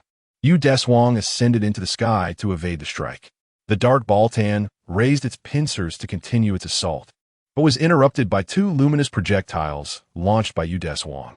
In the air, Deshuang remained suspended, his hands weaving intricately before his face before sweeping dramatically to rest horizontally at his chest. The convergence of energy manifested in concentric rings of light, ultimately coalescing in his palms. With a sudden flourish, he unleashed a colossal white spiral blade of light, cleaving the dark Baltan alien's body in twain. Yet the assault was far from over. He continued to execute the flash blade technique, sending forth successive waves that obliterated the dark Baltan's form into countless fragments. The rhythm of impact echoed, ding, ding, ding. After expending such immense energy, the timer on Deshuang's chest began to flicker, and he descended to the ground, surveying the debris scattered around him. Had he succeeded? The technology of Baltan was certainly not so simplistic. The lone eye remaining atop the dark Baltan flickered with renewed brightness. The shattered remnants on the ground began to tremble, ultimately converging in midair to reassemble into a complete body. How on earth to combat this? Deshuang's mindset began to shift. With such technology, could they truly achieve this? The dark Baltan raised its massive pincers, emitting a wave of colorless energy that rippled outward. Gradually, its form began to swell. Now, Deshuang stood before it, dwarfed, akin to humanity confronting Ultraman. Gaia Ultraman, you who harnesses light energy, surely cannot attain such a vast size, can you? How much power remains within you? Haha. As it had proclaimed, after the preceding battle, Deshuang's energy dwindled to less than a quarter. Clenching his fists, he surged forward once more. No matter the disparity in strength, one must not concede. The dark Baltan aimed its colossal pincers at Deshuang, unleashing concentric rings of light that ensnared him in place. Then it raised its mountainous foot and brought it down. Ugh! Deshuang was crushed into the ground, sinking beneath the weight. He pressed against the creature's foot, yet the vast size difference rendered his efforts futile. Thud, thud, thud. The relentless stomping trapped Deshuang, rendering him immobile. Damn it. What to do? His energy was running low. Suddenly, the stomping ceased. A radiant beam of multicolor light struck the dark Baltan, pushing it back. After regaining his footing, Kaido rushed back, transforming into Max to assist. He extended a hand to the fallen Deshuang. Can you still fight? Deshuang grasped the offered hand, rising with renewed vigor. Of course, I'm still more than capable. However, the flickering timer on his chest betrayed his condition. Leave the rest to me. With those words, Max crossed his arms before his chest, rapidly enlarging his form. Yet, such a massive size became a considerable burden, reducing his operational time on Earth from 3 minutes to merely 1. Boom! Each movement of this immense form sent tremors through the ground. Max stepped forward and seized one of the pincers of the dark Baltan alien, while his other hand clutched the oncoming pincer. With a firm grip, he raised his foot and delivered a powerful kick. Crack! The two colossal pincers were wrenched off. Subsequently, his right hand swept over his head, sending a massive ice axe soaring, which split into 9 during its flight. It spun and shredded the dark Baltan alien's body to pieces. Retrieving the ice axe, he was cautioned by Deshuang, Be careful, it's not dead yet. Indeed, the dark Baltan alien reconstituted its form, rendering the previous assault futile. Mux Ultraman. Let me introduce you to despair. The dark Baltan alien not only restored itself, but also generated countless duplicates. These myriad copies swarmed the air, obscuring the moonlight in the vicinity. Observing this, Max angled the Max Spark on his right arm across his chest, preparing to create duplicates as well. Ding ding. The energy consumed by the super enlargement no longer supported such maneuvers. However, at that moment, Mimi, riding a broomstick alongside Xiao Mian, approached with a beige bell-shaped artifact in hand. She gathered 2 orbs of water from a broken water pipe, forming a crystal-like object. As she tossed it upwards, it soared into the timers of Max and Deshuang, replenishing their energy. This is an ancient instrument from the Baltan ruins, a bronze bell. Please hold off the dark Baltan alien. I will activate it, and then we can resolve everything. Leave it to me.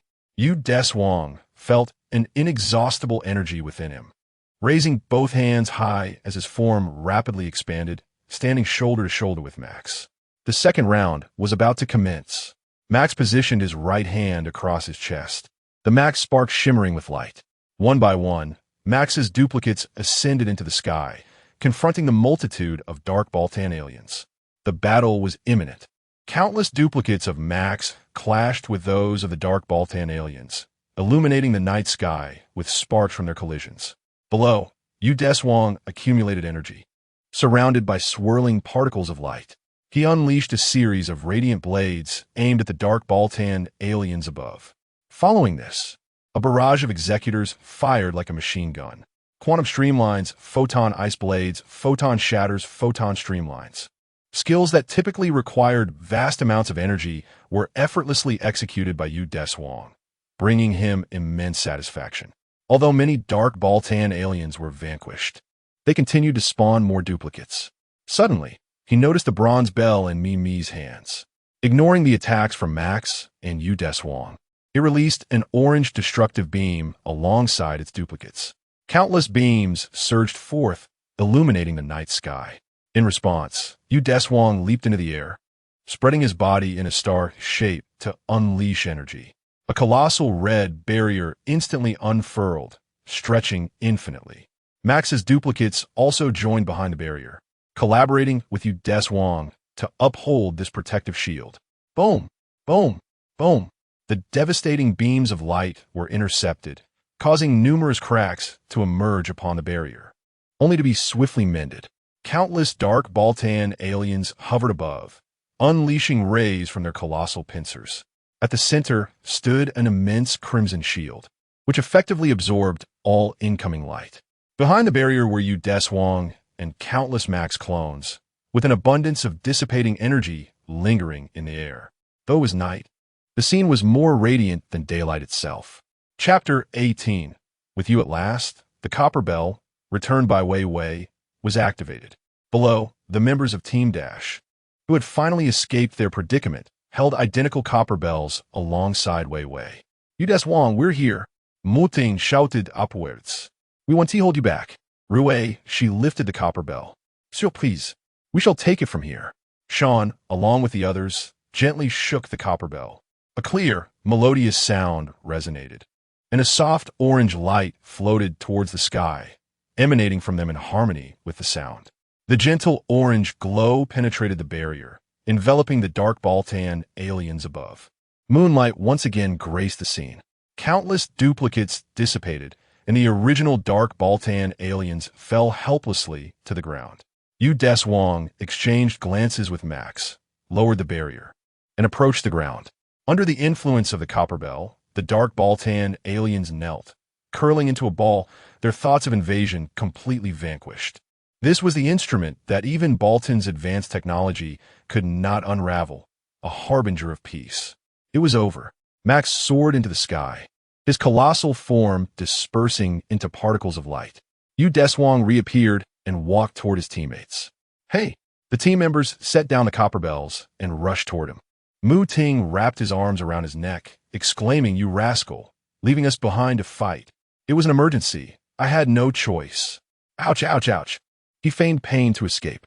Yet, He was immediately embraced by Sean. Tell me, what does it feel like to transform into Ultraman? Is it cool? Oh, well, the captain approached, laughing as he released Sean's arm, then turned to Deshuang with a serious expression. Have you prepared to write a reflection report for disobeying the captain's orders? The captain couldn't suppress his smile. Well done. By the way, where's Kaido? Rue, she surveyed the area, noticing his absence. Ah, Kito? He should be back soon. I sent him to escort Wei Wei home, and judging by her riding back on a broom, he must have been left behind. Just then, Kaido appeared, puzzled. Is it over already?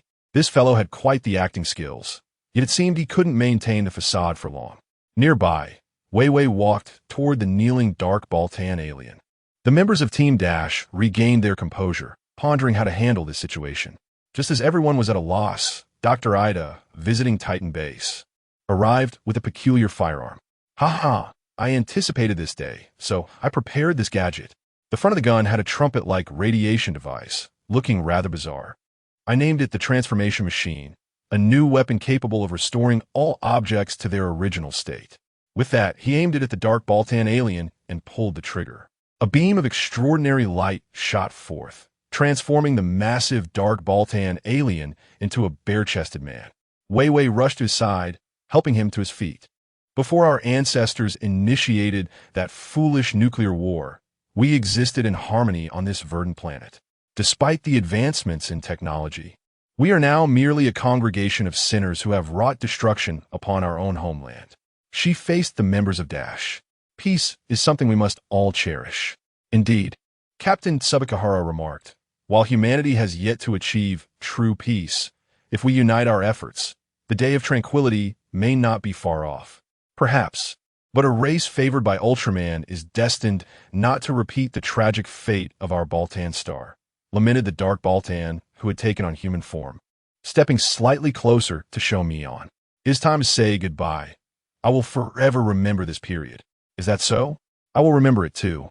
Sho Mion replied, feeling somewhat at a loss. Oh, take care. A gentle smile graced her lips as she crossed her hands. Valuelu, the two Baltans, having shrunk in size, slipped into the ark, waving farewell to the others. Farewell. Goodbye. Sho Mion ran alongside the conch-shaped ark, also waving to bid his final farewell. Well then, we must return. The little one is in your capable hands, the captain said as he led the team back to the base. Let's go. Deshuang used the Alpha to escort Sho Mion home. The boy glanced back reluctantly at the departing ark. Farewell. The stars are particularly numerous tonight. Sean entered the command room, just returning from the rooftop where he had been admiring the moon, noting that it was the only full moon of the month. Oh, where are Kaido and Rueishi? They have gone to enjoy the night sky as well, Deshuang replied, looking up while writing the mission report from their last assignment. It has been nearly a week since the incident with the Baltans, and Deshuang's report had been persistently delayed. I see. They must be on a date, Sean said, striking his palm, leaving just the three of us bachelors in the command room. Mokuding and Deshuang couldn't help but twitch their lips slightly. Oh, what topic are we discussing? The captain returned from the meeting, approaching the group. Speaking of romance, I, Shigeru Tsubakahara, once experienced a love as fervent as the sun and a relationship as fleeting as a shooting star. Upon reflection, I have also encountered something akin to a black hole. Listening to the captain recount his romantic exploits left the three inexperienced bachelors in a state of bewilderment. However, a sudden alarm interrupted his monologue. An anomaly has been detected in the J799 area, Ellie informed the group. The specifics appeared on the large screen, revealing a dazzling starry sky filled with stars. Yet they were visibly converging at an alarming speed. As they formed the silhouette of a monster, they transformed into a blue luminescent orb, descending to the ground and beginning to wreak havoc upon the city. This is a monster from the starry sky? Deshuang recalled information about the creature in his mind. The captain's demeanor shifted as he composed himself and issued a grave command. Deshuang and Mu Ting piloted Dash 1, while Sean operated Dash 2. Dash deploy. Understood. Both aircraft soared from base, swiftly breaking the sound barrier and arriving before the monstrous creature. The assault commenced. Dash 1 launched missiles that struck the beast, causing an explosion that forced it to shield its eyes and retreat. Well done, Gaia-san, Mu Ting praised from behind. What else could you Deshuang say, but remained silent? They initiated another wave of attacks. The lasers struck the creature with more pronounced damage. Typically, the missile's power surpassed that of the lasers. Observing its actions of shielding its eyes, it seemed this monster feared the light. Sean, let us try the flashbangs. It appears to be afraid of light. All right. 2 flashbangs detonated before the beast, creating a dazzling white light that illuminated the area. The creature let out a wail, becoming increasingly ethereal before vanishing completely. It's gone. Mu Ting stared wide-eyed at the spot where the monster had disappeared. All units, return to base. Understood. Upon returning to the command room, Yu Deshuang inquired, Ellie, can you confirm its location? She operated the computer, and, after verifying the disappearance site, she noted that the ground exhibited the same fluctuations as the point in the sky. But the precise whereabouts of the creature remained undetermined. Kaido and Rueishi are also there. From now on, we will take turns patrolling the city. We must remain vigilant. The captain advised the returning team. Following the received message, Kaido commenced the search. The two split up, wielding the monster scanners on their communicators as they traversed one street after another. Time passed gradually. Rueishi found herself unwittingly approaching a building resembling an observatory. Sensing something amiss, she ventured inside. Upon entering, she discovered a circular arrangement of seats surrounding a massive astronomical telescope. It was eerily silent, akin to a starry night devoid of any sound. She slowly approached the telescope, feeling an inexplicable sense of familiarity and strangeness. Although it was her first visit, she felt as though the structure was meant to exist in this very spot. Welcome. The sudden voice captured her attention. A middle-aged man appeared, seemingly having materialized from nowhere. I've been waiting for you. Come, I have reserved this place for today. Let us observe the monster you seek. His voice echoed throughout the vast building. Rueishi, puzzled, watched as a starry sky materialized like rippling water, enveloping them in place of the original structure. Looking down, she saw an expanse of the Milky Way. Gazing up, a pattern emerged in the sky. Is this a fairy tale I read as a child? The man spoke again. In ancient times, visitors from the cosmos came to Earth, known as the star creators, the Setonians. As he spoke, the patterns above began to shift accordingly. In their endeavor to enlighten humanity on Earth to the beauty of the starry sky, they constructed the celestial sphere, a vast structure enveloping the entire planet, akin to a colossal planetarium. Consequently, the night sky became adorned with a multitude of stars, instilling in Earth's inhabitants a deeper reverence for the cosmos. Does this imply that the Setonians created this universe with Earth at its center? Raisher continued to listen intently. However, as humanity later ventured into the forests and erected cities, that foolish development illuminated the Earth, diminishing the splendor of the constellations in the night sky. The descendants of the Setonians felt both anger and sorrow toward humanity. Summoning the sacred beast, Caprolus, the guardian of the celestial sphere responsible for its creation and eventual conclusion, sought to reclaim the bygone beauty of the starry sky by extinguishing the wicked lights upon the Earth. Raisher, perplexed, inquired, "Why are you telling me this?" This planetarium serves as a unique space connecting the inner and outer realms of the celestial sphere. Your presence here indicates that you, like me, are a descendant of the Setonians. How? How is that possible? Raisher laughed in disbelief. I am a human from Earth, and besides, how could the universe possibly be a gigantic planetarium? If you do not amend your ways, Caprolus shall return. With that, the man, along with this mysterious space, vanished. Raisher stood frozen in place until a voice called her back to reality. It was Kaido running towards her. Kaido, what has happened? She scanned her surroundings, seeking assurance that she was still in the realm of reality. Let us return to the base. Indeed. Chapter 19. Let us go together. Early the next morning, Rueishi arrived at the command room to inquire with AI Lee. Last night, while searching the JA-799 area, I encountered a structure resembling an observatory. It exhibited anomalies. Can it be located via satellite? Please hold on. AI Lee activated the satellite to search for the area. Soon, the results were in, There were no facilities resembling an observatory in that vicinity. How is that possible? Rueishi's gaze drifted. Ailey, please check again. Yet, despite further searches, no results emerged.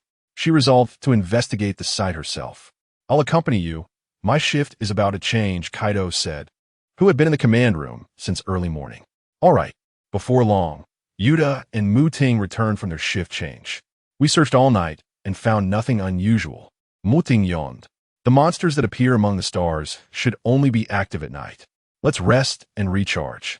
Yuta removed his helmet, preparing to catch some sleep. This will be Kaido and Rueishi's shift now, and soon it will be the captain and Sean's turn. We can take a break. The members of Dash, after their patrols last night and throughout the day, had not discovered any traces of the monsters. As night fell quietly, Rueishi paused on a wooden bridge over a small stream. Kaido, what is wrong? The light of the earth that we protect should belong to the righteous glow, she pondered. Looking down, of course, that goes without saying, Kaido replied with a smile. Rueishi leaned her arms on the bridge's railing, gazing up at the starry sky. I recall what that man said. Lately, whenever I'm with you, I feel a sudden unease. We are both members of Dash, yet I feel so distant from you. She looked at Kaido, a hint of sadness in her voice. Is it because, as that man claimed, I bear the genetic remnants of aliens within me? What nonsense are you speaking, Rueishi? You are a human from Earth, born on this planet, and you love it dearly. Kaido said gently. That's why you became a member of Dash. Regardless of whatever genetic factors you may carry, Rueishi is still Rueishi. Is that so? Rueishi pressed her lips together, lowering her gaze before breaking into a smile. You're right. Thank you, Kaido. Suddenly, the sound of the communicator shattered the moment's tranquility. The captain's image appeared. The monster scanner has detected something. The location is the J799 area from yesterday. Yesterday's, understood. Stowing away the communicator, Rueishi dashed off with Kaido towards the site of the observatory they encountered the previous night. Upon reaching a nearby park, Kaido surveyed the surroundings. In the blink of an eye, Rueishi had vanished. Rueishi! He called out her name, but only the silence of the night responded. Meanwhile, Rueishi's consciousness drifted into memories of the past. In the same park, but a decade ago, the curious young Rixie inquired the man seated on a bench, Uncle, what are you observing? The man, gazing up at the starry sky, replied, Look, Capris is angry. He pointed to a particular cluster of brilliant starlight above. It seemed to scrutinize humanity, which sought to obscure the ground with its lights. Capris? The girl echoed, following his gaze. It is a creature from the distant edges of the cosmos. The man handed the girl a whimsical illustrated storybook and then resumed his celestial contemplation. When I was your age, this area was filled with fields and rice paddies, and the night sky sparkled with even more stars than it does now. He crouched down to her level and confided, I shall tell you a secret. Uncle is an alien. Do you love the starry sky? The girl beamed. I adore it. Is that so? The man chuckled. Then you must be like me. Your fondness for the stars surely stems from being a descendant of the Cetan people who arrived on Earth from the universe in ancient times. The stars twinkle to remind you of the direction to your homeland. With that, he stood up. Until we meet again, you who cherish the night sky shall surely traverse the celestial realm to venture into the outer world. This marked Rixie's inaugural encounter with the profound allure of the cosmos. It appears your memories have returned. The illusion vanished in an instant. Rixie found herself back in the planetarium she had entered the previous night. The man sat in a chair, watching her. I have been waiting for your arrival. Once more, the starry night enveloped them. The doors will soon close. Come now. Capris will guide us back to our homeland. Rixie hesitated to accept his words. Isn't that merely a fairy tale you fabricated? The man, somewhat disheartened, asked. Have you lost your yearning for the stars? Outside, Deshuang and Muting piloted Dash 1 and 2 towards the creature. Employing the same tactic, they launched flashbangs. Two bright explosions erupted before Capris, the blinding light eliciting a howl. Yet this time, it did not vanish. Instead, it lifted its gaze to the heavens. Particles resembling stars drifted from its head into the sky, ultimately coalescing into a door made of starlight. The portal opened, casting an otherworldly radiance into the space where Rixie and the man stood. Let's go, he beckoned. However, Rixie gently shook her head. I cannot depart. I have a duty to protect this planet. How can you not comprehend Capric's earnest desire to safeguard this starry sky? The man questioned, perplexed. The light on the ground is irreplaceable, and there are indeed humans who extend a helping hand to aliens. Meanwhile, on the battlefield, Caprice emitted light waves from its crescent-shaped horns, striking Dash 2, where Mu Ting was situated. Deshuang raised the blue gem, transforming it into a radiant light that caught the plummeting Dash number 2. As the brilliance faded, Gaia appeared in its place. Thank you, Deshuang. Muting looked up at the giant, smiling and giving a thumbs up. Now, leave the rest to me. Gently placing Dash number 2 on the ground, Deshuang prepared to confront the celestial envoy. The starlight remains unextinguished, and the corporeal form remains immortal. This is Capulus, a creature that cannot be slain as long as it battles within this universe. Fortunately, a solution exists.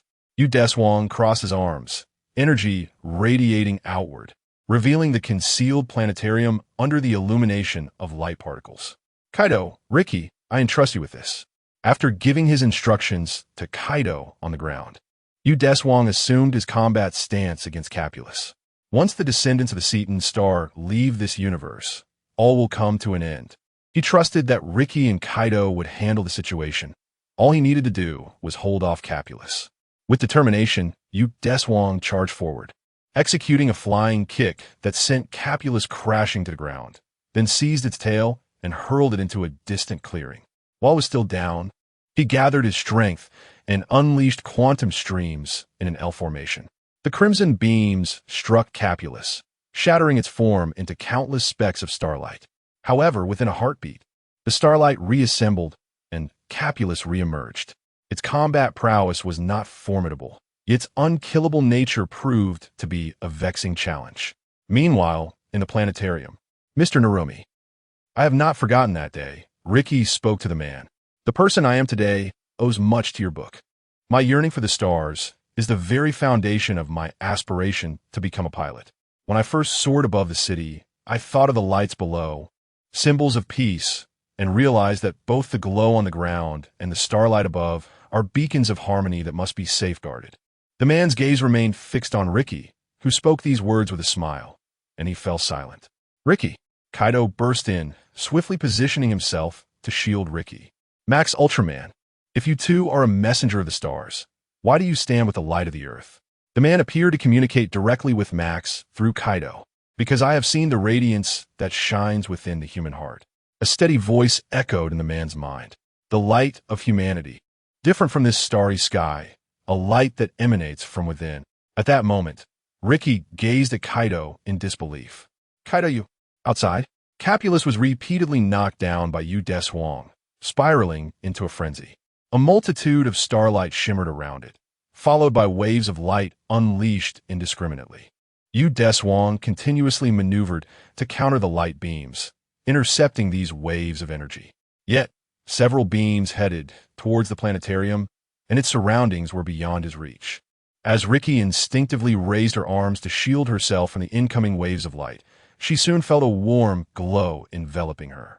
A colossal ice axe soared forth from the vibrant radiance before the planetarium, spinning gracefully to dispel all incoming assaults. Subsequently, it flew back to perch atop Max, who stood at the heart of this luminescence. He gently placed his weapon, Raisher, upon the ground. Kaido. Raisher smiled at the towering guardian who had protected him. The man within the planetarium called upon the celestial envoy from the starry expanse. Capulus, let us return to our universe. In the midst of combat, Capulus abruptly halted, nodding to the man below, before stepping into the radiant doorway that emerged from the night sky. The man followed suit, entering the light and addressing Raisher outside. As long as you Earthlings harbor love for the cosmos, one day this portal shall open once more. In a distant future, perhaps the descendants of humanity and the Satan aliens will encounter each other again. With a meaningful smile, he uttered, until we meet again. He then departed alongside Capulus, guided by the brilliance, as the celestial doorway closed behind them. The forms of the two ultra warriors dissipated like stardust. Kaido. Raisher found Kaido standing still. Kaido. She embraced the young man before her, exclaiming, "You fool! How could you keep this from me?" Kaido's hands flailed in the air, lost for placement, before gently encircling the girl's back. I'm sorry, but like Raysure, this way you won't feel lonely, right? Idiot. A soft whisper fell unnoticed. Kaido did not catch the words, yet felt the embrace tighten around him. On a night a month later, a sudden explosion obliterated buildings along the street. Debris and sparks soaring into the air. Residents evacuated amidst the blaring alarms. A colossal robot emerged in the urban area, wreaking havoc in the J650 district. As Ellie reported, the large screen displayed a squinting robot with a protruding neck and arms longer than its legs. No warning from satellites. Where did this creature come from? Captain Tachiko pondered, stroking his chin. He then commanded, "Dash, mobilize." Understood. Kaido and Raysure piloted Dash-1, while Deshuang and Mu Ting took the controls of Dash-2. The two aircraft swiftly headed toward the scene. The assault commenced. Laser fire erupted from both aircraft, striking the robot with little discernible effect. Before they could launch missile attacks, the robot suddenly unleashed beams from two energy lights in its chest, hitting Dash-1. It plummeted to the ground amidst black smoke. Mu Ting, I leave the piloting to you. Got it. After Deshuang spoke, he transformed into a streak of light, catching Dash-1 and bringing it to the ground, turning to face the robot. Is this the technology of the subterranean dwellers? Deshuang recognized the machine as a reconnaissance unit dispatched by the subterranean people to collect Max's data. Just as he prepared to strike, Max appeared at his side. After the landing of Dash-1, Kaido led Rue to a secure location and then transformed to engage in battle. Although their data could be detected, failure to eliminate the threat would result in the city's devastation. The robot emitted two beams of light from its chest, which possessed minimal power and were easily deflected by Deshuang's arm. Max charged forward to engage in close combat, delivering a powerful kick that was thwarted by the robot's elongated arms. Seizing the opportunity, he performed a backward somersault to evade.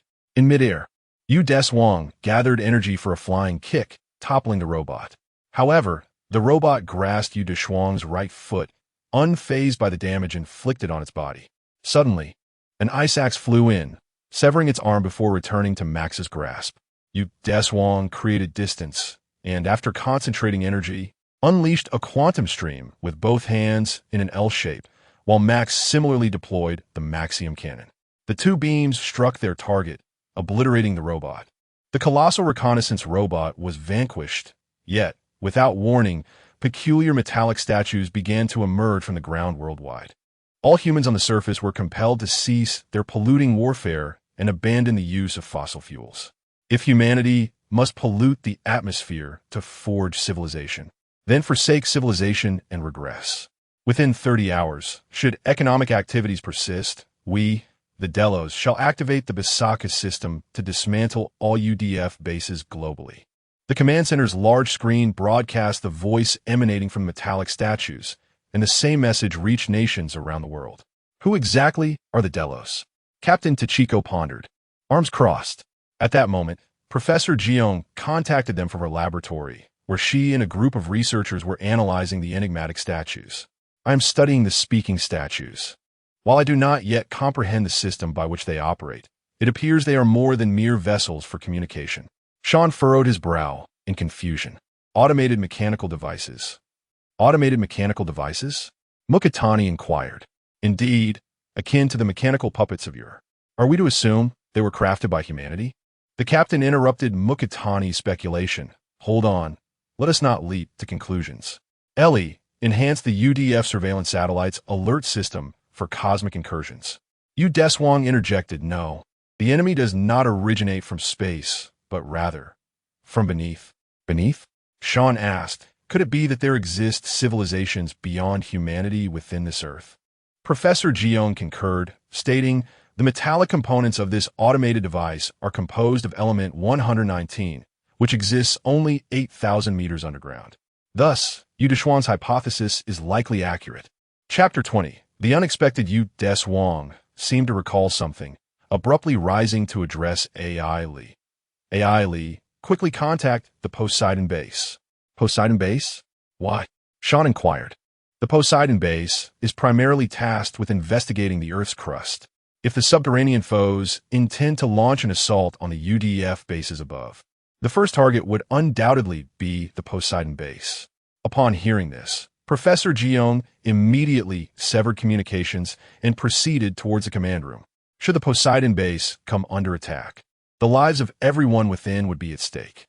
Fortunately, the communication successfully connected with Dr. Ida on the large screen.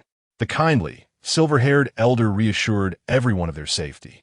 The Poseidon base has suffered destruction from an underground attack. However, 30 minutes prior to the onslaught, we received a warning from that mechanical statue. Thankfully, all personnel within the base are unharmed. He gave a thumbs up, indicating that everything was fine. Commander Fujioka and Professor Jiong enter the command room, relieved to see their old friends safe and sound. As long as everyone is safe, that is what matters. AI Lee, bring up the latest report on crustal investigations. Professor Jiong requested, eager to ascertain the enemy's location. Understood. With AI Lee's deft operations, the large screen displayed detailed information about the Earth's crust. Above the Earth's core lies the convecting mantle, and above that is the crust where we reside, which at its thickest measures merely 30 kilometers. The Poseidon base conducts research by digging deep into the Earth. After AI Lee finished, Mukai inquired, could it be that someone disapproves of our research? Professor Jiong pondered for a moment before responding. It seems there exists an unfamiliar space at the Maharovi discontinuity, the boundary between the crust and mantle. This has been confirmed by the crustal investigation vessel. Sean contemplated that entity is situated upon the moving mantle, hence that space is perpetually shifting and has yet to be discovered. Thus, the members of Dash had begun to form a preliminary understanding of their adversary. Captain Tsuchikado issued a decisive command. AI Lee, load Dash-3 onto the mothership and equip it with drilling apparatus. Understood. Commander Fujioka turned to him. What is your plan? Captain Tsuchikado? I intend to negotiate with Delos. We must uncover why they, who have never interfered with the surface before, have suddenly begun to attack us. We need to investigate their true intentions. The captain addressed his team. Kaido and Mizuki, you will pilot Dash-3 to Delos' location. You Deshuang interjected, wait, Captain. I will accompany Kaido. If any issues arise, I can respond promptly. The captain considered for a moment. Aware of Yu Deshuang's identity, he initially hesitated to involve him, preferring to rely on human capabilities. However, he ultimately recognized that regardless of Yu Deshuang's background, he was a member of Dash, and thus consented. Understood. Kaido and Yuchuang piloted the Dash-3, while Muti and Rueishi utilized the Dash air carrier to transport the Dash-3. Upon receiving their respective assignments, they commenced their actions. Soon, the Dash carrier departed from the skies above Titan Base. In response to the alerts, UDF bases around the globe began organizing the evacuation of their personnel. Listen carefully. Your mission is to investigate Delos. Do not engage in unwarranted attacks. Captain Tukahara reminded the duo as they neared their designated location. Understood, they replied. Muti communicated through the team channel. Yuchuang, Kaido, I entrust you with this. Rueishi added, I pray for your safe return. Rest assured, we are on our way. Yuchuang responded, detaching from the Dash carrier. The front of Dash-3, equipped with a drill, submerged into the ocean, piercing through the cerulean surface and gradually descending towards the abyss. Dash-3 began its descent into the depths of the Earth, with Kaido providing real-time updates. The drill commenced its rotation, enabling Dash-3 to break through the rocks and venture deeper underground. The Dash air carrier has returned.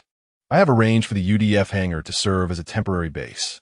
Commander, it is nearly time for you to seek refuge, the captain informed Commander Tamanaka, who remained in the command room. From the overall perspective of the UDF globally, if the opposing entities reside on Earth, they likely aspire for a peaceful resolution as well. Commander Tamanaka replied, his expression tinged with concern. However, we cannot immediately halt all economic activities on the surface. If negotiations fail, we must prepare for a defensive war.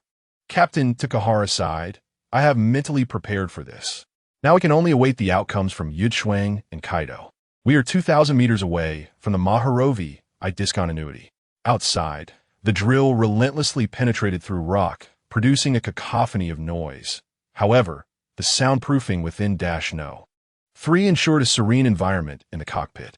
After relaying his report, Kaido inquired of Deshuang ahead, "By the way, you have yet to share stories about your homeland." "My homeland?" Deshuang's thoughts drifted back in time. It was a planet identical to Earth, where humanity thrived amidst constant friction among nations, albeit maintaining a facade of peace. The most significant distinction from this planet was the absence of colossal monsters and Ultraman. I was an ordinary individual, having lost my parents in an accident during childhood. Yet, with government assistance and my part-time job, I managed to live a normal life, perhaps securing a stable job after university to lead a tranquil existence. However, one day, peace was shattered as long-simmering invaders launched an assault on my homeland. They were beings known as Ultra Beasts, far more formidable than ordinary monsters, rendering humanity's military might utterly ineffective against them. Moreover, we were oblivious to the number of Ultra Beasts that lay in wait. Having obtained the light of the earth, I find myself no match for it. Despite my utmost efforts, I cannot thwart its advance. I can only watch helplessly as the adversaries wreak havoc upon the land I once called home. In the end, the will of the planet, invoking the temporal powers bestowed by the ancient Noah, sealed the entire globe and temporarily granted me the ability to traverse other universes in search of strength. At this juncture, Deshuang raised his wrist, revealing a bracelet embedded with 3 crystals, one of which had extinguished. My first destination after leaving my homeland was this very place. Kaido listened quietly from behind, previously aware only that Deshuang hailed from another universe, now understanding the weight he bore. Suddenly, the interior of No. 3 erupted with alarms. The sensor displayed an alarming anomaly. Trouble was brewing. The rock layer was on the verge of vanishing. Kaido urgently warned, "Cease drilling immediately." Deshuang hastily maneuvered the machinery to slow down. As No. 3 penetrated a layer of rock, it plummeted into a vast subterranean expanse. Falling from this height would undoubtedly result in shattering consequences. Deshuang switched to flight mode. "It's futile. With the drilling equipment installed, No. 3 cannot ascend. Brace yourself."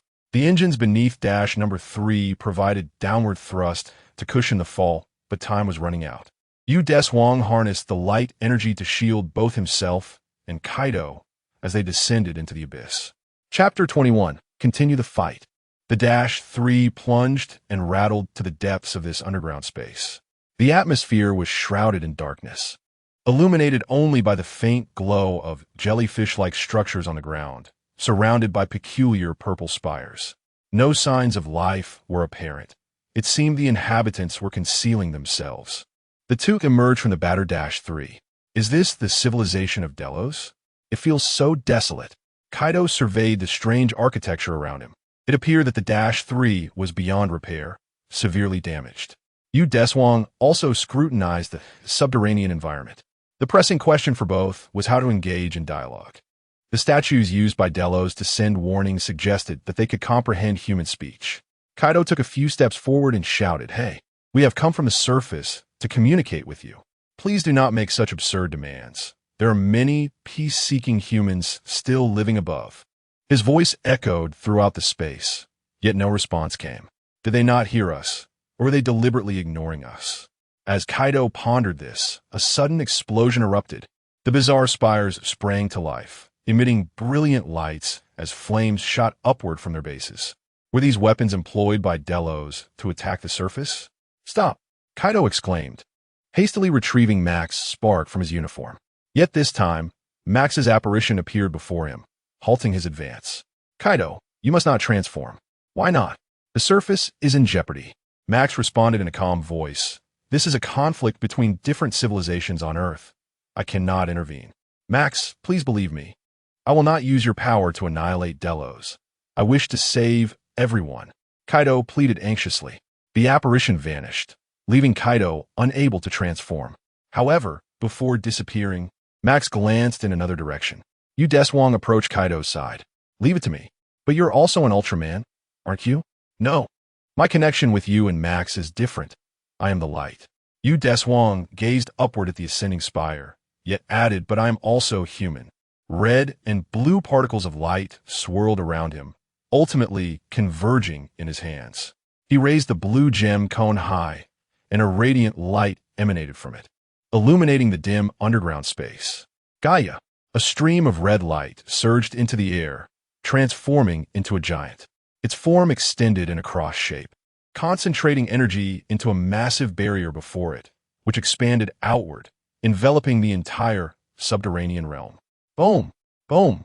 Boom! Spires continuously collided with the barrier, disintegrating upon impact, and the resulting energy shockwaves threatened to shatter the Crimson Shield. As the barrier appeared on the verge of breaking under the relentless energy assaults, the brilliance surrounding Deshuang intensified. The azure and crimson lights shone to their utmost, transcending into the sublime. Block it for me. The once fragmented barrier solidified anew under the influx of energy. Boom! Boom! Boom! Increasing numbers of spires crumbled, and the barrier was relentlessly eroded. Boom! Boom! Boom!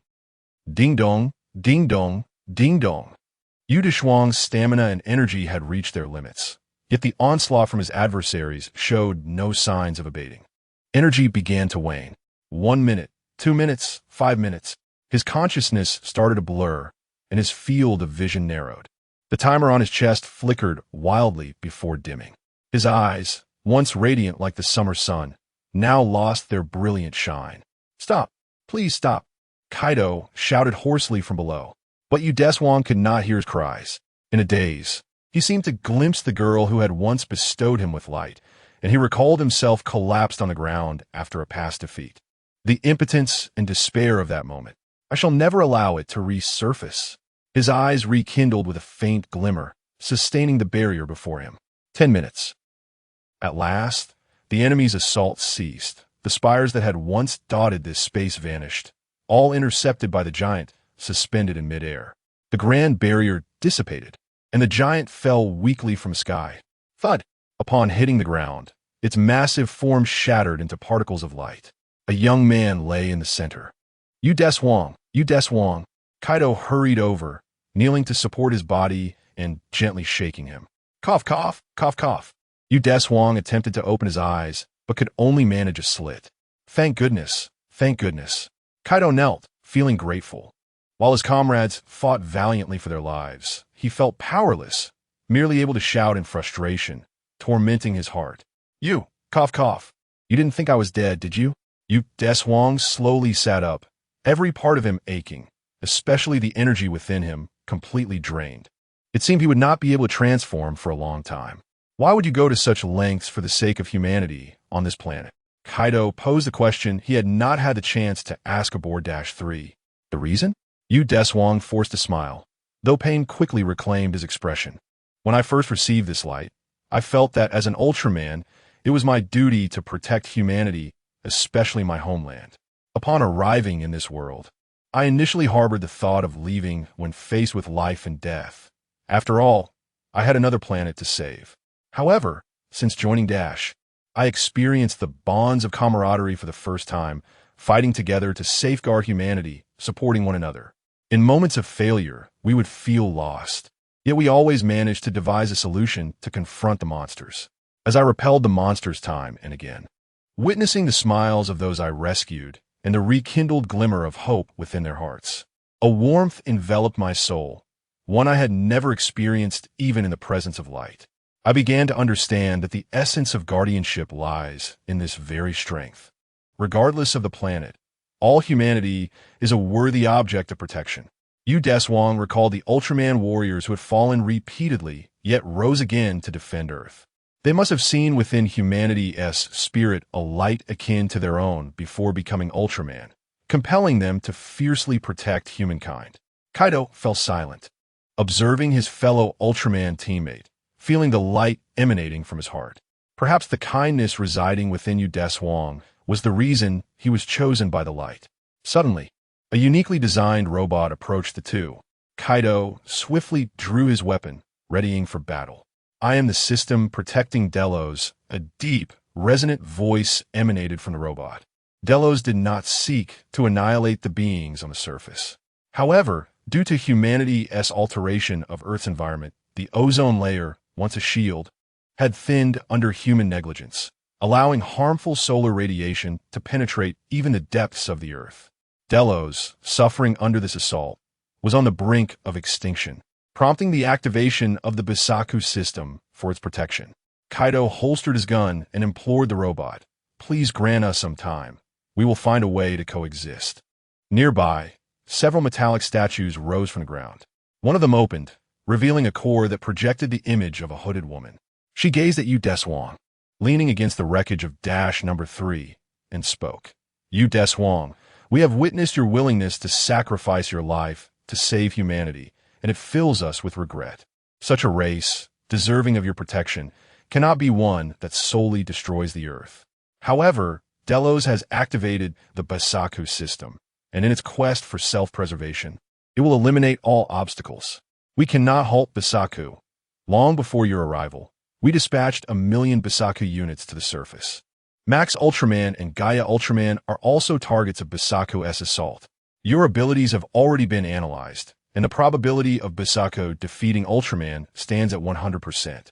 Deshuang gazed at the image of the Delosian, speaking slowly.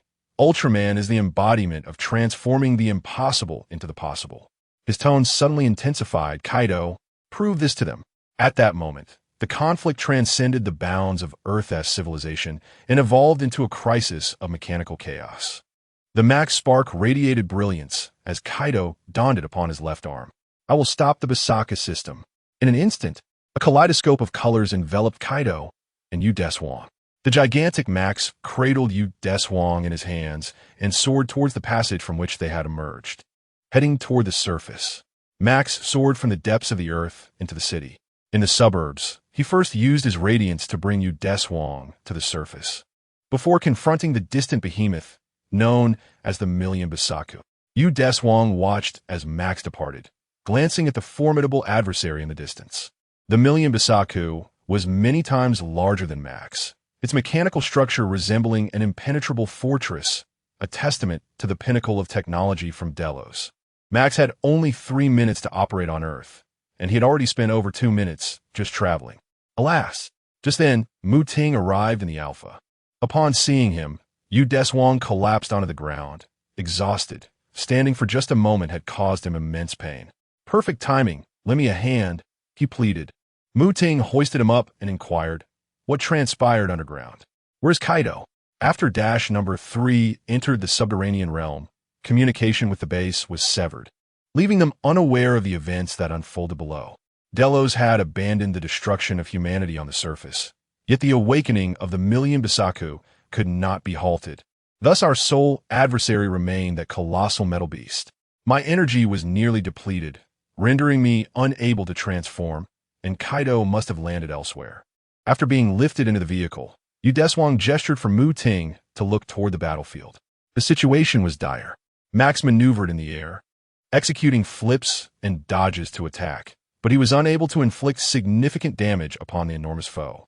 Suddenly, 2 purple, lightning-like tendrils extended from the surface of the 1,000,000 Bisaku, striking Max with precision, followed by 2 chains that ensnared and immobilized him, continuously siphoning his energy. Rueishi and Sean piloted Number 1 and Number 2 to the battlefield.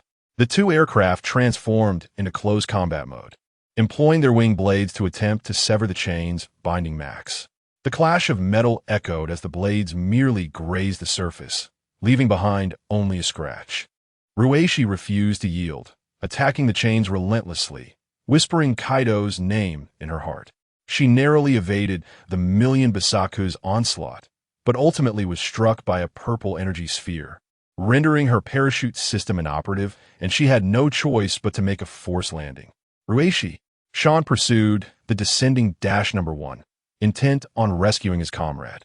Number 1 skidded across the ground for a considerable distance before finally coming to a halt, with Rueishi losing consciousness from the impact. Fortunately, the 1,000,000 Bisaku ceased its assault upon their departure, instead remaining stationary to absorb all the energy from the city and began altering the surrounding environment. Max's already scant energy was continuously drained, and the timer on his chest flickered at an ever-diminishing rate. In the realm of consciousness, he began calling out for Kaido. "Kaido!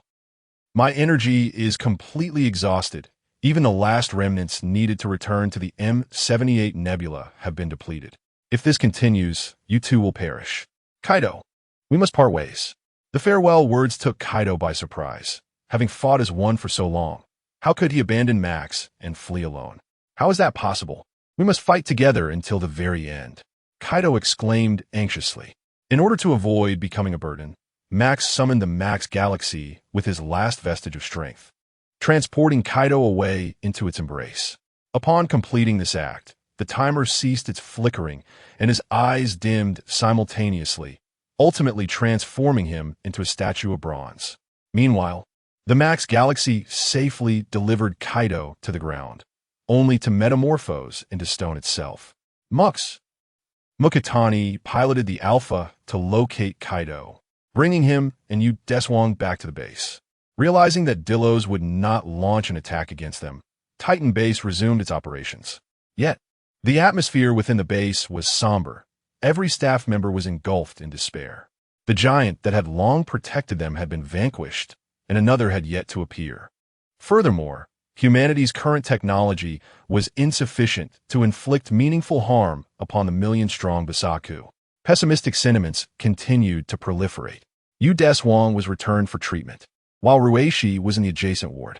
Fortunately, his injuries were not severe, and with some rest, he would recover without significant issue. However, the depletion of energy might require half a month to recuperate. The twilight sun cast its rays upon Max's bronze statue, evoking a profound sense of desolation. Time passed gradually. As night fell, the sun rose once more. The following day, after a night of rest, Deshuang was able to move with difficulty. He arrived at the command room upon receiving a notification from the captain. The team members gathered with Commander Tamanaka and Professor Yoshinaga in the command room. They had already devised a strategy. The captain announced the plan. They would initiate a rescue operation for Max Ultraman. Ellie explained to them. After analyzing the device used by Max, we discovered that it transmitted energy equivalent to the nuclear fusion of the sun to Max. Sean interjected. Thus, we must utilize the device that Max employed to relay sunlight back to him. But how can we achieve this? Currently, that colossal mechanical beast is incessantly siphoning electricity, leaving the base with insufficient energy. Mukatani inquired. Professor Yoshinaga pointed skyward and stated, while the situation on the ground is dire, we possess alternative methods, using the Guardian satellite system to transmit solar energy. We will convert solar energy from the satellites, gather it at the base, and subsequently channel the energy received through antennas via pipelines crafted from nanocarbon to connect to the Max Galaxy. She turned and asked, however, the current question is whether the energy compatible with Max can be absorbed and utilized by team member Deshuang. Deshuang shook his head, no. Gaia's energy source is not the sun. He gestured to the ground beneath him, but rather the earth. The captain approached and placed a reassuring hand on his shoulder, saying, you have done more than enough. Now, all you need to focus on is recuperating and believing in us. To be honest, Deshuang had never fully comprehended how, in the original narrative, Max could achieve such colossal stature and wield a sword capable of severing heaven and earth. Previously, he had believed that Max inherently possessed such strength. Upon becoming Ultraman, he realized that achieving such an effect was nearly impossible, as the energy required was beyond his and Max's capabilities. Could Max, after regaining his footing, triumph over the million Bakus? He was uncertain. Yet, as the captain had stated, he could only place his trust in his comrades now. Captain Higashikata surveyed each team member, ultimately resting his gaze on Deshuang. We have long been aided by Ultraman. Now it is our turn to assist them. Kaido and Kitty Eye piloted -1 and -2 to transport Max's galaxy, while Sean and Ellie operated the energy transfer device. Deploy. Understood. The group embarked with soaring spirits. Come with me. Commander Tamanaka nodded at Deshuang before stepping outside. What could possibly be the matter now?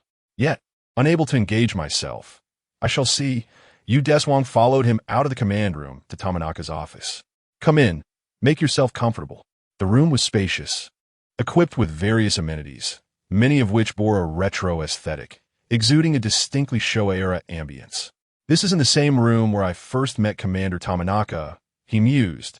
Yet it was only natural for a high-ranking official to possess multiple chambers. Deshuang entered and settled onto the leather sofa. What you brought me here for? Tamanaka approached the desk by the window, opened a nearby drawer, and began rummaging through its contents. Found it. Soon, he retrieved a quaint-looking box. Commander Tamanaka brought the box over and sat beside Deshuang. First, allow me to share a story. This occurred approximately 40 years ago. The elder began recounting his past. At that time, I was conducting exploratory missions in the cosmos, seeking civilizations distinct from humanity. When I finally encountered an alien spacecraft, I was elated, believing I could initiate dialogue with another civilization. However, perhaps fortune was not on my side, as the aliens disregarded my signals and launched an assault on me. I thought my end was nigh. Just as their attack was imminent, he appeared. A giant, towering at 40 meters, stood before me. Countless assaults rained upon his chest without inflicting the slightest harm. Subsequently, he obliterated all the alien warships with overwhelming might. Afterward, he turned to me, his gentle voice resonating in my mind. Is there humanity in this universe? Do not fret. When humanity faces peril, we shall stand as your support, until the day you can walk alongside us. Upon finishing his words, he vanished, yet I found an object in my hand. Commander Tamanaka opened the box, revealing a red polygonal crystal. Perhaps this object symbolizes the bond between us, he reflected. He spoke the truth. When humanity encounters crises, Ultraman truly appears. However, I wonder if I will ever see him again. On the other side, the rescue operation for Max was underway. Dash 1 and Dash 2 were towing the Max Galaxy towards the Max statue with cables. Solar energy was transmitted to the base through the Guardian satellite system, and then transferred through wires into the Max Galaxy. Upon receiving the energy, the Max Galaxy began to glow, yet it remained unable to breach its stony surface. As they approached 1,000,000 pascals, Dash 1, piloted by Kaido, was struck by a purple energy projectile, severing the cable. At this juncture, one might say the mission had failed. Yet Kaido showed no signs of retreat. Kaido, come back. Don't push yourself. Captain Tsuchikado commanded over the communicator. Having reached this point, how could he possibly give up? Kaido opened the cockpit door and unfastened his seatbelt. The rushing air flowed past him relentlessly, yet it could not topple his resolute stance. I am Max Ultraman, he proclaimed as he leaped from the cockpit, plunging towards the Max Galaxy below. His descent quickened, the distance closing. Max, I am coming. In that instant, upon contact with Kaido, the petrified surface of the Max Galaxy shattered, revealing its core, ablaze with countless beams of light. At that moment, Kaido was a phoenix reborn. The Max Galaxy, shimmering with brilliance, soared onto Max's right arm. The return of the phoenix heralded the ultimate awakening. Deshuang gazed at the red crystal within the box. Ultraman Star. He mused. Ultraman Star? The elder inquired, perplexed. This is a testament to the friendship between humanity and Ultraman, a symbol of hope, came the response. Is that so? Then it shall now symbolize yet another bond of friendship. Commander Suji took the crystal and placed it in Deshuang's hands. As the Ultraman Star rested in Deshuang's grip, it suddenly began to radiate light. It split in two. One half transformed into pure energy, surging into Deshuang's body, replenishing his depleted vitality. The other half flew to Commander Suji's hands, morphing into the beta capsule. Witnessing this, Deshuang smiled and asked Commander Suji, would you like to experience the thrill of fighting as an Ultraman? The elder was momentarily taken aback, but quickly regained composure. Though I am but an old man, the flame within me has yet to extinguish. Let us fight side by side, Ultraman. As the blue diamond emerged in Deshuang's hand, Commander Suji raised the beta capsule high. Suddenly, the room was illuminated with radiant light. Two beams of red light shot from the Titan base towards the battlefield. Max, adorned with the Max Galaxy, broke free from his chains and returned to the ground. Then, two beams of red light streaked from the horizon. One dissipated to reveal Gaia crouching on the ground, while the other transformed into Ultraman.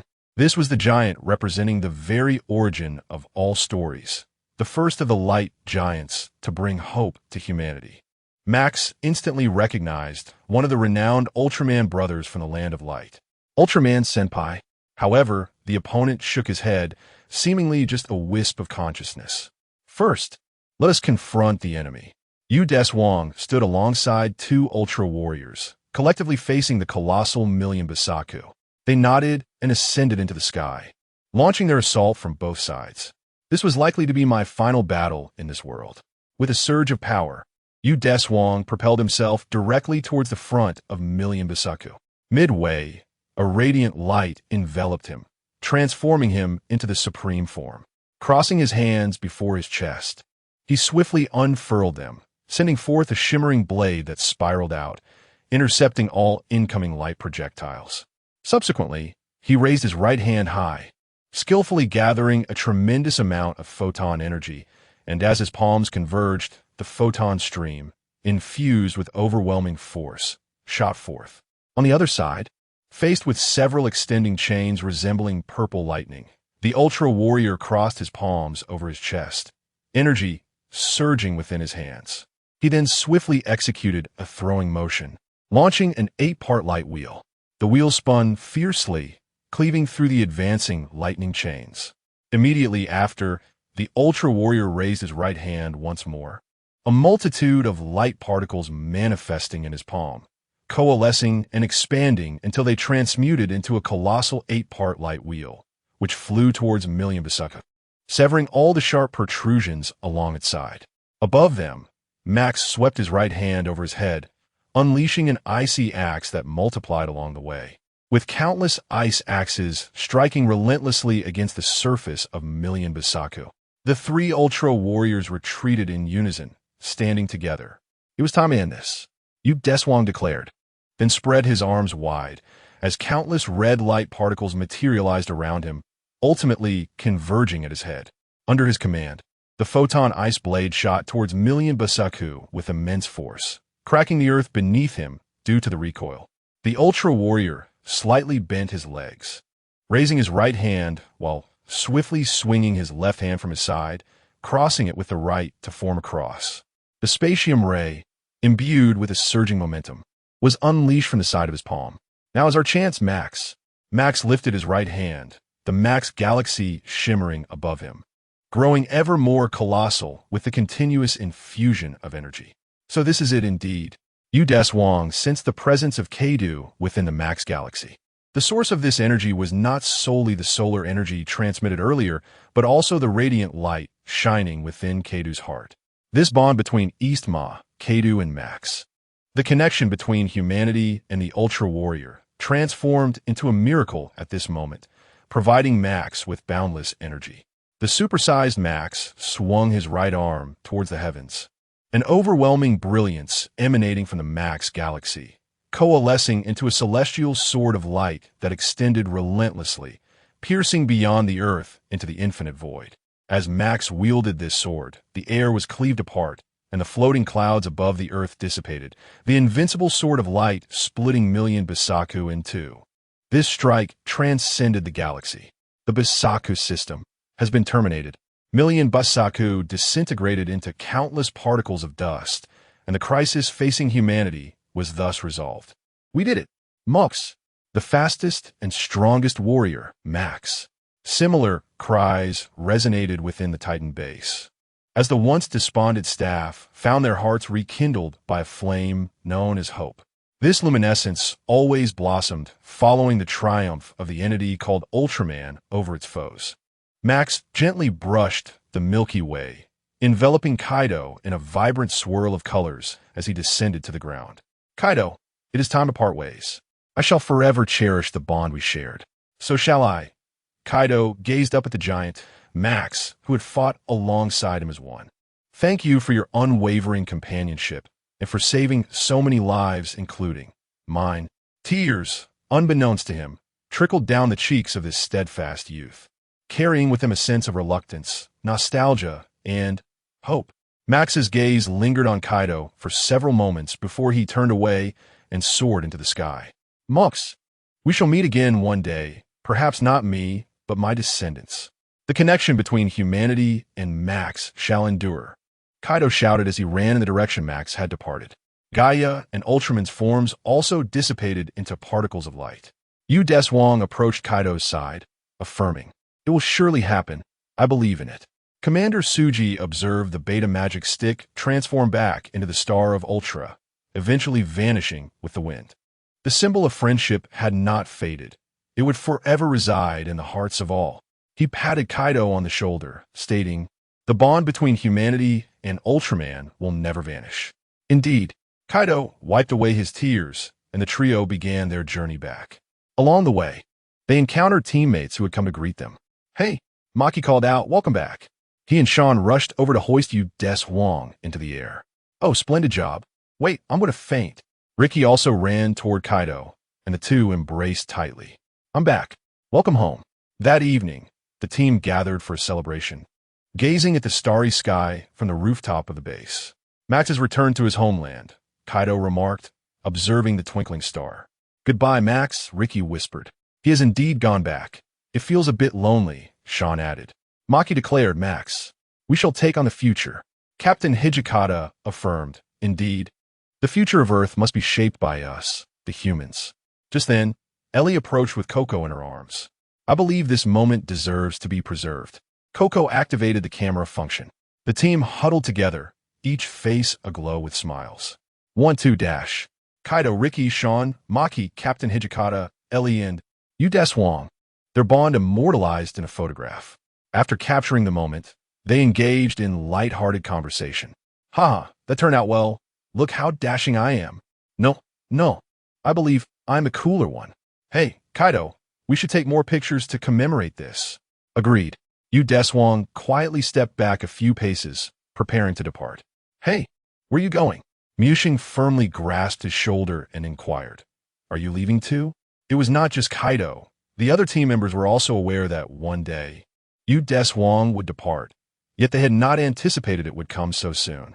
Indeed, the inhabitants of this planet have fully equipped themselves to confront any adversity, and Delos has assured that he will remain in slumber beneath the earth until our world returns to its former glory.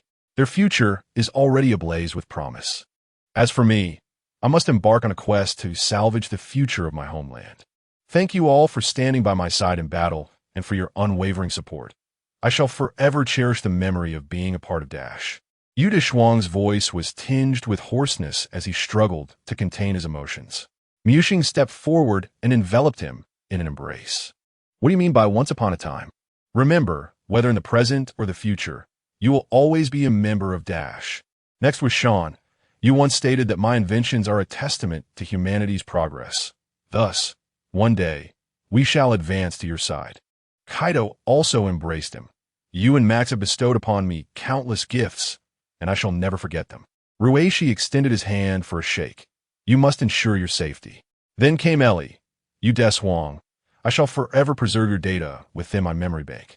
Finally, the captain patted Deshuang's shoulder. "No matter the time, Dash will always welcome you home. Do not act recklessly as you did in the past." He then embraced him, saying, "Take care." Deshuang could no longer hold back his tears. Having emerged from his novice state after more than a year of battle, he had transformed into a capable warrior, and his time with Dash would remain his most cherished memory. Farewell, everyone. Red and blue particles of light enveloped him, ultimately transforming into Gaia. He gazed deeply into each team member's face, etching their likeness into his memory forever. Then, raising his right hand, a bracelet embedded with crystals materialized. As the second crystal dimmed, a temporal portal appeared in the air nearby. With a subtle push from his feet, he soared into the portal. This world's tale has reached its conclusion, but the story of Deshuang is only just beginning. Chapter 22, Prologue Boom. A temporal rift suddenly opened in a crimson-hued expanse, for which a colossal red giant emerged before the passage sealed itself. Where is this? Above, violet clouds obscured the heavens, while below, jagged volcanic rocks littered the landscape, with searing magma flowing through their crevices. This entire realm was constructed in such a manner, stretching infinitely beyond sight. Despite the pervasive magma, an unexpected sense of gentle comfort enveloped the surroundings, devoid of any oppressive heat. As Deshuang traversed the rocky terrain, the environment invigorated the Earth's light within him. This familiar setting. Suddenly, a minuscule wormhole opened at the location of the earlier temporal passage. A massive serpentine creature emerged, lacking limbs, its head flat with sharp horns protruding from either side, seemingly capable of flight as it hovered midair. Hiss! Upon entering this realm, it launched an immediate assault on the giant before it. Deshuang swiftly sidestepped to evade its onslaught. Out of the corner of his eye, he noticed ripples in the distant space, where an individual adorned with a peculiar helmet appeared, frozen in midair, observing the combat between the giant and the beast. How lively it is! Mountains of dreams, the phantom dragon, Gaia's world? This must indeed be the domain of the Earth's will. Deshuang advanced, delivering a knife-edge strike with his palm to the phantom dragon's head, quickly following up with an uppercut to its jaw. Seizing the opportunity as it lunged to bite, he propelled himself off the ground, sweeping his right leg high to repel it. With distance established, he spread his arms wide, vibrant red particles of light materializing around him, coalescing into circles that concentrated around his head, shining brilliantly. Under his guidance, these radiant energies formed an immense light beam that surged forward with tremendous force as he crouched down. The photon ice blade detonated upon contact with the phantom dragon, unleashing a burst of condensed energy that obliterated its form, culminating in a cataclysmic explosion.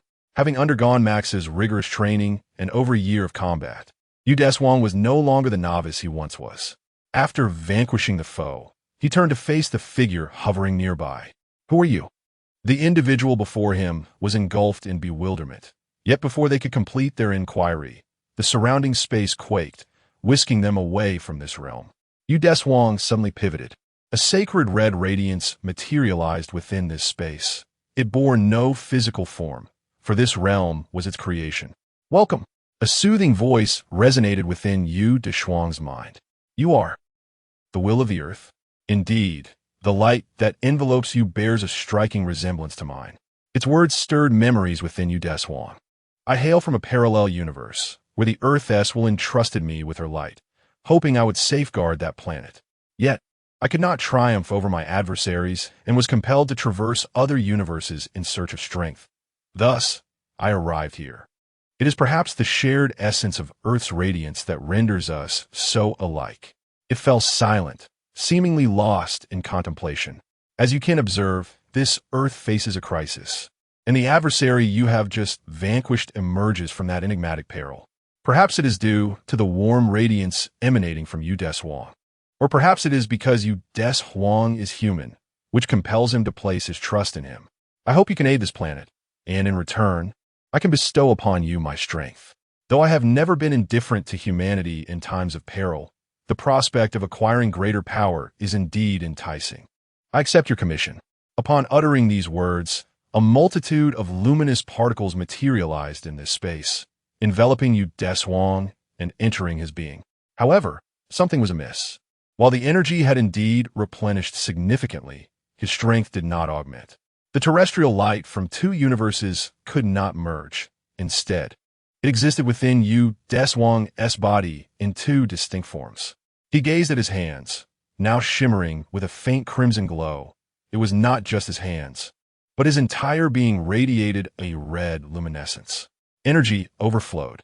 At that moment, in the vast cosmos beyond Earth, a wormhole abruptly opened, and a colossal blue crystal slowly emerged, advancing towards the planet. The onslaught of the fundamental annihilation had commenced. This was a war, a confrontation between all living beings on Earth and the unknown invaders. The immense crystal hovered in the sky, prompting the denizens below to recognize its arrival. All incoming vehicles were halted, and the inhabitants of the city were organized for evacuation. As if humanity had anticipated this event, television networks broadcasted the scene to viewers worldwide. Suddenly, the massive crystal emitted a blinding wave of light, obliterating nearby structures, while the crystal itself began its descent, descending with tremendous gravitational potential to crash into the streets.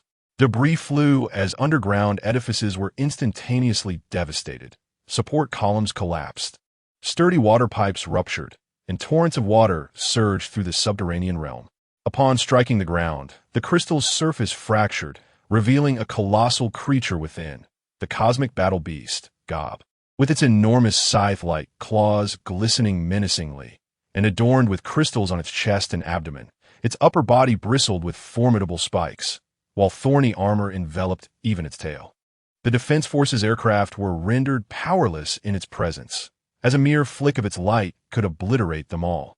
Faced with such dire circumstances, humanity resolved to unleash their true might.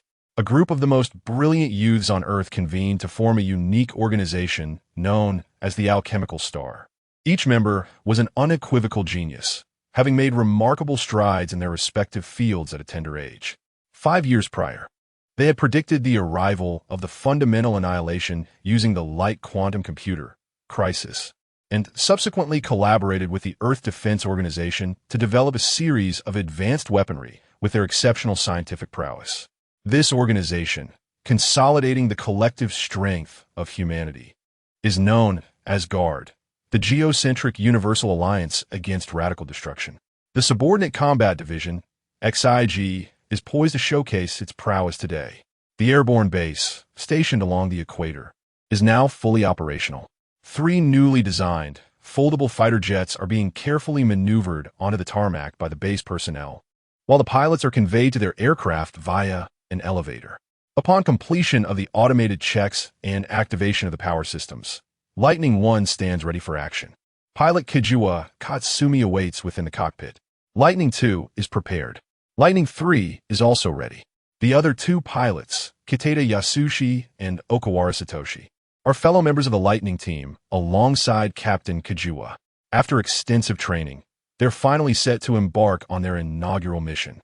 "It's time to shine, Kijua-san," expresses Okawara, brimming with excitement. "Let us unleash our full power. Lightning team, advance."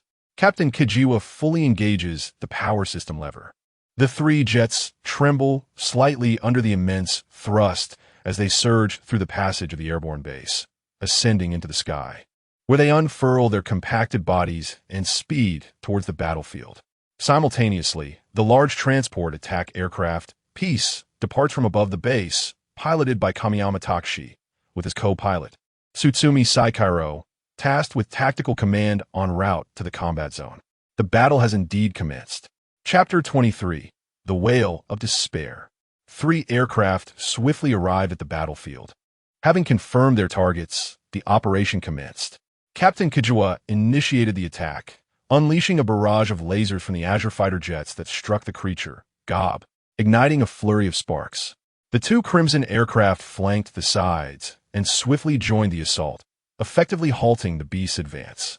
The fighter jets, imbued with the brilliance of the alchemical stars, were evidently superior to traditional aircraft. In the distance, the crowd erupted in cheers, although they had never witnessed such advanced machines. Their excitement was palpable. Within the command center of the XIG aerial base, Commander Akihiro Ishishida and strategist Chiba Tatsumi reveled in their meticulous preparations. However, their elation was short-lived as calamity struck. Seizing the opportunity amidst their assault, Gob suddenly raised its head, its side-like claws converging to unleash a yellow energy blast, unexpectedly striking Lightning 2. The aircraft, which should have evaded such an attack due to its superior performance, faltered as the crew, inexperienced in combat, struggled to adapt to the rhythm of battle. Following the hit, team member Kitata Yasushi had no choice but to eject. The fighter jet, which had been 5 years in the making, plummeted to the ground in its inaugural skirmish, erupting in flames.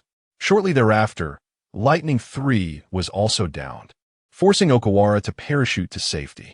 With 2 aircraft lost, only Captain Kijua remained to hold the line, demonstrating unparalleled piloting skills that allowed him to engage the monster and mount a counterattack.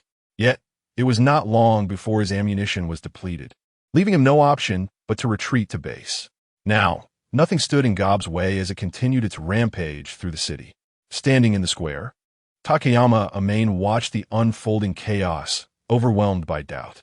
Were all their previous efforts in vain?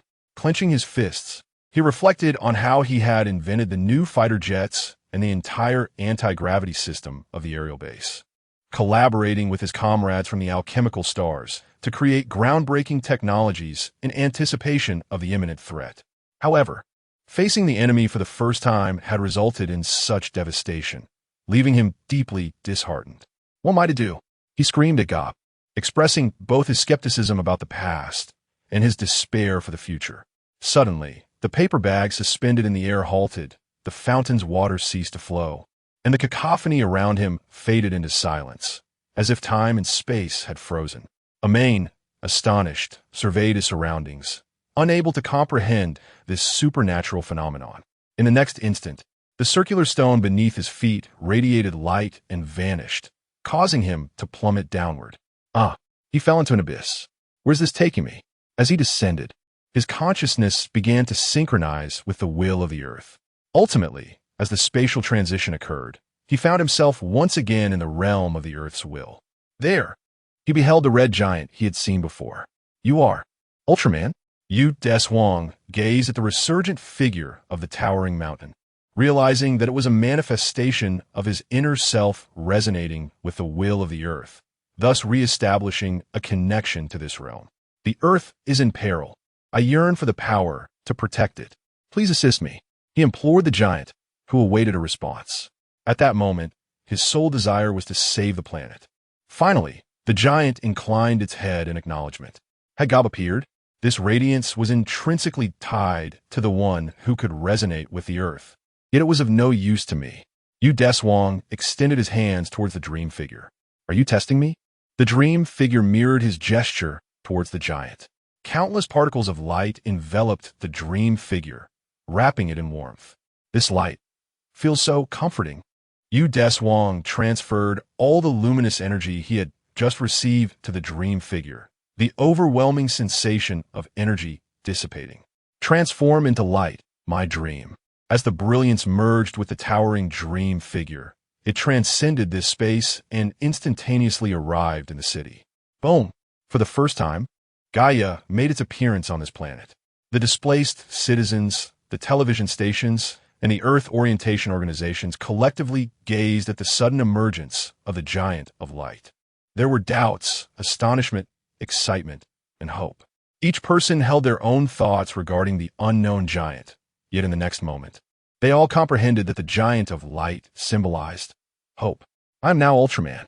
The dream figure, in a daze, seemed to hear someone speaking to him. But there was no time for contemplation. He had to confront the adversary before him. In his inaugural battle, the dream figure exhibited a certain naivety, as each maneuver against Gob reflected his lack of experience. Nevertheless, sheer brute force sufficed to contend with Gob, where he found himself at a disadvantage.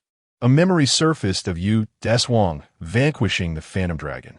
With a determined push against the weight of Gob, he emulated the energy manipulation he had witnessed, crouching with arms outstretched to gather power, ultimately unleashing a photon ice blade that obliterated Gob. In the final moments, amidst the chime of the timer, the massive form dissipated into a beam of light, landing gracefully on the ground, where he fabricated a falsehood to Director D, who had come seeking the giant, persuading him to lead him to the aerial base. Before your arrival in this world, I had intended to bestow the light upon that child. The voice of the Earth-S will echoed once more in Deshuang's mind, reluctant to burden him with such responsibility. Yet ultimately, the light found its way to him. He will wield this light wisely. Trust in him. The towering dream figure, in Deshuang's eyes, embodied a miracle capable of shaping the future. Within you already resides the light of the earth and the ocean. This is the only suitable gift for you. A strand of silver light was transmitted into Deshuang's hands. I apologize, this is all I can offer. It serves as a key. When you discover an object linked to the will of the sky, you may use it to establish contact, representing my acknowledgement of you. The wills of this planet each harbor their own thoughts, seemingly lacking in connection with one another. Deshuang nodded, accepting the strand of light. There is no need for apologies. Even with just this, I shall fulfill my promise to aid this planet. The will of the earth remained silent for a moment. It seems I have come to understand why this other world chose you.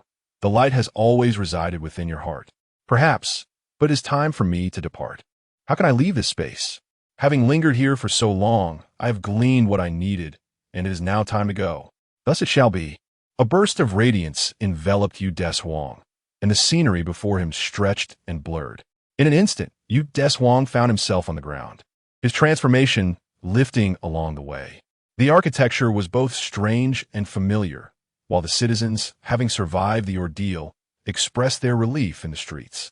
In the distance, the Guard Earth Defense Organization had dispatched logistical units to clear the battlefield. Greetings, Another Earth. Chapter 24. What it means to guard. As dusk began to settle, Deshuang decided it was prudent to find a place to rest.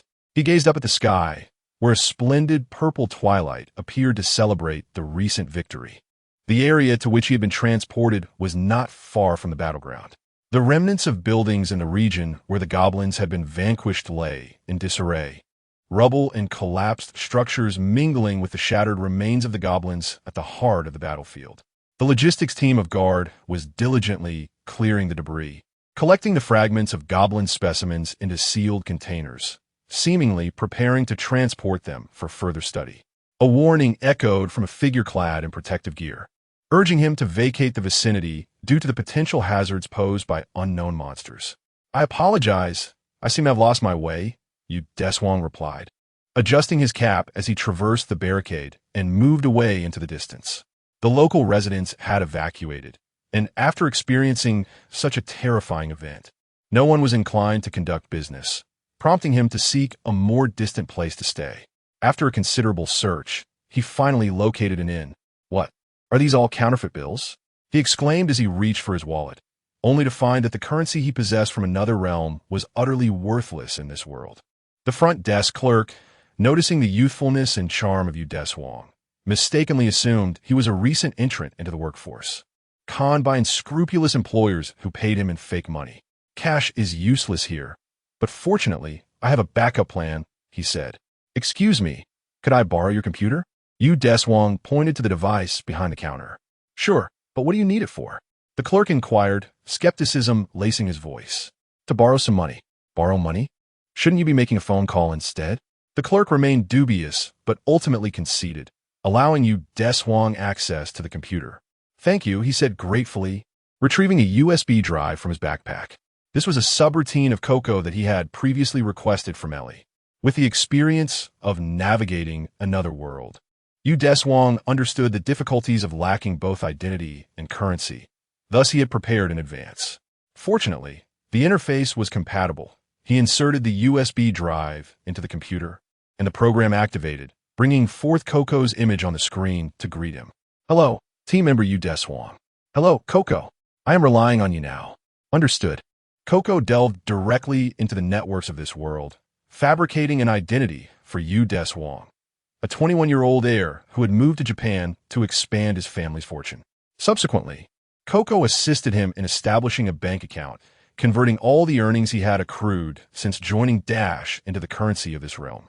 As a member of Dash, who fought bravely on the front lines to protect Earth, his salary was substantial, complemented by considerable bonuses for completing various missions. His current account balance was more than sufficient for indulgence. The upper echelons of the Earth and the Max world were quite generous with the welfare of frontline combatants, recognizing that Dash members faced close encounters with monsters every few days. Had it not been for Ultraman, the situation would have escalated beyond control. Deshuang hurried to the bank outside to reissue a bank card before returning.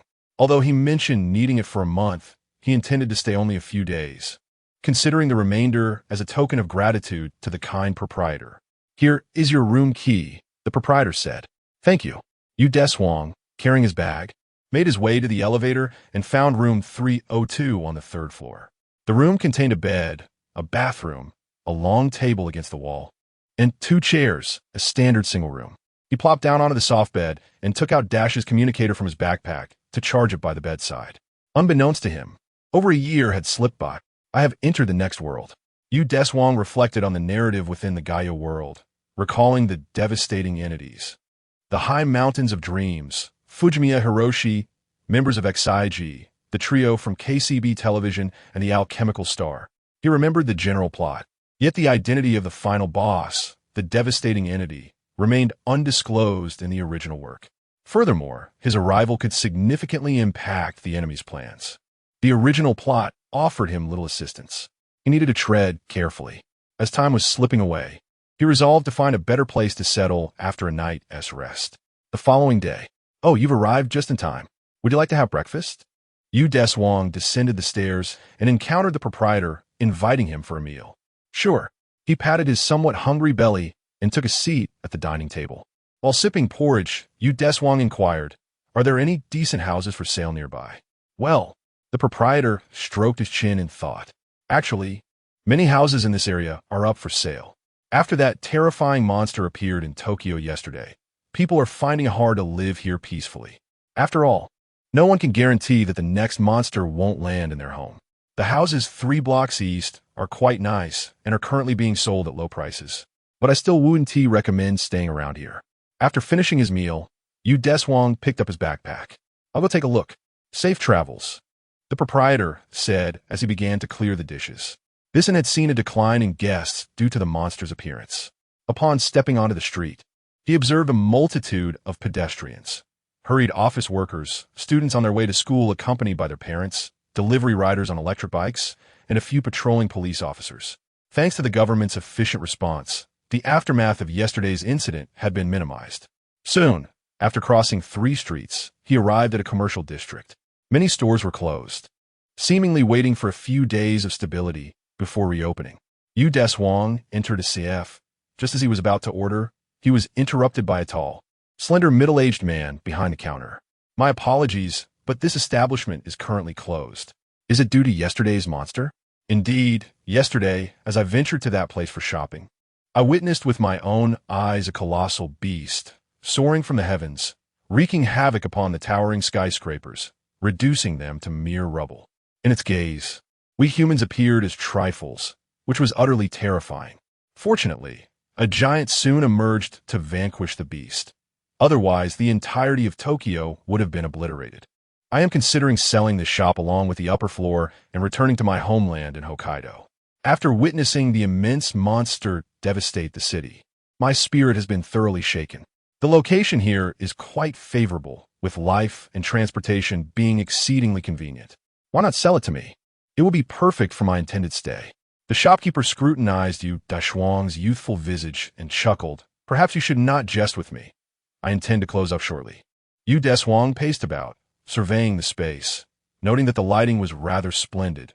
With a bit of renovation, it could be operational in no time. The upper floor provided ample space, perfectly suiting his needs. Since embracing the light and commencing his battles, he found himself increasingly fond of coffee, which seemed to keep him alert, whether due to the caffeine or a mere psychological effect. He could not discern. "I am serious. How much for this place?" The shopkeeper, in resignation, quoted a price, which Deshuang deemed reasonable, and he prepared to finalize the transaction. In the end, to the shopkeeper's astonishment, he completed the payment. Truly, he was a remarkable youth, managing to sell a property in a perilous area within such a short span of time, filling him with joy. As he observed the television within the shop, the host was reporting live from the site of yesterday's calamity, showcasing the very location of the tragic events. Yet the working citizens seemed unaffected, going about their routines as if nothing had transpired. Suddenly, the broadcast was interrupted, becoming distorted and emitting a crackling noise. "It's coming. What is coming?" In an instant, Deshuang turned and dashed out of the CF, racing towards the ruins of the previous day. Upon arrival, he witnessed a creature emerging from beneath the ground, under assault from 3 XIG fighter jets and 2 ground vehicles. After enduring the human onslaught, it revealed a core in its abdomen, preparing to retaliate. The conflict between the 2 parties intensified. A brilliant red light abruptly illuminated the battlefield. Boom! Deshuang stood at the center, conjuring transparent shields with both hands to deflect all incoming attacks. "Commander, the giant from yesterday has reappeared," reported Captain KGO of Lightning 1 to the base. "No, this is not the giant from yesterday. It is another giant I dreamed hiding behind a vehicle, explained via the communicator on my wrist. Could it be that there is more than one giant?" The The commander noted the distinct patterns adorning this giant, which starkly contrasted with those of the previous day, indicating a different level of experience. What, indeed, is the nature of giants in relation to humanity? With this question lingering in his mind, he instructed his team to pause their offensive and observe the actions of the giant. Deshuang, noting that the battle with the armored vehicle had ceased, turned to face the creature before him. This beast, known as Jiru, was a biological entity from Earth, apparently summoned to confront the gob that had appeared in the same location the previous day, although it seemed to have arrived late. Infuriated, Jiru charged at Deshuang without regard for anyone else. In the face of the beast's onslaught, Deshuang crouched slightly, seizing its head with both hands and lifting it with force, delivering a powerful kick in the process. Thud! Jiru crashed to the ground, its belly exposed, limbs flailing. Seizing the opportunity, Deshuang began to gather energy for a photon ice blade, but ultimately transformed it into a healing energy, releasing it from his palm. A violet beam struck Jiru, soothing its frenzied spirit and restoring its calm. Finally, Deshuang approached the creature, cradling it gently and transforming into a streak of light as he sent it back home beneath the earth. The only adversary for all beings on Earth was the primordial annihilation entity. Monsters, too, were creatures of Earth and should not be eradicated by humanity before the true enemy arrived. However, their colossal size often posed a threat to human society, making it challenging to unite both parties on the same front. Nevertheless, Deshuang's immediate goal was to preserve all the forces on Earth and diligently strive to bring them together, a daunting task, yet a worthy endeavor. After ensuring Jiru returned home to slumber, Deshuang returned to the CF. Meng, witnessing the entire spectacle below, retrieved a test tube containing stored light from his pocket, the luminescent orb flickering within. Is it you? The Ultraman who grants me light? Why do you protect the monsters? He returned to the XIG aerial base, filled with questions. Now that Deshuang had taken over the CF, he prepared for renovations. He had already contacted a remodeling company and awaited the former owner's removal of their belongings before construction could commence. The pressing matter at hand was to seek the mysterious skylight. But where to begin? Deshuang lay on the bed in the inn, deep in thought. The original narrative made no mention of the so-called sky will, though it was possible that the screenwriter had omitted it. Something connected to the sky. Sky. Heaven. The celestial realm. Deshuang suddenly sprang up from his bed. This natural control machine could manipulate the climate at will, purifying the atmosphere while sweeping the earth with typhoons. Among the supernatural phenomena on Earth, it was the only one that could be related to the sky. The celestial realm, Flame Mountain, and Deep Green, three natural control machines. Their origins unknown, yet the original text vaguely hinted that they might be products of future humanity. Although it was merely a possibility of being connected to the sky, Deshuang could not afford to ponder further. Thus, he began searching online for topics related to the colossal machine, the celestial realm, natural control machines, and atmosphere purification. With Coco assisting in filtering the information, he saved considerable time. Soon, he stumbled upon an article. The mysterious relics of Ariania, secrets of an ancient era. The recent earthquake has unveiled a fragment of an ancient relic nestled in a remote mountain area of Ariania. A group of archaeologists, intrigued by the potential of this discovery to enrich our understanding of human history, assembled a specialized team to investigate. Their initial foray into the relic was met with ease. Yet as they ventured deeper, an inexplicable gust of wind expelled them from the site. Upon reaching the outside world, the wind intensified, stirring up the surrounding sands and reburying the relic. This peculiar phenomenon piqued their curiosity. However, much of their valuable equipment was entombed beneath the earth, necessitating a period of preparation before they could resume their work. Fortunately, this enigmatic wind had not only displaced them, but also brought along a fragment of stone tablet. From the faint imagery, it was discernible that it bore a seal resembling the character for heaven. With the location meticulously recorded, Deshuang resolved to depart for Ariania at the break of dawn. The following morning, Deshuang, equipped with a backpack, arrived at the airport and swiftly completed his check-in procedures. It was now the year 1998, Yet the technological advancements of this world far surpassed his recollections of that era. This remarkable progress could largely be attributed to the organization known as the Alchemical Star, comprised predominantly of individuals in their 20s. The members of this collective exhibited talents and achievements beyond the reach of ordinary mortals, leading to groundbreaking advancements across various fields and a significant elevation in living standards.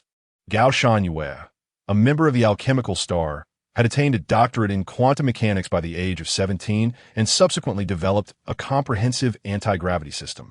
However, he had since withdrawn from the Alchemical Star to join XIG, dedicating himself to the frontline struggle against the existential threats posed by root causes of destruction. Another member, Fujimiya Hiroshi, by this time should have acquired the Ocean S light. Yet, influenced by the crisis surrounding quantum-like computers, he became convinced that humanity was the principal adversary in the degradation of the Earth. In his quest to protect the planet, he resolved to forsake humanity. While he did not actively seek to eradicate humans, he would choose to sacrifice a portion of them if it meant securing victory against their foes. If fate allowed, Deshuang hoped to encounter him and attempt to guide him back from this perilous path. Suddenly, the intercom in the cabin interrupted Deshuang's contemplation. "We sincerely apologize. Passengers, we have received notice of unexpected thunderstorms along our flight path. For your safety, we will be landing at the nearest airport and will resume our journey once the storms have subsided. Thank you for your understanding and cooperation." Thunderstorms? Deshuang scanned the clear blue sky outside with his extraordinary vision. Abruptly, he spotted a colossal object soaring several kilometers away, closely followed by XIG fighter jets, with Gao Shangyue among them, a metallic life form. "Excuse me." Deshuang rose from his seat and made his way to the restroom within the cabin. Summoning the energy within, it transcended the confines of the aircraft, transforming into a radiant crimson light as it soared forth. The airborne metallic life form was swiftly brought down by the fighter jet, crashing into the vast expanse of the desert. Victory seemed assured, yet suddenly, a colossal metallic spear erupted from the site of its descent, striking the lightning 3 in the sky. Soon after, several more spears emerged, morphing through a liquid-like transformation into a humanoid figure clad in armor, featuring a singular orange eye and a timer embedded in its chest. Akin to Gaia, the metallic life form known as a pate. With a deft motion, it extended its left hand, morphing it into a long sword, and thrust upward, accurately piercing the lightning 2. Now, only Captain Jiwei's lightning eye remained, but it too received orders to retreat. The Peace Mothership opened its bay doors to retrieve Lightning Eye. Yet at that very moment, a figure clad in XIG garb leapt forth from the opening, wielding a sapphire spear and steadfastly confronting the extraterrestrial adversary. This planet shall not meet its demise. Enveloped in a crimson glow, he ultimately transformed into Gaia V1, standing resolutely against a pate in the desert. Meanwhile, Deshuang observed the unfolding battle from afar, eager to witness the current prowess of his dream. A pate initiated the assault. Its artificially crafted timer, signifying its arrival from the cosmos, was a challenge to Gaia. The long sword, attached to its arm, swung horizontally in a bid to sever the head of the dreamer. I must evade the dreamer, taut with tension, rolled to the side in a desperate attempt to dodge the attack. Having successfully evaded, he was struck by a spear hurled by a pate, which grazed his thigh, releasing a flurry of luminous particles. Clutching his leg, the dreamer retreated several steps, assuming a defensive posture, keenly observing every movement of a pate. This metallic entity possessed the ability to alter its form at will, even splitting to launch javelins, prompting the dreamer to exercise utmost caution. With one hand wielding the long sword and the other extended, fingers curled upward, a pate expressed its disdain. "You dare underestimate me." A flicker of ire ignited within the dreamer as he forsook defense and launched a counteroffensive. Concentrating intently on a pate's long sword, he deftly evaded a direct thrust with extraordinary reflexes and then surged forward, forcing his body against a pate. The tremendous force caused a pate to lose its equilibrium, and seizing the opportunity, the dreamer executed a shoulder throw, slamming Apate to the ground with a resounding thud, sending clouds of yellow sand billowing into the air. The dreamer mounted Apate, poised to strike, yet was struck by a spear concealed beneath its form, sent sprawling backward as the timer began to flicker ominously. Grasping the spear, Apate hurled it toward the fallen dreamer. As the spear hurtled toward him, the dreamer twisted his body and rolled to the side, narrowly avoiding the strike. With hands braced against the ground, he regained his footing, once more assuming a defensive stance. However, the rapid depletion of his stamina left his legs weak and his consciousness slightly blurred, rendering him unsteady. Dream had never engaged in any form of physical training. His intellect, far surpassing that of others, led him to neglect the enhancement of his physical prowess. At this moment, both his stamina and energy were greatly depleted. The adversary he faced was not a brute like Gob, easily vanquished by sheer strength. This was his inaugural battle against an opponent of cunning, and his clumsy combat style was laid bare. As a novice, Dream was now consumed with urgency. His energy was insufficient to unleash the photon ice blade. How could he possibly overcome this foe? Concentrating his energy in his hands, he shaped them into an L formation and released the gathered force. A sudden voice echoed in his mind, reminding him of his potential. Just as Apate lunged towards him, he had no time to consider anything else. Following the voice's guidance, he unleashed a crimson quantum stream from his arms, successfully striking his enemy. With Apate collapsing, Dream found himself unable to sustain his body, collapsing to the ground in heavy gasps. After a brief respite, he summoned his remaining strength and leaped into the sky, intent on escape. Yet from the sands, Apate surged forth, grasping Dream's ankle and pulling him down. In that critical moment, a glimmering white spinning blade descended from above, swiftly cleaving Apate's form asunder. With a resounding crash, the formidable foe was obliterated in an instant. Dream lifted his gaze towards the direction from which the luminous blade had emanated. And there he beheld the giant who had once bestowed light upon him. "Who are you?" he inquired, but the giant in the sky offered no reply, vanishing once more into a cascade of light. With the last remnants of energy within him, Dream returned to the peaceful vessel, only to succumb to unconsciousness on the deck from exhaustion. Deshuang had anticipated that Dream's final quantum stream would annihilate the enemy. Yet he had not considered that Dream's mastery of energy was still rudimentary. The destructive power of that quantum stream fell far short of expectations. The duration of this conflict was brief, and upon his return to the aircraft, others merely assumed he had visited the restroom. With a metallic entity, Apate dispatched. The plane resumed its original course, continuing toward its destination. In a quaint town of Alinia, Deshuang, clad in a trench coat and carrying a backpack, arrived. This town, economically underdeveloped, was predominantly characterized by wooden structures, and the overgrown vegetation at its edges bore testament to neglect. Proximity to the Middle East imbued the locals with a rugged demeanor. Deshuang entered a tavern-like establishment. The creaking sound of the two-leaf door announced his arrival. Immediately, the stench of inferior alcohol assailed his senses, and the patrons, engrossed in their revelry, fell silent, turning to regard the distinctly attired Deshuang. Their garb, often revealing the chest and abdomen, marked them as curious about outsiders, but they quickly returned to their own pursuits. Approaching the bar, Deshuang addressed the robust-looking proprietor in tentative English. "Hello?" The proprietor paused momentarily, then set down his glass, replying in halting English, "Hello, customer." Deshuang exhaled in relief. The ability to communicate was a comfort. "Do you know if a relic has been discovered here? Please, tell me its location." As he spoke, he handed a $10 bill to the bar owner. "Huh, I knew you would ask for this." Upon receiving the money, the bar owner smiled and presented a small map marked with the location of the ruins.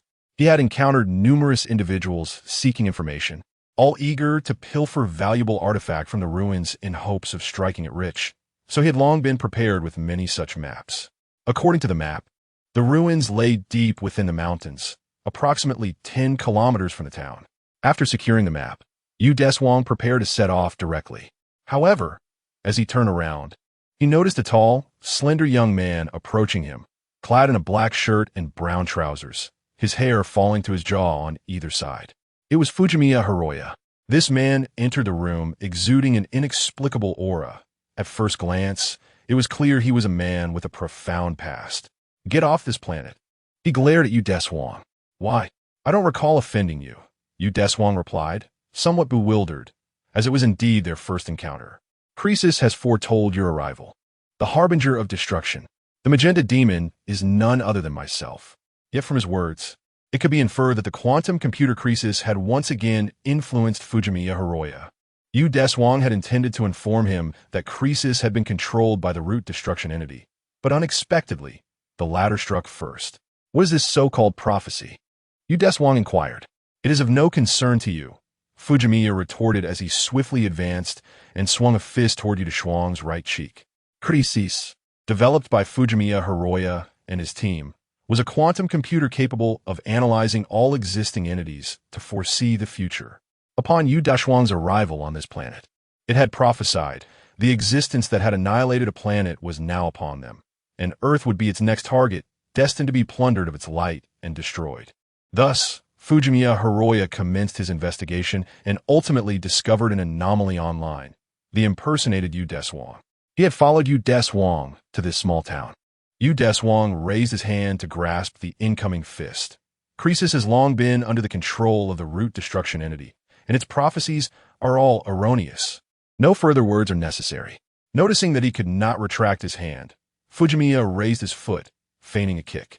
Another scientist, still inexperienced in combat, from the force. It was clear his physical prowess slightly surpassed Yu Deshuang's. Two guests. Fighting is prohibited in this establishment. The owner, flanked by several burly men with menacing expressions, encircled the two. Yu Deshuang released his grip. "Let us step outside. We'll have to pay for any damages incurred here." Fujimiya was not one who enjoyed being the center of attention either. With a cold huff, he unleashed the energy within him, sending several men stumbling back. And then he proceeded toward the exit. Yu Deshuang followed, and the two made their way to the distant mountains. "I will not harm this planet. Whether you believe it or not is for you to decide." Fujimiya remained sullen, silent, and then summoned the oceanic light within him, preparing to engage. Indeed, it seemed a confrontation was necessary before a proper discussion could ensue. Yu Deshuang was not a person devoid of temperament. The blue bracelet on Teng Gong's right wrist began to shimmer, and a torrent of azure light enveloped him as it reversed. The radiance, accompanied by his form, gradually expanded, ultimately transforming into a colossal blue giant that stood before Yu Deshuang. A guru. Yu Deshuang raised the blue cone high into the air. In a burst of crimson light, he morphed into Gaia. The blue giant before him extended a hand, its four fingers curling menacingly, the challenge implicit. Yet, Yu Deshuang remained unfazed, standing resolutely in place, awaiting his opponent's advance. Seeing the provocation yield no result, Teng Gong lunged forward, his right arm coiling with energy before he unleashed a punch. Yu Deshuang slightly tilted his head to evade the blow, raising his hand to parry the arm, and before Teng Gong could react, he struck his abdomen with a powerful fist. Quickly retracting, he stepped back just in time to avoid the full-force left hook aimed at him. Seizing the opportunity presented by Teng Gong's sudden imbalance, Yu Deshuang drove his knee upward and followed with a forceful elbow strike. Bang! Teng Gong fell face down onto the ground. Rather than press the attack, Yu Deshuang retreated to the side, patiently waiting for him to rise. Once Teng Gong stood, he stepped forward, propelling himself into the air with one foot while extending the other straight out in a flying kick. Yu Deshuang, seizing the moment, sidestepped to the left, grasping Teng Gong's kicking foot to stabilize his base. With a surge of strength in both arms, he tossed Teng Gong into the air. Bang! After spinning twice, Teng Gong crashed heavily to the ground. In his previous world, training with Max had transformed Yu Deshuang from being thoroughly outmatched to keeping pace with Max's speed. So now, facing Teng Gong's assault, he felt it was far too slow. Damn! Teng Gong wiped the corner of his mouth and rose, forming an X shape with his arms in front of the Aguru crystal on his forehead, channeling accumulated energy to his head before extending his right hand to guide the energy outward, ultimately launching it from his head. The energy unleashed caused the surrounding rocks to tremble slightly. In response to the impending attack, Deshuang raised his hand to summon the Ultra Shield. The transparent shield, thin yet resilient, successfully shattered the photon assault, withstanding Tang Gong's intensified energy output. As he exerted control, the transparent, circular shield pressed against the photon burst, rotating forward to breach through. Soon, it reached the blue giant, and sensing impending danger, Tang Gong halted his attack to evade. Boom! Yet, he was a moment too late. Upon noticing Tang Gong's intention to dodge, Deshuang detonated the circular shield, releasing all the energy he had absorbed in that instant. A blinding blue light flashed, and Tang Gong was caught off guard, taking the full brunt of the impact, which sent him flying. Bang! The blue giant embedded itself into the mountainside behind. Xingzhong! Xingzhong! He could no longer rise, the flashing timer on his chest signaling that his stamina had been utterly depleted, his form wavering until it ultimately reverted to human size. Deshuang withdrew his hand and advanced, his massive form gradually dissipating with each step until he returned to human size, standing before Tang Gong. He extended his hand. Clap! Without a doubt. Fujimi shook off the outstretched hand, gritting his teeth as he rose to his feet. Why is the disparity in strength so vast? How can I protect the earth in such a state? Next time, I shall banish you, even at the cost of my life. Deshuang watched as Fujimi staggered away, a frown creasing his brow. Is the influence of crisis truly so profound? The current Fujimi appears even more radical than in the original narrative, and he seems intent on targeting me specifically, an unknown adversary. It appears that my arrival has already altered the plan. The question remains, how to expose crisis? As the pinnacle of human technological achievement, it can only reveal itself voluntarily. Otherwise, no one can tear away its disguise. Moreover, it is evidently impossible to compel the alchemical star to thoroughly investigate crisis based solely on my assertions. Therefore, the only course of action is to enhance my own strength. If I become powerful enough, all conspiracies shall be laid bare. Following the markings on the map, Deshuang arrived at the foot of a mountain, which stood approximately 300 meters tall, adorned with lush vegetation that blended seamlessly with the surrounding peaks. As he entered this mountainous region, a fog began to roll in.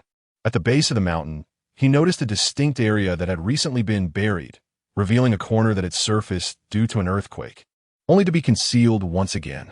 Deshuang approached the mountain, now less than 100 meters away. After 3 minutes of walking, he sensed something amiss. He had not traversed the mere 100 meters, but rather had moved further away. It was no wonder those who sought to exploit the ruins before him returned empty-handed. With energy enveloping his feet, each step Deshuang took became intimately connected to the earth beneath him. After traversing dozens of steps, he finally arrived at the mountain's face.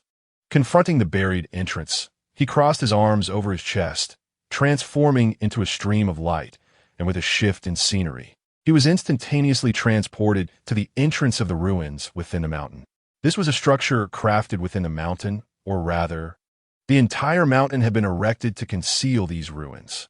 The first thing to catch his eye were several colossal pillars supporting the vast internal space, already cloaked in moss. The core of the ruins was constructed from gray stone bricks, while a massive stone door dominated his entire field of vision at the foot of the steps. Occasionally, droplets of water fell from above, and a gust of wind whistled through the crevices of the structure, adding a hint of sound to this tranquil space. Crack! As Deshuang walked forward, he stepped on a brittle branch, its time-worn fragility echoing beneath him. He approached the grand door. Boom! Boom! The stone door was pushed open, revealing the interior. There were no superfluous decorations. Apart from a few load-bearing pillars, there was only a vast spiral staircase descending into the depths. Deshuang retrieved a flashlight from his backpack, illuminating the dim interior of the ruins. The surrounding walls were adorned with various intricate patterns, alongside inscriptions that eluded comprehension to the ordinary eye. Chapter 25. The wind sweeps away the clouds. Deshuang stepped forward, meticulously observing each mural. Though marred by numerous cracks, the essence of their content could still be discerned. The first mural depicted an irregular circle, beneath which were inscribed 3 objects resembling bronze bells. with diminutive figures attempting to approach them. In the second mural, these three bells had transformed in shape. One was enveloped in a whirlwind, swirling several small figures within. Another blazed with flames that ignited the tiny beings, and the last was surrounded by numerous trees, each suspending a small figure aloft, reminiscent of a hell on earth. Upon reaching the third mural, beams of light descended from the heavens, enveloping the three bronze bells, while a throng of diminutive figures knelt in reverence towards the sky. In the final mural, the bells had vanished, replaced by three diminutive mountains, each inscribed with distinct characters. Deshuang immediately recognized them. Boundary, Fiery Mountain, Deep Green. The area that should have borne the character for the celestial realm was instead a hollow, indicating that the fragment previously excavated by the archaeological team was indeed this fallen piece. At the base of the last mural, a series of cryptic symbols caught Deshuang's eye. He retrieved -S communicator to scan the text. Coco, can you decipher this content? Please hold on. Matching against the database. After a brief interval, the translated text materialized before Deshuang's eyes. Three calamities descend from the heavens: hurricane, flame, vegetation. Humanity suffers grievously. The god of the sky brings redemption, sealing all disasters. These three bell-shaped entities were, in fact, machines of natural control, while the irregular circle signified the wormhole that had transported them. As they unleashed havoc upon ancient humanity, beams of light from the heavens sealed them away. This place was indeed a relic of the celestial realm's seal. What connection did these machines have with the will of the sky? Why did only the skies will intervene to seal these machines, and why did it not obliterate them? With these questions lingering in his mind, Deshuang advanced towards the spiraling staircase leading underground. With each step, his unease intensified. After traversing hundreds of steps, a vaster expanse unfolded before him, surrounded by rugged rocks, with a colossal altar at its center, upon which rested the celestial realm. The mechanical entity, nearly 50 meters high, was cloaked in a gray metallic shell, its base adorned with two rings of enormous diamonds, now firmly bound in place by stout chains extending from the altar's corners. At last, he had found it. A silver beam of light materialized in Deshuang's palm as he approached the altar. Unbeknownst to him, in the cosmos above the relic, energy was accumulating, and a wormhole quietly emerged. Just as Deshuang set foot upon the altar, a bolt of lightning cleaved through the wormhole from the heavens, striking the mountainside and penetrating the depths of the relic, precisely landing upon the celestial realm. Crack! Crack! Crack! The diamonds at the base of the celestial realm flashed with blinding brilliance. An immense force surged through the chains. It had been activated. Buzz! The foundation of the celestial realm began to rotate, simultaneously expelling columns of air that snapped the chains and sent them soaring into the sky, swiftly breaking free from the mountainside to rejoin the external world. Why was it suddenly activated? This seal is rather unreliable. After a brief moment of complaint, the blue gem cone coalesced in the hands of Deshuang. Gaia! A beam of crimson light surged forth from the depths, following the pathway opened by the celestial realm. Boom! It descended amidst the mountains of the outside world. At this moment, the celestial realm hung, suspended upside down in midair, its base elevated due to its inverted position. With a hum, as its base spun rapidly, a fierce whirlwind encircled it, gradually intensifying over time, seemingly on the verge of transforming into a typhoon. The earth and stones of the forest were swept up, and even towering trees were uprooted and drawn into this tempest. The howling winds echoed through the mountains, almost as if warning the colossal entity ahead. The gravitational pull of the whirlwind nearly caused Deshuang to lose his footing. He needed to halt it quickly. Observing this area from satellite would reveal that the clouds stirred by the celestial realm had formed a visage strikingly reminiscent of a demon. With a flick of his wrist, Deshuang launched a series of crescent-shaped red energy projectiles from his palm. Whoosh! The projectiles were swept away by the surrounding gales before they could approach the celestial realm. The formidable whirlwind barrier it had created was quite troublesome. To dispel it, one must first eliminate this surrounding shield. Inspired by Captain Kaji of the XIG Lightning team from the original text, Deshuang devised a plan in his mind. He leaped forcefully, ascending into the sky. The typhoon's reach was extensive, and it wasn't until he soared to an altitude of 10,000 meters that he escaped its influence. Below, the vast black vortex represented the typhoon conjured by the celestial realm, with the eye of the storm situated at its center. Entering the calm zone of the eye would grant him access to the essence of the celestial realm. With this thought, Deshuang adjusted his trajectory and flew directly into the heart of the immense black vortex. As he descended, the original base of the celestial realm came into view. Upon nearing it, Deshuang gathered energy between his arms and unleashed a quantum stream in an L shape, striking the continuously rotating base. Buzzing, buzzing. The base ceased its rotation, causing the massive typhoon to dissipate. The uprooted trees, stones, and debris rained down from the sky like a torrential downpour, fortunately not landing in the urban area. After descending from midair, the celestial realm embedded its lower half into the ground. But as the diamonds upon it once again emitted a blinding radiance, it rebooted. However, this time Deshuang did not grant it the opportunity to conjure another whirlwind. He accelerated his descent and delivered a gravity-infused flying kick that struck the metallic shell of the celestial realm, toppling it. The exterior was rather sturdy. After absorbing the impact, only a small section was damaged. Hiss! The toppled celestial realm expelled a column of air from its base, righting itself and accelerating towards Deshuang. Thud! Deshuang extended his arms to embrace the oncoming mechanical giant, taking 2 steps back to stabilize his balance. Ignoring the air columns it expelled in an attempt to break free, he exerted force downward, embedding the celestial realm into the earth. After creating some distance, he concentrated energy in his right wrist, summoning a blue energy sword. With legs slightly bent, he prepared to surge forward, continuously channeling energy into his lightsaber. As the celestial realm broke free from the constraints of the earth and ascended once more, Deshuang instantaneously erupted, wielding his sword with precision. The heavy metallic shell was cleaved open with a single strike, revealing the core within. Deshuang then severed all the connections to the core's circuitry before reaching forth to extract it. With a thunderous roar, the celestial realm exploded, leaving a shower of debris in its wake. Chapter 26. Suffering the core of the celestial realm resembled a dumbbell, with shimmering orange crystals at both ends. After severing its connection to the physical body, its core began to dim, yet Deshuang perceived a flicker of familiar energy within. A strand of silver light emerged from his palm, and as this luminescence manifested, the energy within the celestial core began to stir, drawing the silver light into its depths.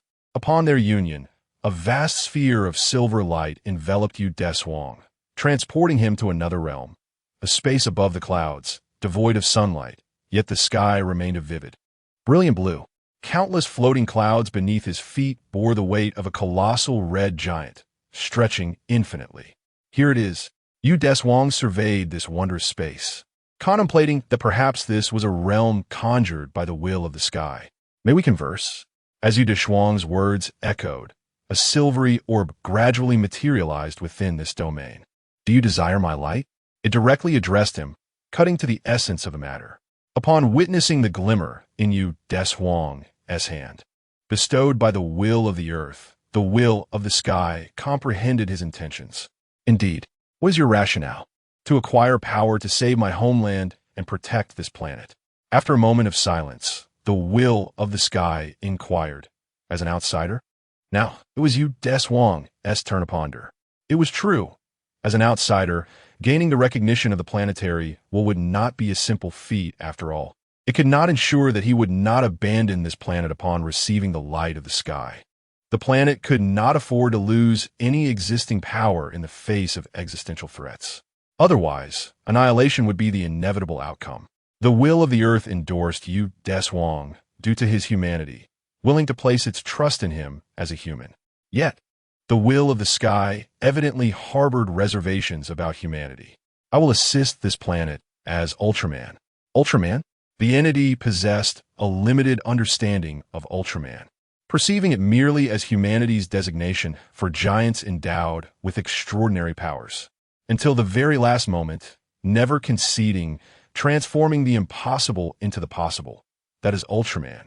Deshuang gazed steadfastly at the will of the sky. Is that so, Ultraman? He sensed hesitation from it, as if it had yet to decide whether to bestow the light of the sky upon him. For in its eyes, if power were to be granted to a human, the inhabitants of Earth would undoubtedly be a more favorable choice. I observed the murals within the ruins. You sealed the celestial realm along with 2 other machines? Indeed. Why not destroy them? As you can see, the celestial realm has already broken free from its seal and rampaged.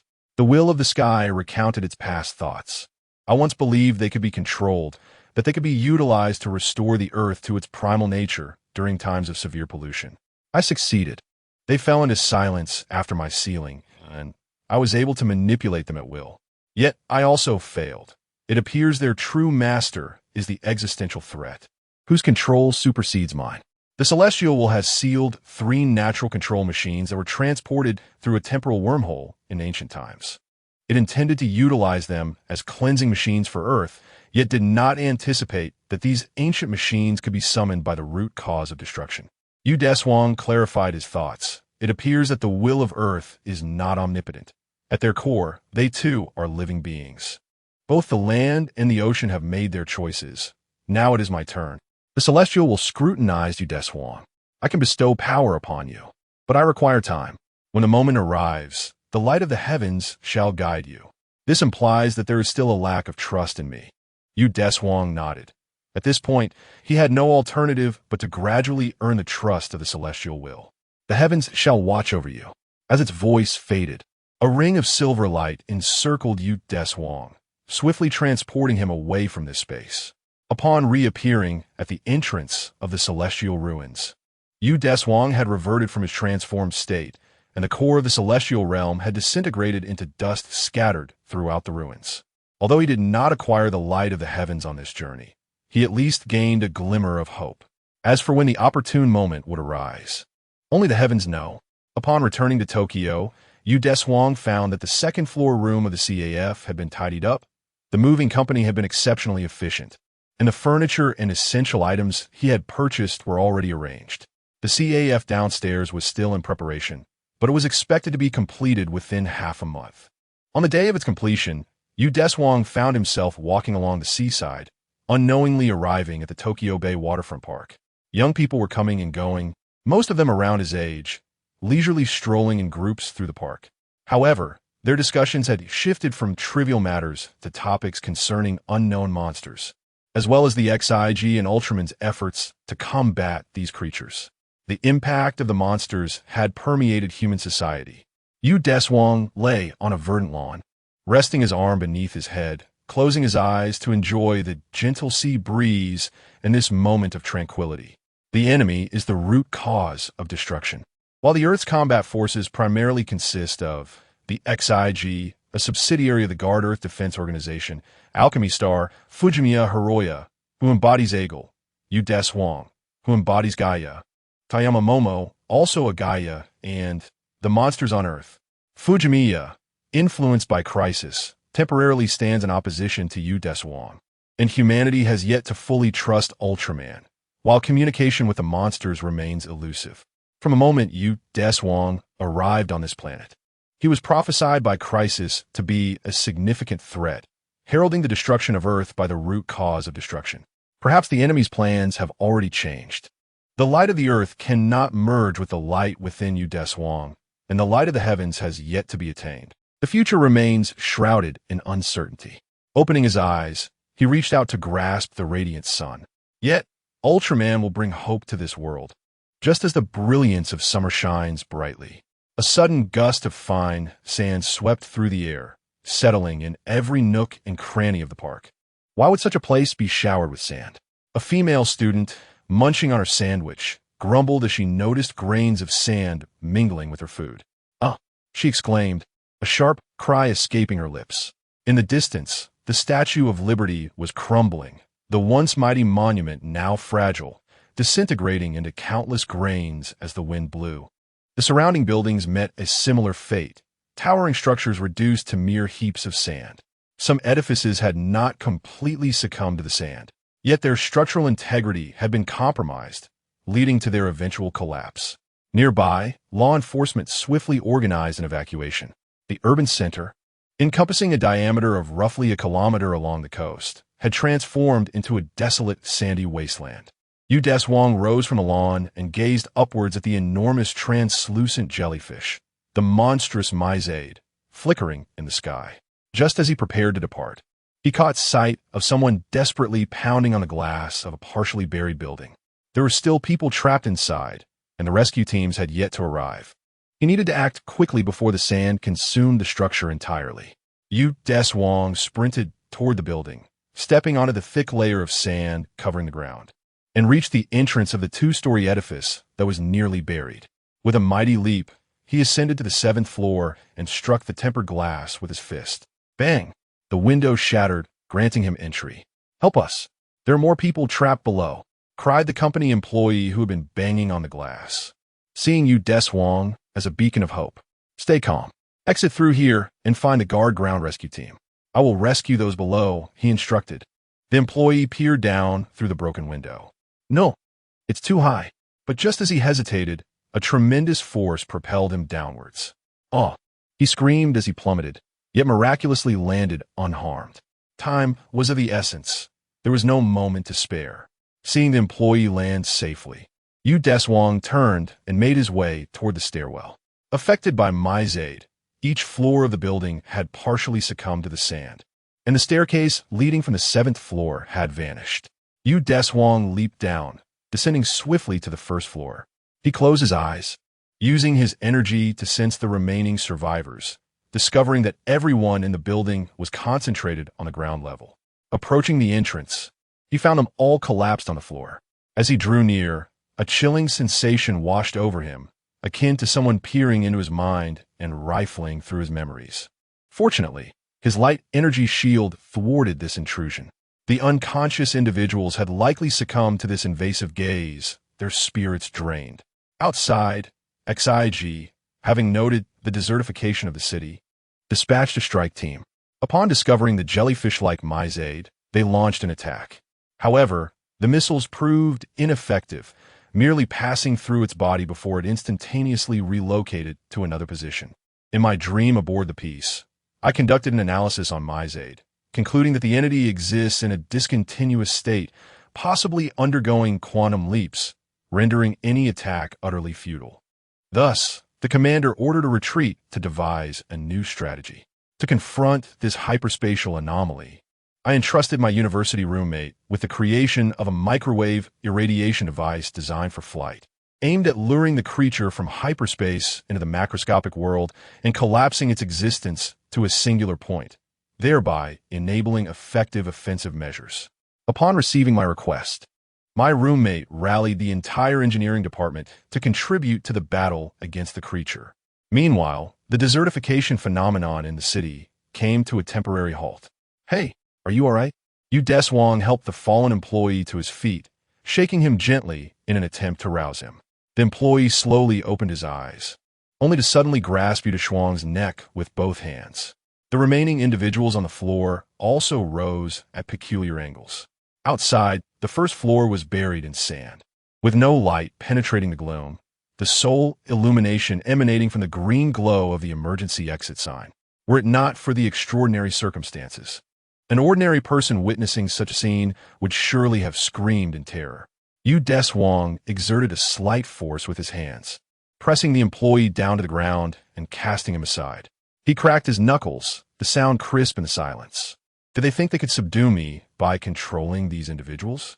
Facing the assault of a dozen manipulated employees and cleaners, Deshuang raised his hands, adopting a stance reminiscent of cosmic martial arts.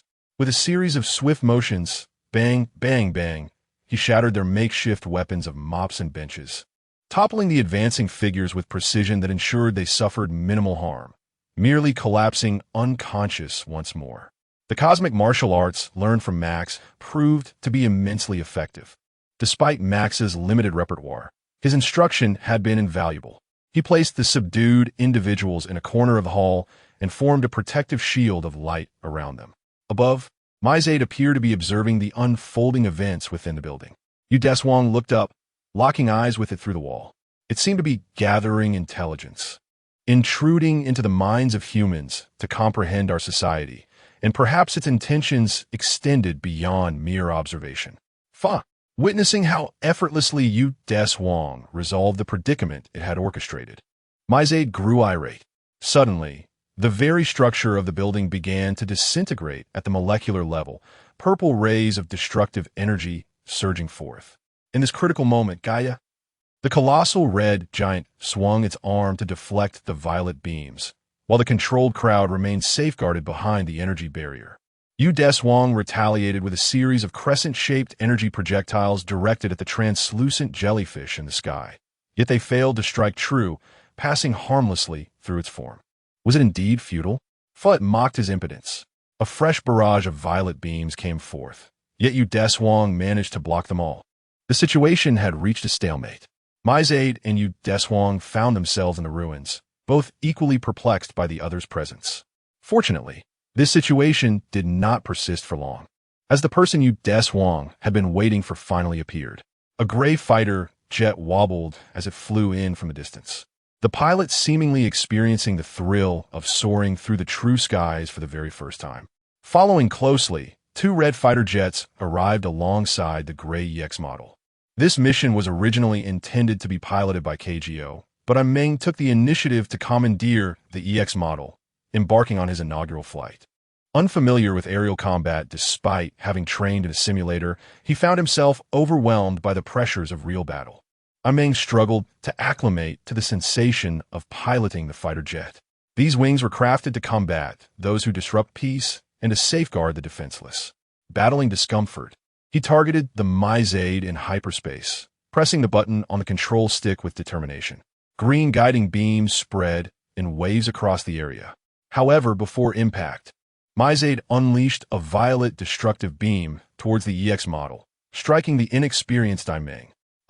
The gray fighter jet was hit and spiraled out of control. Meng found himself momentarily disoriented as the aircraft plummeted. Just as it seemed destined to crash to the ground, Deshuang intervened, deftly stabilizing the jet and gently setting it down. Well done, Meng. After being struck by the guiding beam, Mizade was unable to perform a quantum leap and was subsequently hit by missiles launched from the 2 red jets, descending in flames to the ground. At that moment, its true grotesque form was revealed.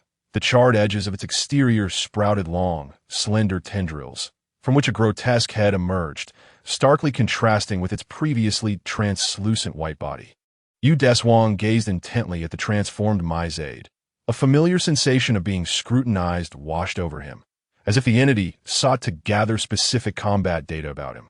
With this in mind, energy coalesced at his wrist, and a blue lightsaber materialized. Deshuang slightly crouched, preparing to swing the sword, infusing even more energy into the weapon.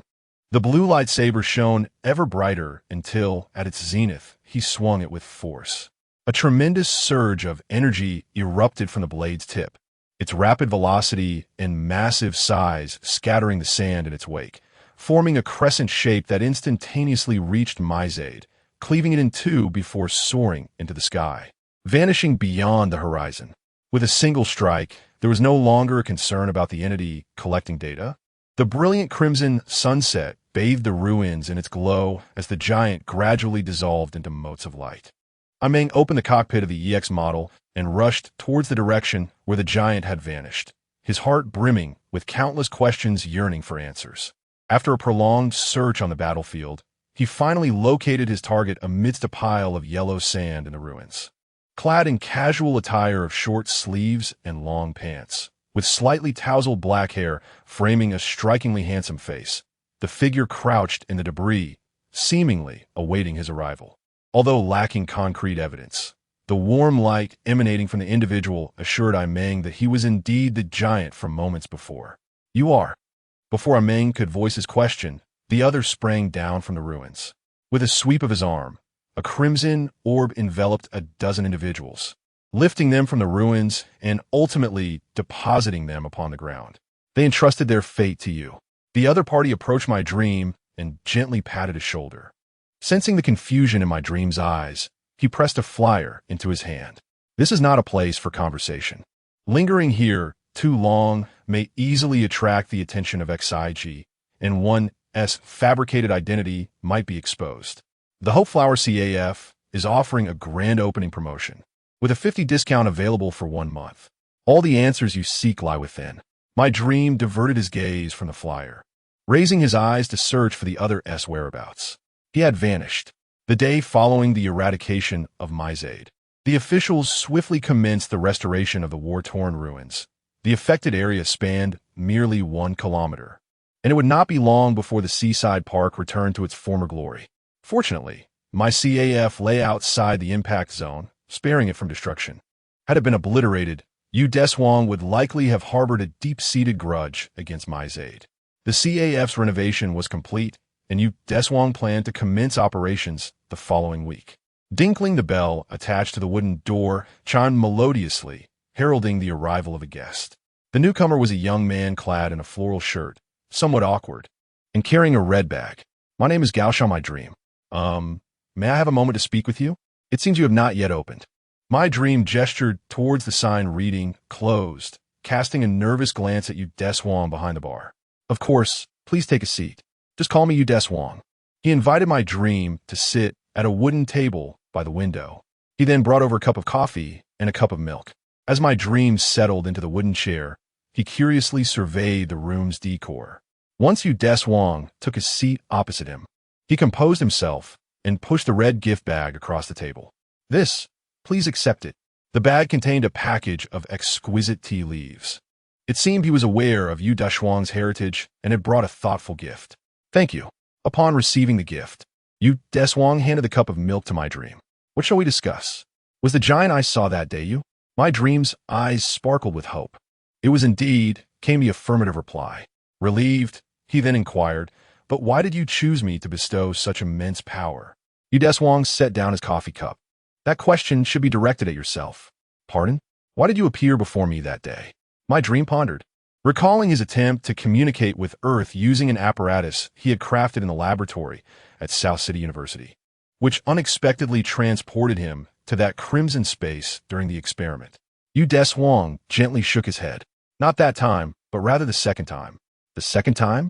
He strained to recollect. On that day, Gob appeared, and XIG finally deployed their new aircraft to engage in battle, yet they were unable to repel Gob. I was in the vicinity of the square when the stones beneath my feet suddenly vanished, leaving an abyss in their wake, and I fell into it. Subsequently, I found myself once again in that peculiar space, once more encountering the giant form of my adversary.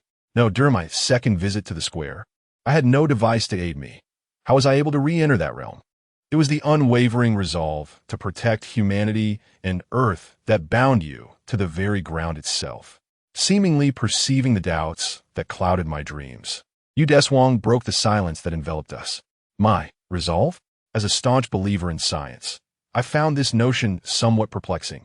However, considering I could transform into a giant towering dozens of meters high, I chose not to dwell on the logic of it all. You sought my assistance, and thus I bestowed light upon you.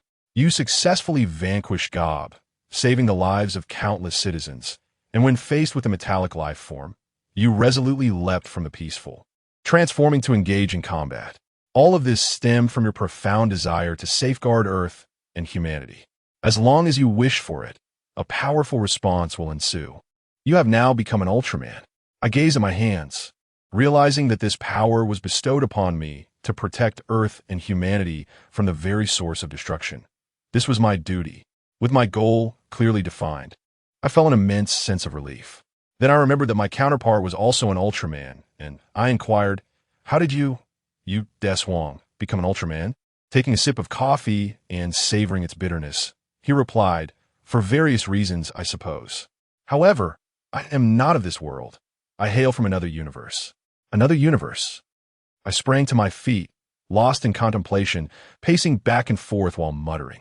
If indeed one comes from another universe, it implies the existence of humanity in those realms, suggesting the reality of parallel universes.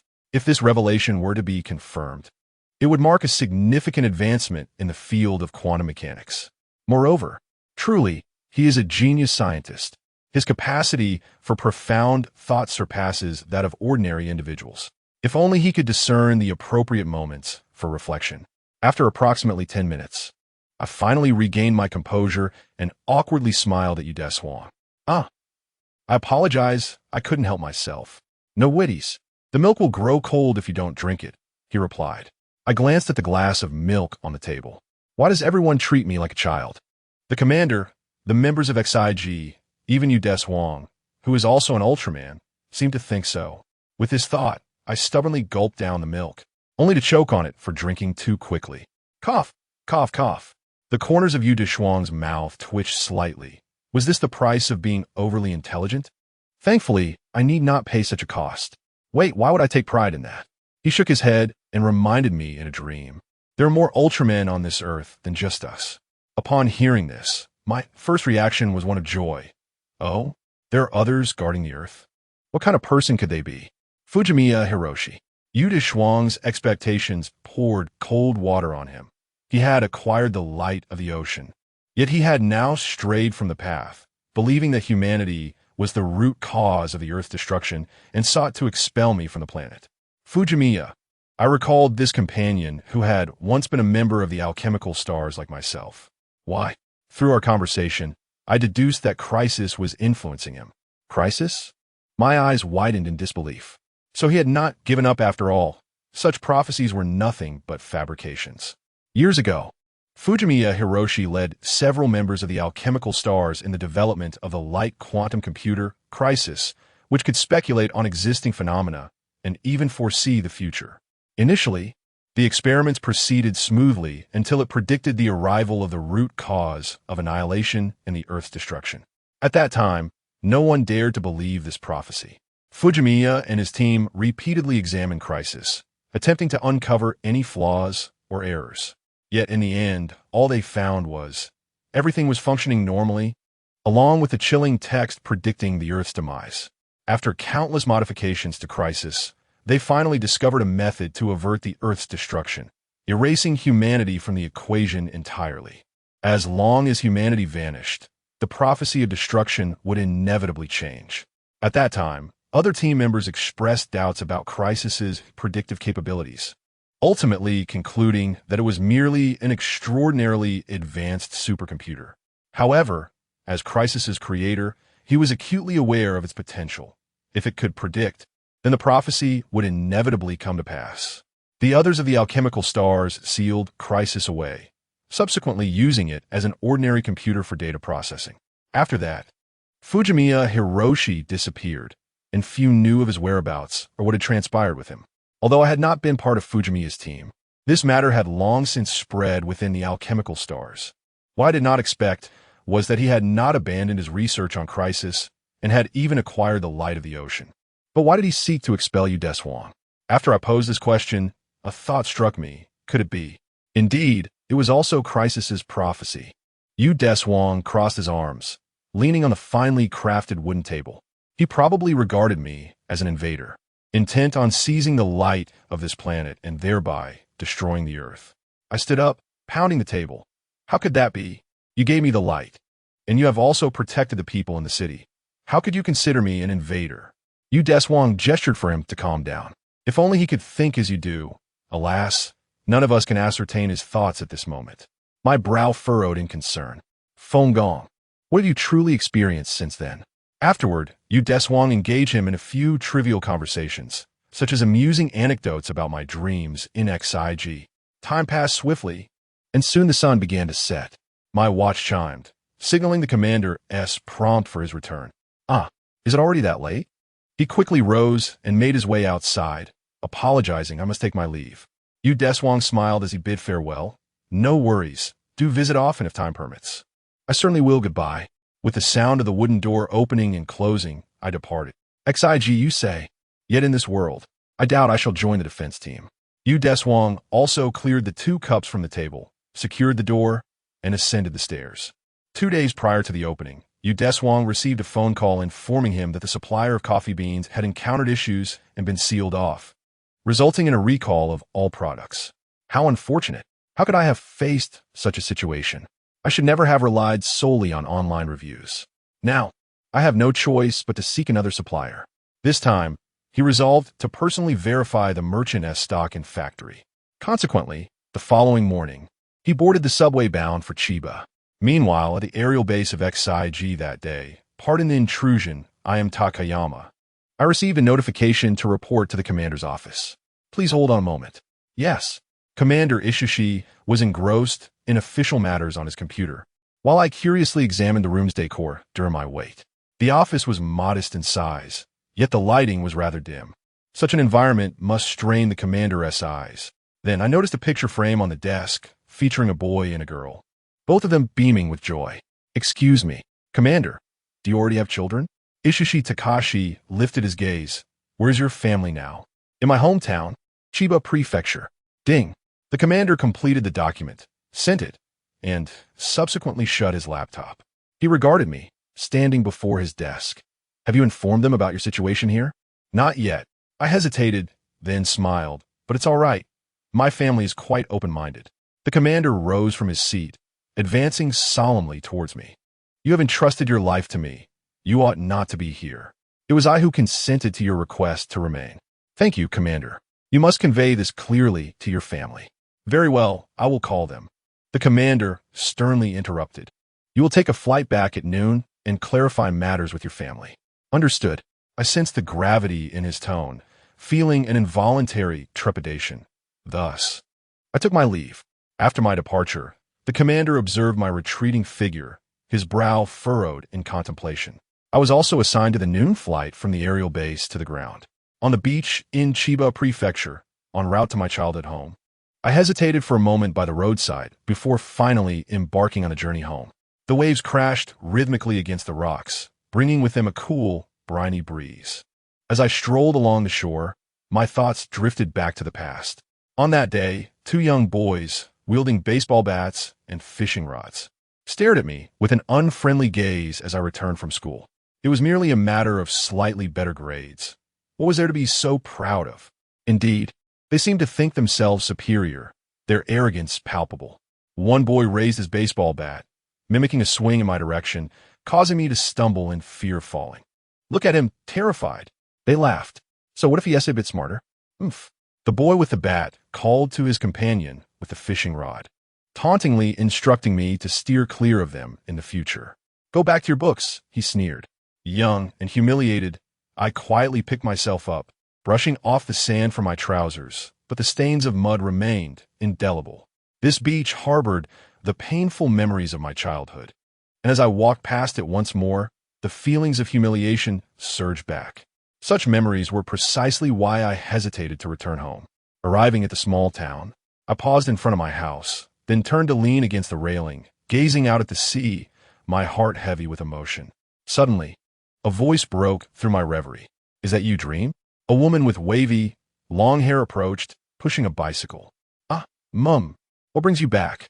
I exclaimed, hastily lifting the gifts I had brought for her. Look, this is your favorite Italian espresso and cheesecake. They're quite hard to find here. Keizan Shumi regarded her son with a mix of affection and reproach. What are you saying? Come inside quickly. Let's go home. Okay, I replied. And together we entered the house. The Keizan residence was a traditional Japanese home, constructed of bamboo and wood, spacious enough to be considered a fine dwelling in this coastal town. Why didn't you call beforehand? She inquired, bringing a plate of watermelon into the courtyard. Hearing this, I walked over and sat down. I suppose my home is always welcoming, I replied. But I must prepare dinner, she countered. We've only been two at home lately. I haven't made much. She arranged the watermelon on the wooden platter. I heard from your father that the school sent a notice regarding your studies. I felt a pang of guilt for not disclosing my decision to drop out and join XIG. I'm sorry for being so reckless, I murmured. It's all right. Just pursue what you truly wish to do, she reassured me. There exists a prodigious sun, and the Gaoshan couple had long since resolved to allow my dream to unfold according to their desires. Come, enjoy some watermelon, she said, extending a piece of the sliced fruit. I took it and savored a bite of its crisp edge. Deliciously sweet, I exclaimed. Indeed, this year's watermelons are particularly splendid. Would you like some salt? No, it's delightful as it is, I replied, all the while gazing out at the quaint town. It seemed that the past no longer held the same significance today. This little town still housed the people I cherished. By the way, where is father? The thought suddenly struck me. He is at work. Today is not a day off. However, he did mention he would return shortly. Just as I uttered these words, a familiar bicycle appeared in the distance. Look, isn't that father's bicycle? I remarked, noticing my father on the bike, accompanied by another individual. As they drew nearer, I gasped, "You Deshuang-san? Oh, my dream. You're home today?" Deshuang halted his bicycle, assisting Gao Shan's only son to dismount as they entered the house together. "Darling?" My mother, upon seeing my father's leg wrapped in bandages, approached with concern. "What happened?" "This. I accidentally fell from my bike on the way to Mr. Dezeo's today," he replied, glancing at Deshuang. "I owe much to this young man." I, perplexed, inquired what exactly transpired. Deshuang elucidated. "I was here to confirm the purchase of coffee beans. On my way back, I encountered your father. He had fallen from the mountain path while biking, so I took him to the hospital for a quick bandaging and then brought him back." "I see. Thank you," I said, slightly bowing. Deshuang waved his hand dismissively. It was but a trifling matter. "If you don't mind, would you care to join us for dinner tonight?" But before I could finish, a tremendous sound erupted. A colossal column of water surged forth from the distant sea, as if a great beast were breaching the surface. It seemed the dinner would not transpire. Deshuang and I raced outside. In the distance, the monstrous creature bore an enormous fish head. With two pincers resembling shrimp claws snapping open and shut, its body adorned with deep blue scales from which white gas emanated with each step. The sea monster Bokarag. Beep, beep. My communicator on the wrist emitted a sound, and I was in contact with XIG's communications operator, Atsuko Sasaki. "Where are you now?" "The monster has landed in Chiba." I glanced at the looming creature, then responded to Sasaki. "I'll be there shortly." Then a thought struck me. Why not intercept it before it lands? We had no inkling it would appear suddenly. The scanner detected no signs. Why could this be? I looked up once more at the creature, observing the white gas continuously billowing from its form, then turned my gaze back to the sea. I commenced my investigation from the ground and, subsequently, severed communication. He glanced at Deshuang beside him, his request unmistakable. "Go ahead. I shall ensure your family reaches a place of safety." Understanding that my dream was concerned for his kin, Deshuang firmly clasped his shoulder before entering the house to assist my dream's father, guiding them to refuge. I am profoundly grateful.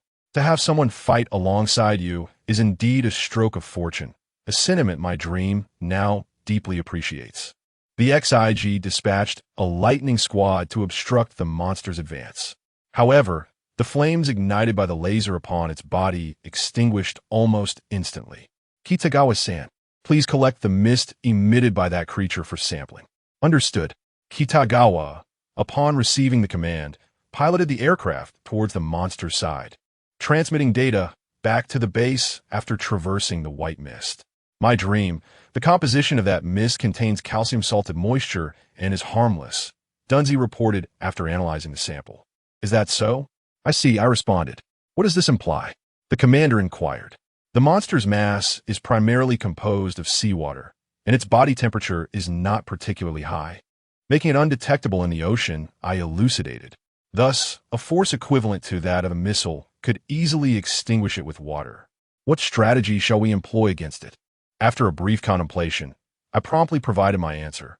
A sudden surge of intense thermal energy would suffice to vaporize it. However, such an action would obliterate the entire town. I switched off the communicator. It appeared that I was the only one who could act now. Just as I prepared to transform, I sensed something amiss and instinctively turned to my right. A man clad in black stood alone on the rocks, his right wrist adorned with a gem-embedded bracelet, exuding an air of mystery. As the gem upon his bracelet radiated light, a beam of blue energy shot forth towards the distant monster. Tengon. Hiroshi? I recognized him. What was he doing here? Was he here to confront that beast? Once the blue light dissipated, a colossal blue figure materialized on the battlefield. Another giant. How many giants inhabit this planet? The commander of the stone chamber pondered this. What allegiance did they represent? Upon the arrival of a guru, he leaped forward, positioning himself before the monster, slowly turning to raise his right hand towards it. Gua roar! Bokuragu, infuriated by the opponent's arrogance, charged towards Tangong, brandishing his massive claws. Bang! A blue energy projectile erupted from the tip of Tangong's outstretched hand, striking Bokuragu and sending him crashing to the ground. Subsequently, Tangong approached, grasping Bokuragu's tail with both arms, heaving it upwards, spinning it around twice before slamming it against a nearby natural gas storage tank. Boom! Several tanks exploded, demolishing nearby structures and inflicting significant damage upon Bokuragu.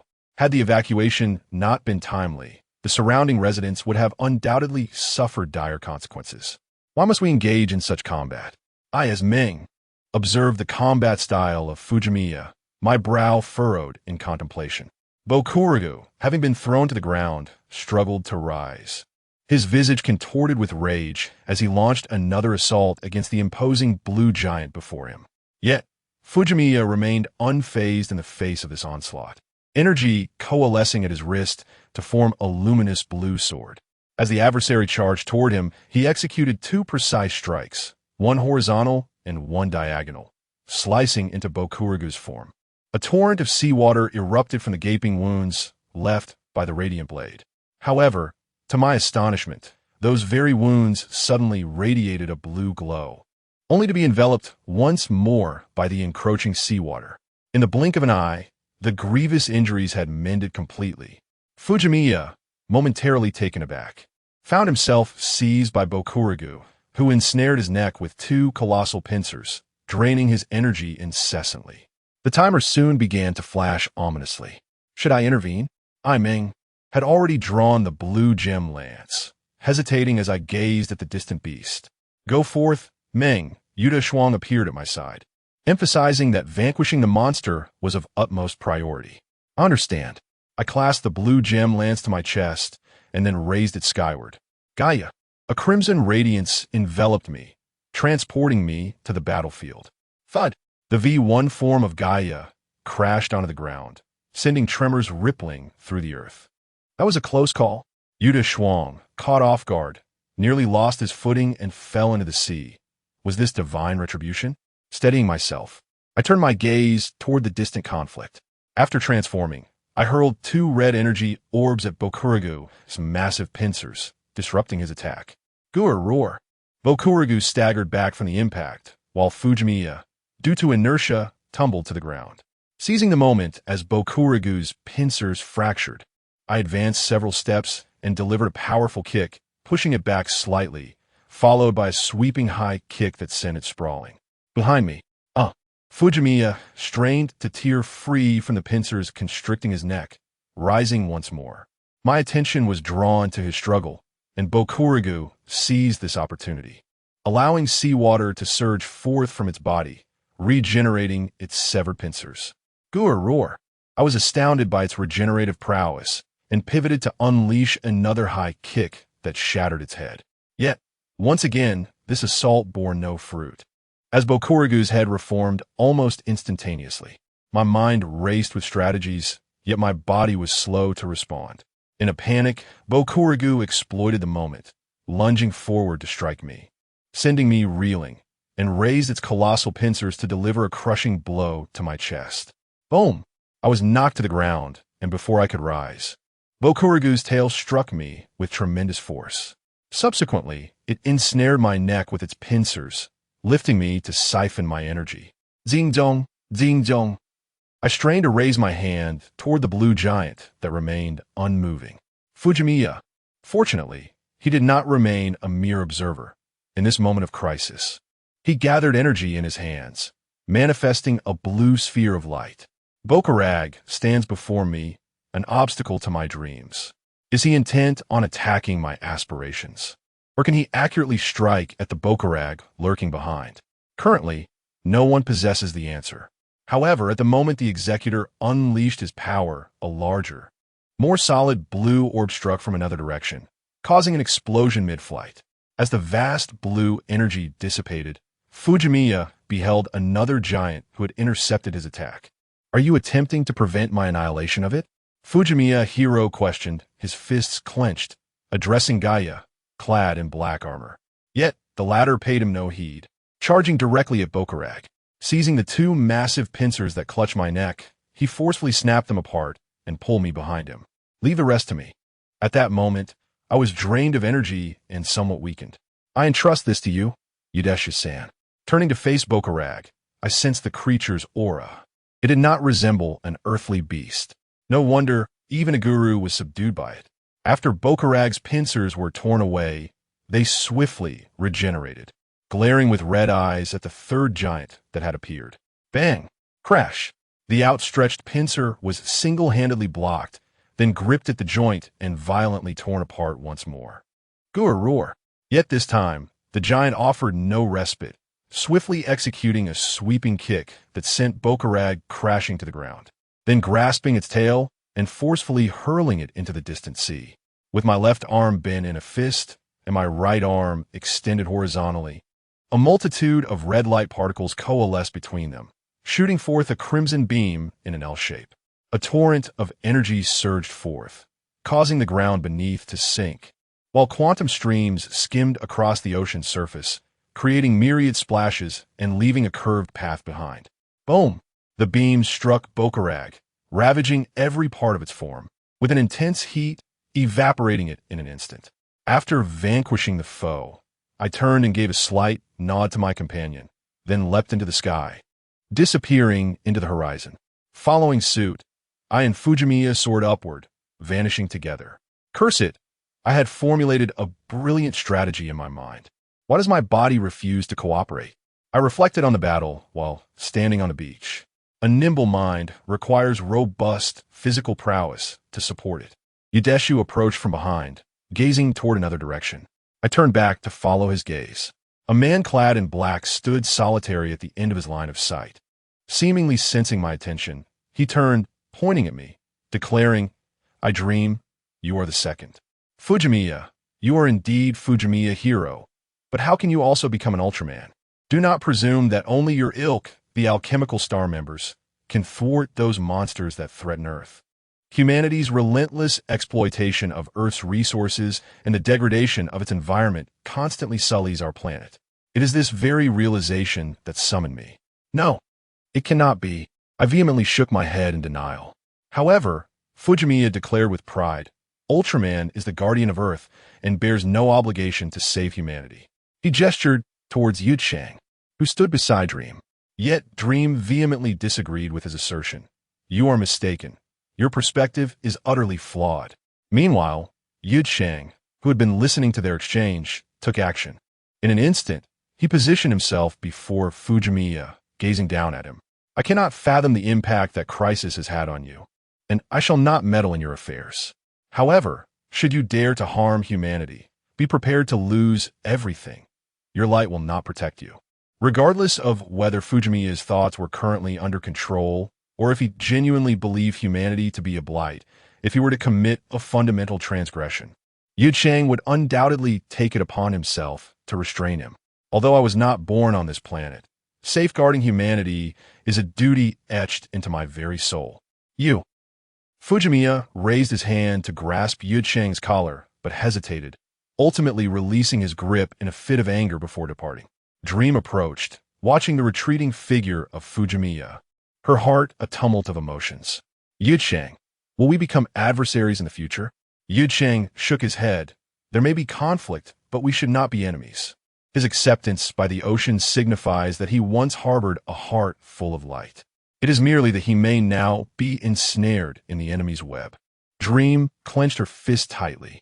After learning from Yuchang that Crisis might have been ensnared by a fundamental obliterations control, she had sought the expertise of Daniel, the speaker of the alchemical star, for an examination, yet no issues could be discerned. "We shall wait until the day it reveals its true nature," Yuchang remarked, sensing Dream's turmoil as he patted her back. "Yes, let us go. Your parents must be quite worried about you." "Indeed, let us depart." As the sun set, the two, diverging due to their differing ideologies, walked in opposite directions. Yet now, the once solitary and wavering Dream found herself accompanied by a comrade ready to stand by her side in battle. Chapter 27. The Conflict of Destiny, Part 1. The coffee shop has officially opened, benefiting from its proximity to the bustling commercial street, thus enjoying a fair amount of business. In recent days, Deshuang has managed to handle the workload alone due to the relatively high pricing. Even with the promotional discount of 30% for the grand opening, many customers have been deterred by the prices. However, those who have sampled the offerings unanimously agree that they are worth the expenditure, as Deshuang employs only the finest quality coffee beans he can procure, utilizing the most exquisite brewing techniques gathered from the previous century. On this particular day, Deshuang is in the shop preparing desserts. After placing them in the oven, he takes a seat at the bar. He opens the newspaper delivered that morning, and a striking headline catches his eye. The IQ emerges, engaging in battle with XIG in the Yutta Mountains. Has the IQ truly made its appearance? The accompanying photograph displays the enormous eye of the IQ, appearing quite eerie, a name bestowed upon it by the newspaper. Outside, for young individuals are approaching the CAF. One of them remarks, although this newly opened establishment is unfamiliar, it has garnered high praise online. Since you're back, let me treat you. Despite his words, he discreetly clutches his wallet, which feels painfully light. I appreciate your generosity, he adds. It's nothing. I just thought you could use a change of scenery. Has something gone awry at XIG? Meng shakes his head, seemingly reluctant to discuss the matter further. Meanwhile, this CAF feels oddly familiar. Dinkling, Deshuang, who has been engrossed in his newspaper at the bar, lifts his head. Oh, is it you, Meng? Meng's roommate, Sato, nudges him with his elbow. Do you know the owner of this CAF? Yes, Meng replies as Sato takes a seat at the bar. Hello, Deshuang-san. Hello. Deshuang glances at the others accompanying Meng. Are they your friends? Ah, they're my roommates from university. Sato, wearing a brown floral shirt, joins them, smiling warmly. Hello, I made a reservation yesterday. I'm Sato from Jonan University. After confirming the details, Deshuang heads off to prepare desserts and beverages for the group, while Meng and his 3 roommates select a table. This CAF is quite impressive. One of them remarks, though it has a retro vibe. Each wooden table and chair appears quite luxurious, and the air conditioning is at a most comfortable temperature. Listening to the soothing music, Sato nods in agreement. Indeed, you are quite perceptive, Chung. If only the prices were a bit lower. Before long, their desserts and drinks are ready. After delivering the orders, Deshuang places a hand on Meng's head. You are Meng's friends, so this round is on me. However, I need to borrow him for a moment, if that's all right. Of course, thank you, manager. Sato replies with a smile as he playfully pulls Meng up and hands him over to Deshuang. Meng, somewhat bewildered, follows Deshuang to a more secluded table. Is something the matter, Deshuang-san? Deshuang took out the newspaper he had just perused and placed it before him. I should be the one asking you what happened. The monster remains unresolved, does it not? Why have you returned? Meng, momentarily entranced by the image of the eye on the newspaper, slowly replied, the commander granted me a day off. I made an erroneous judgment today, which resulted in Captain Mitien of the Falcon team being injured. That I cannot deduce its nature through physical reasoning. Its existence defies the laws of nature. At that moment, the XIG members were engaged in combat with the eye, and Meng, serving as a scientific analyst, sought to assist them. However, he soon realized that all the knowledge he had acquired was futile in the presence of the eye. A profound sense of helplessness engulfed his mind. The infantile wails emitted by the eye seemed to mock his inadequacy, stirring memories of his childhood when other children ridiculed him as a mere bookworm. Now, even the one strength he possessed, his knowledge, had become useless. Meng directly proposed an offensive, yet 2 missiles were absorbed by the eye, one of which it subsequently discharged, striking Captain Mitien's aircraft and inflicting severe damage. Even now, he struggled to comprehend the eye, uncertain of its form of existence or how it had manifested.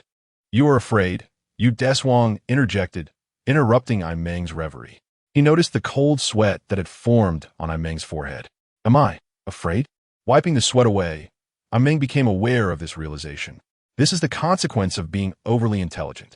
Deshuang leaned back against the wooden chair and remarked, if one day I am defeated, my thoughts will dwell on how I was vanquished, focusing on reclaiming victory next time.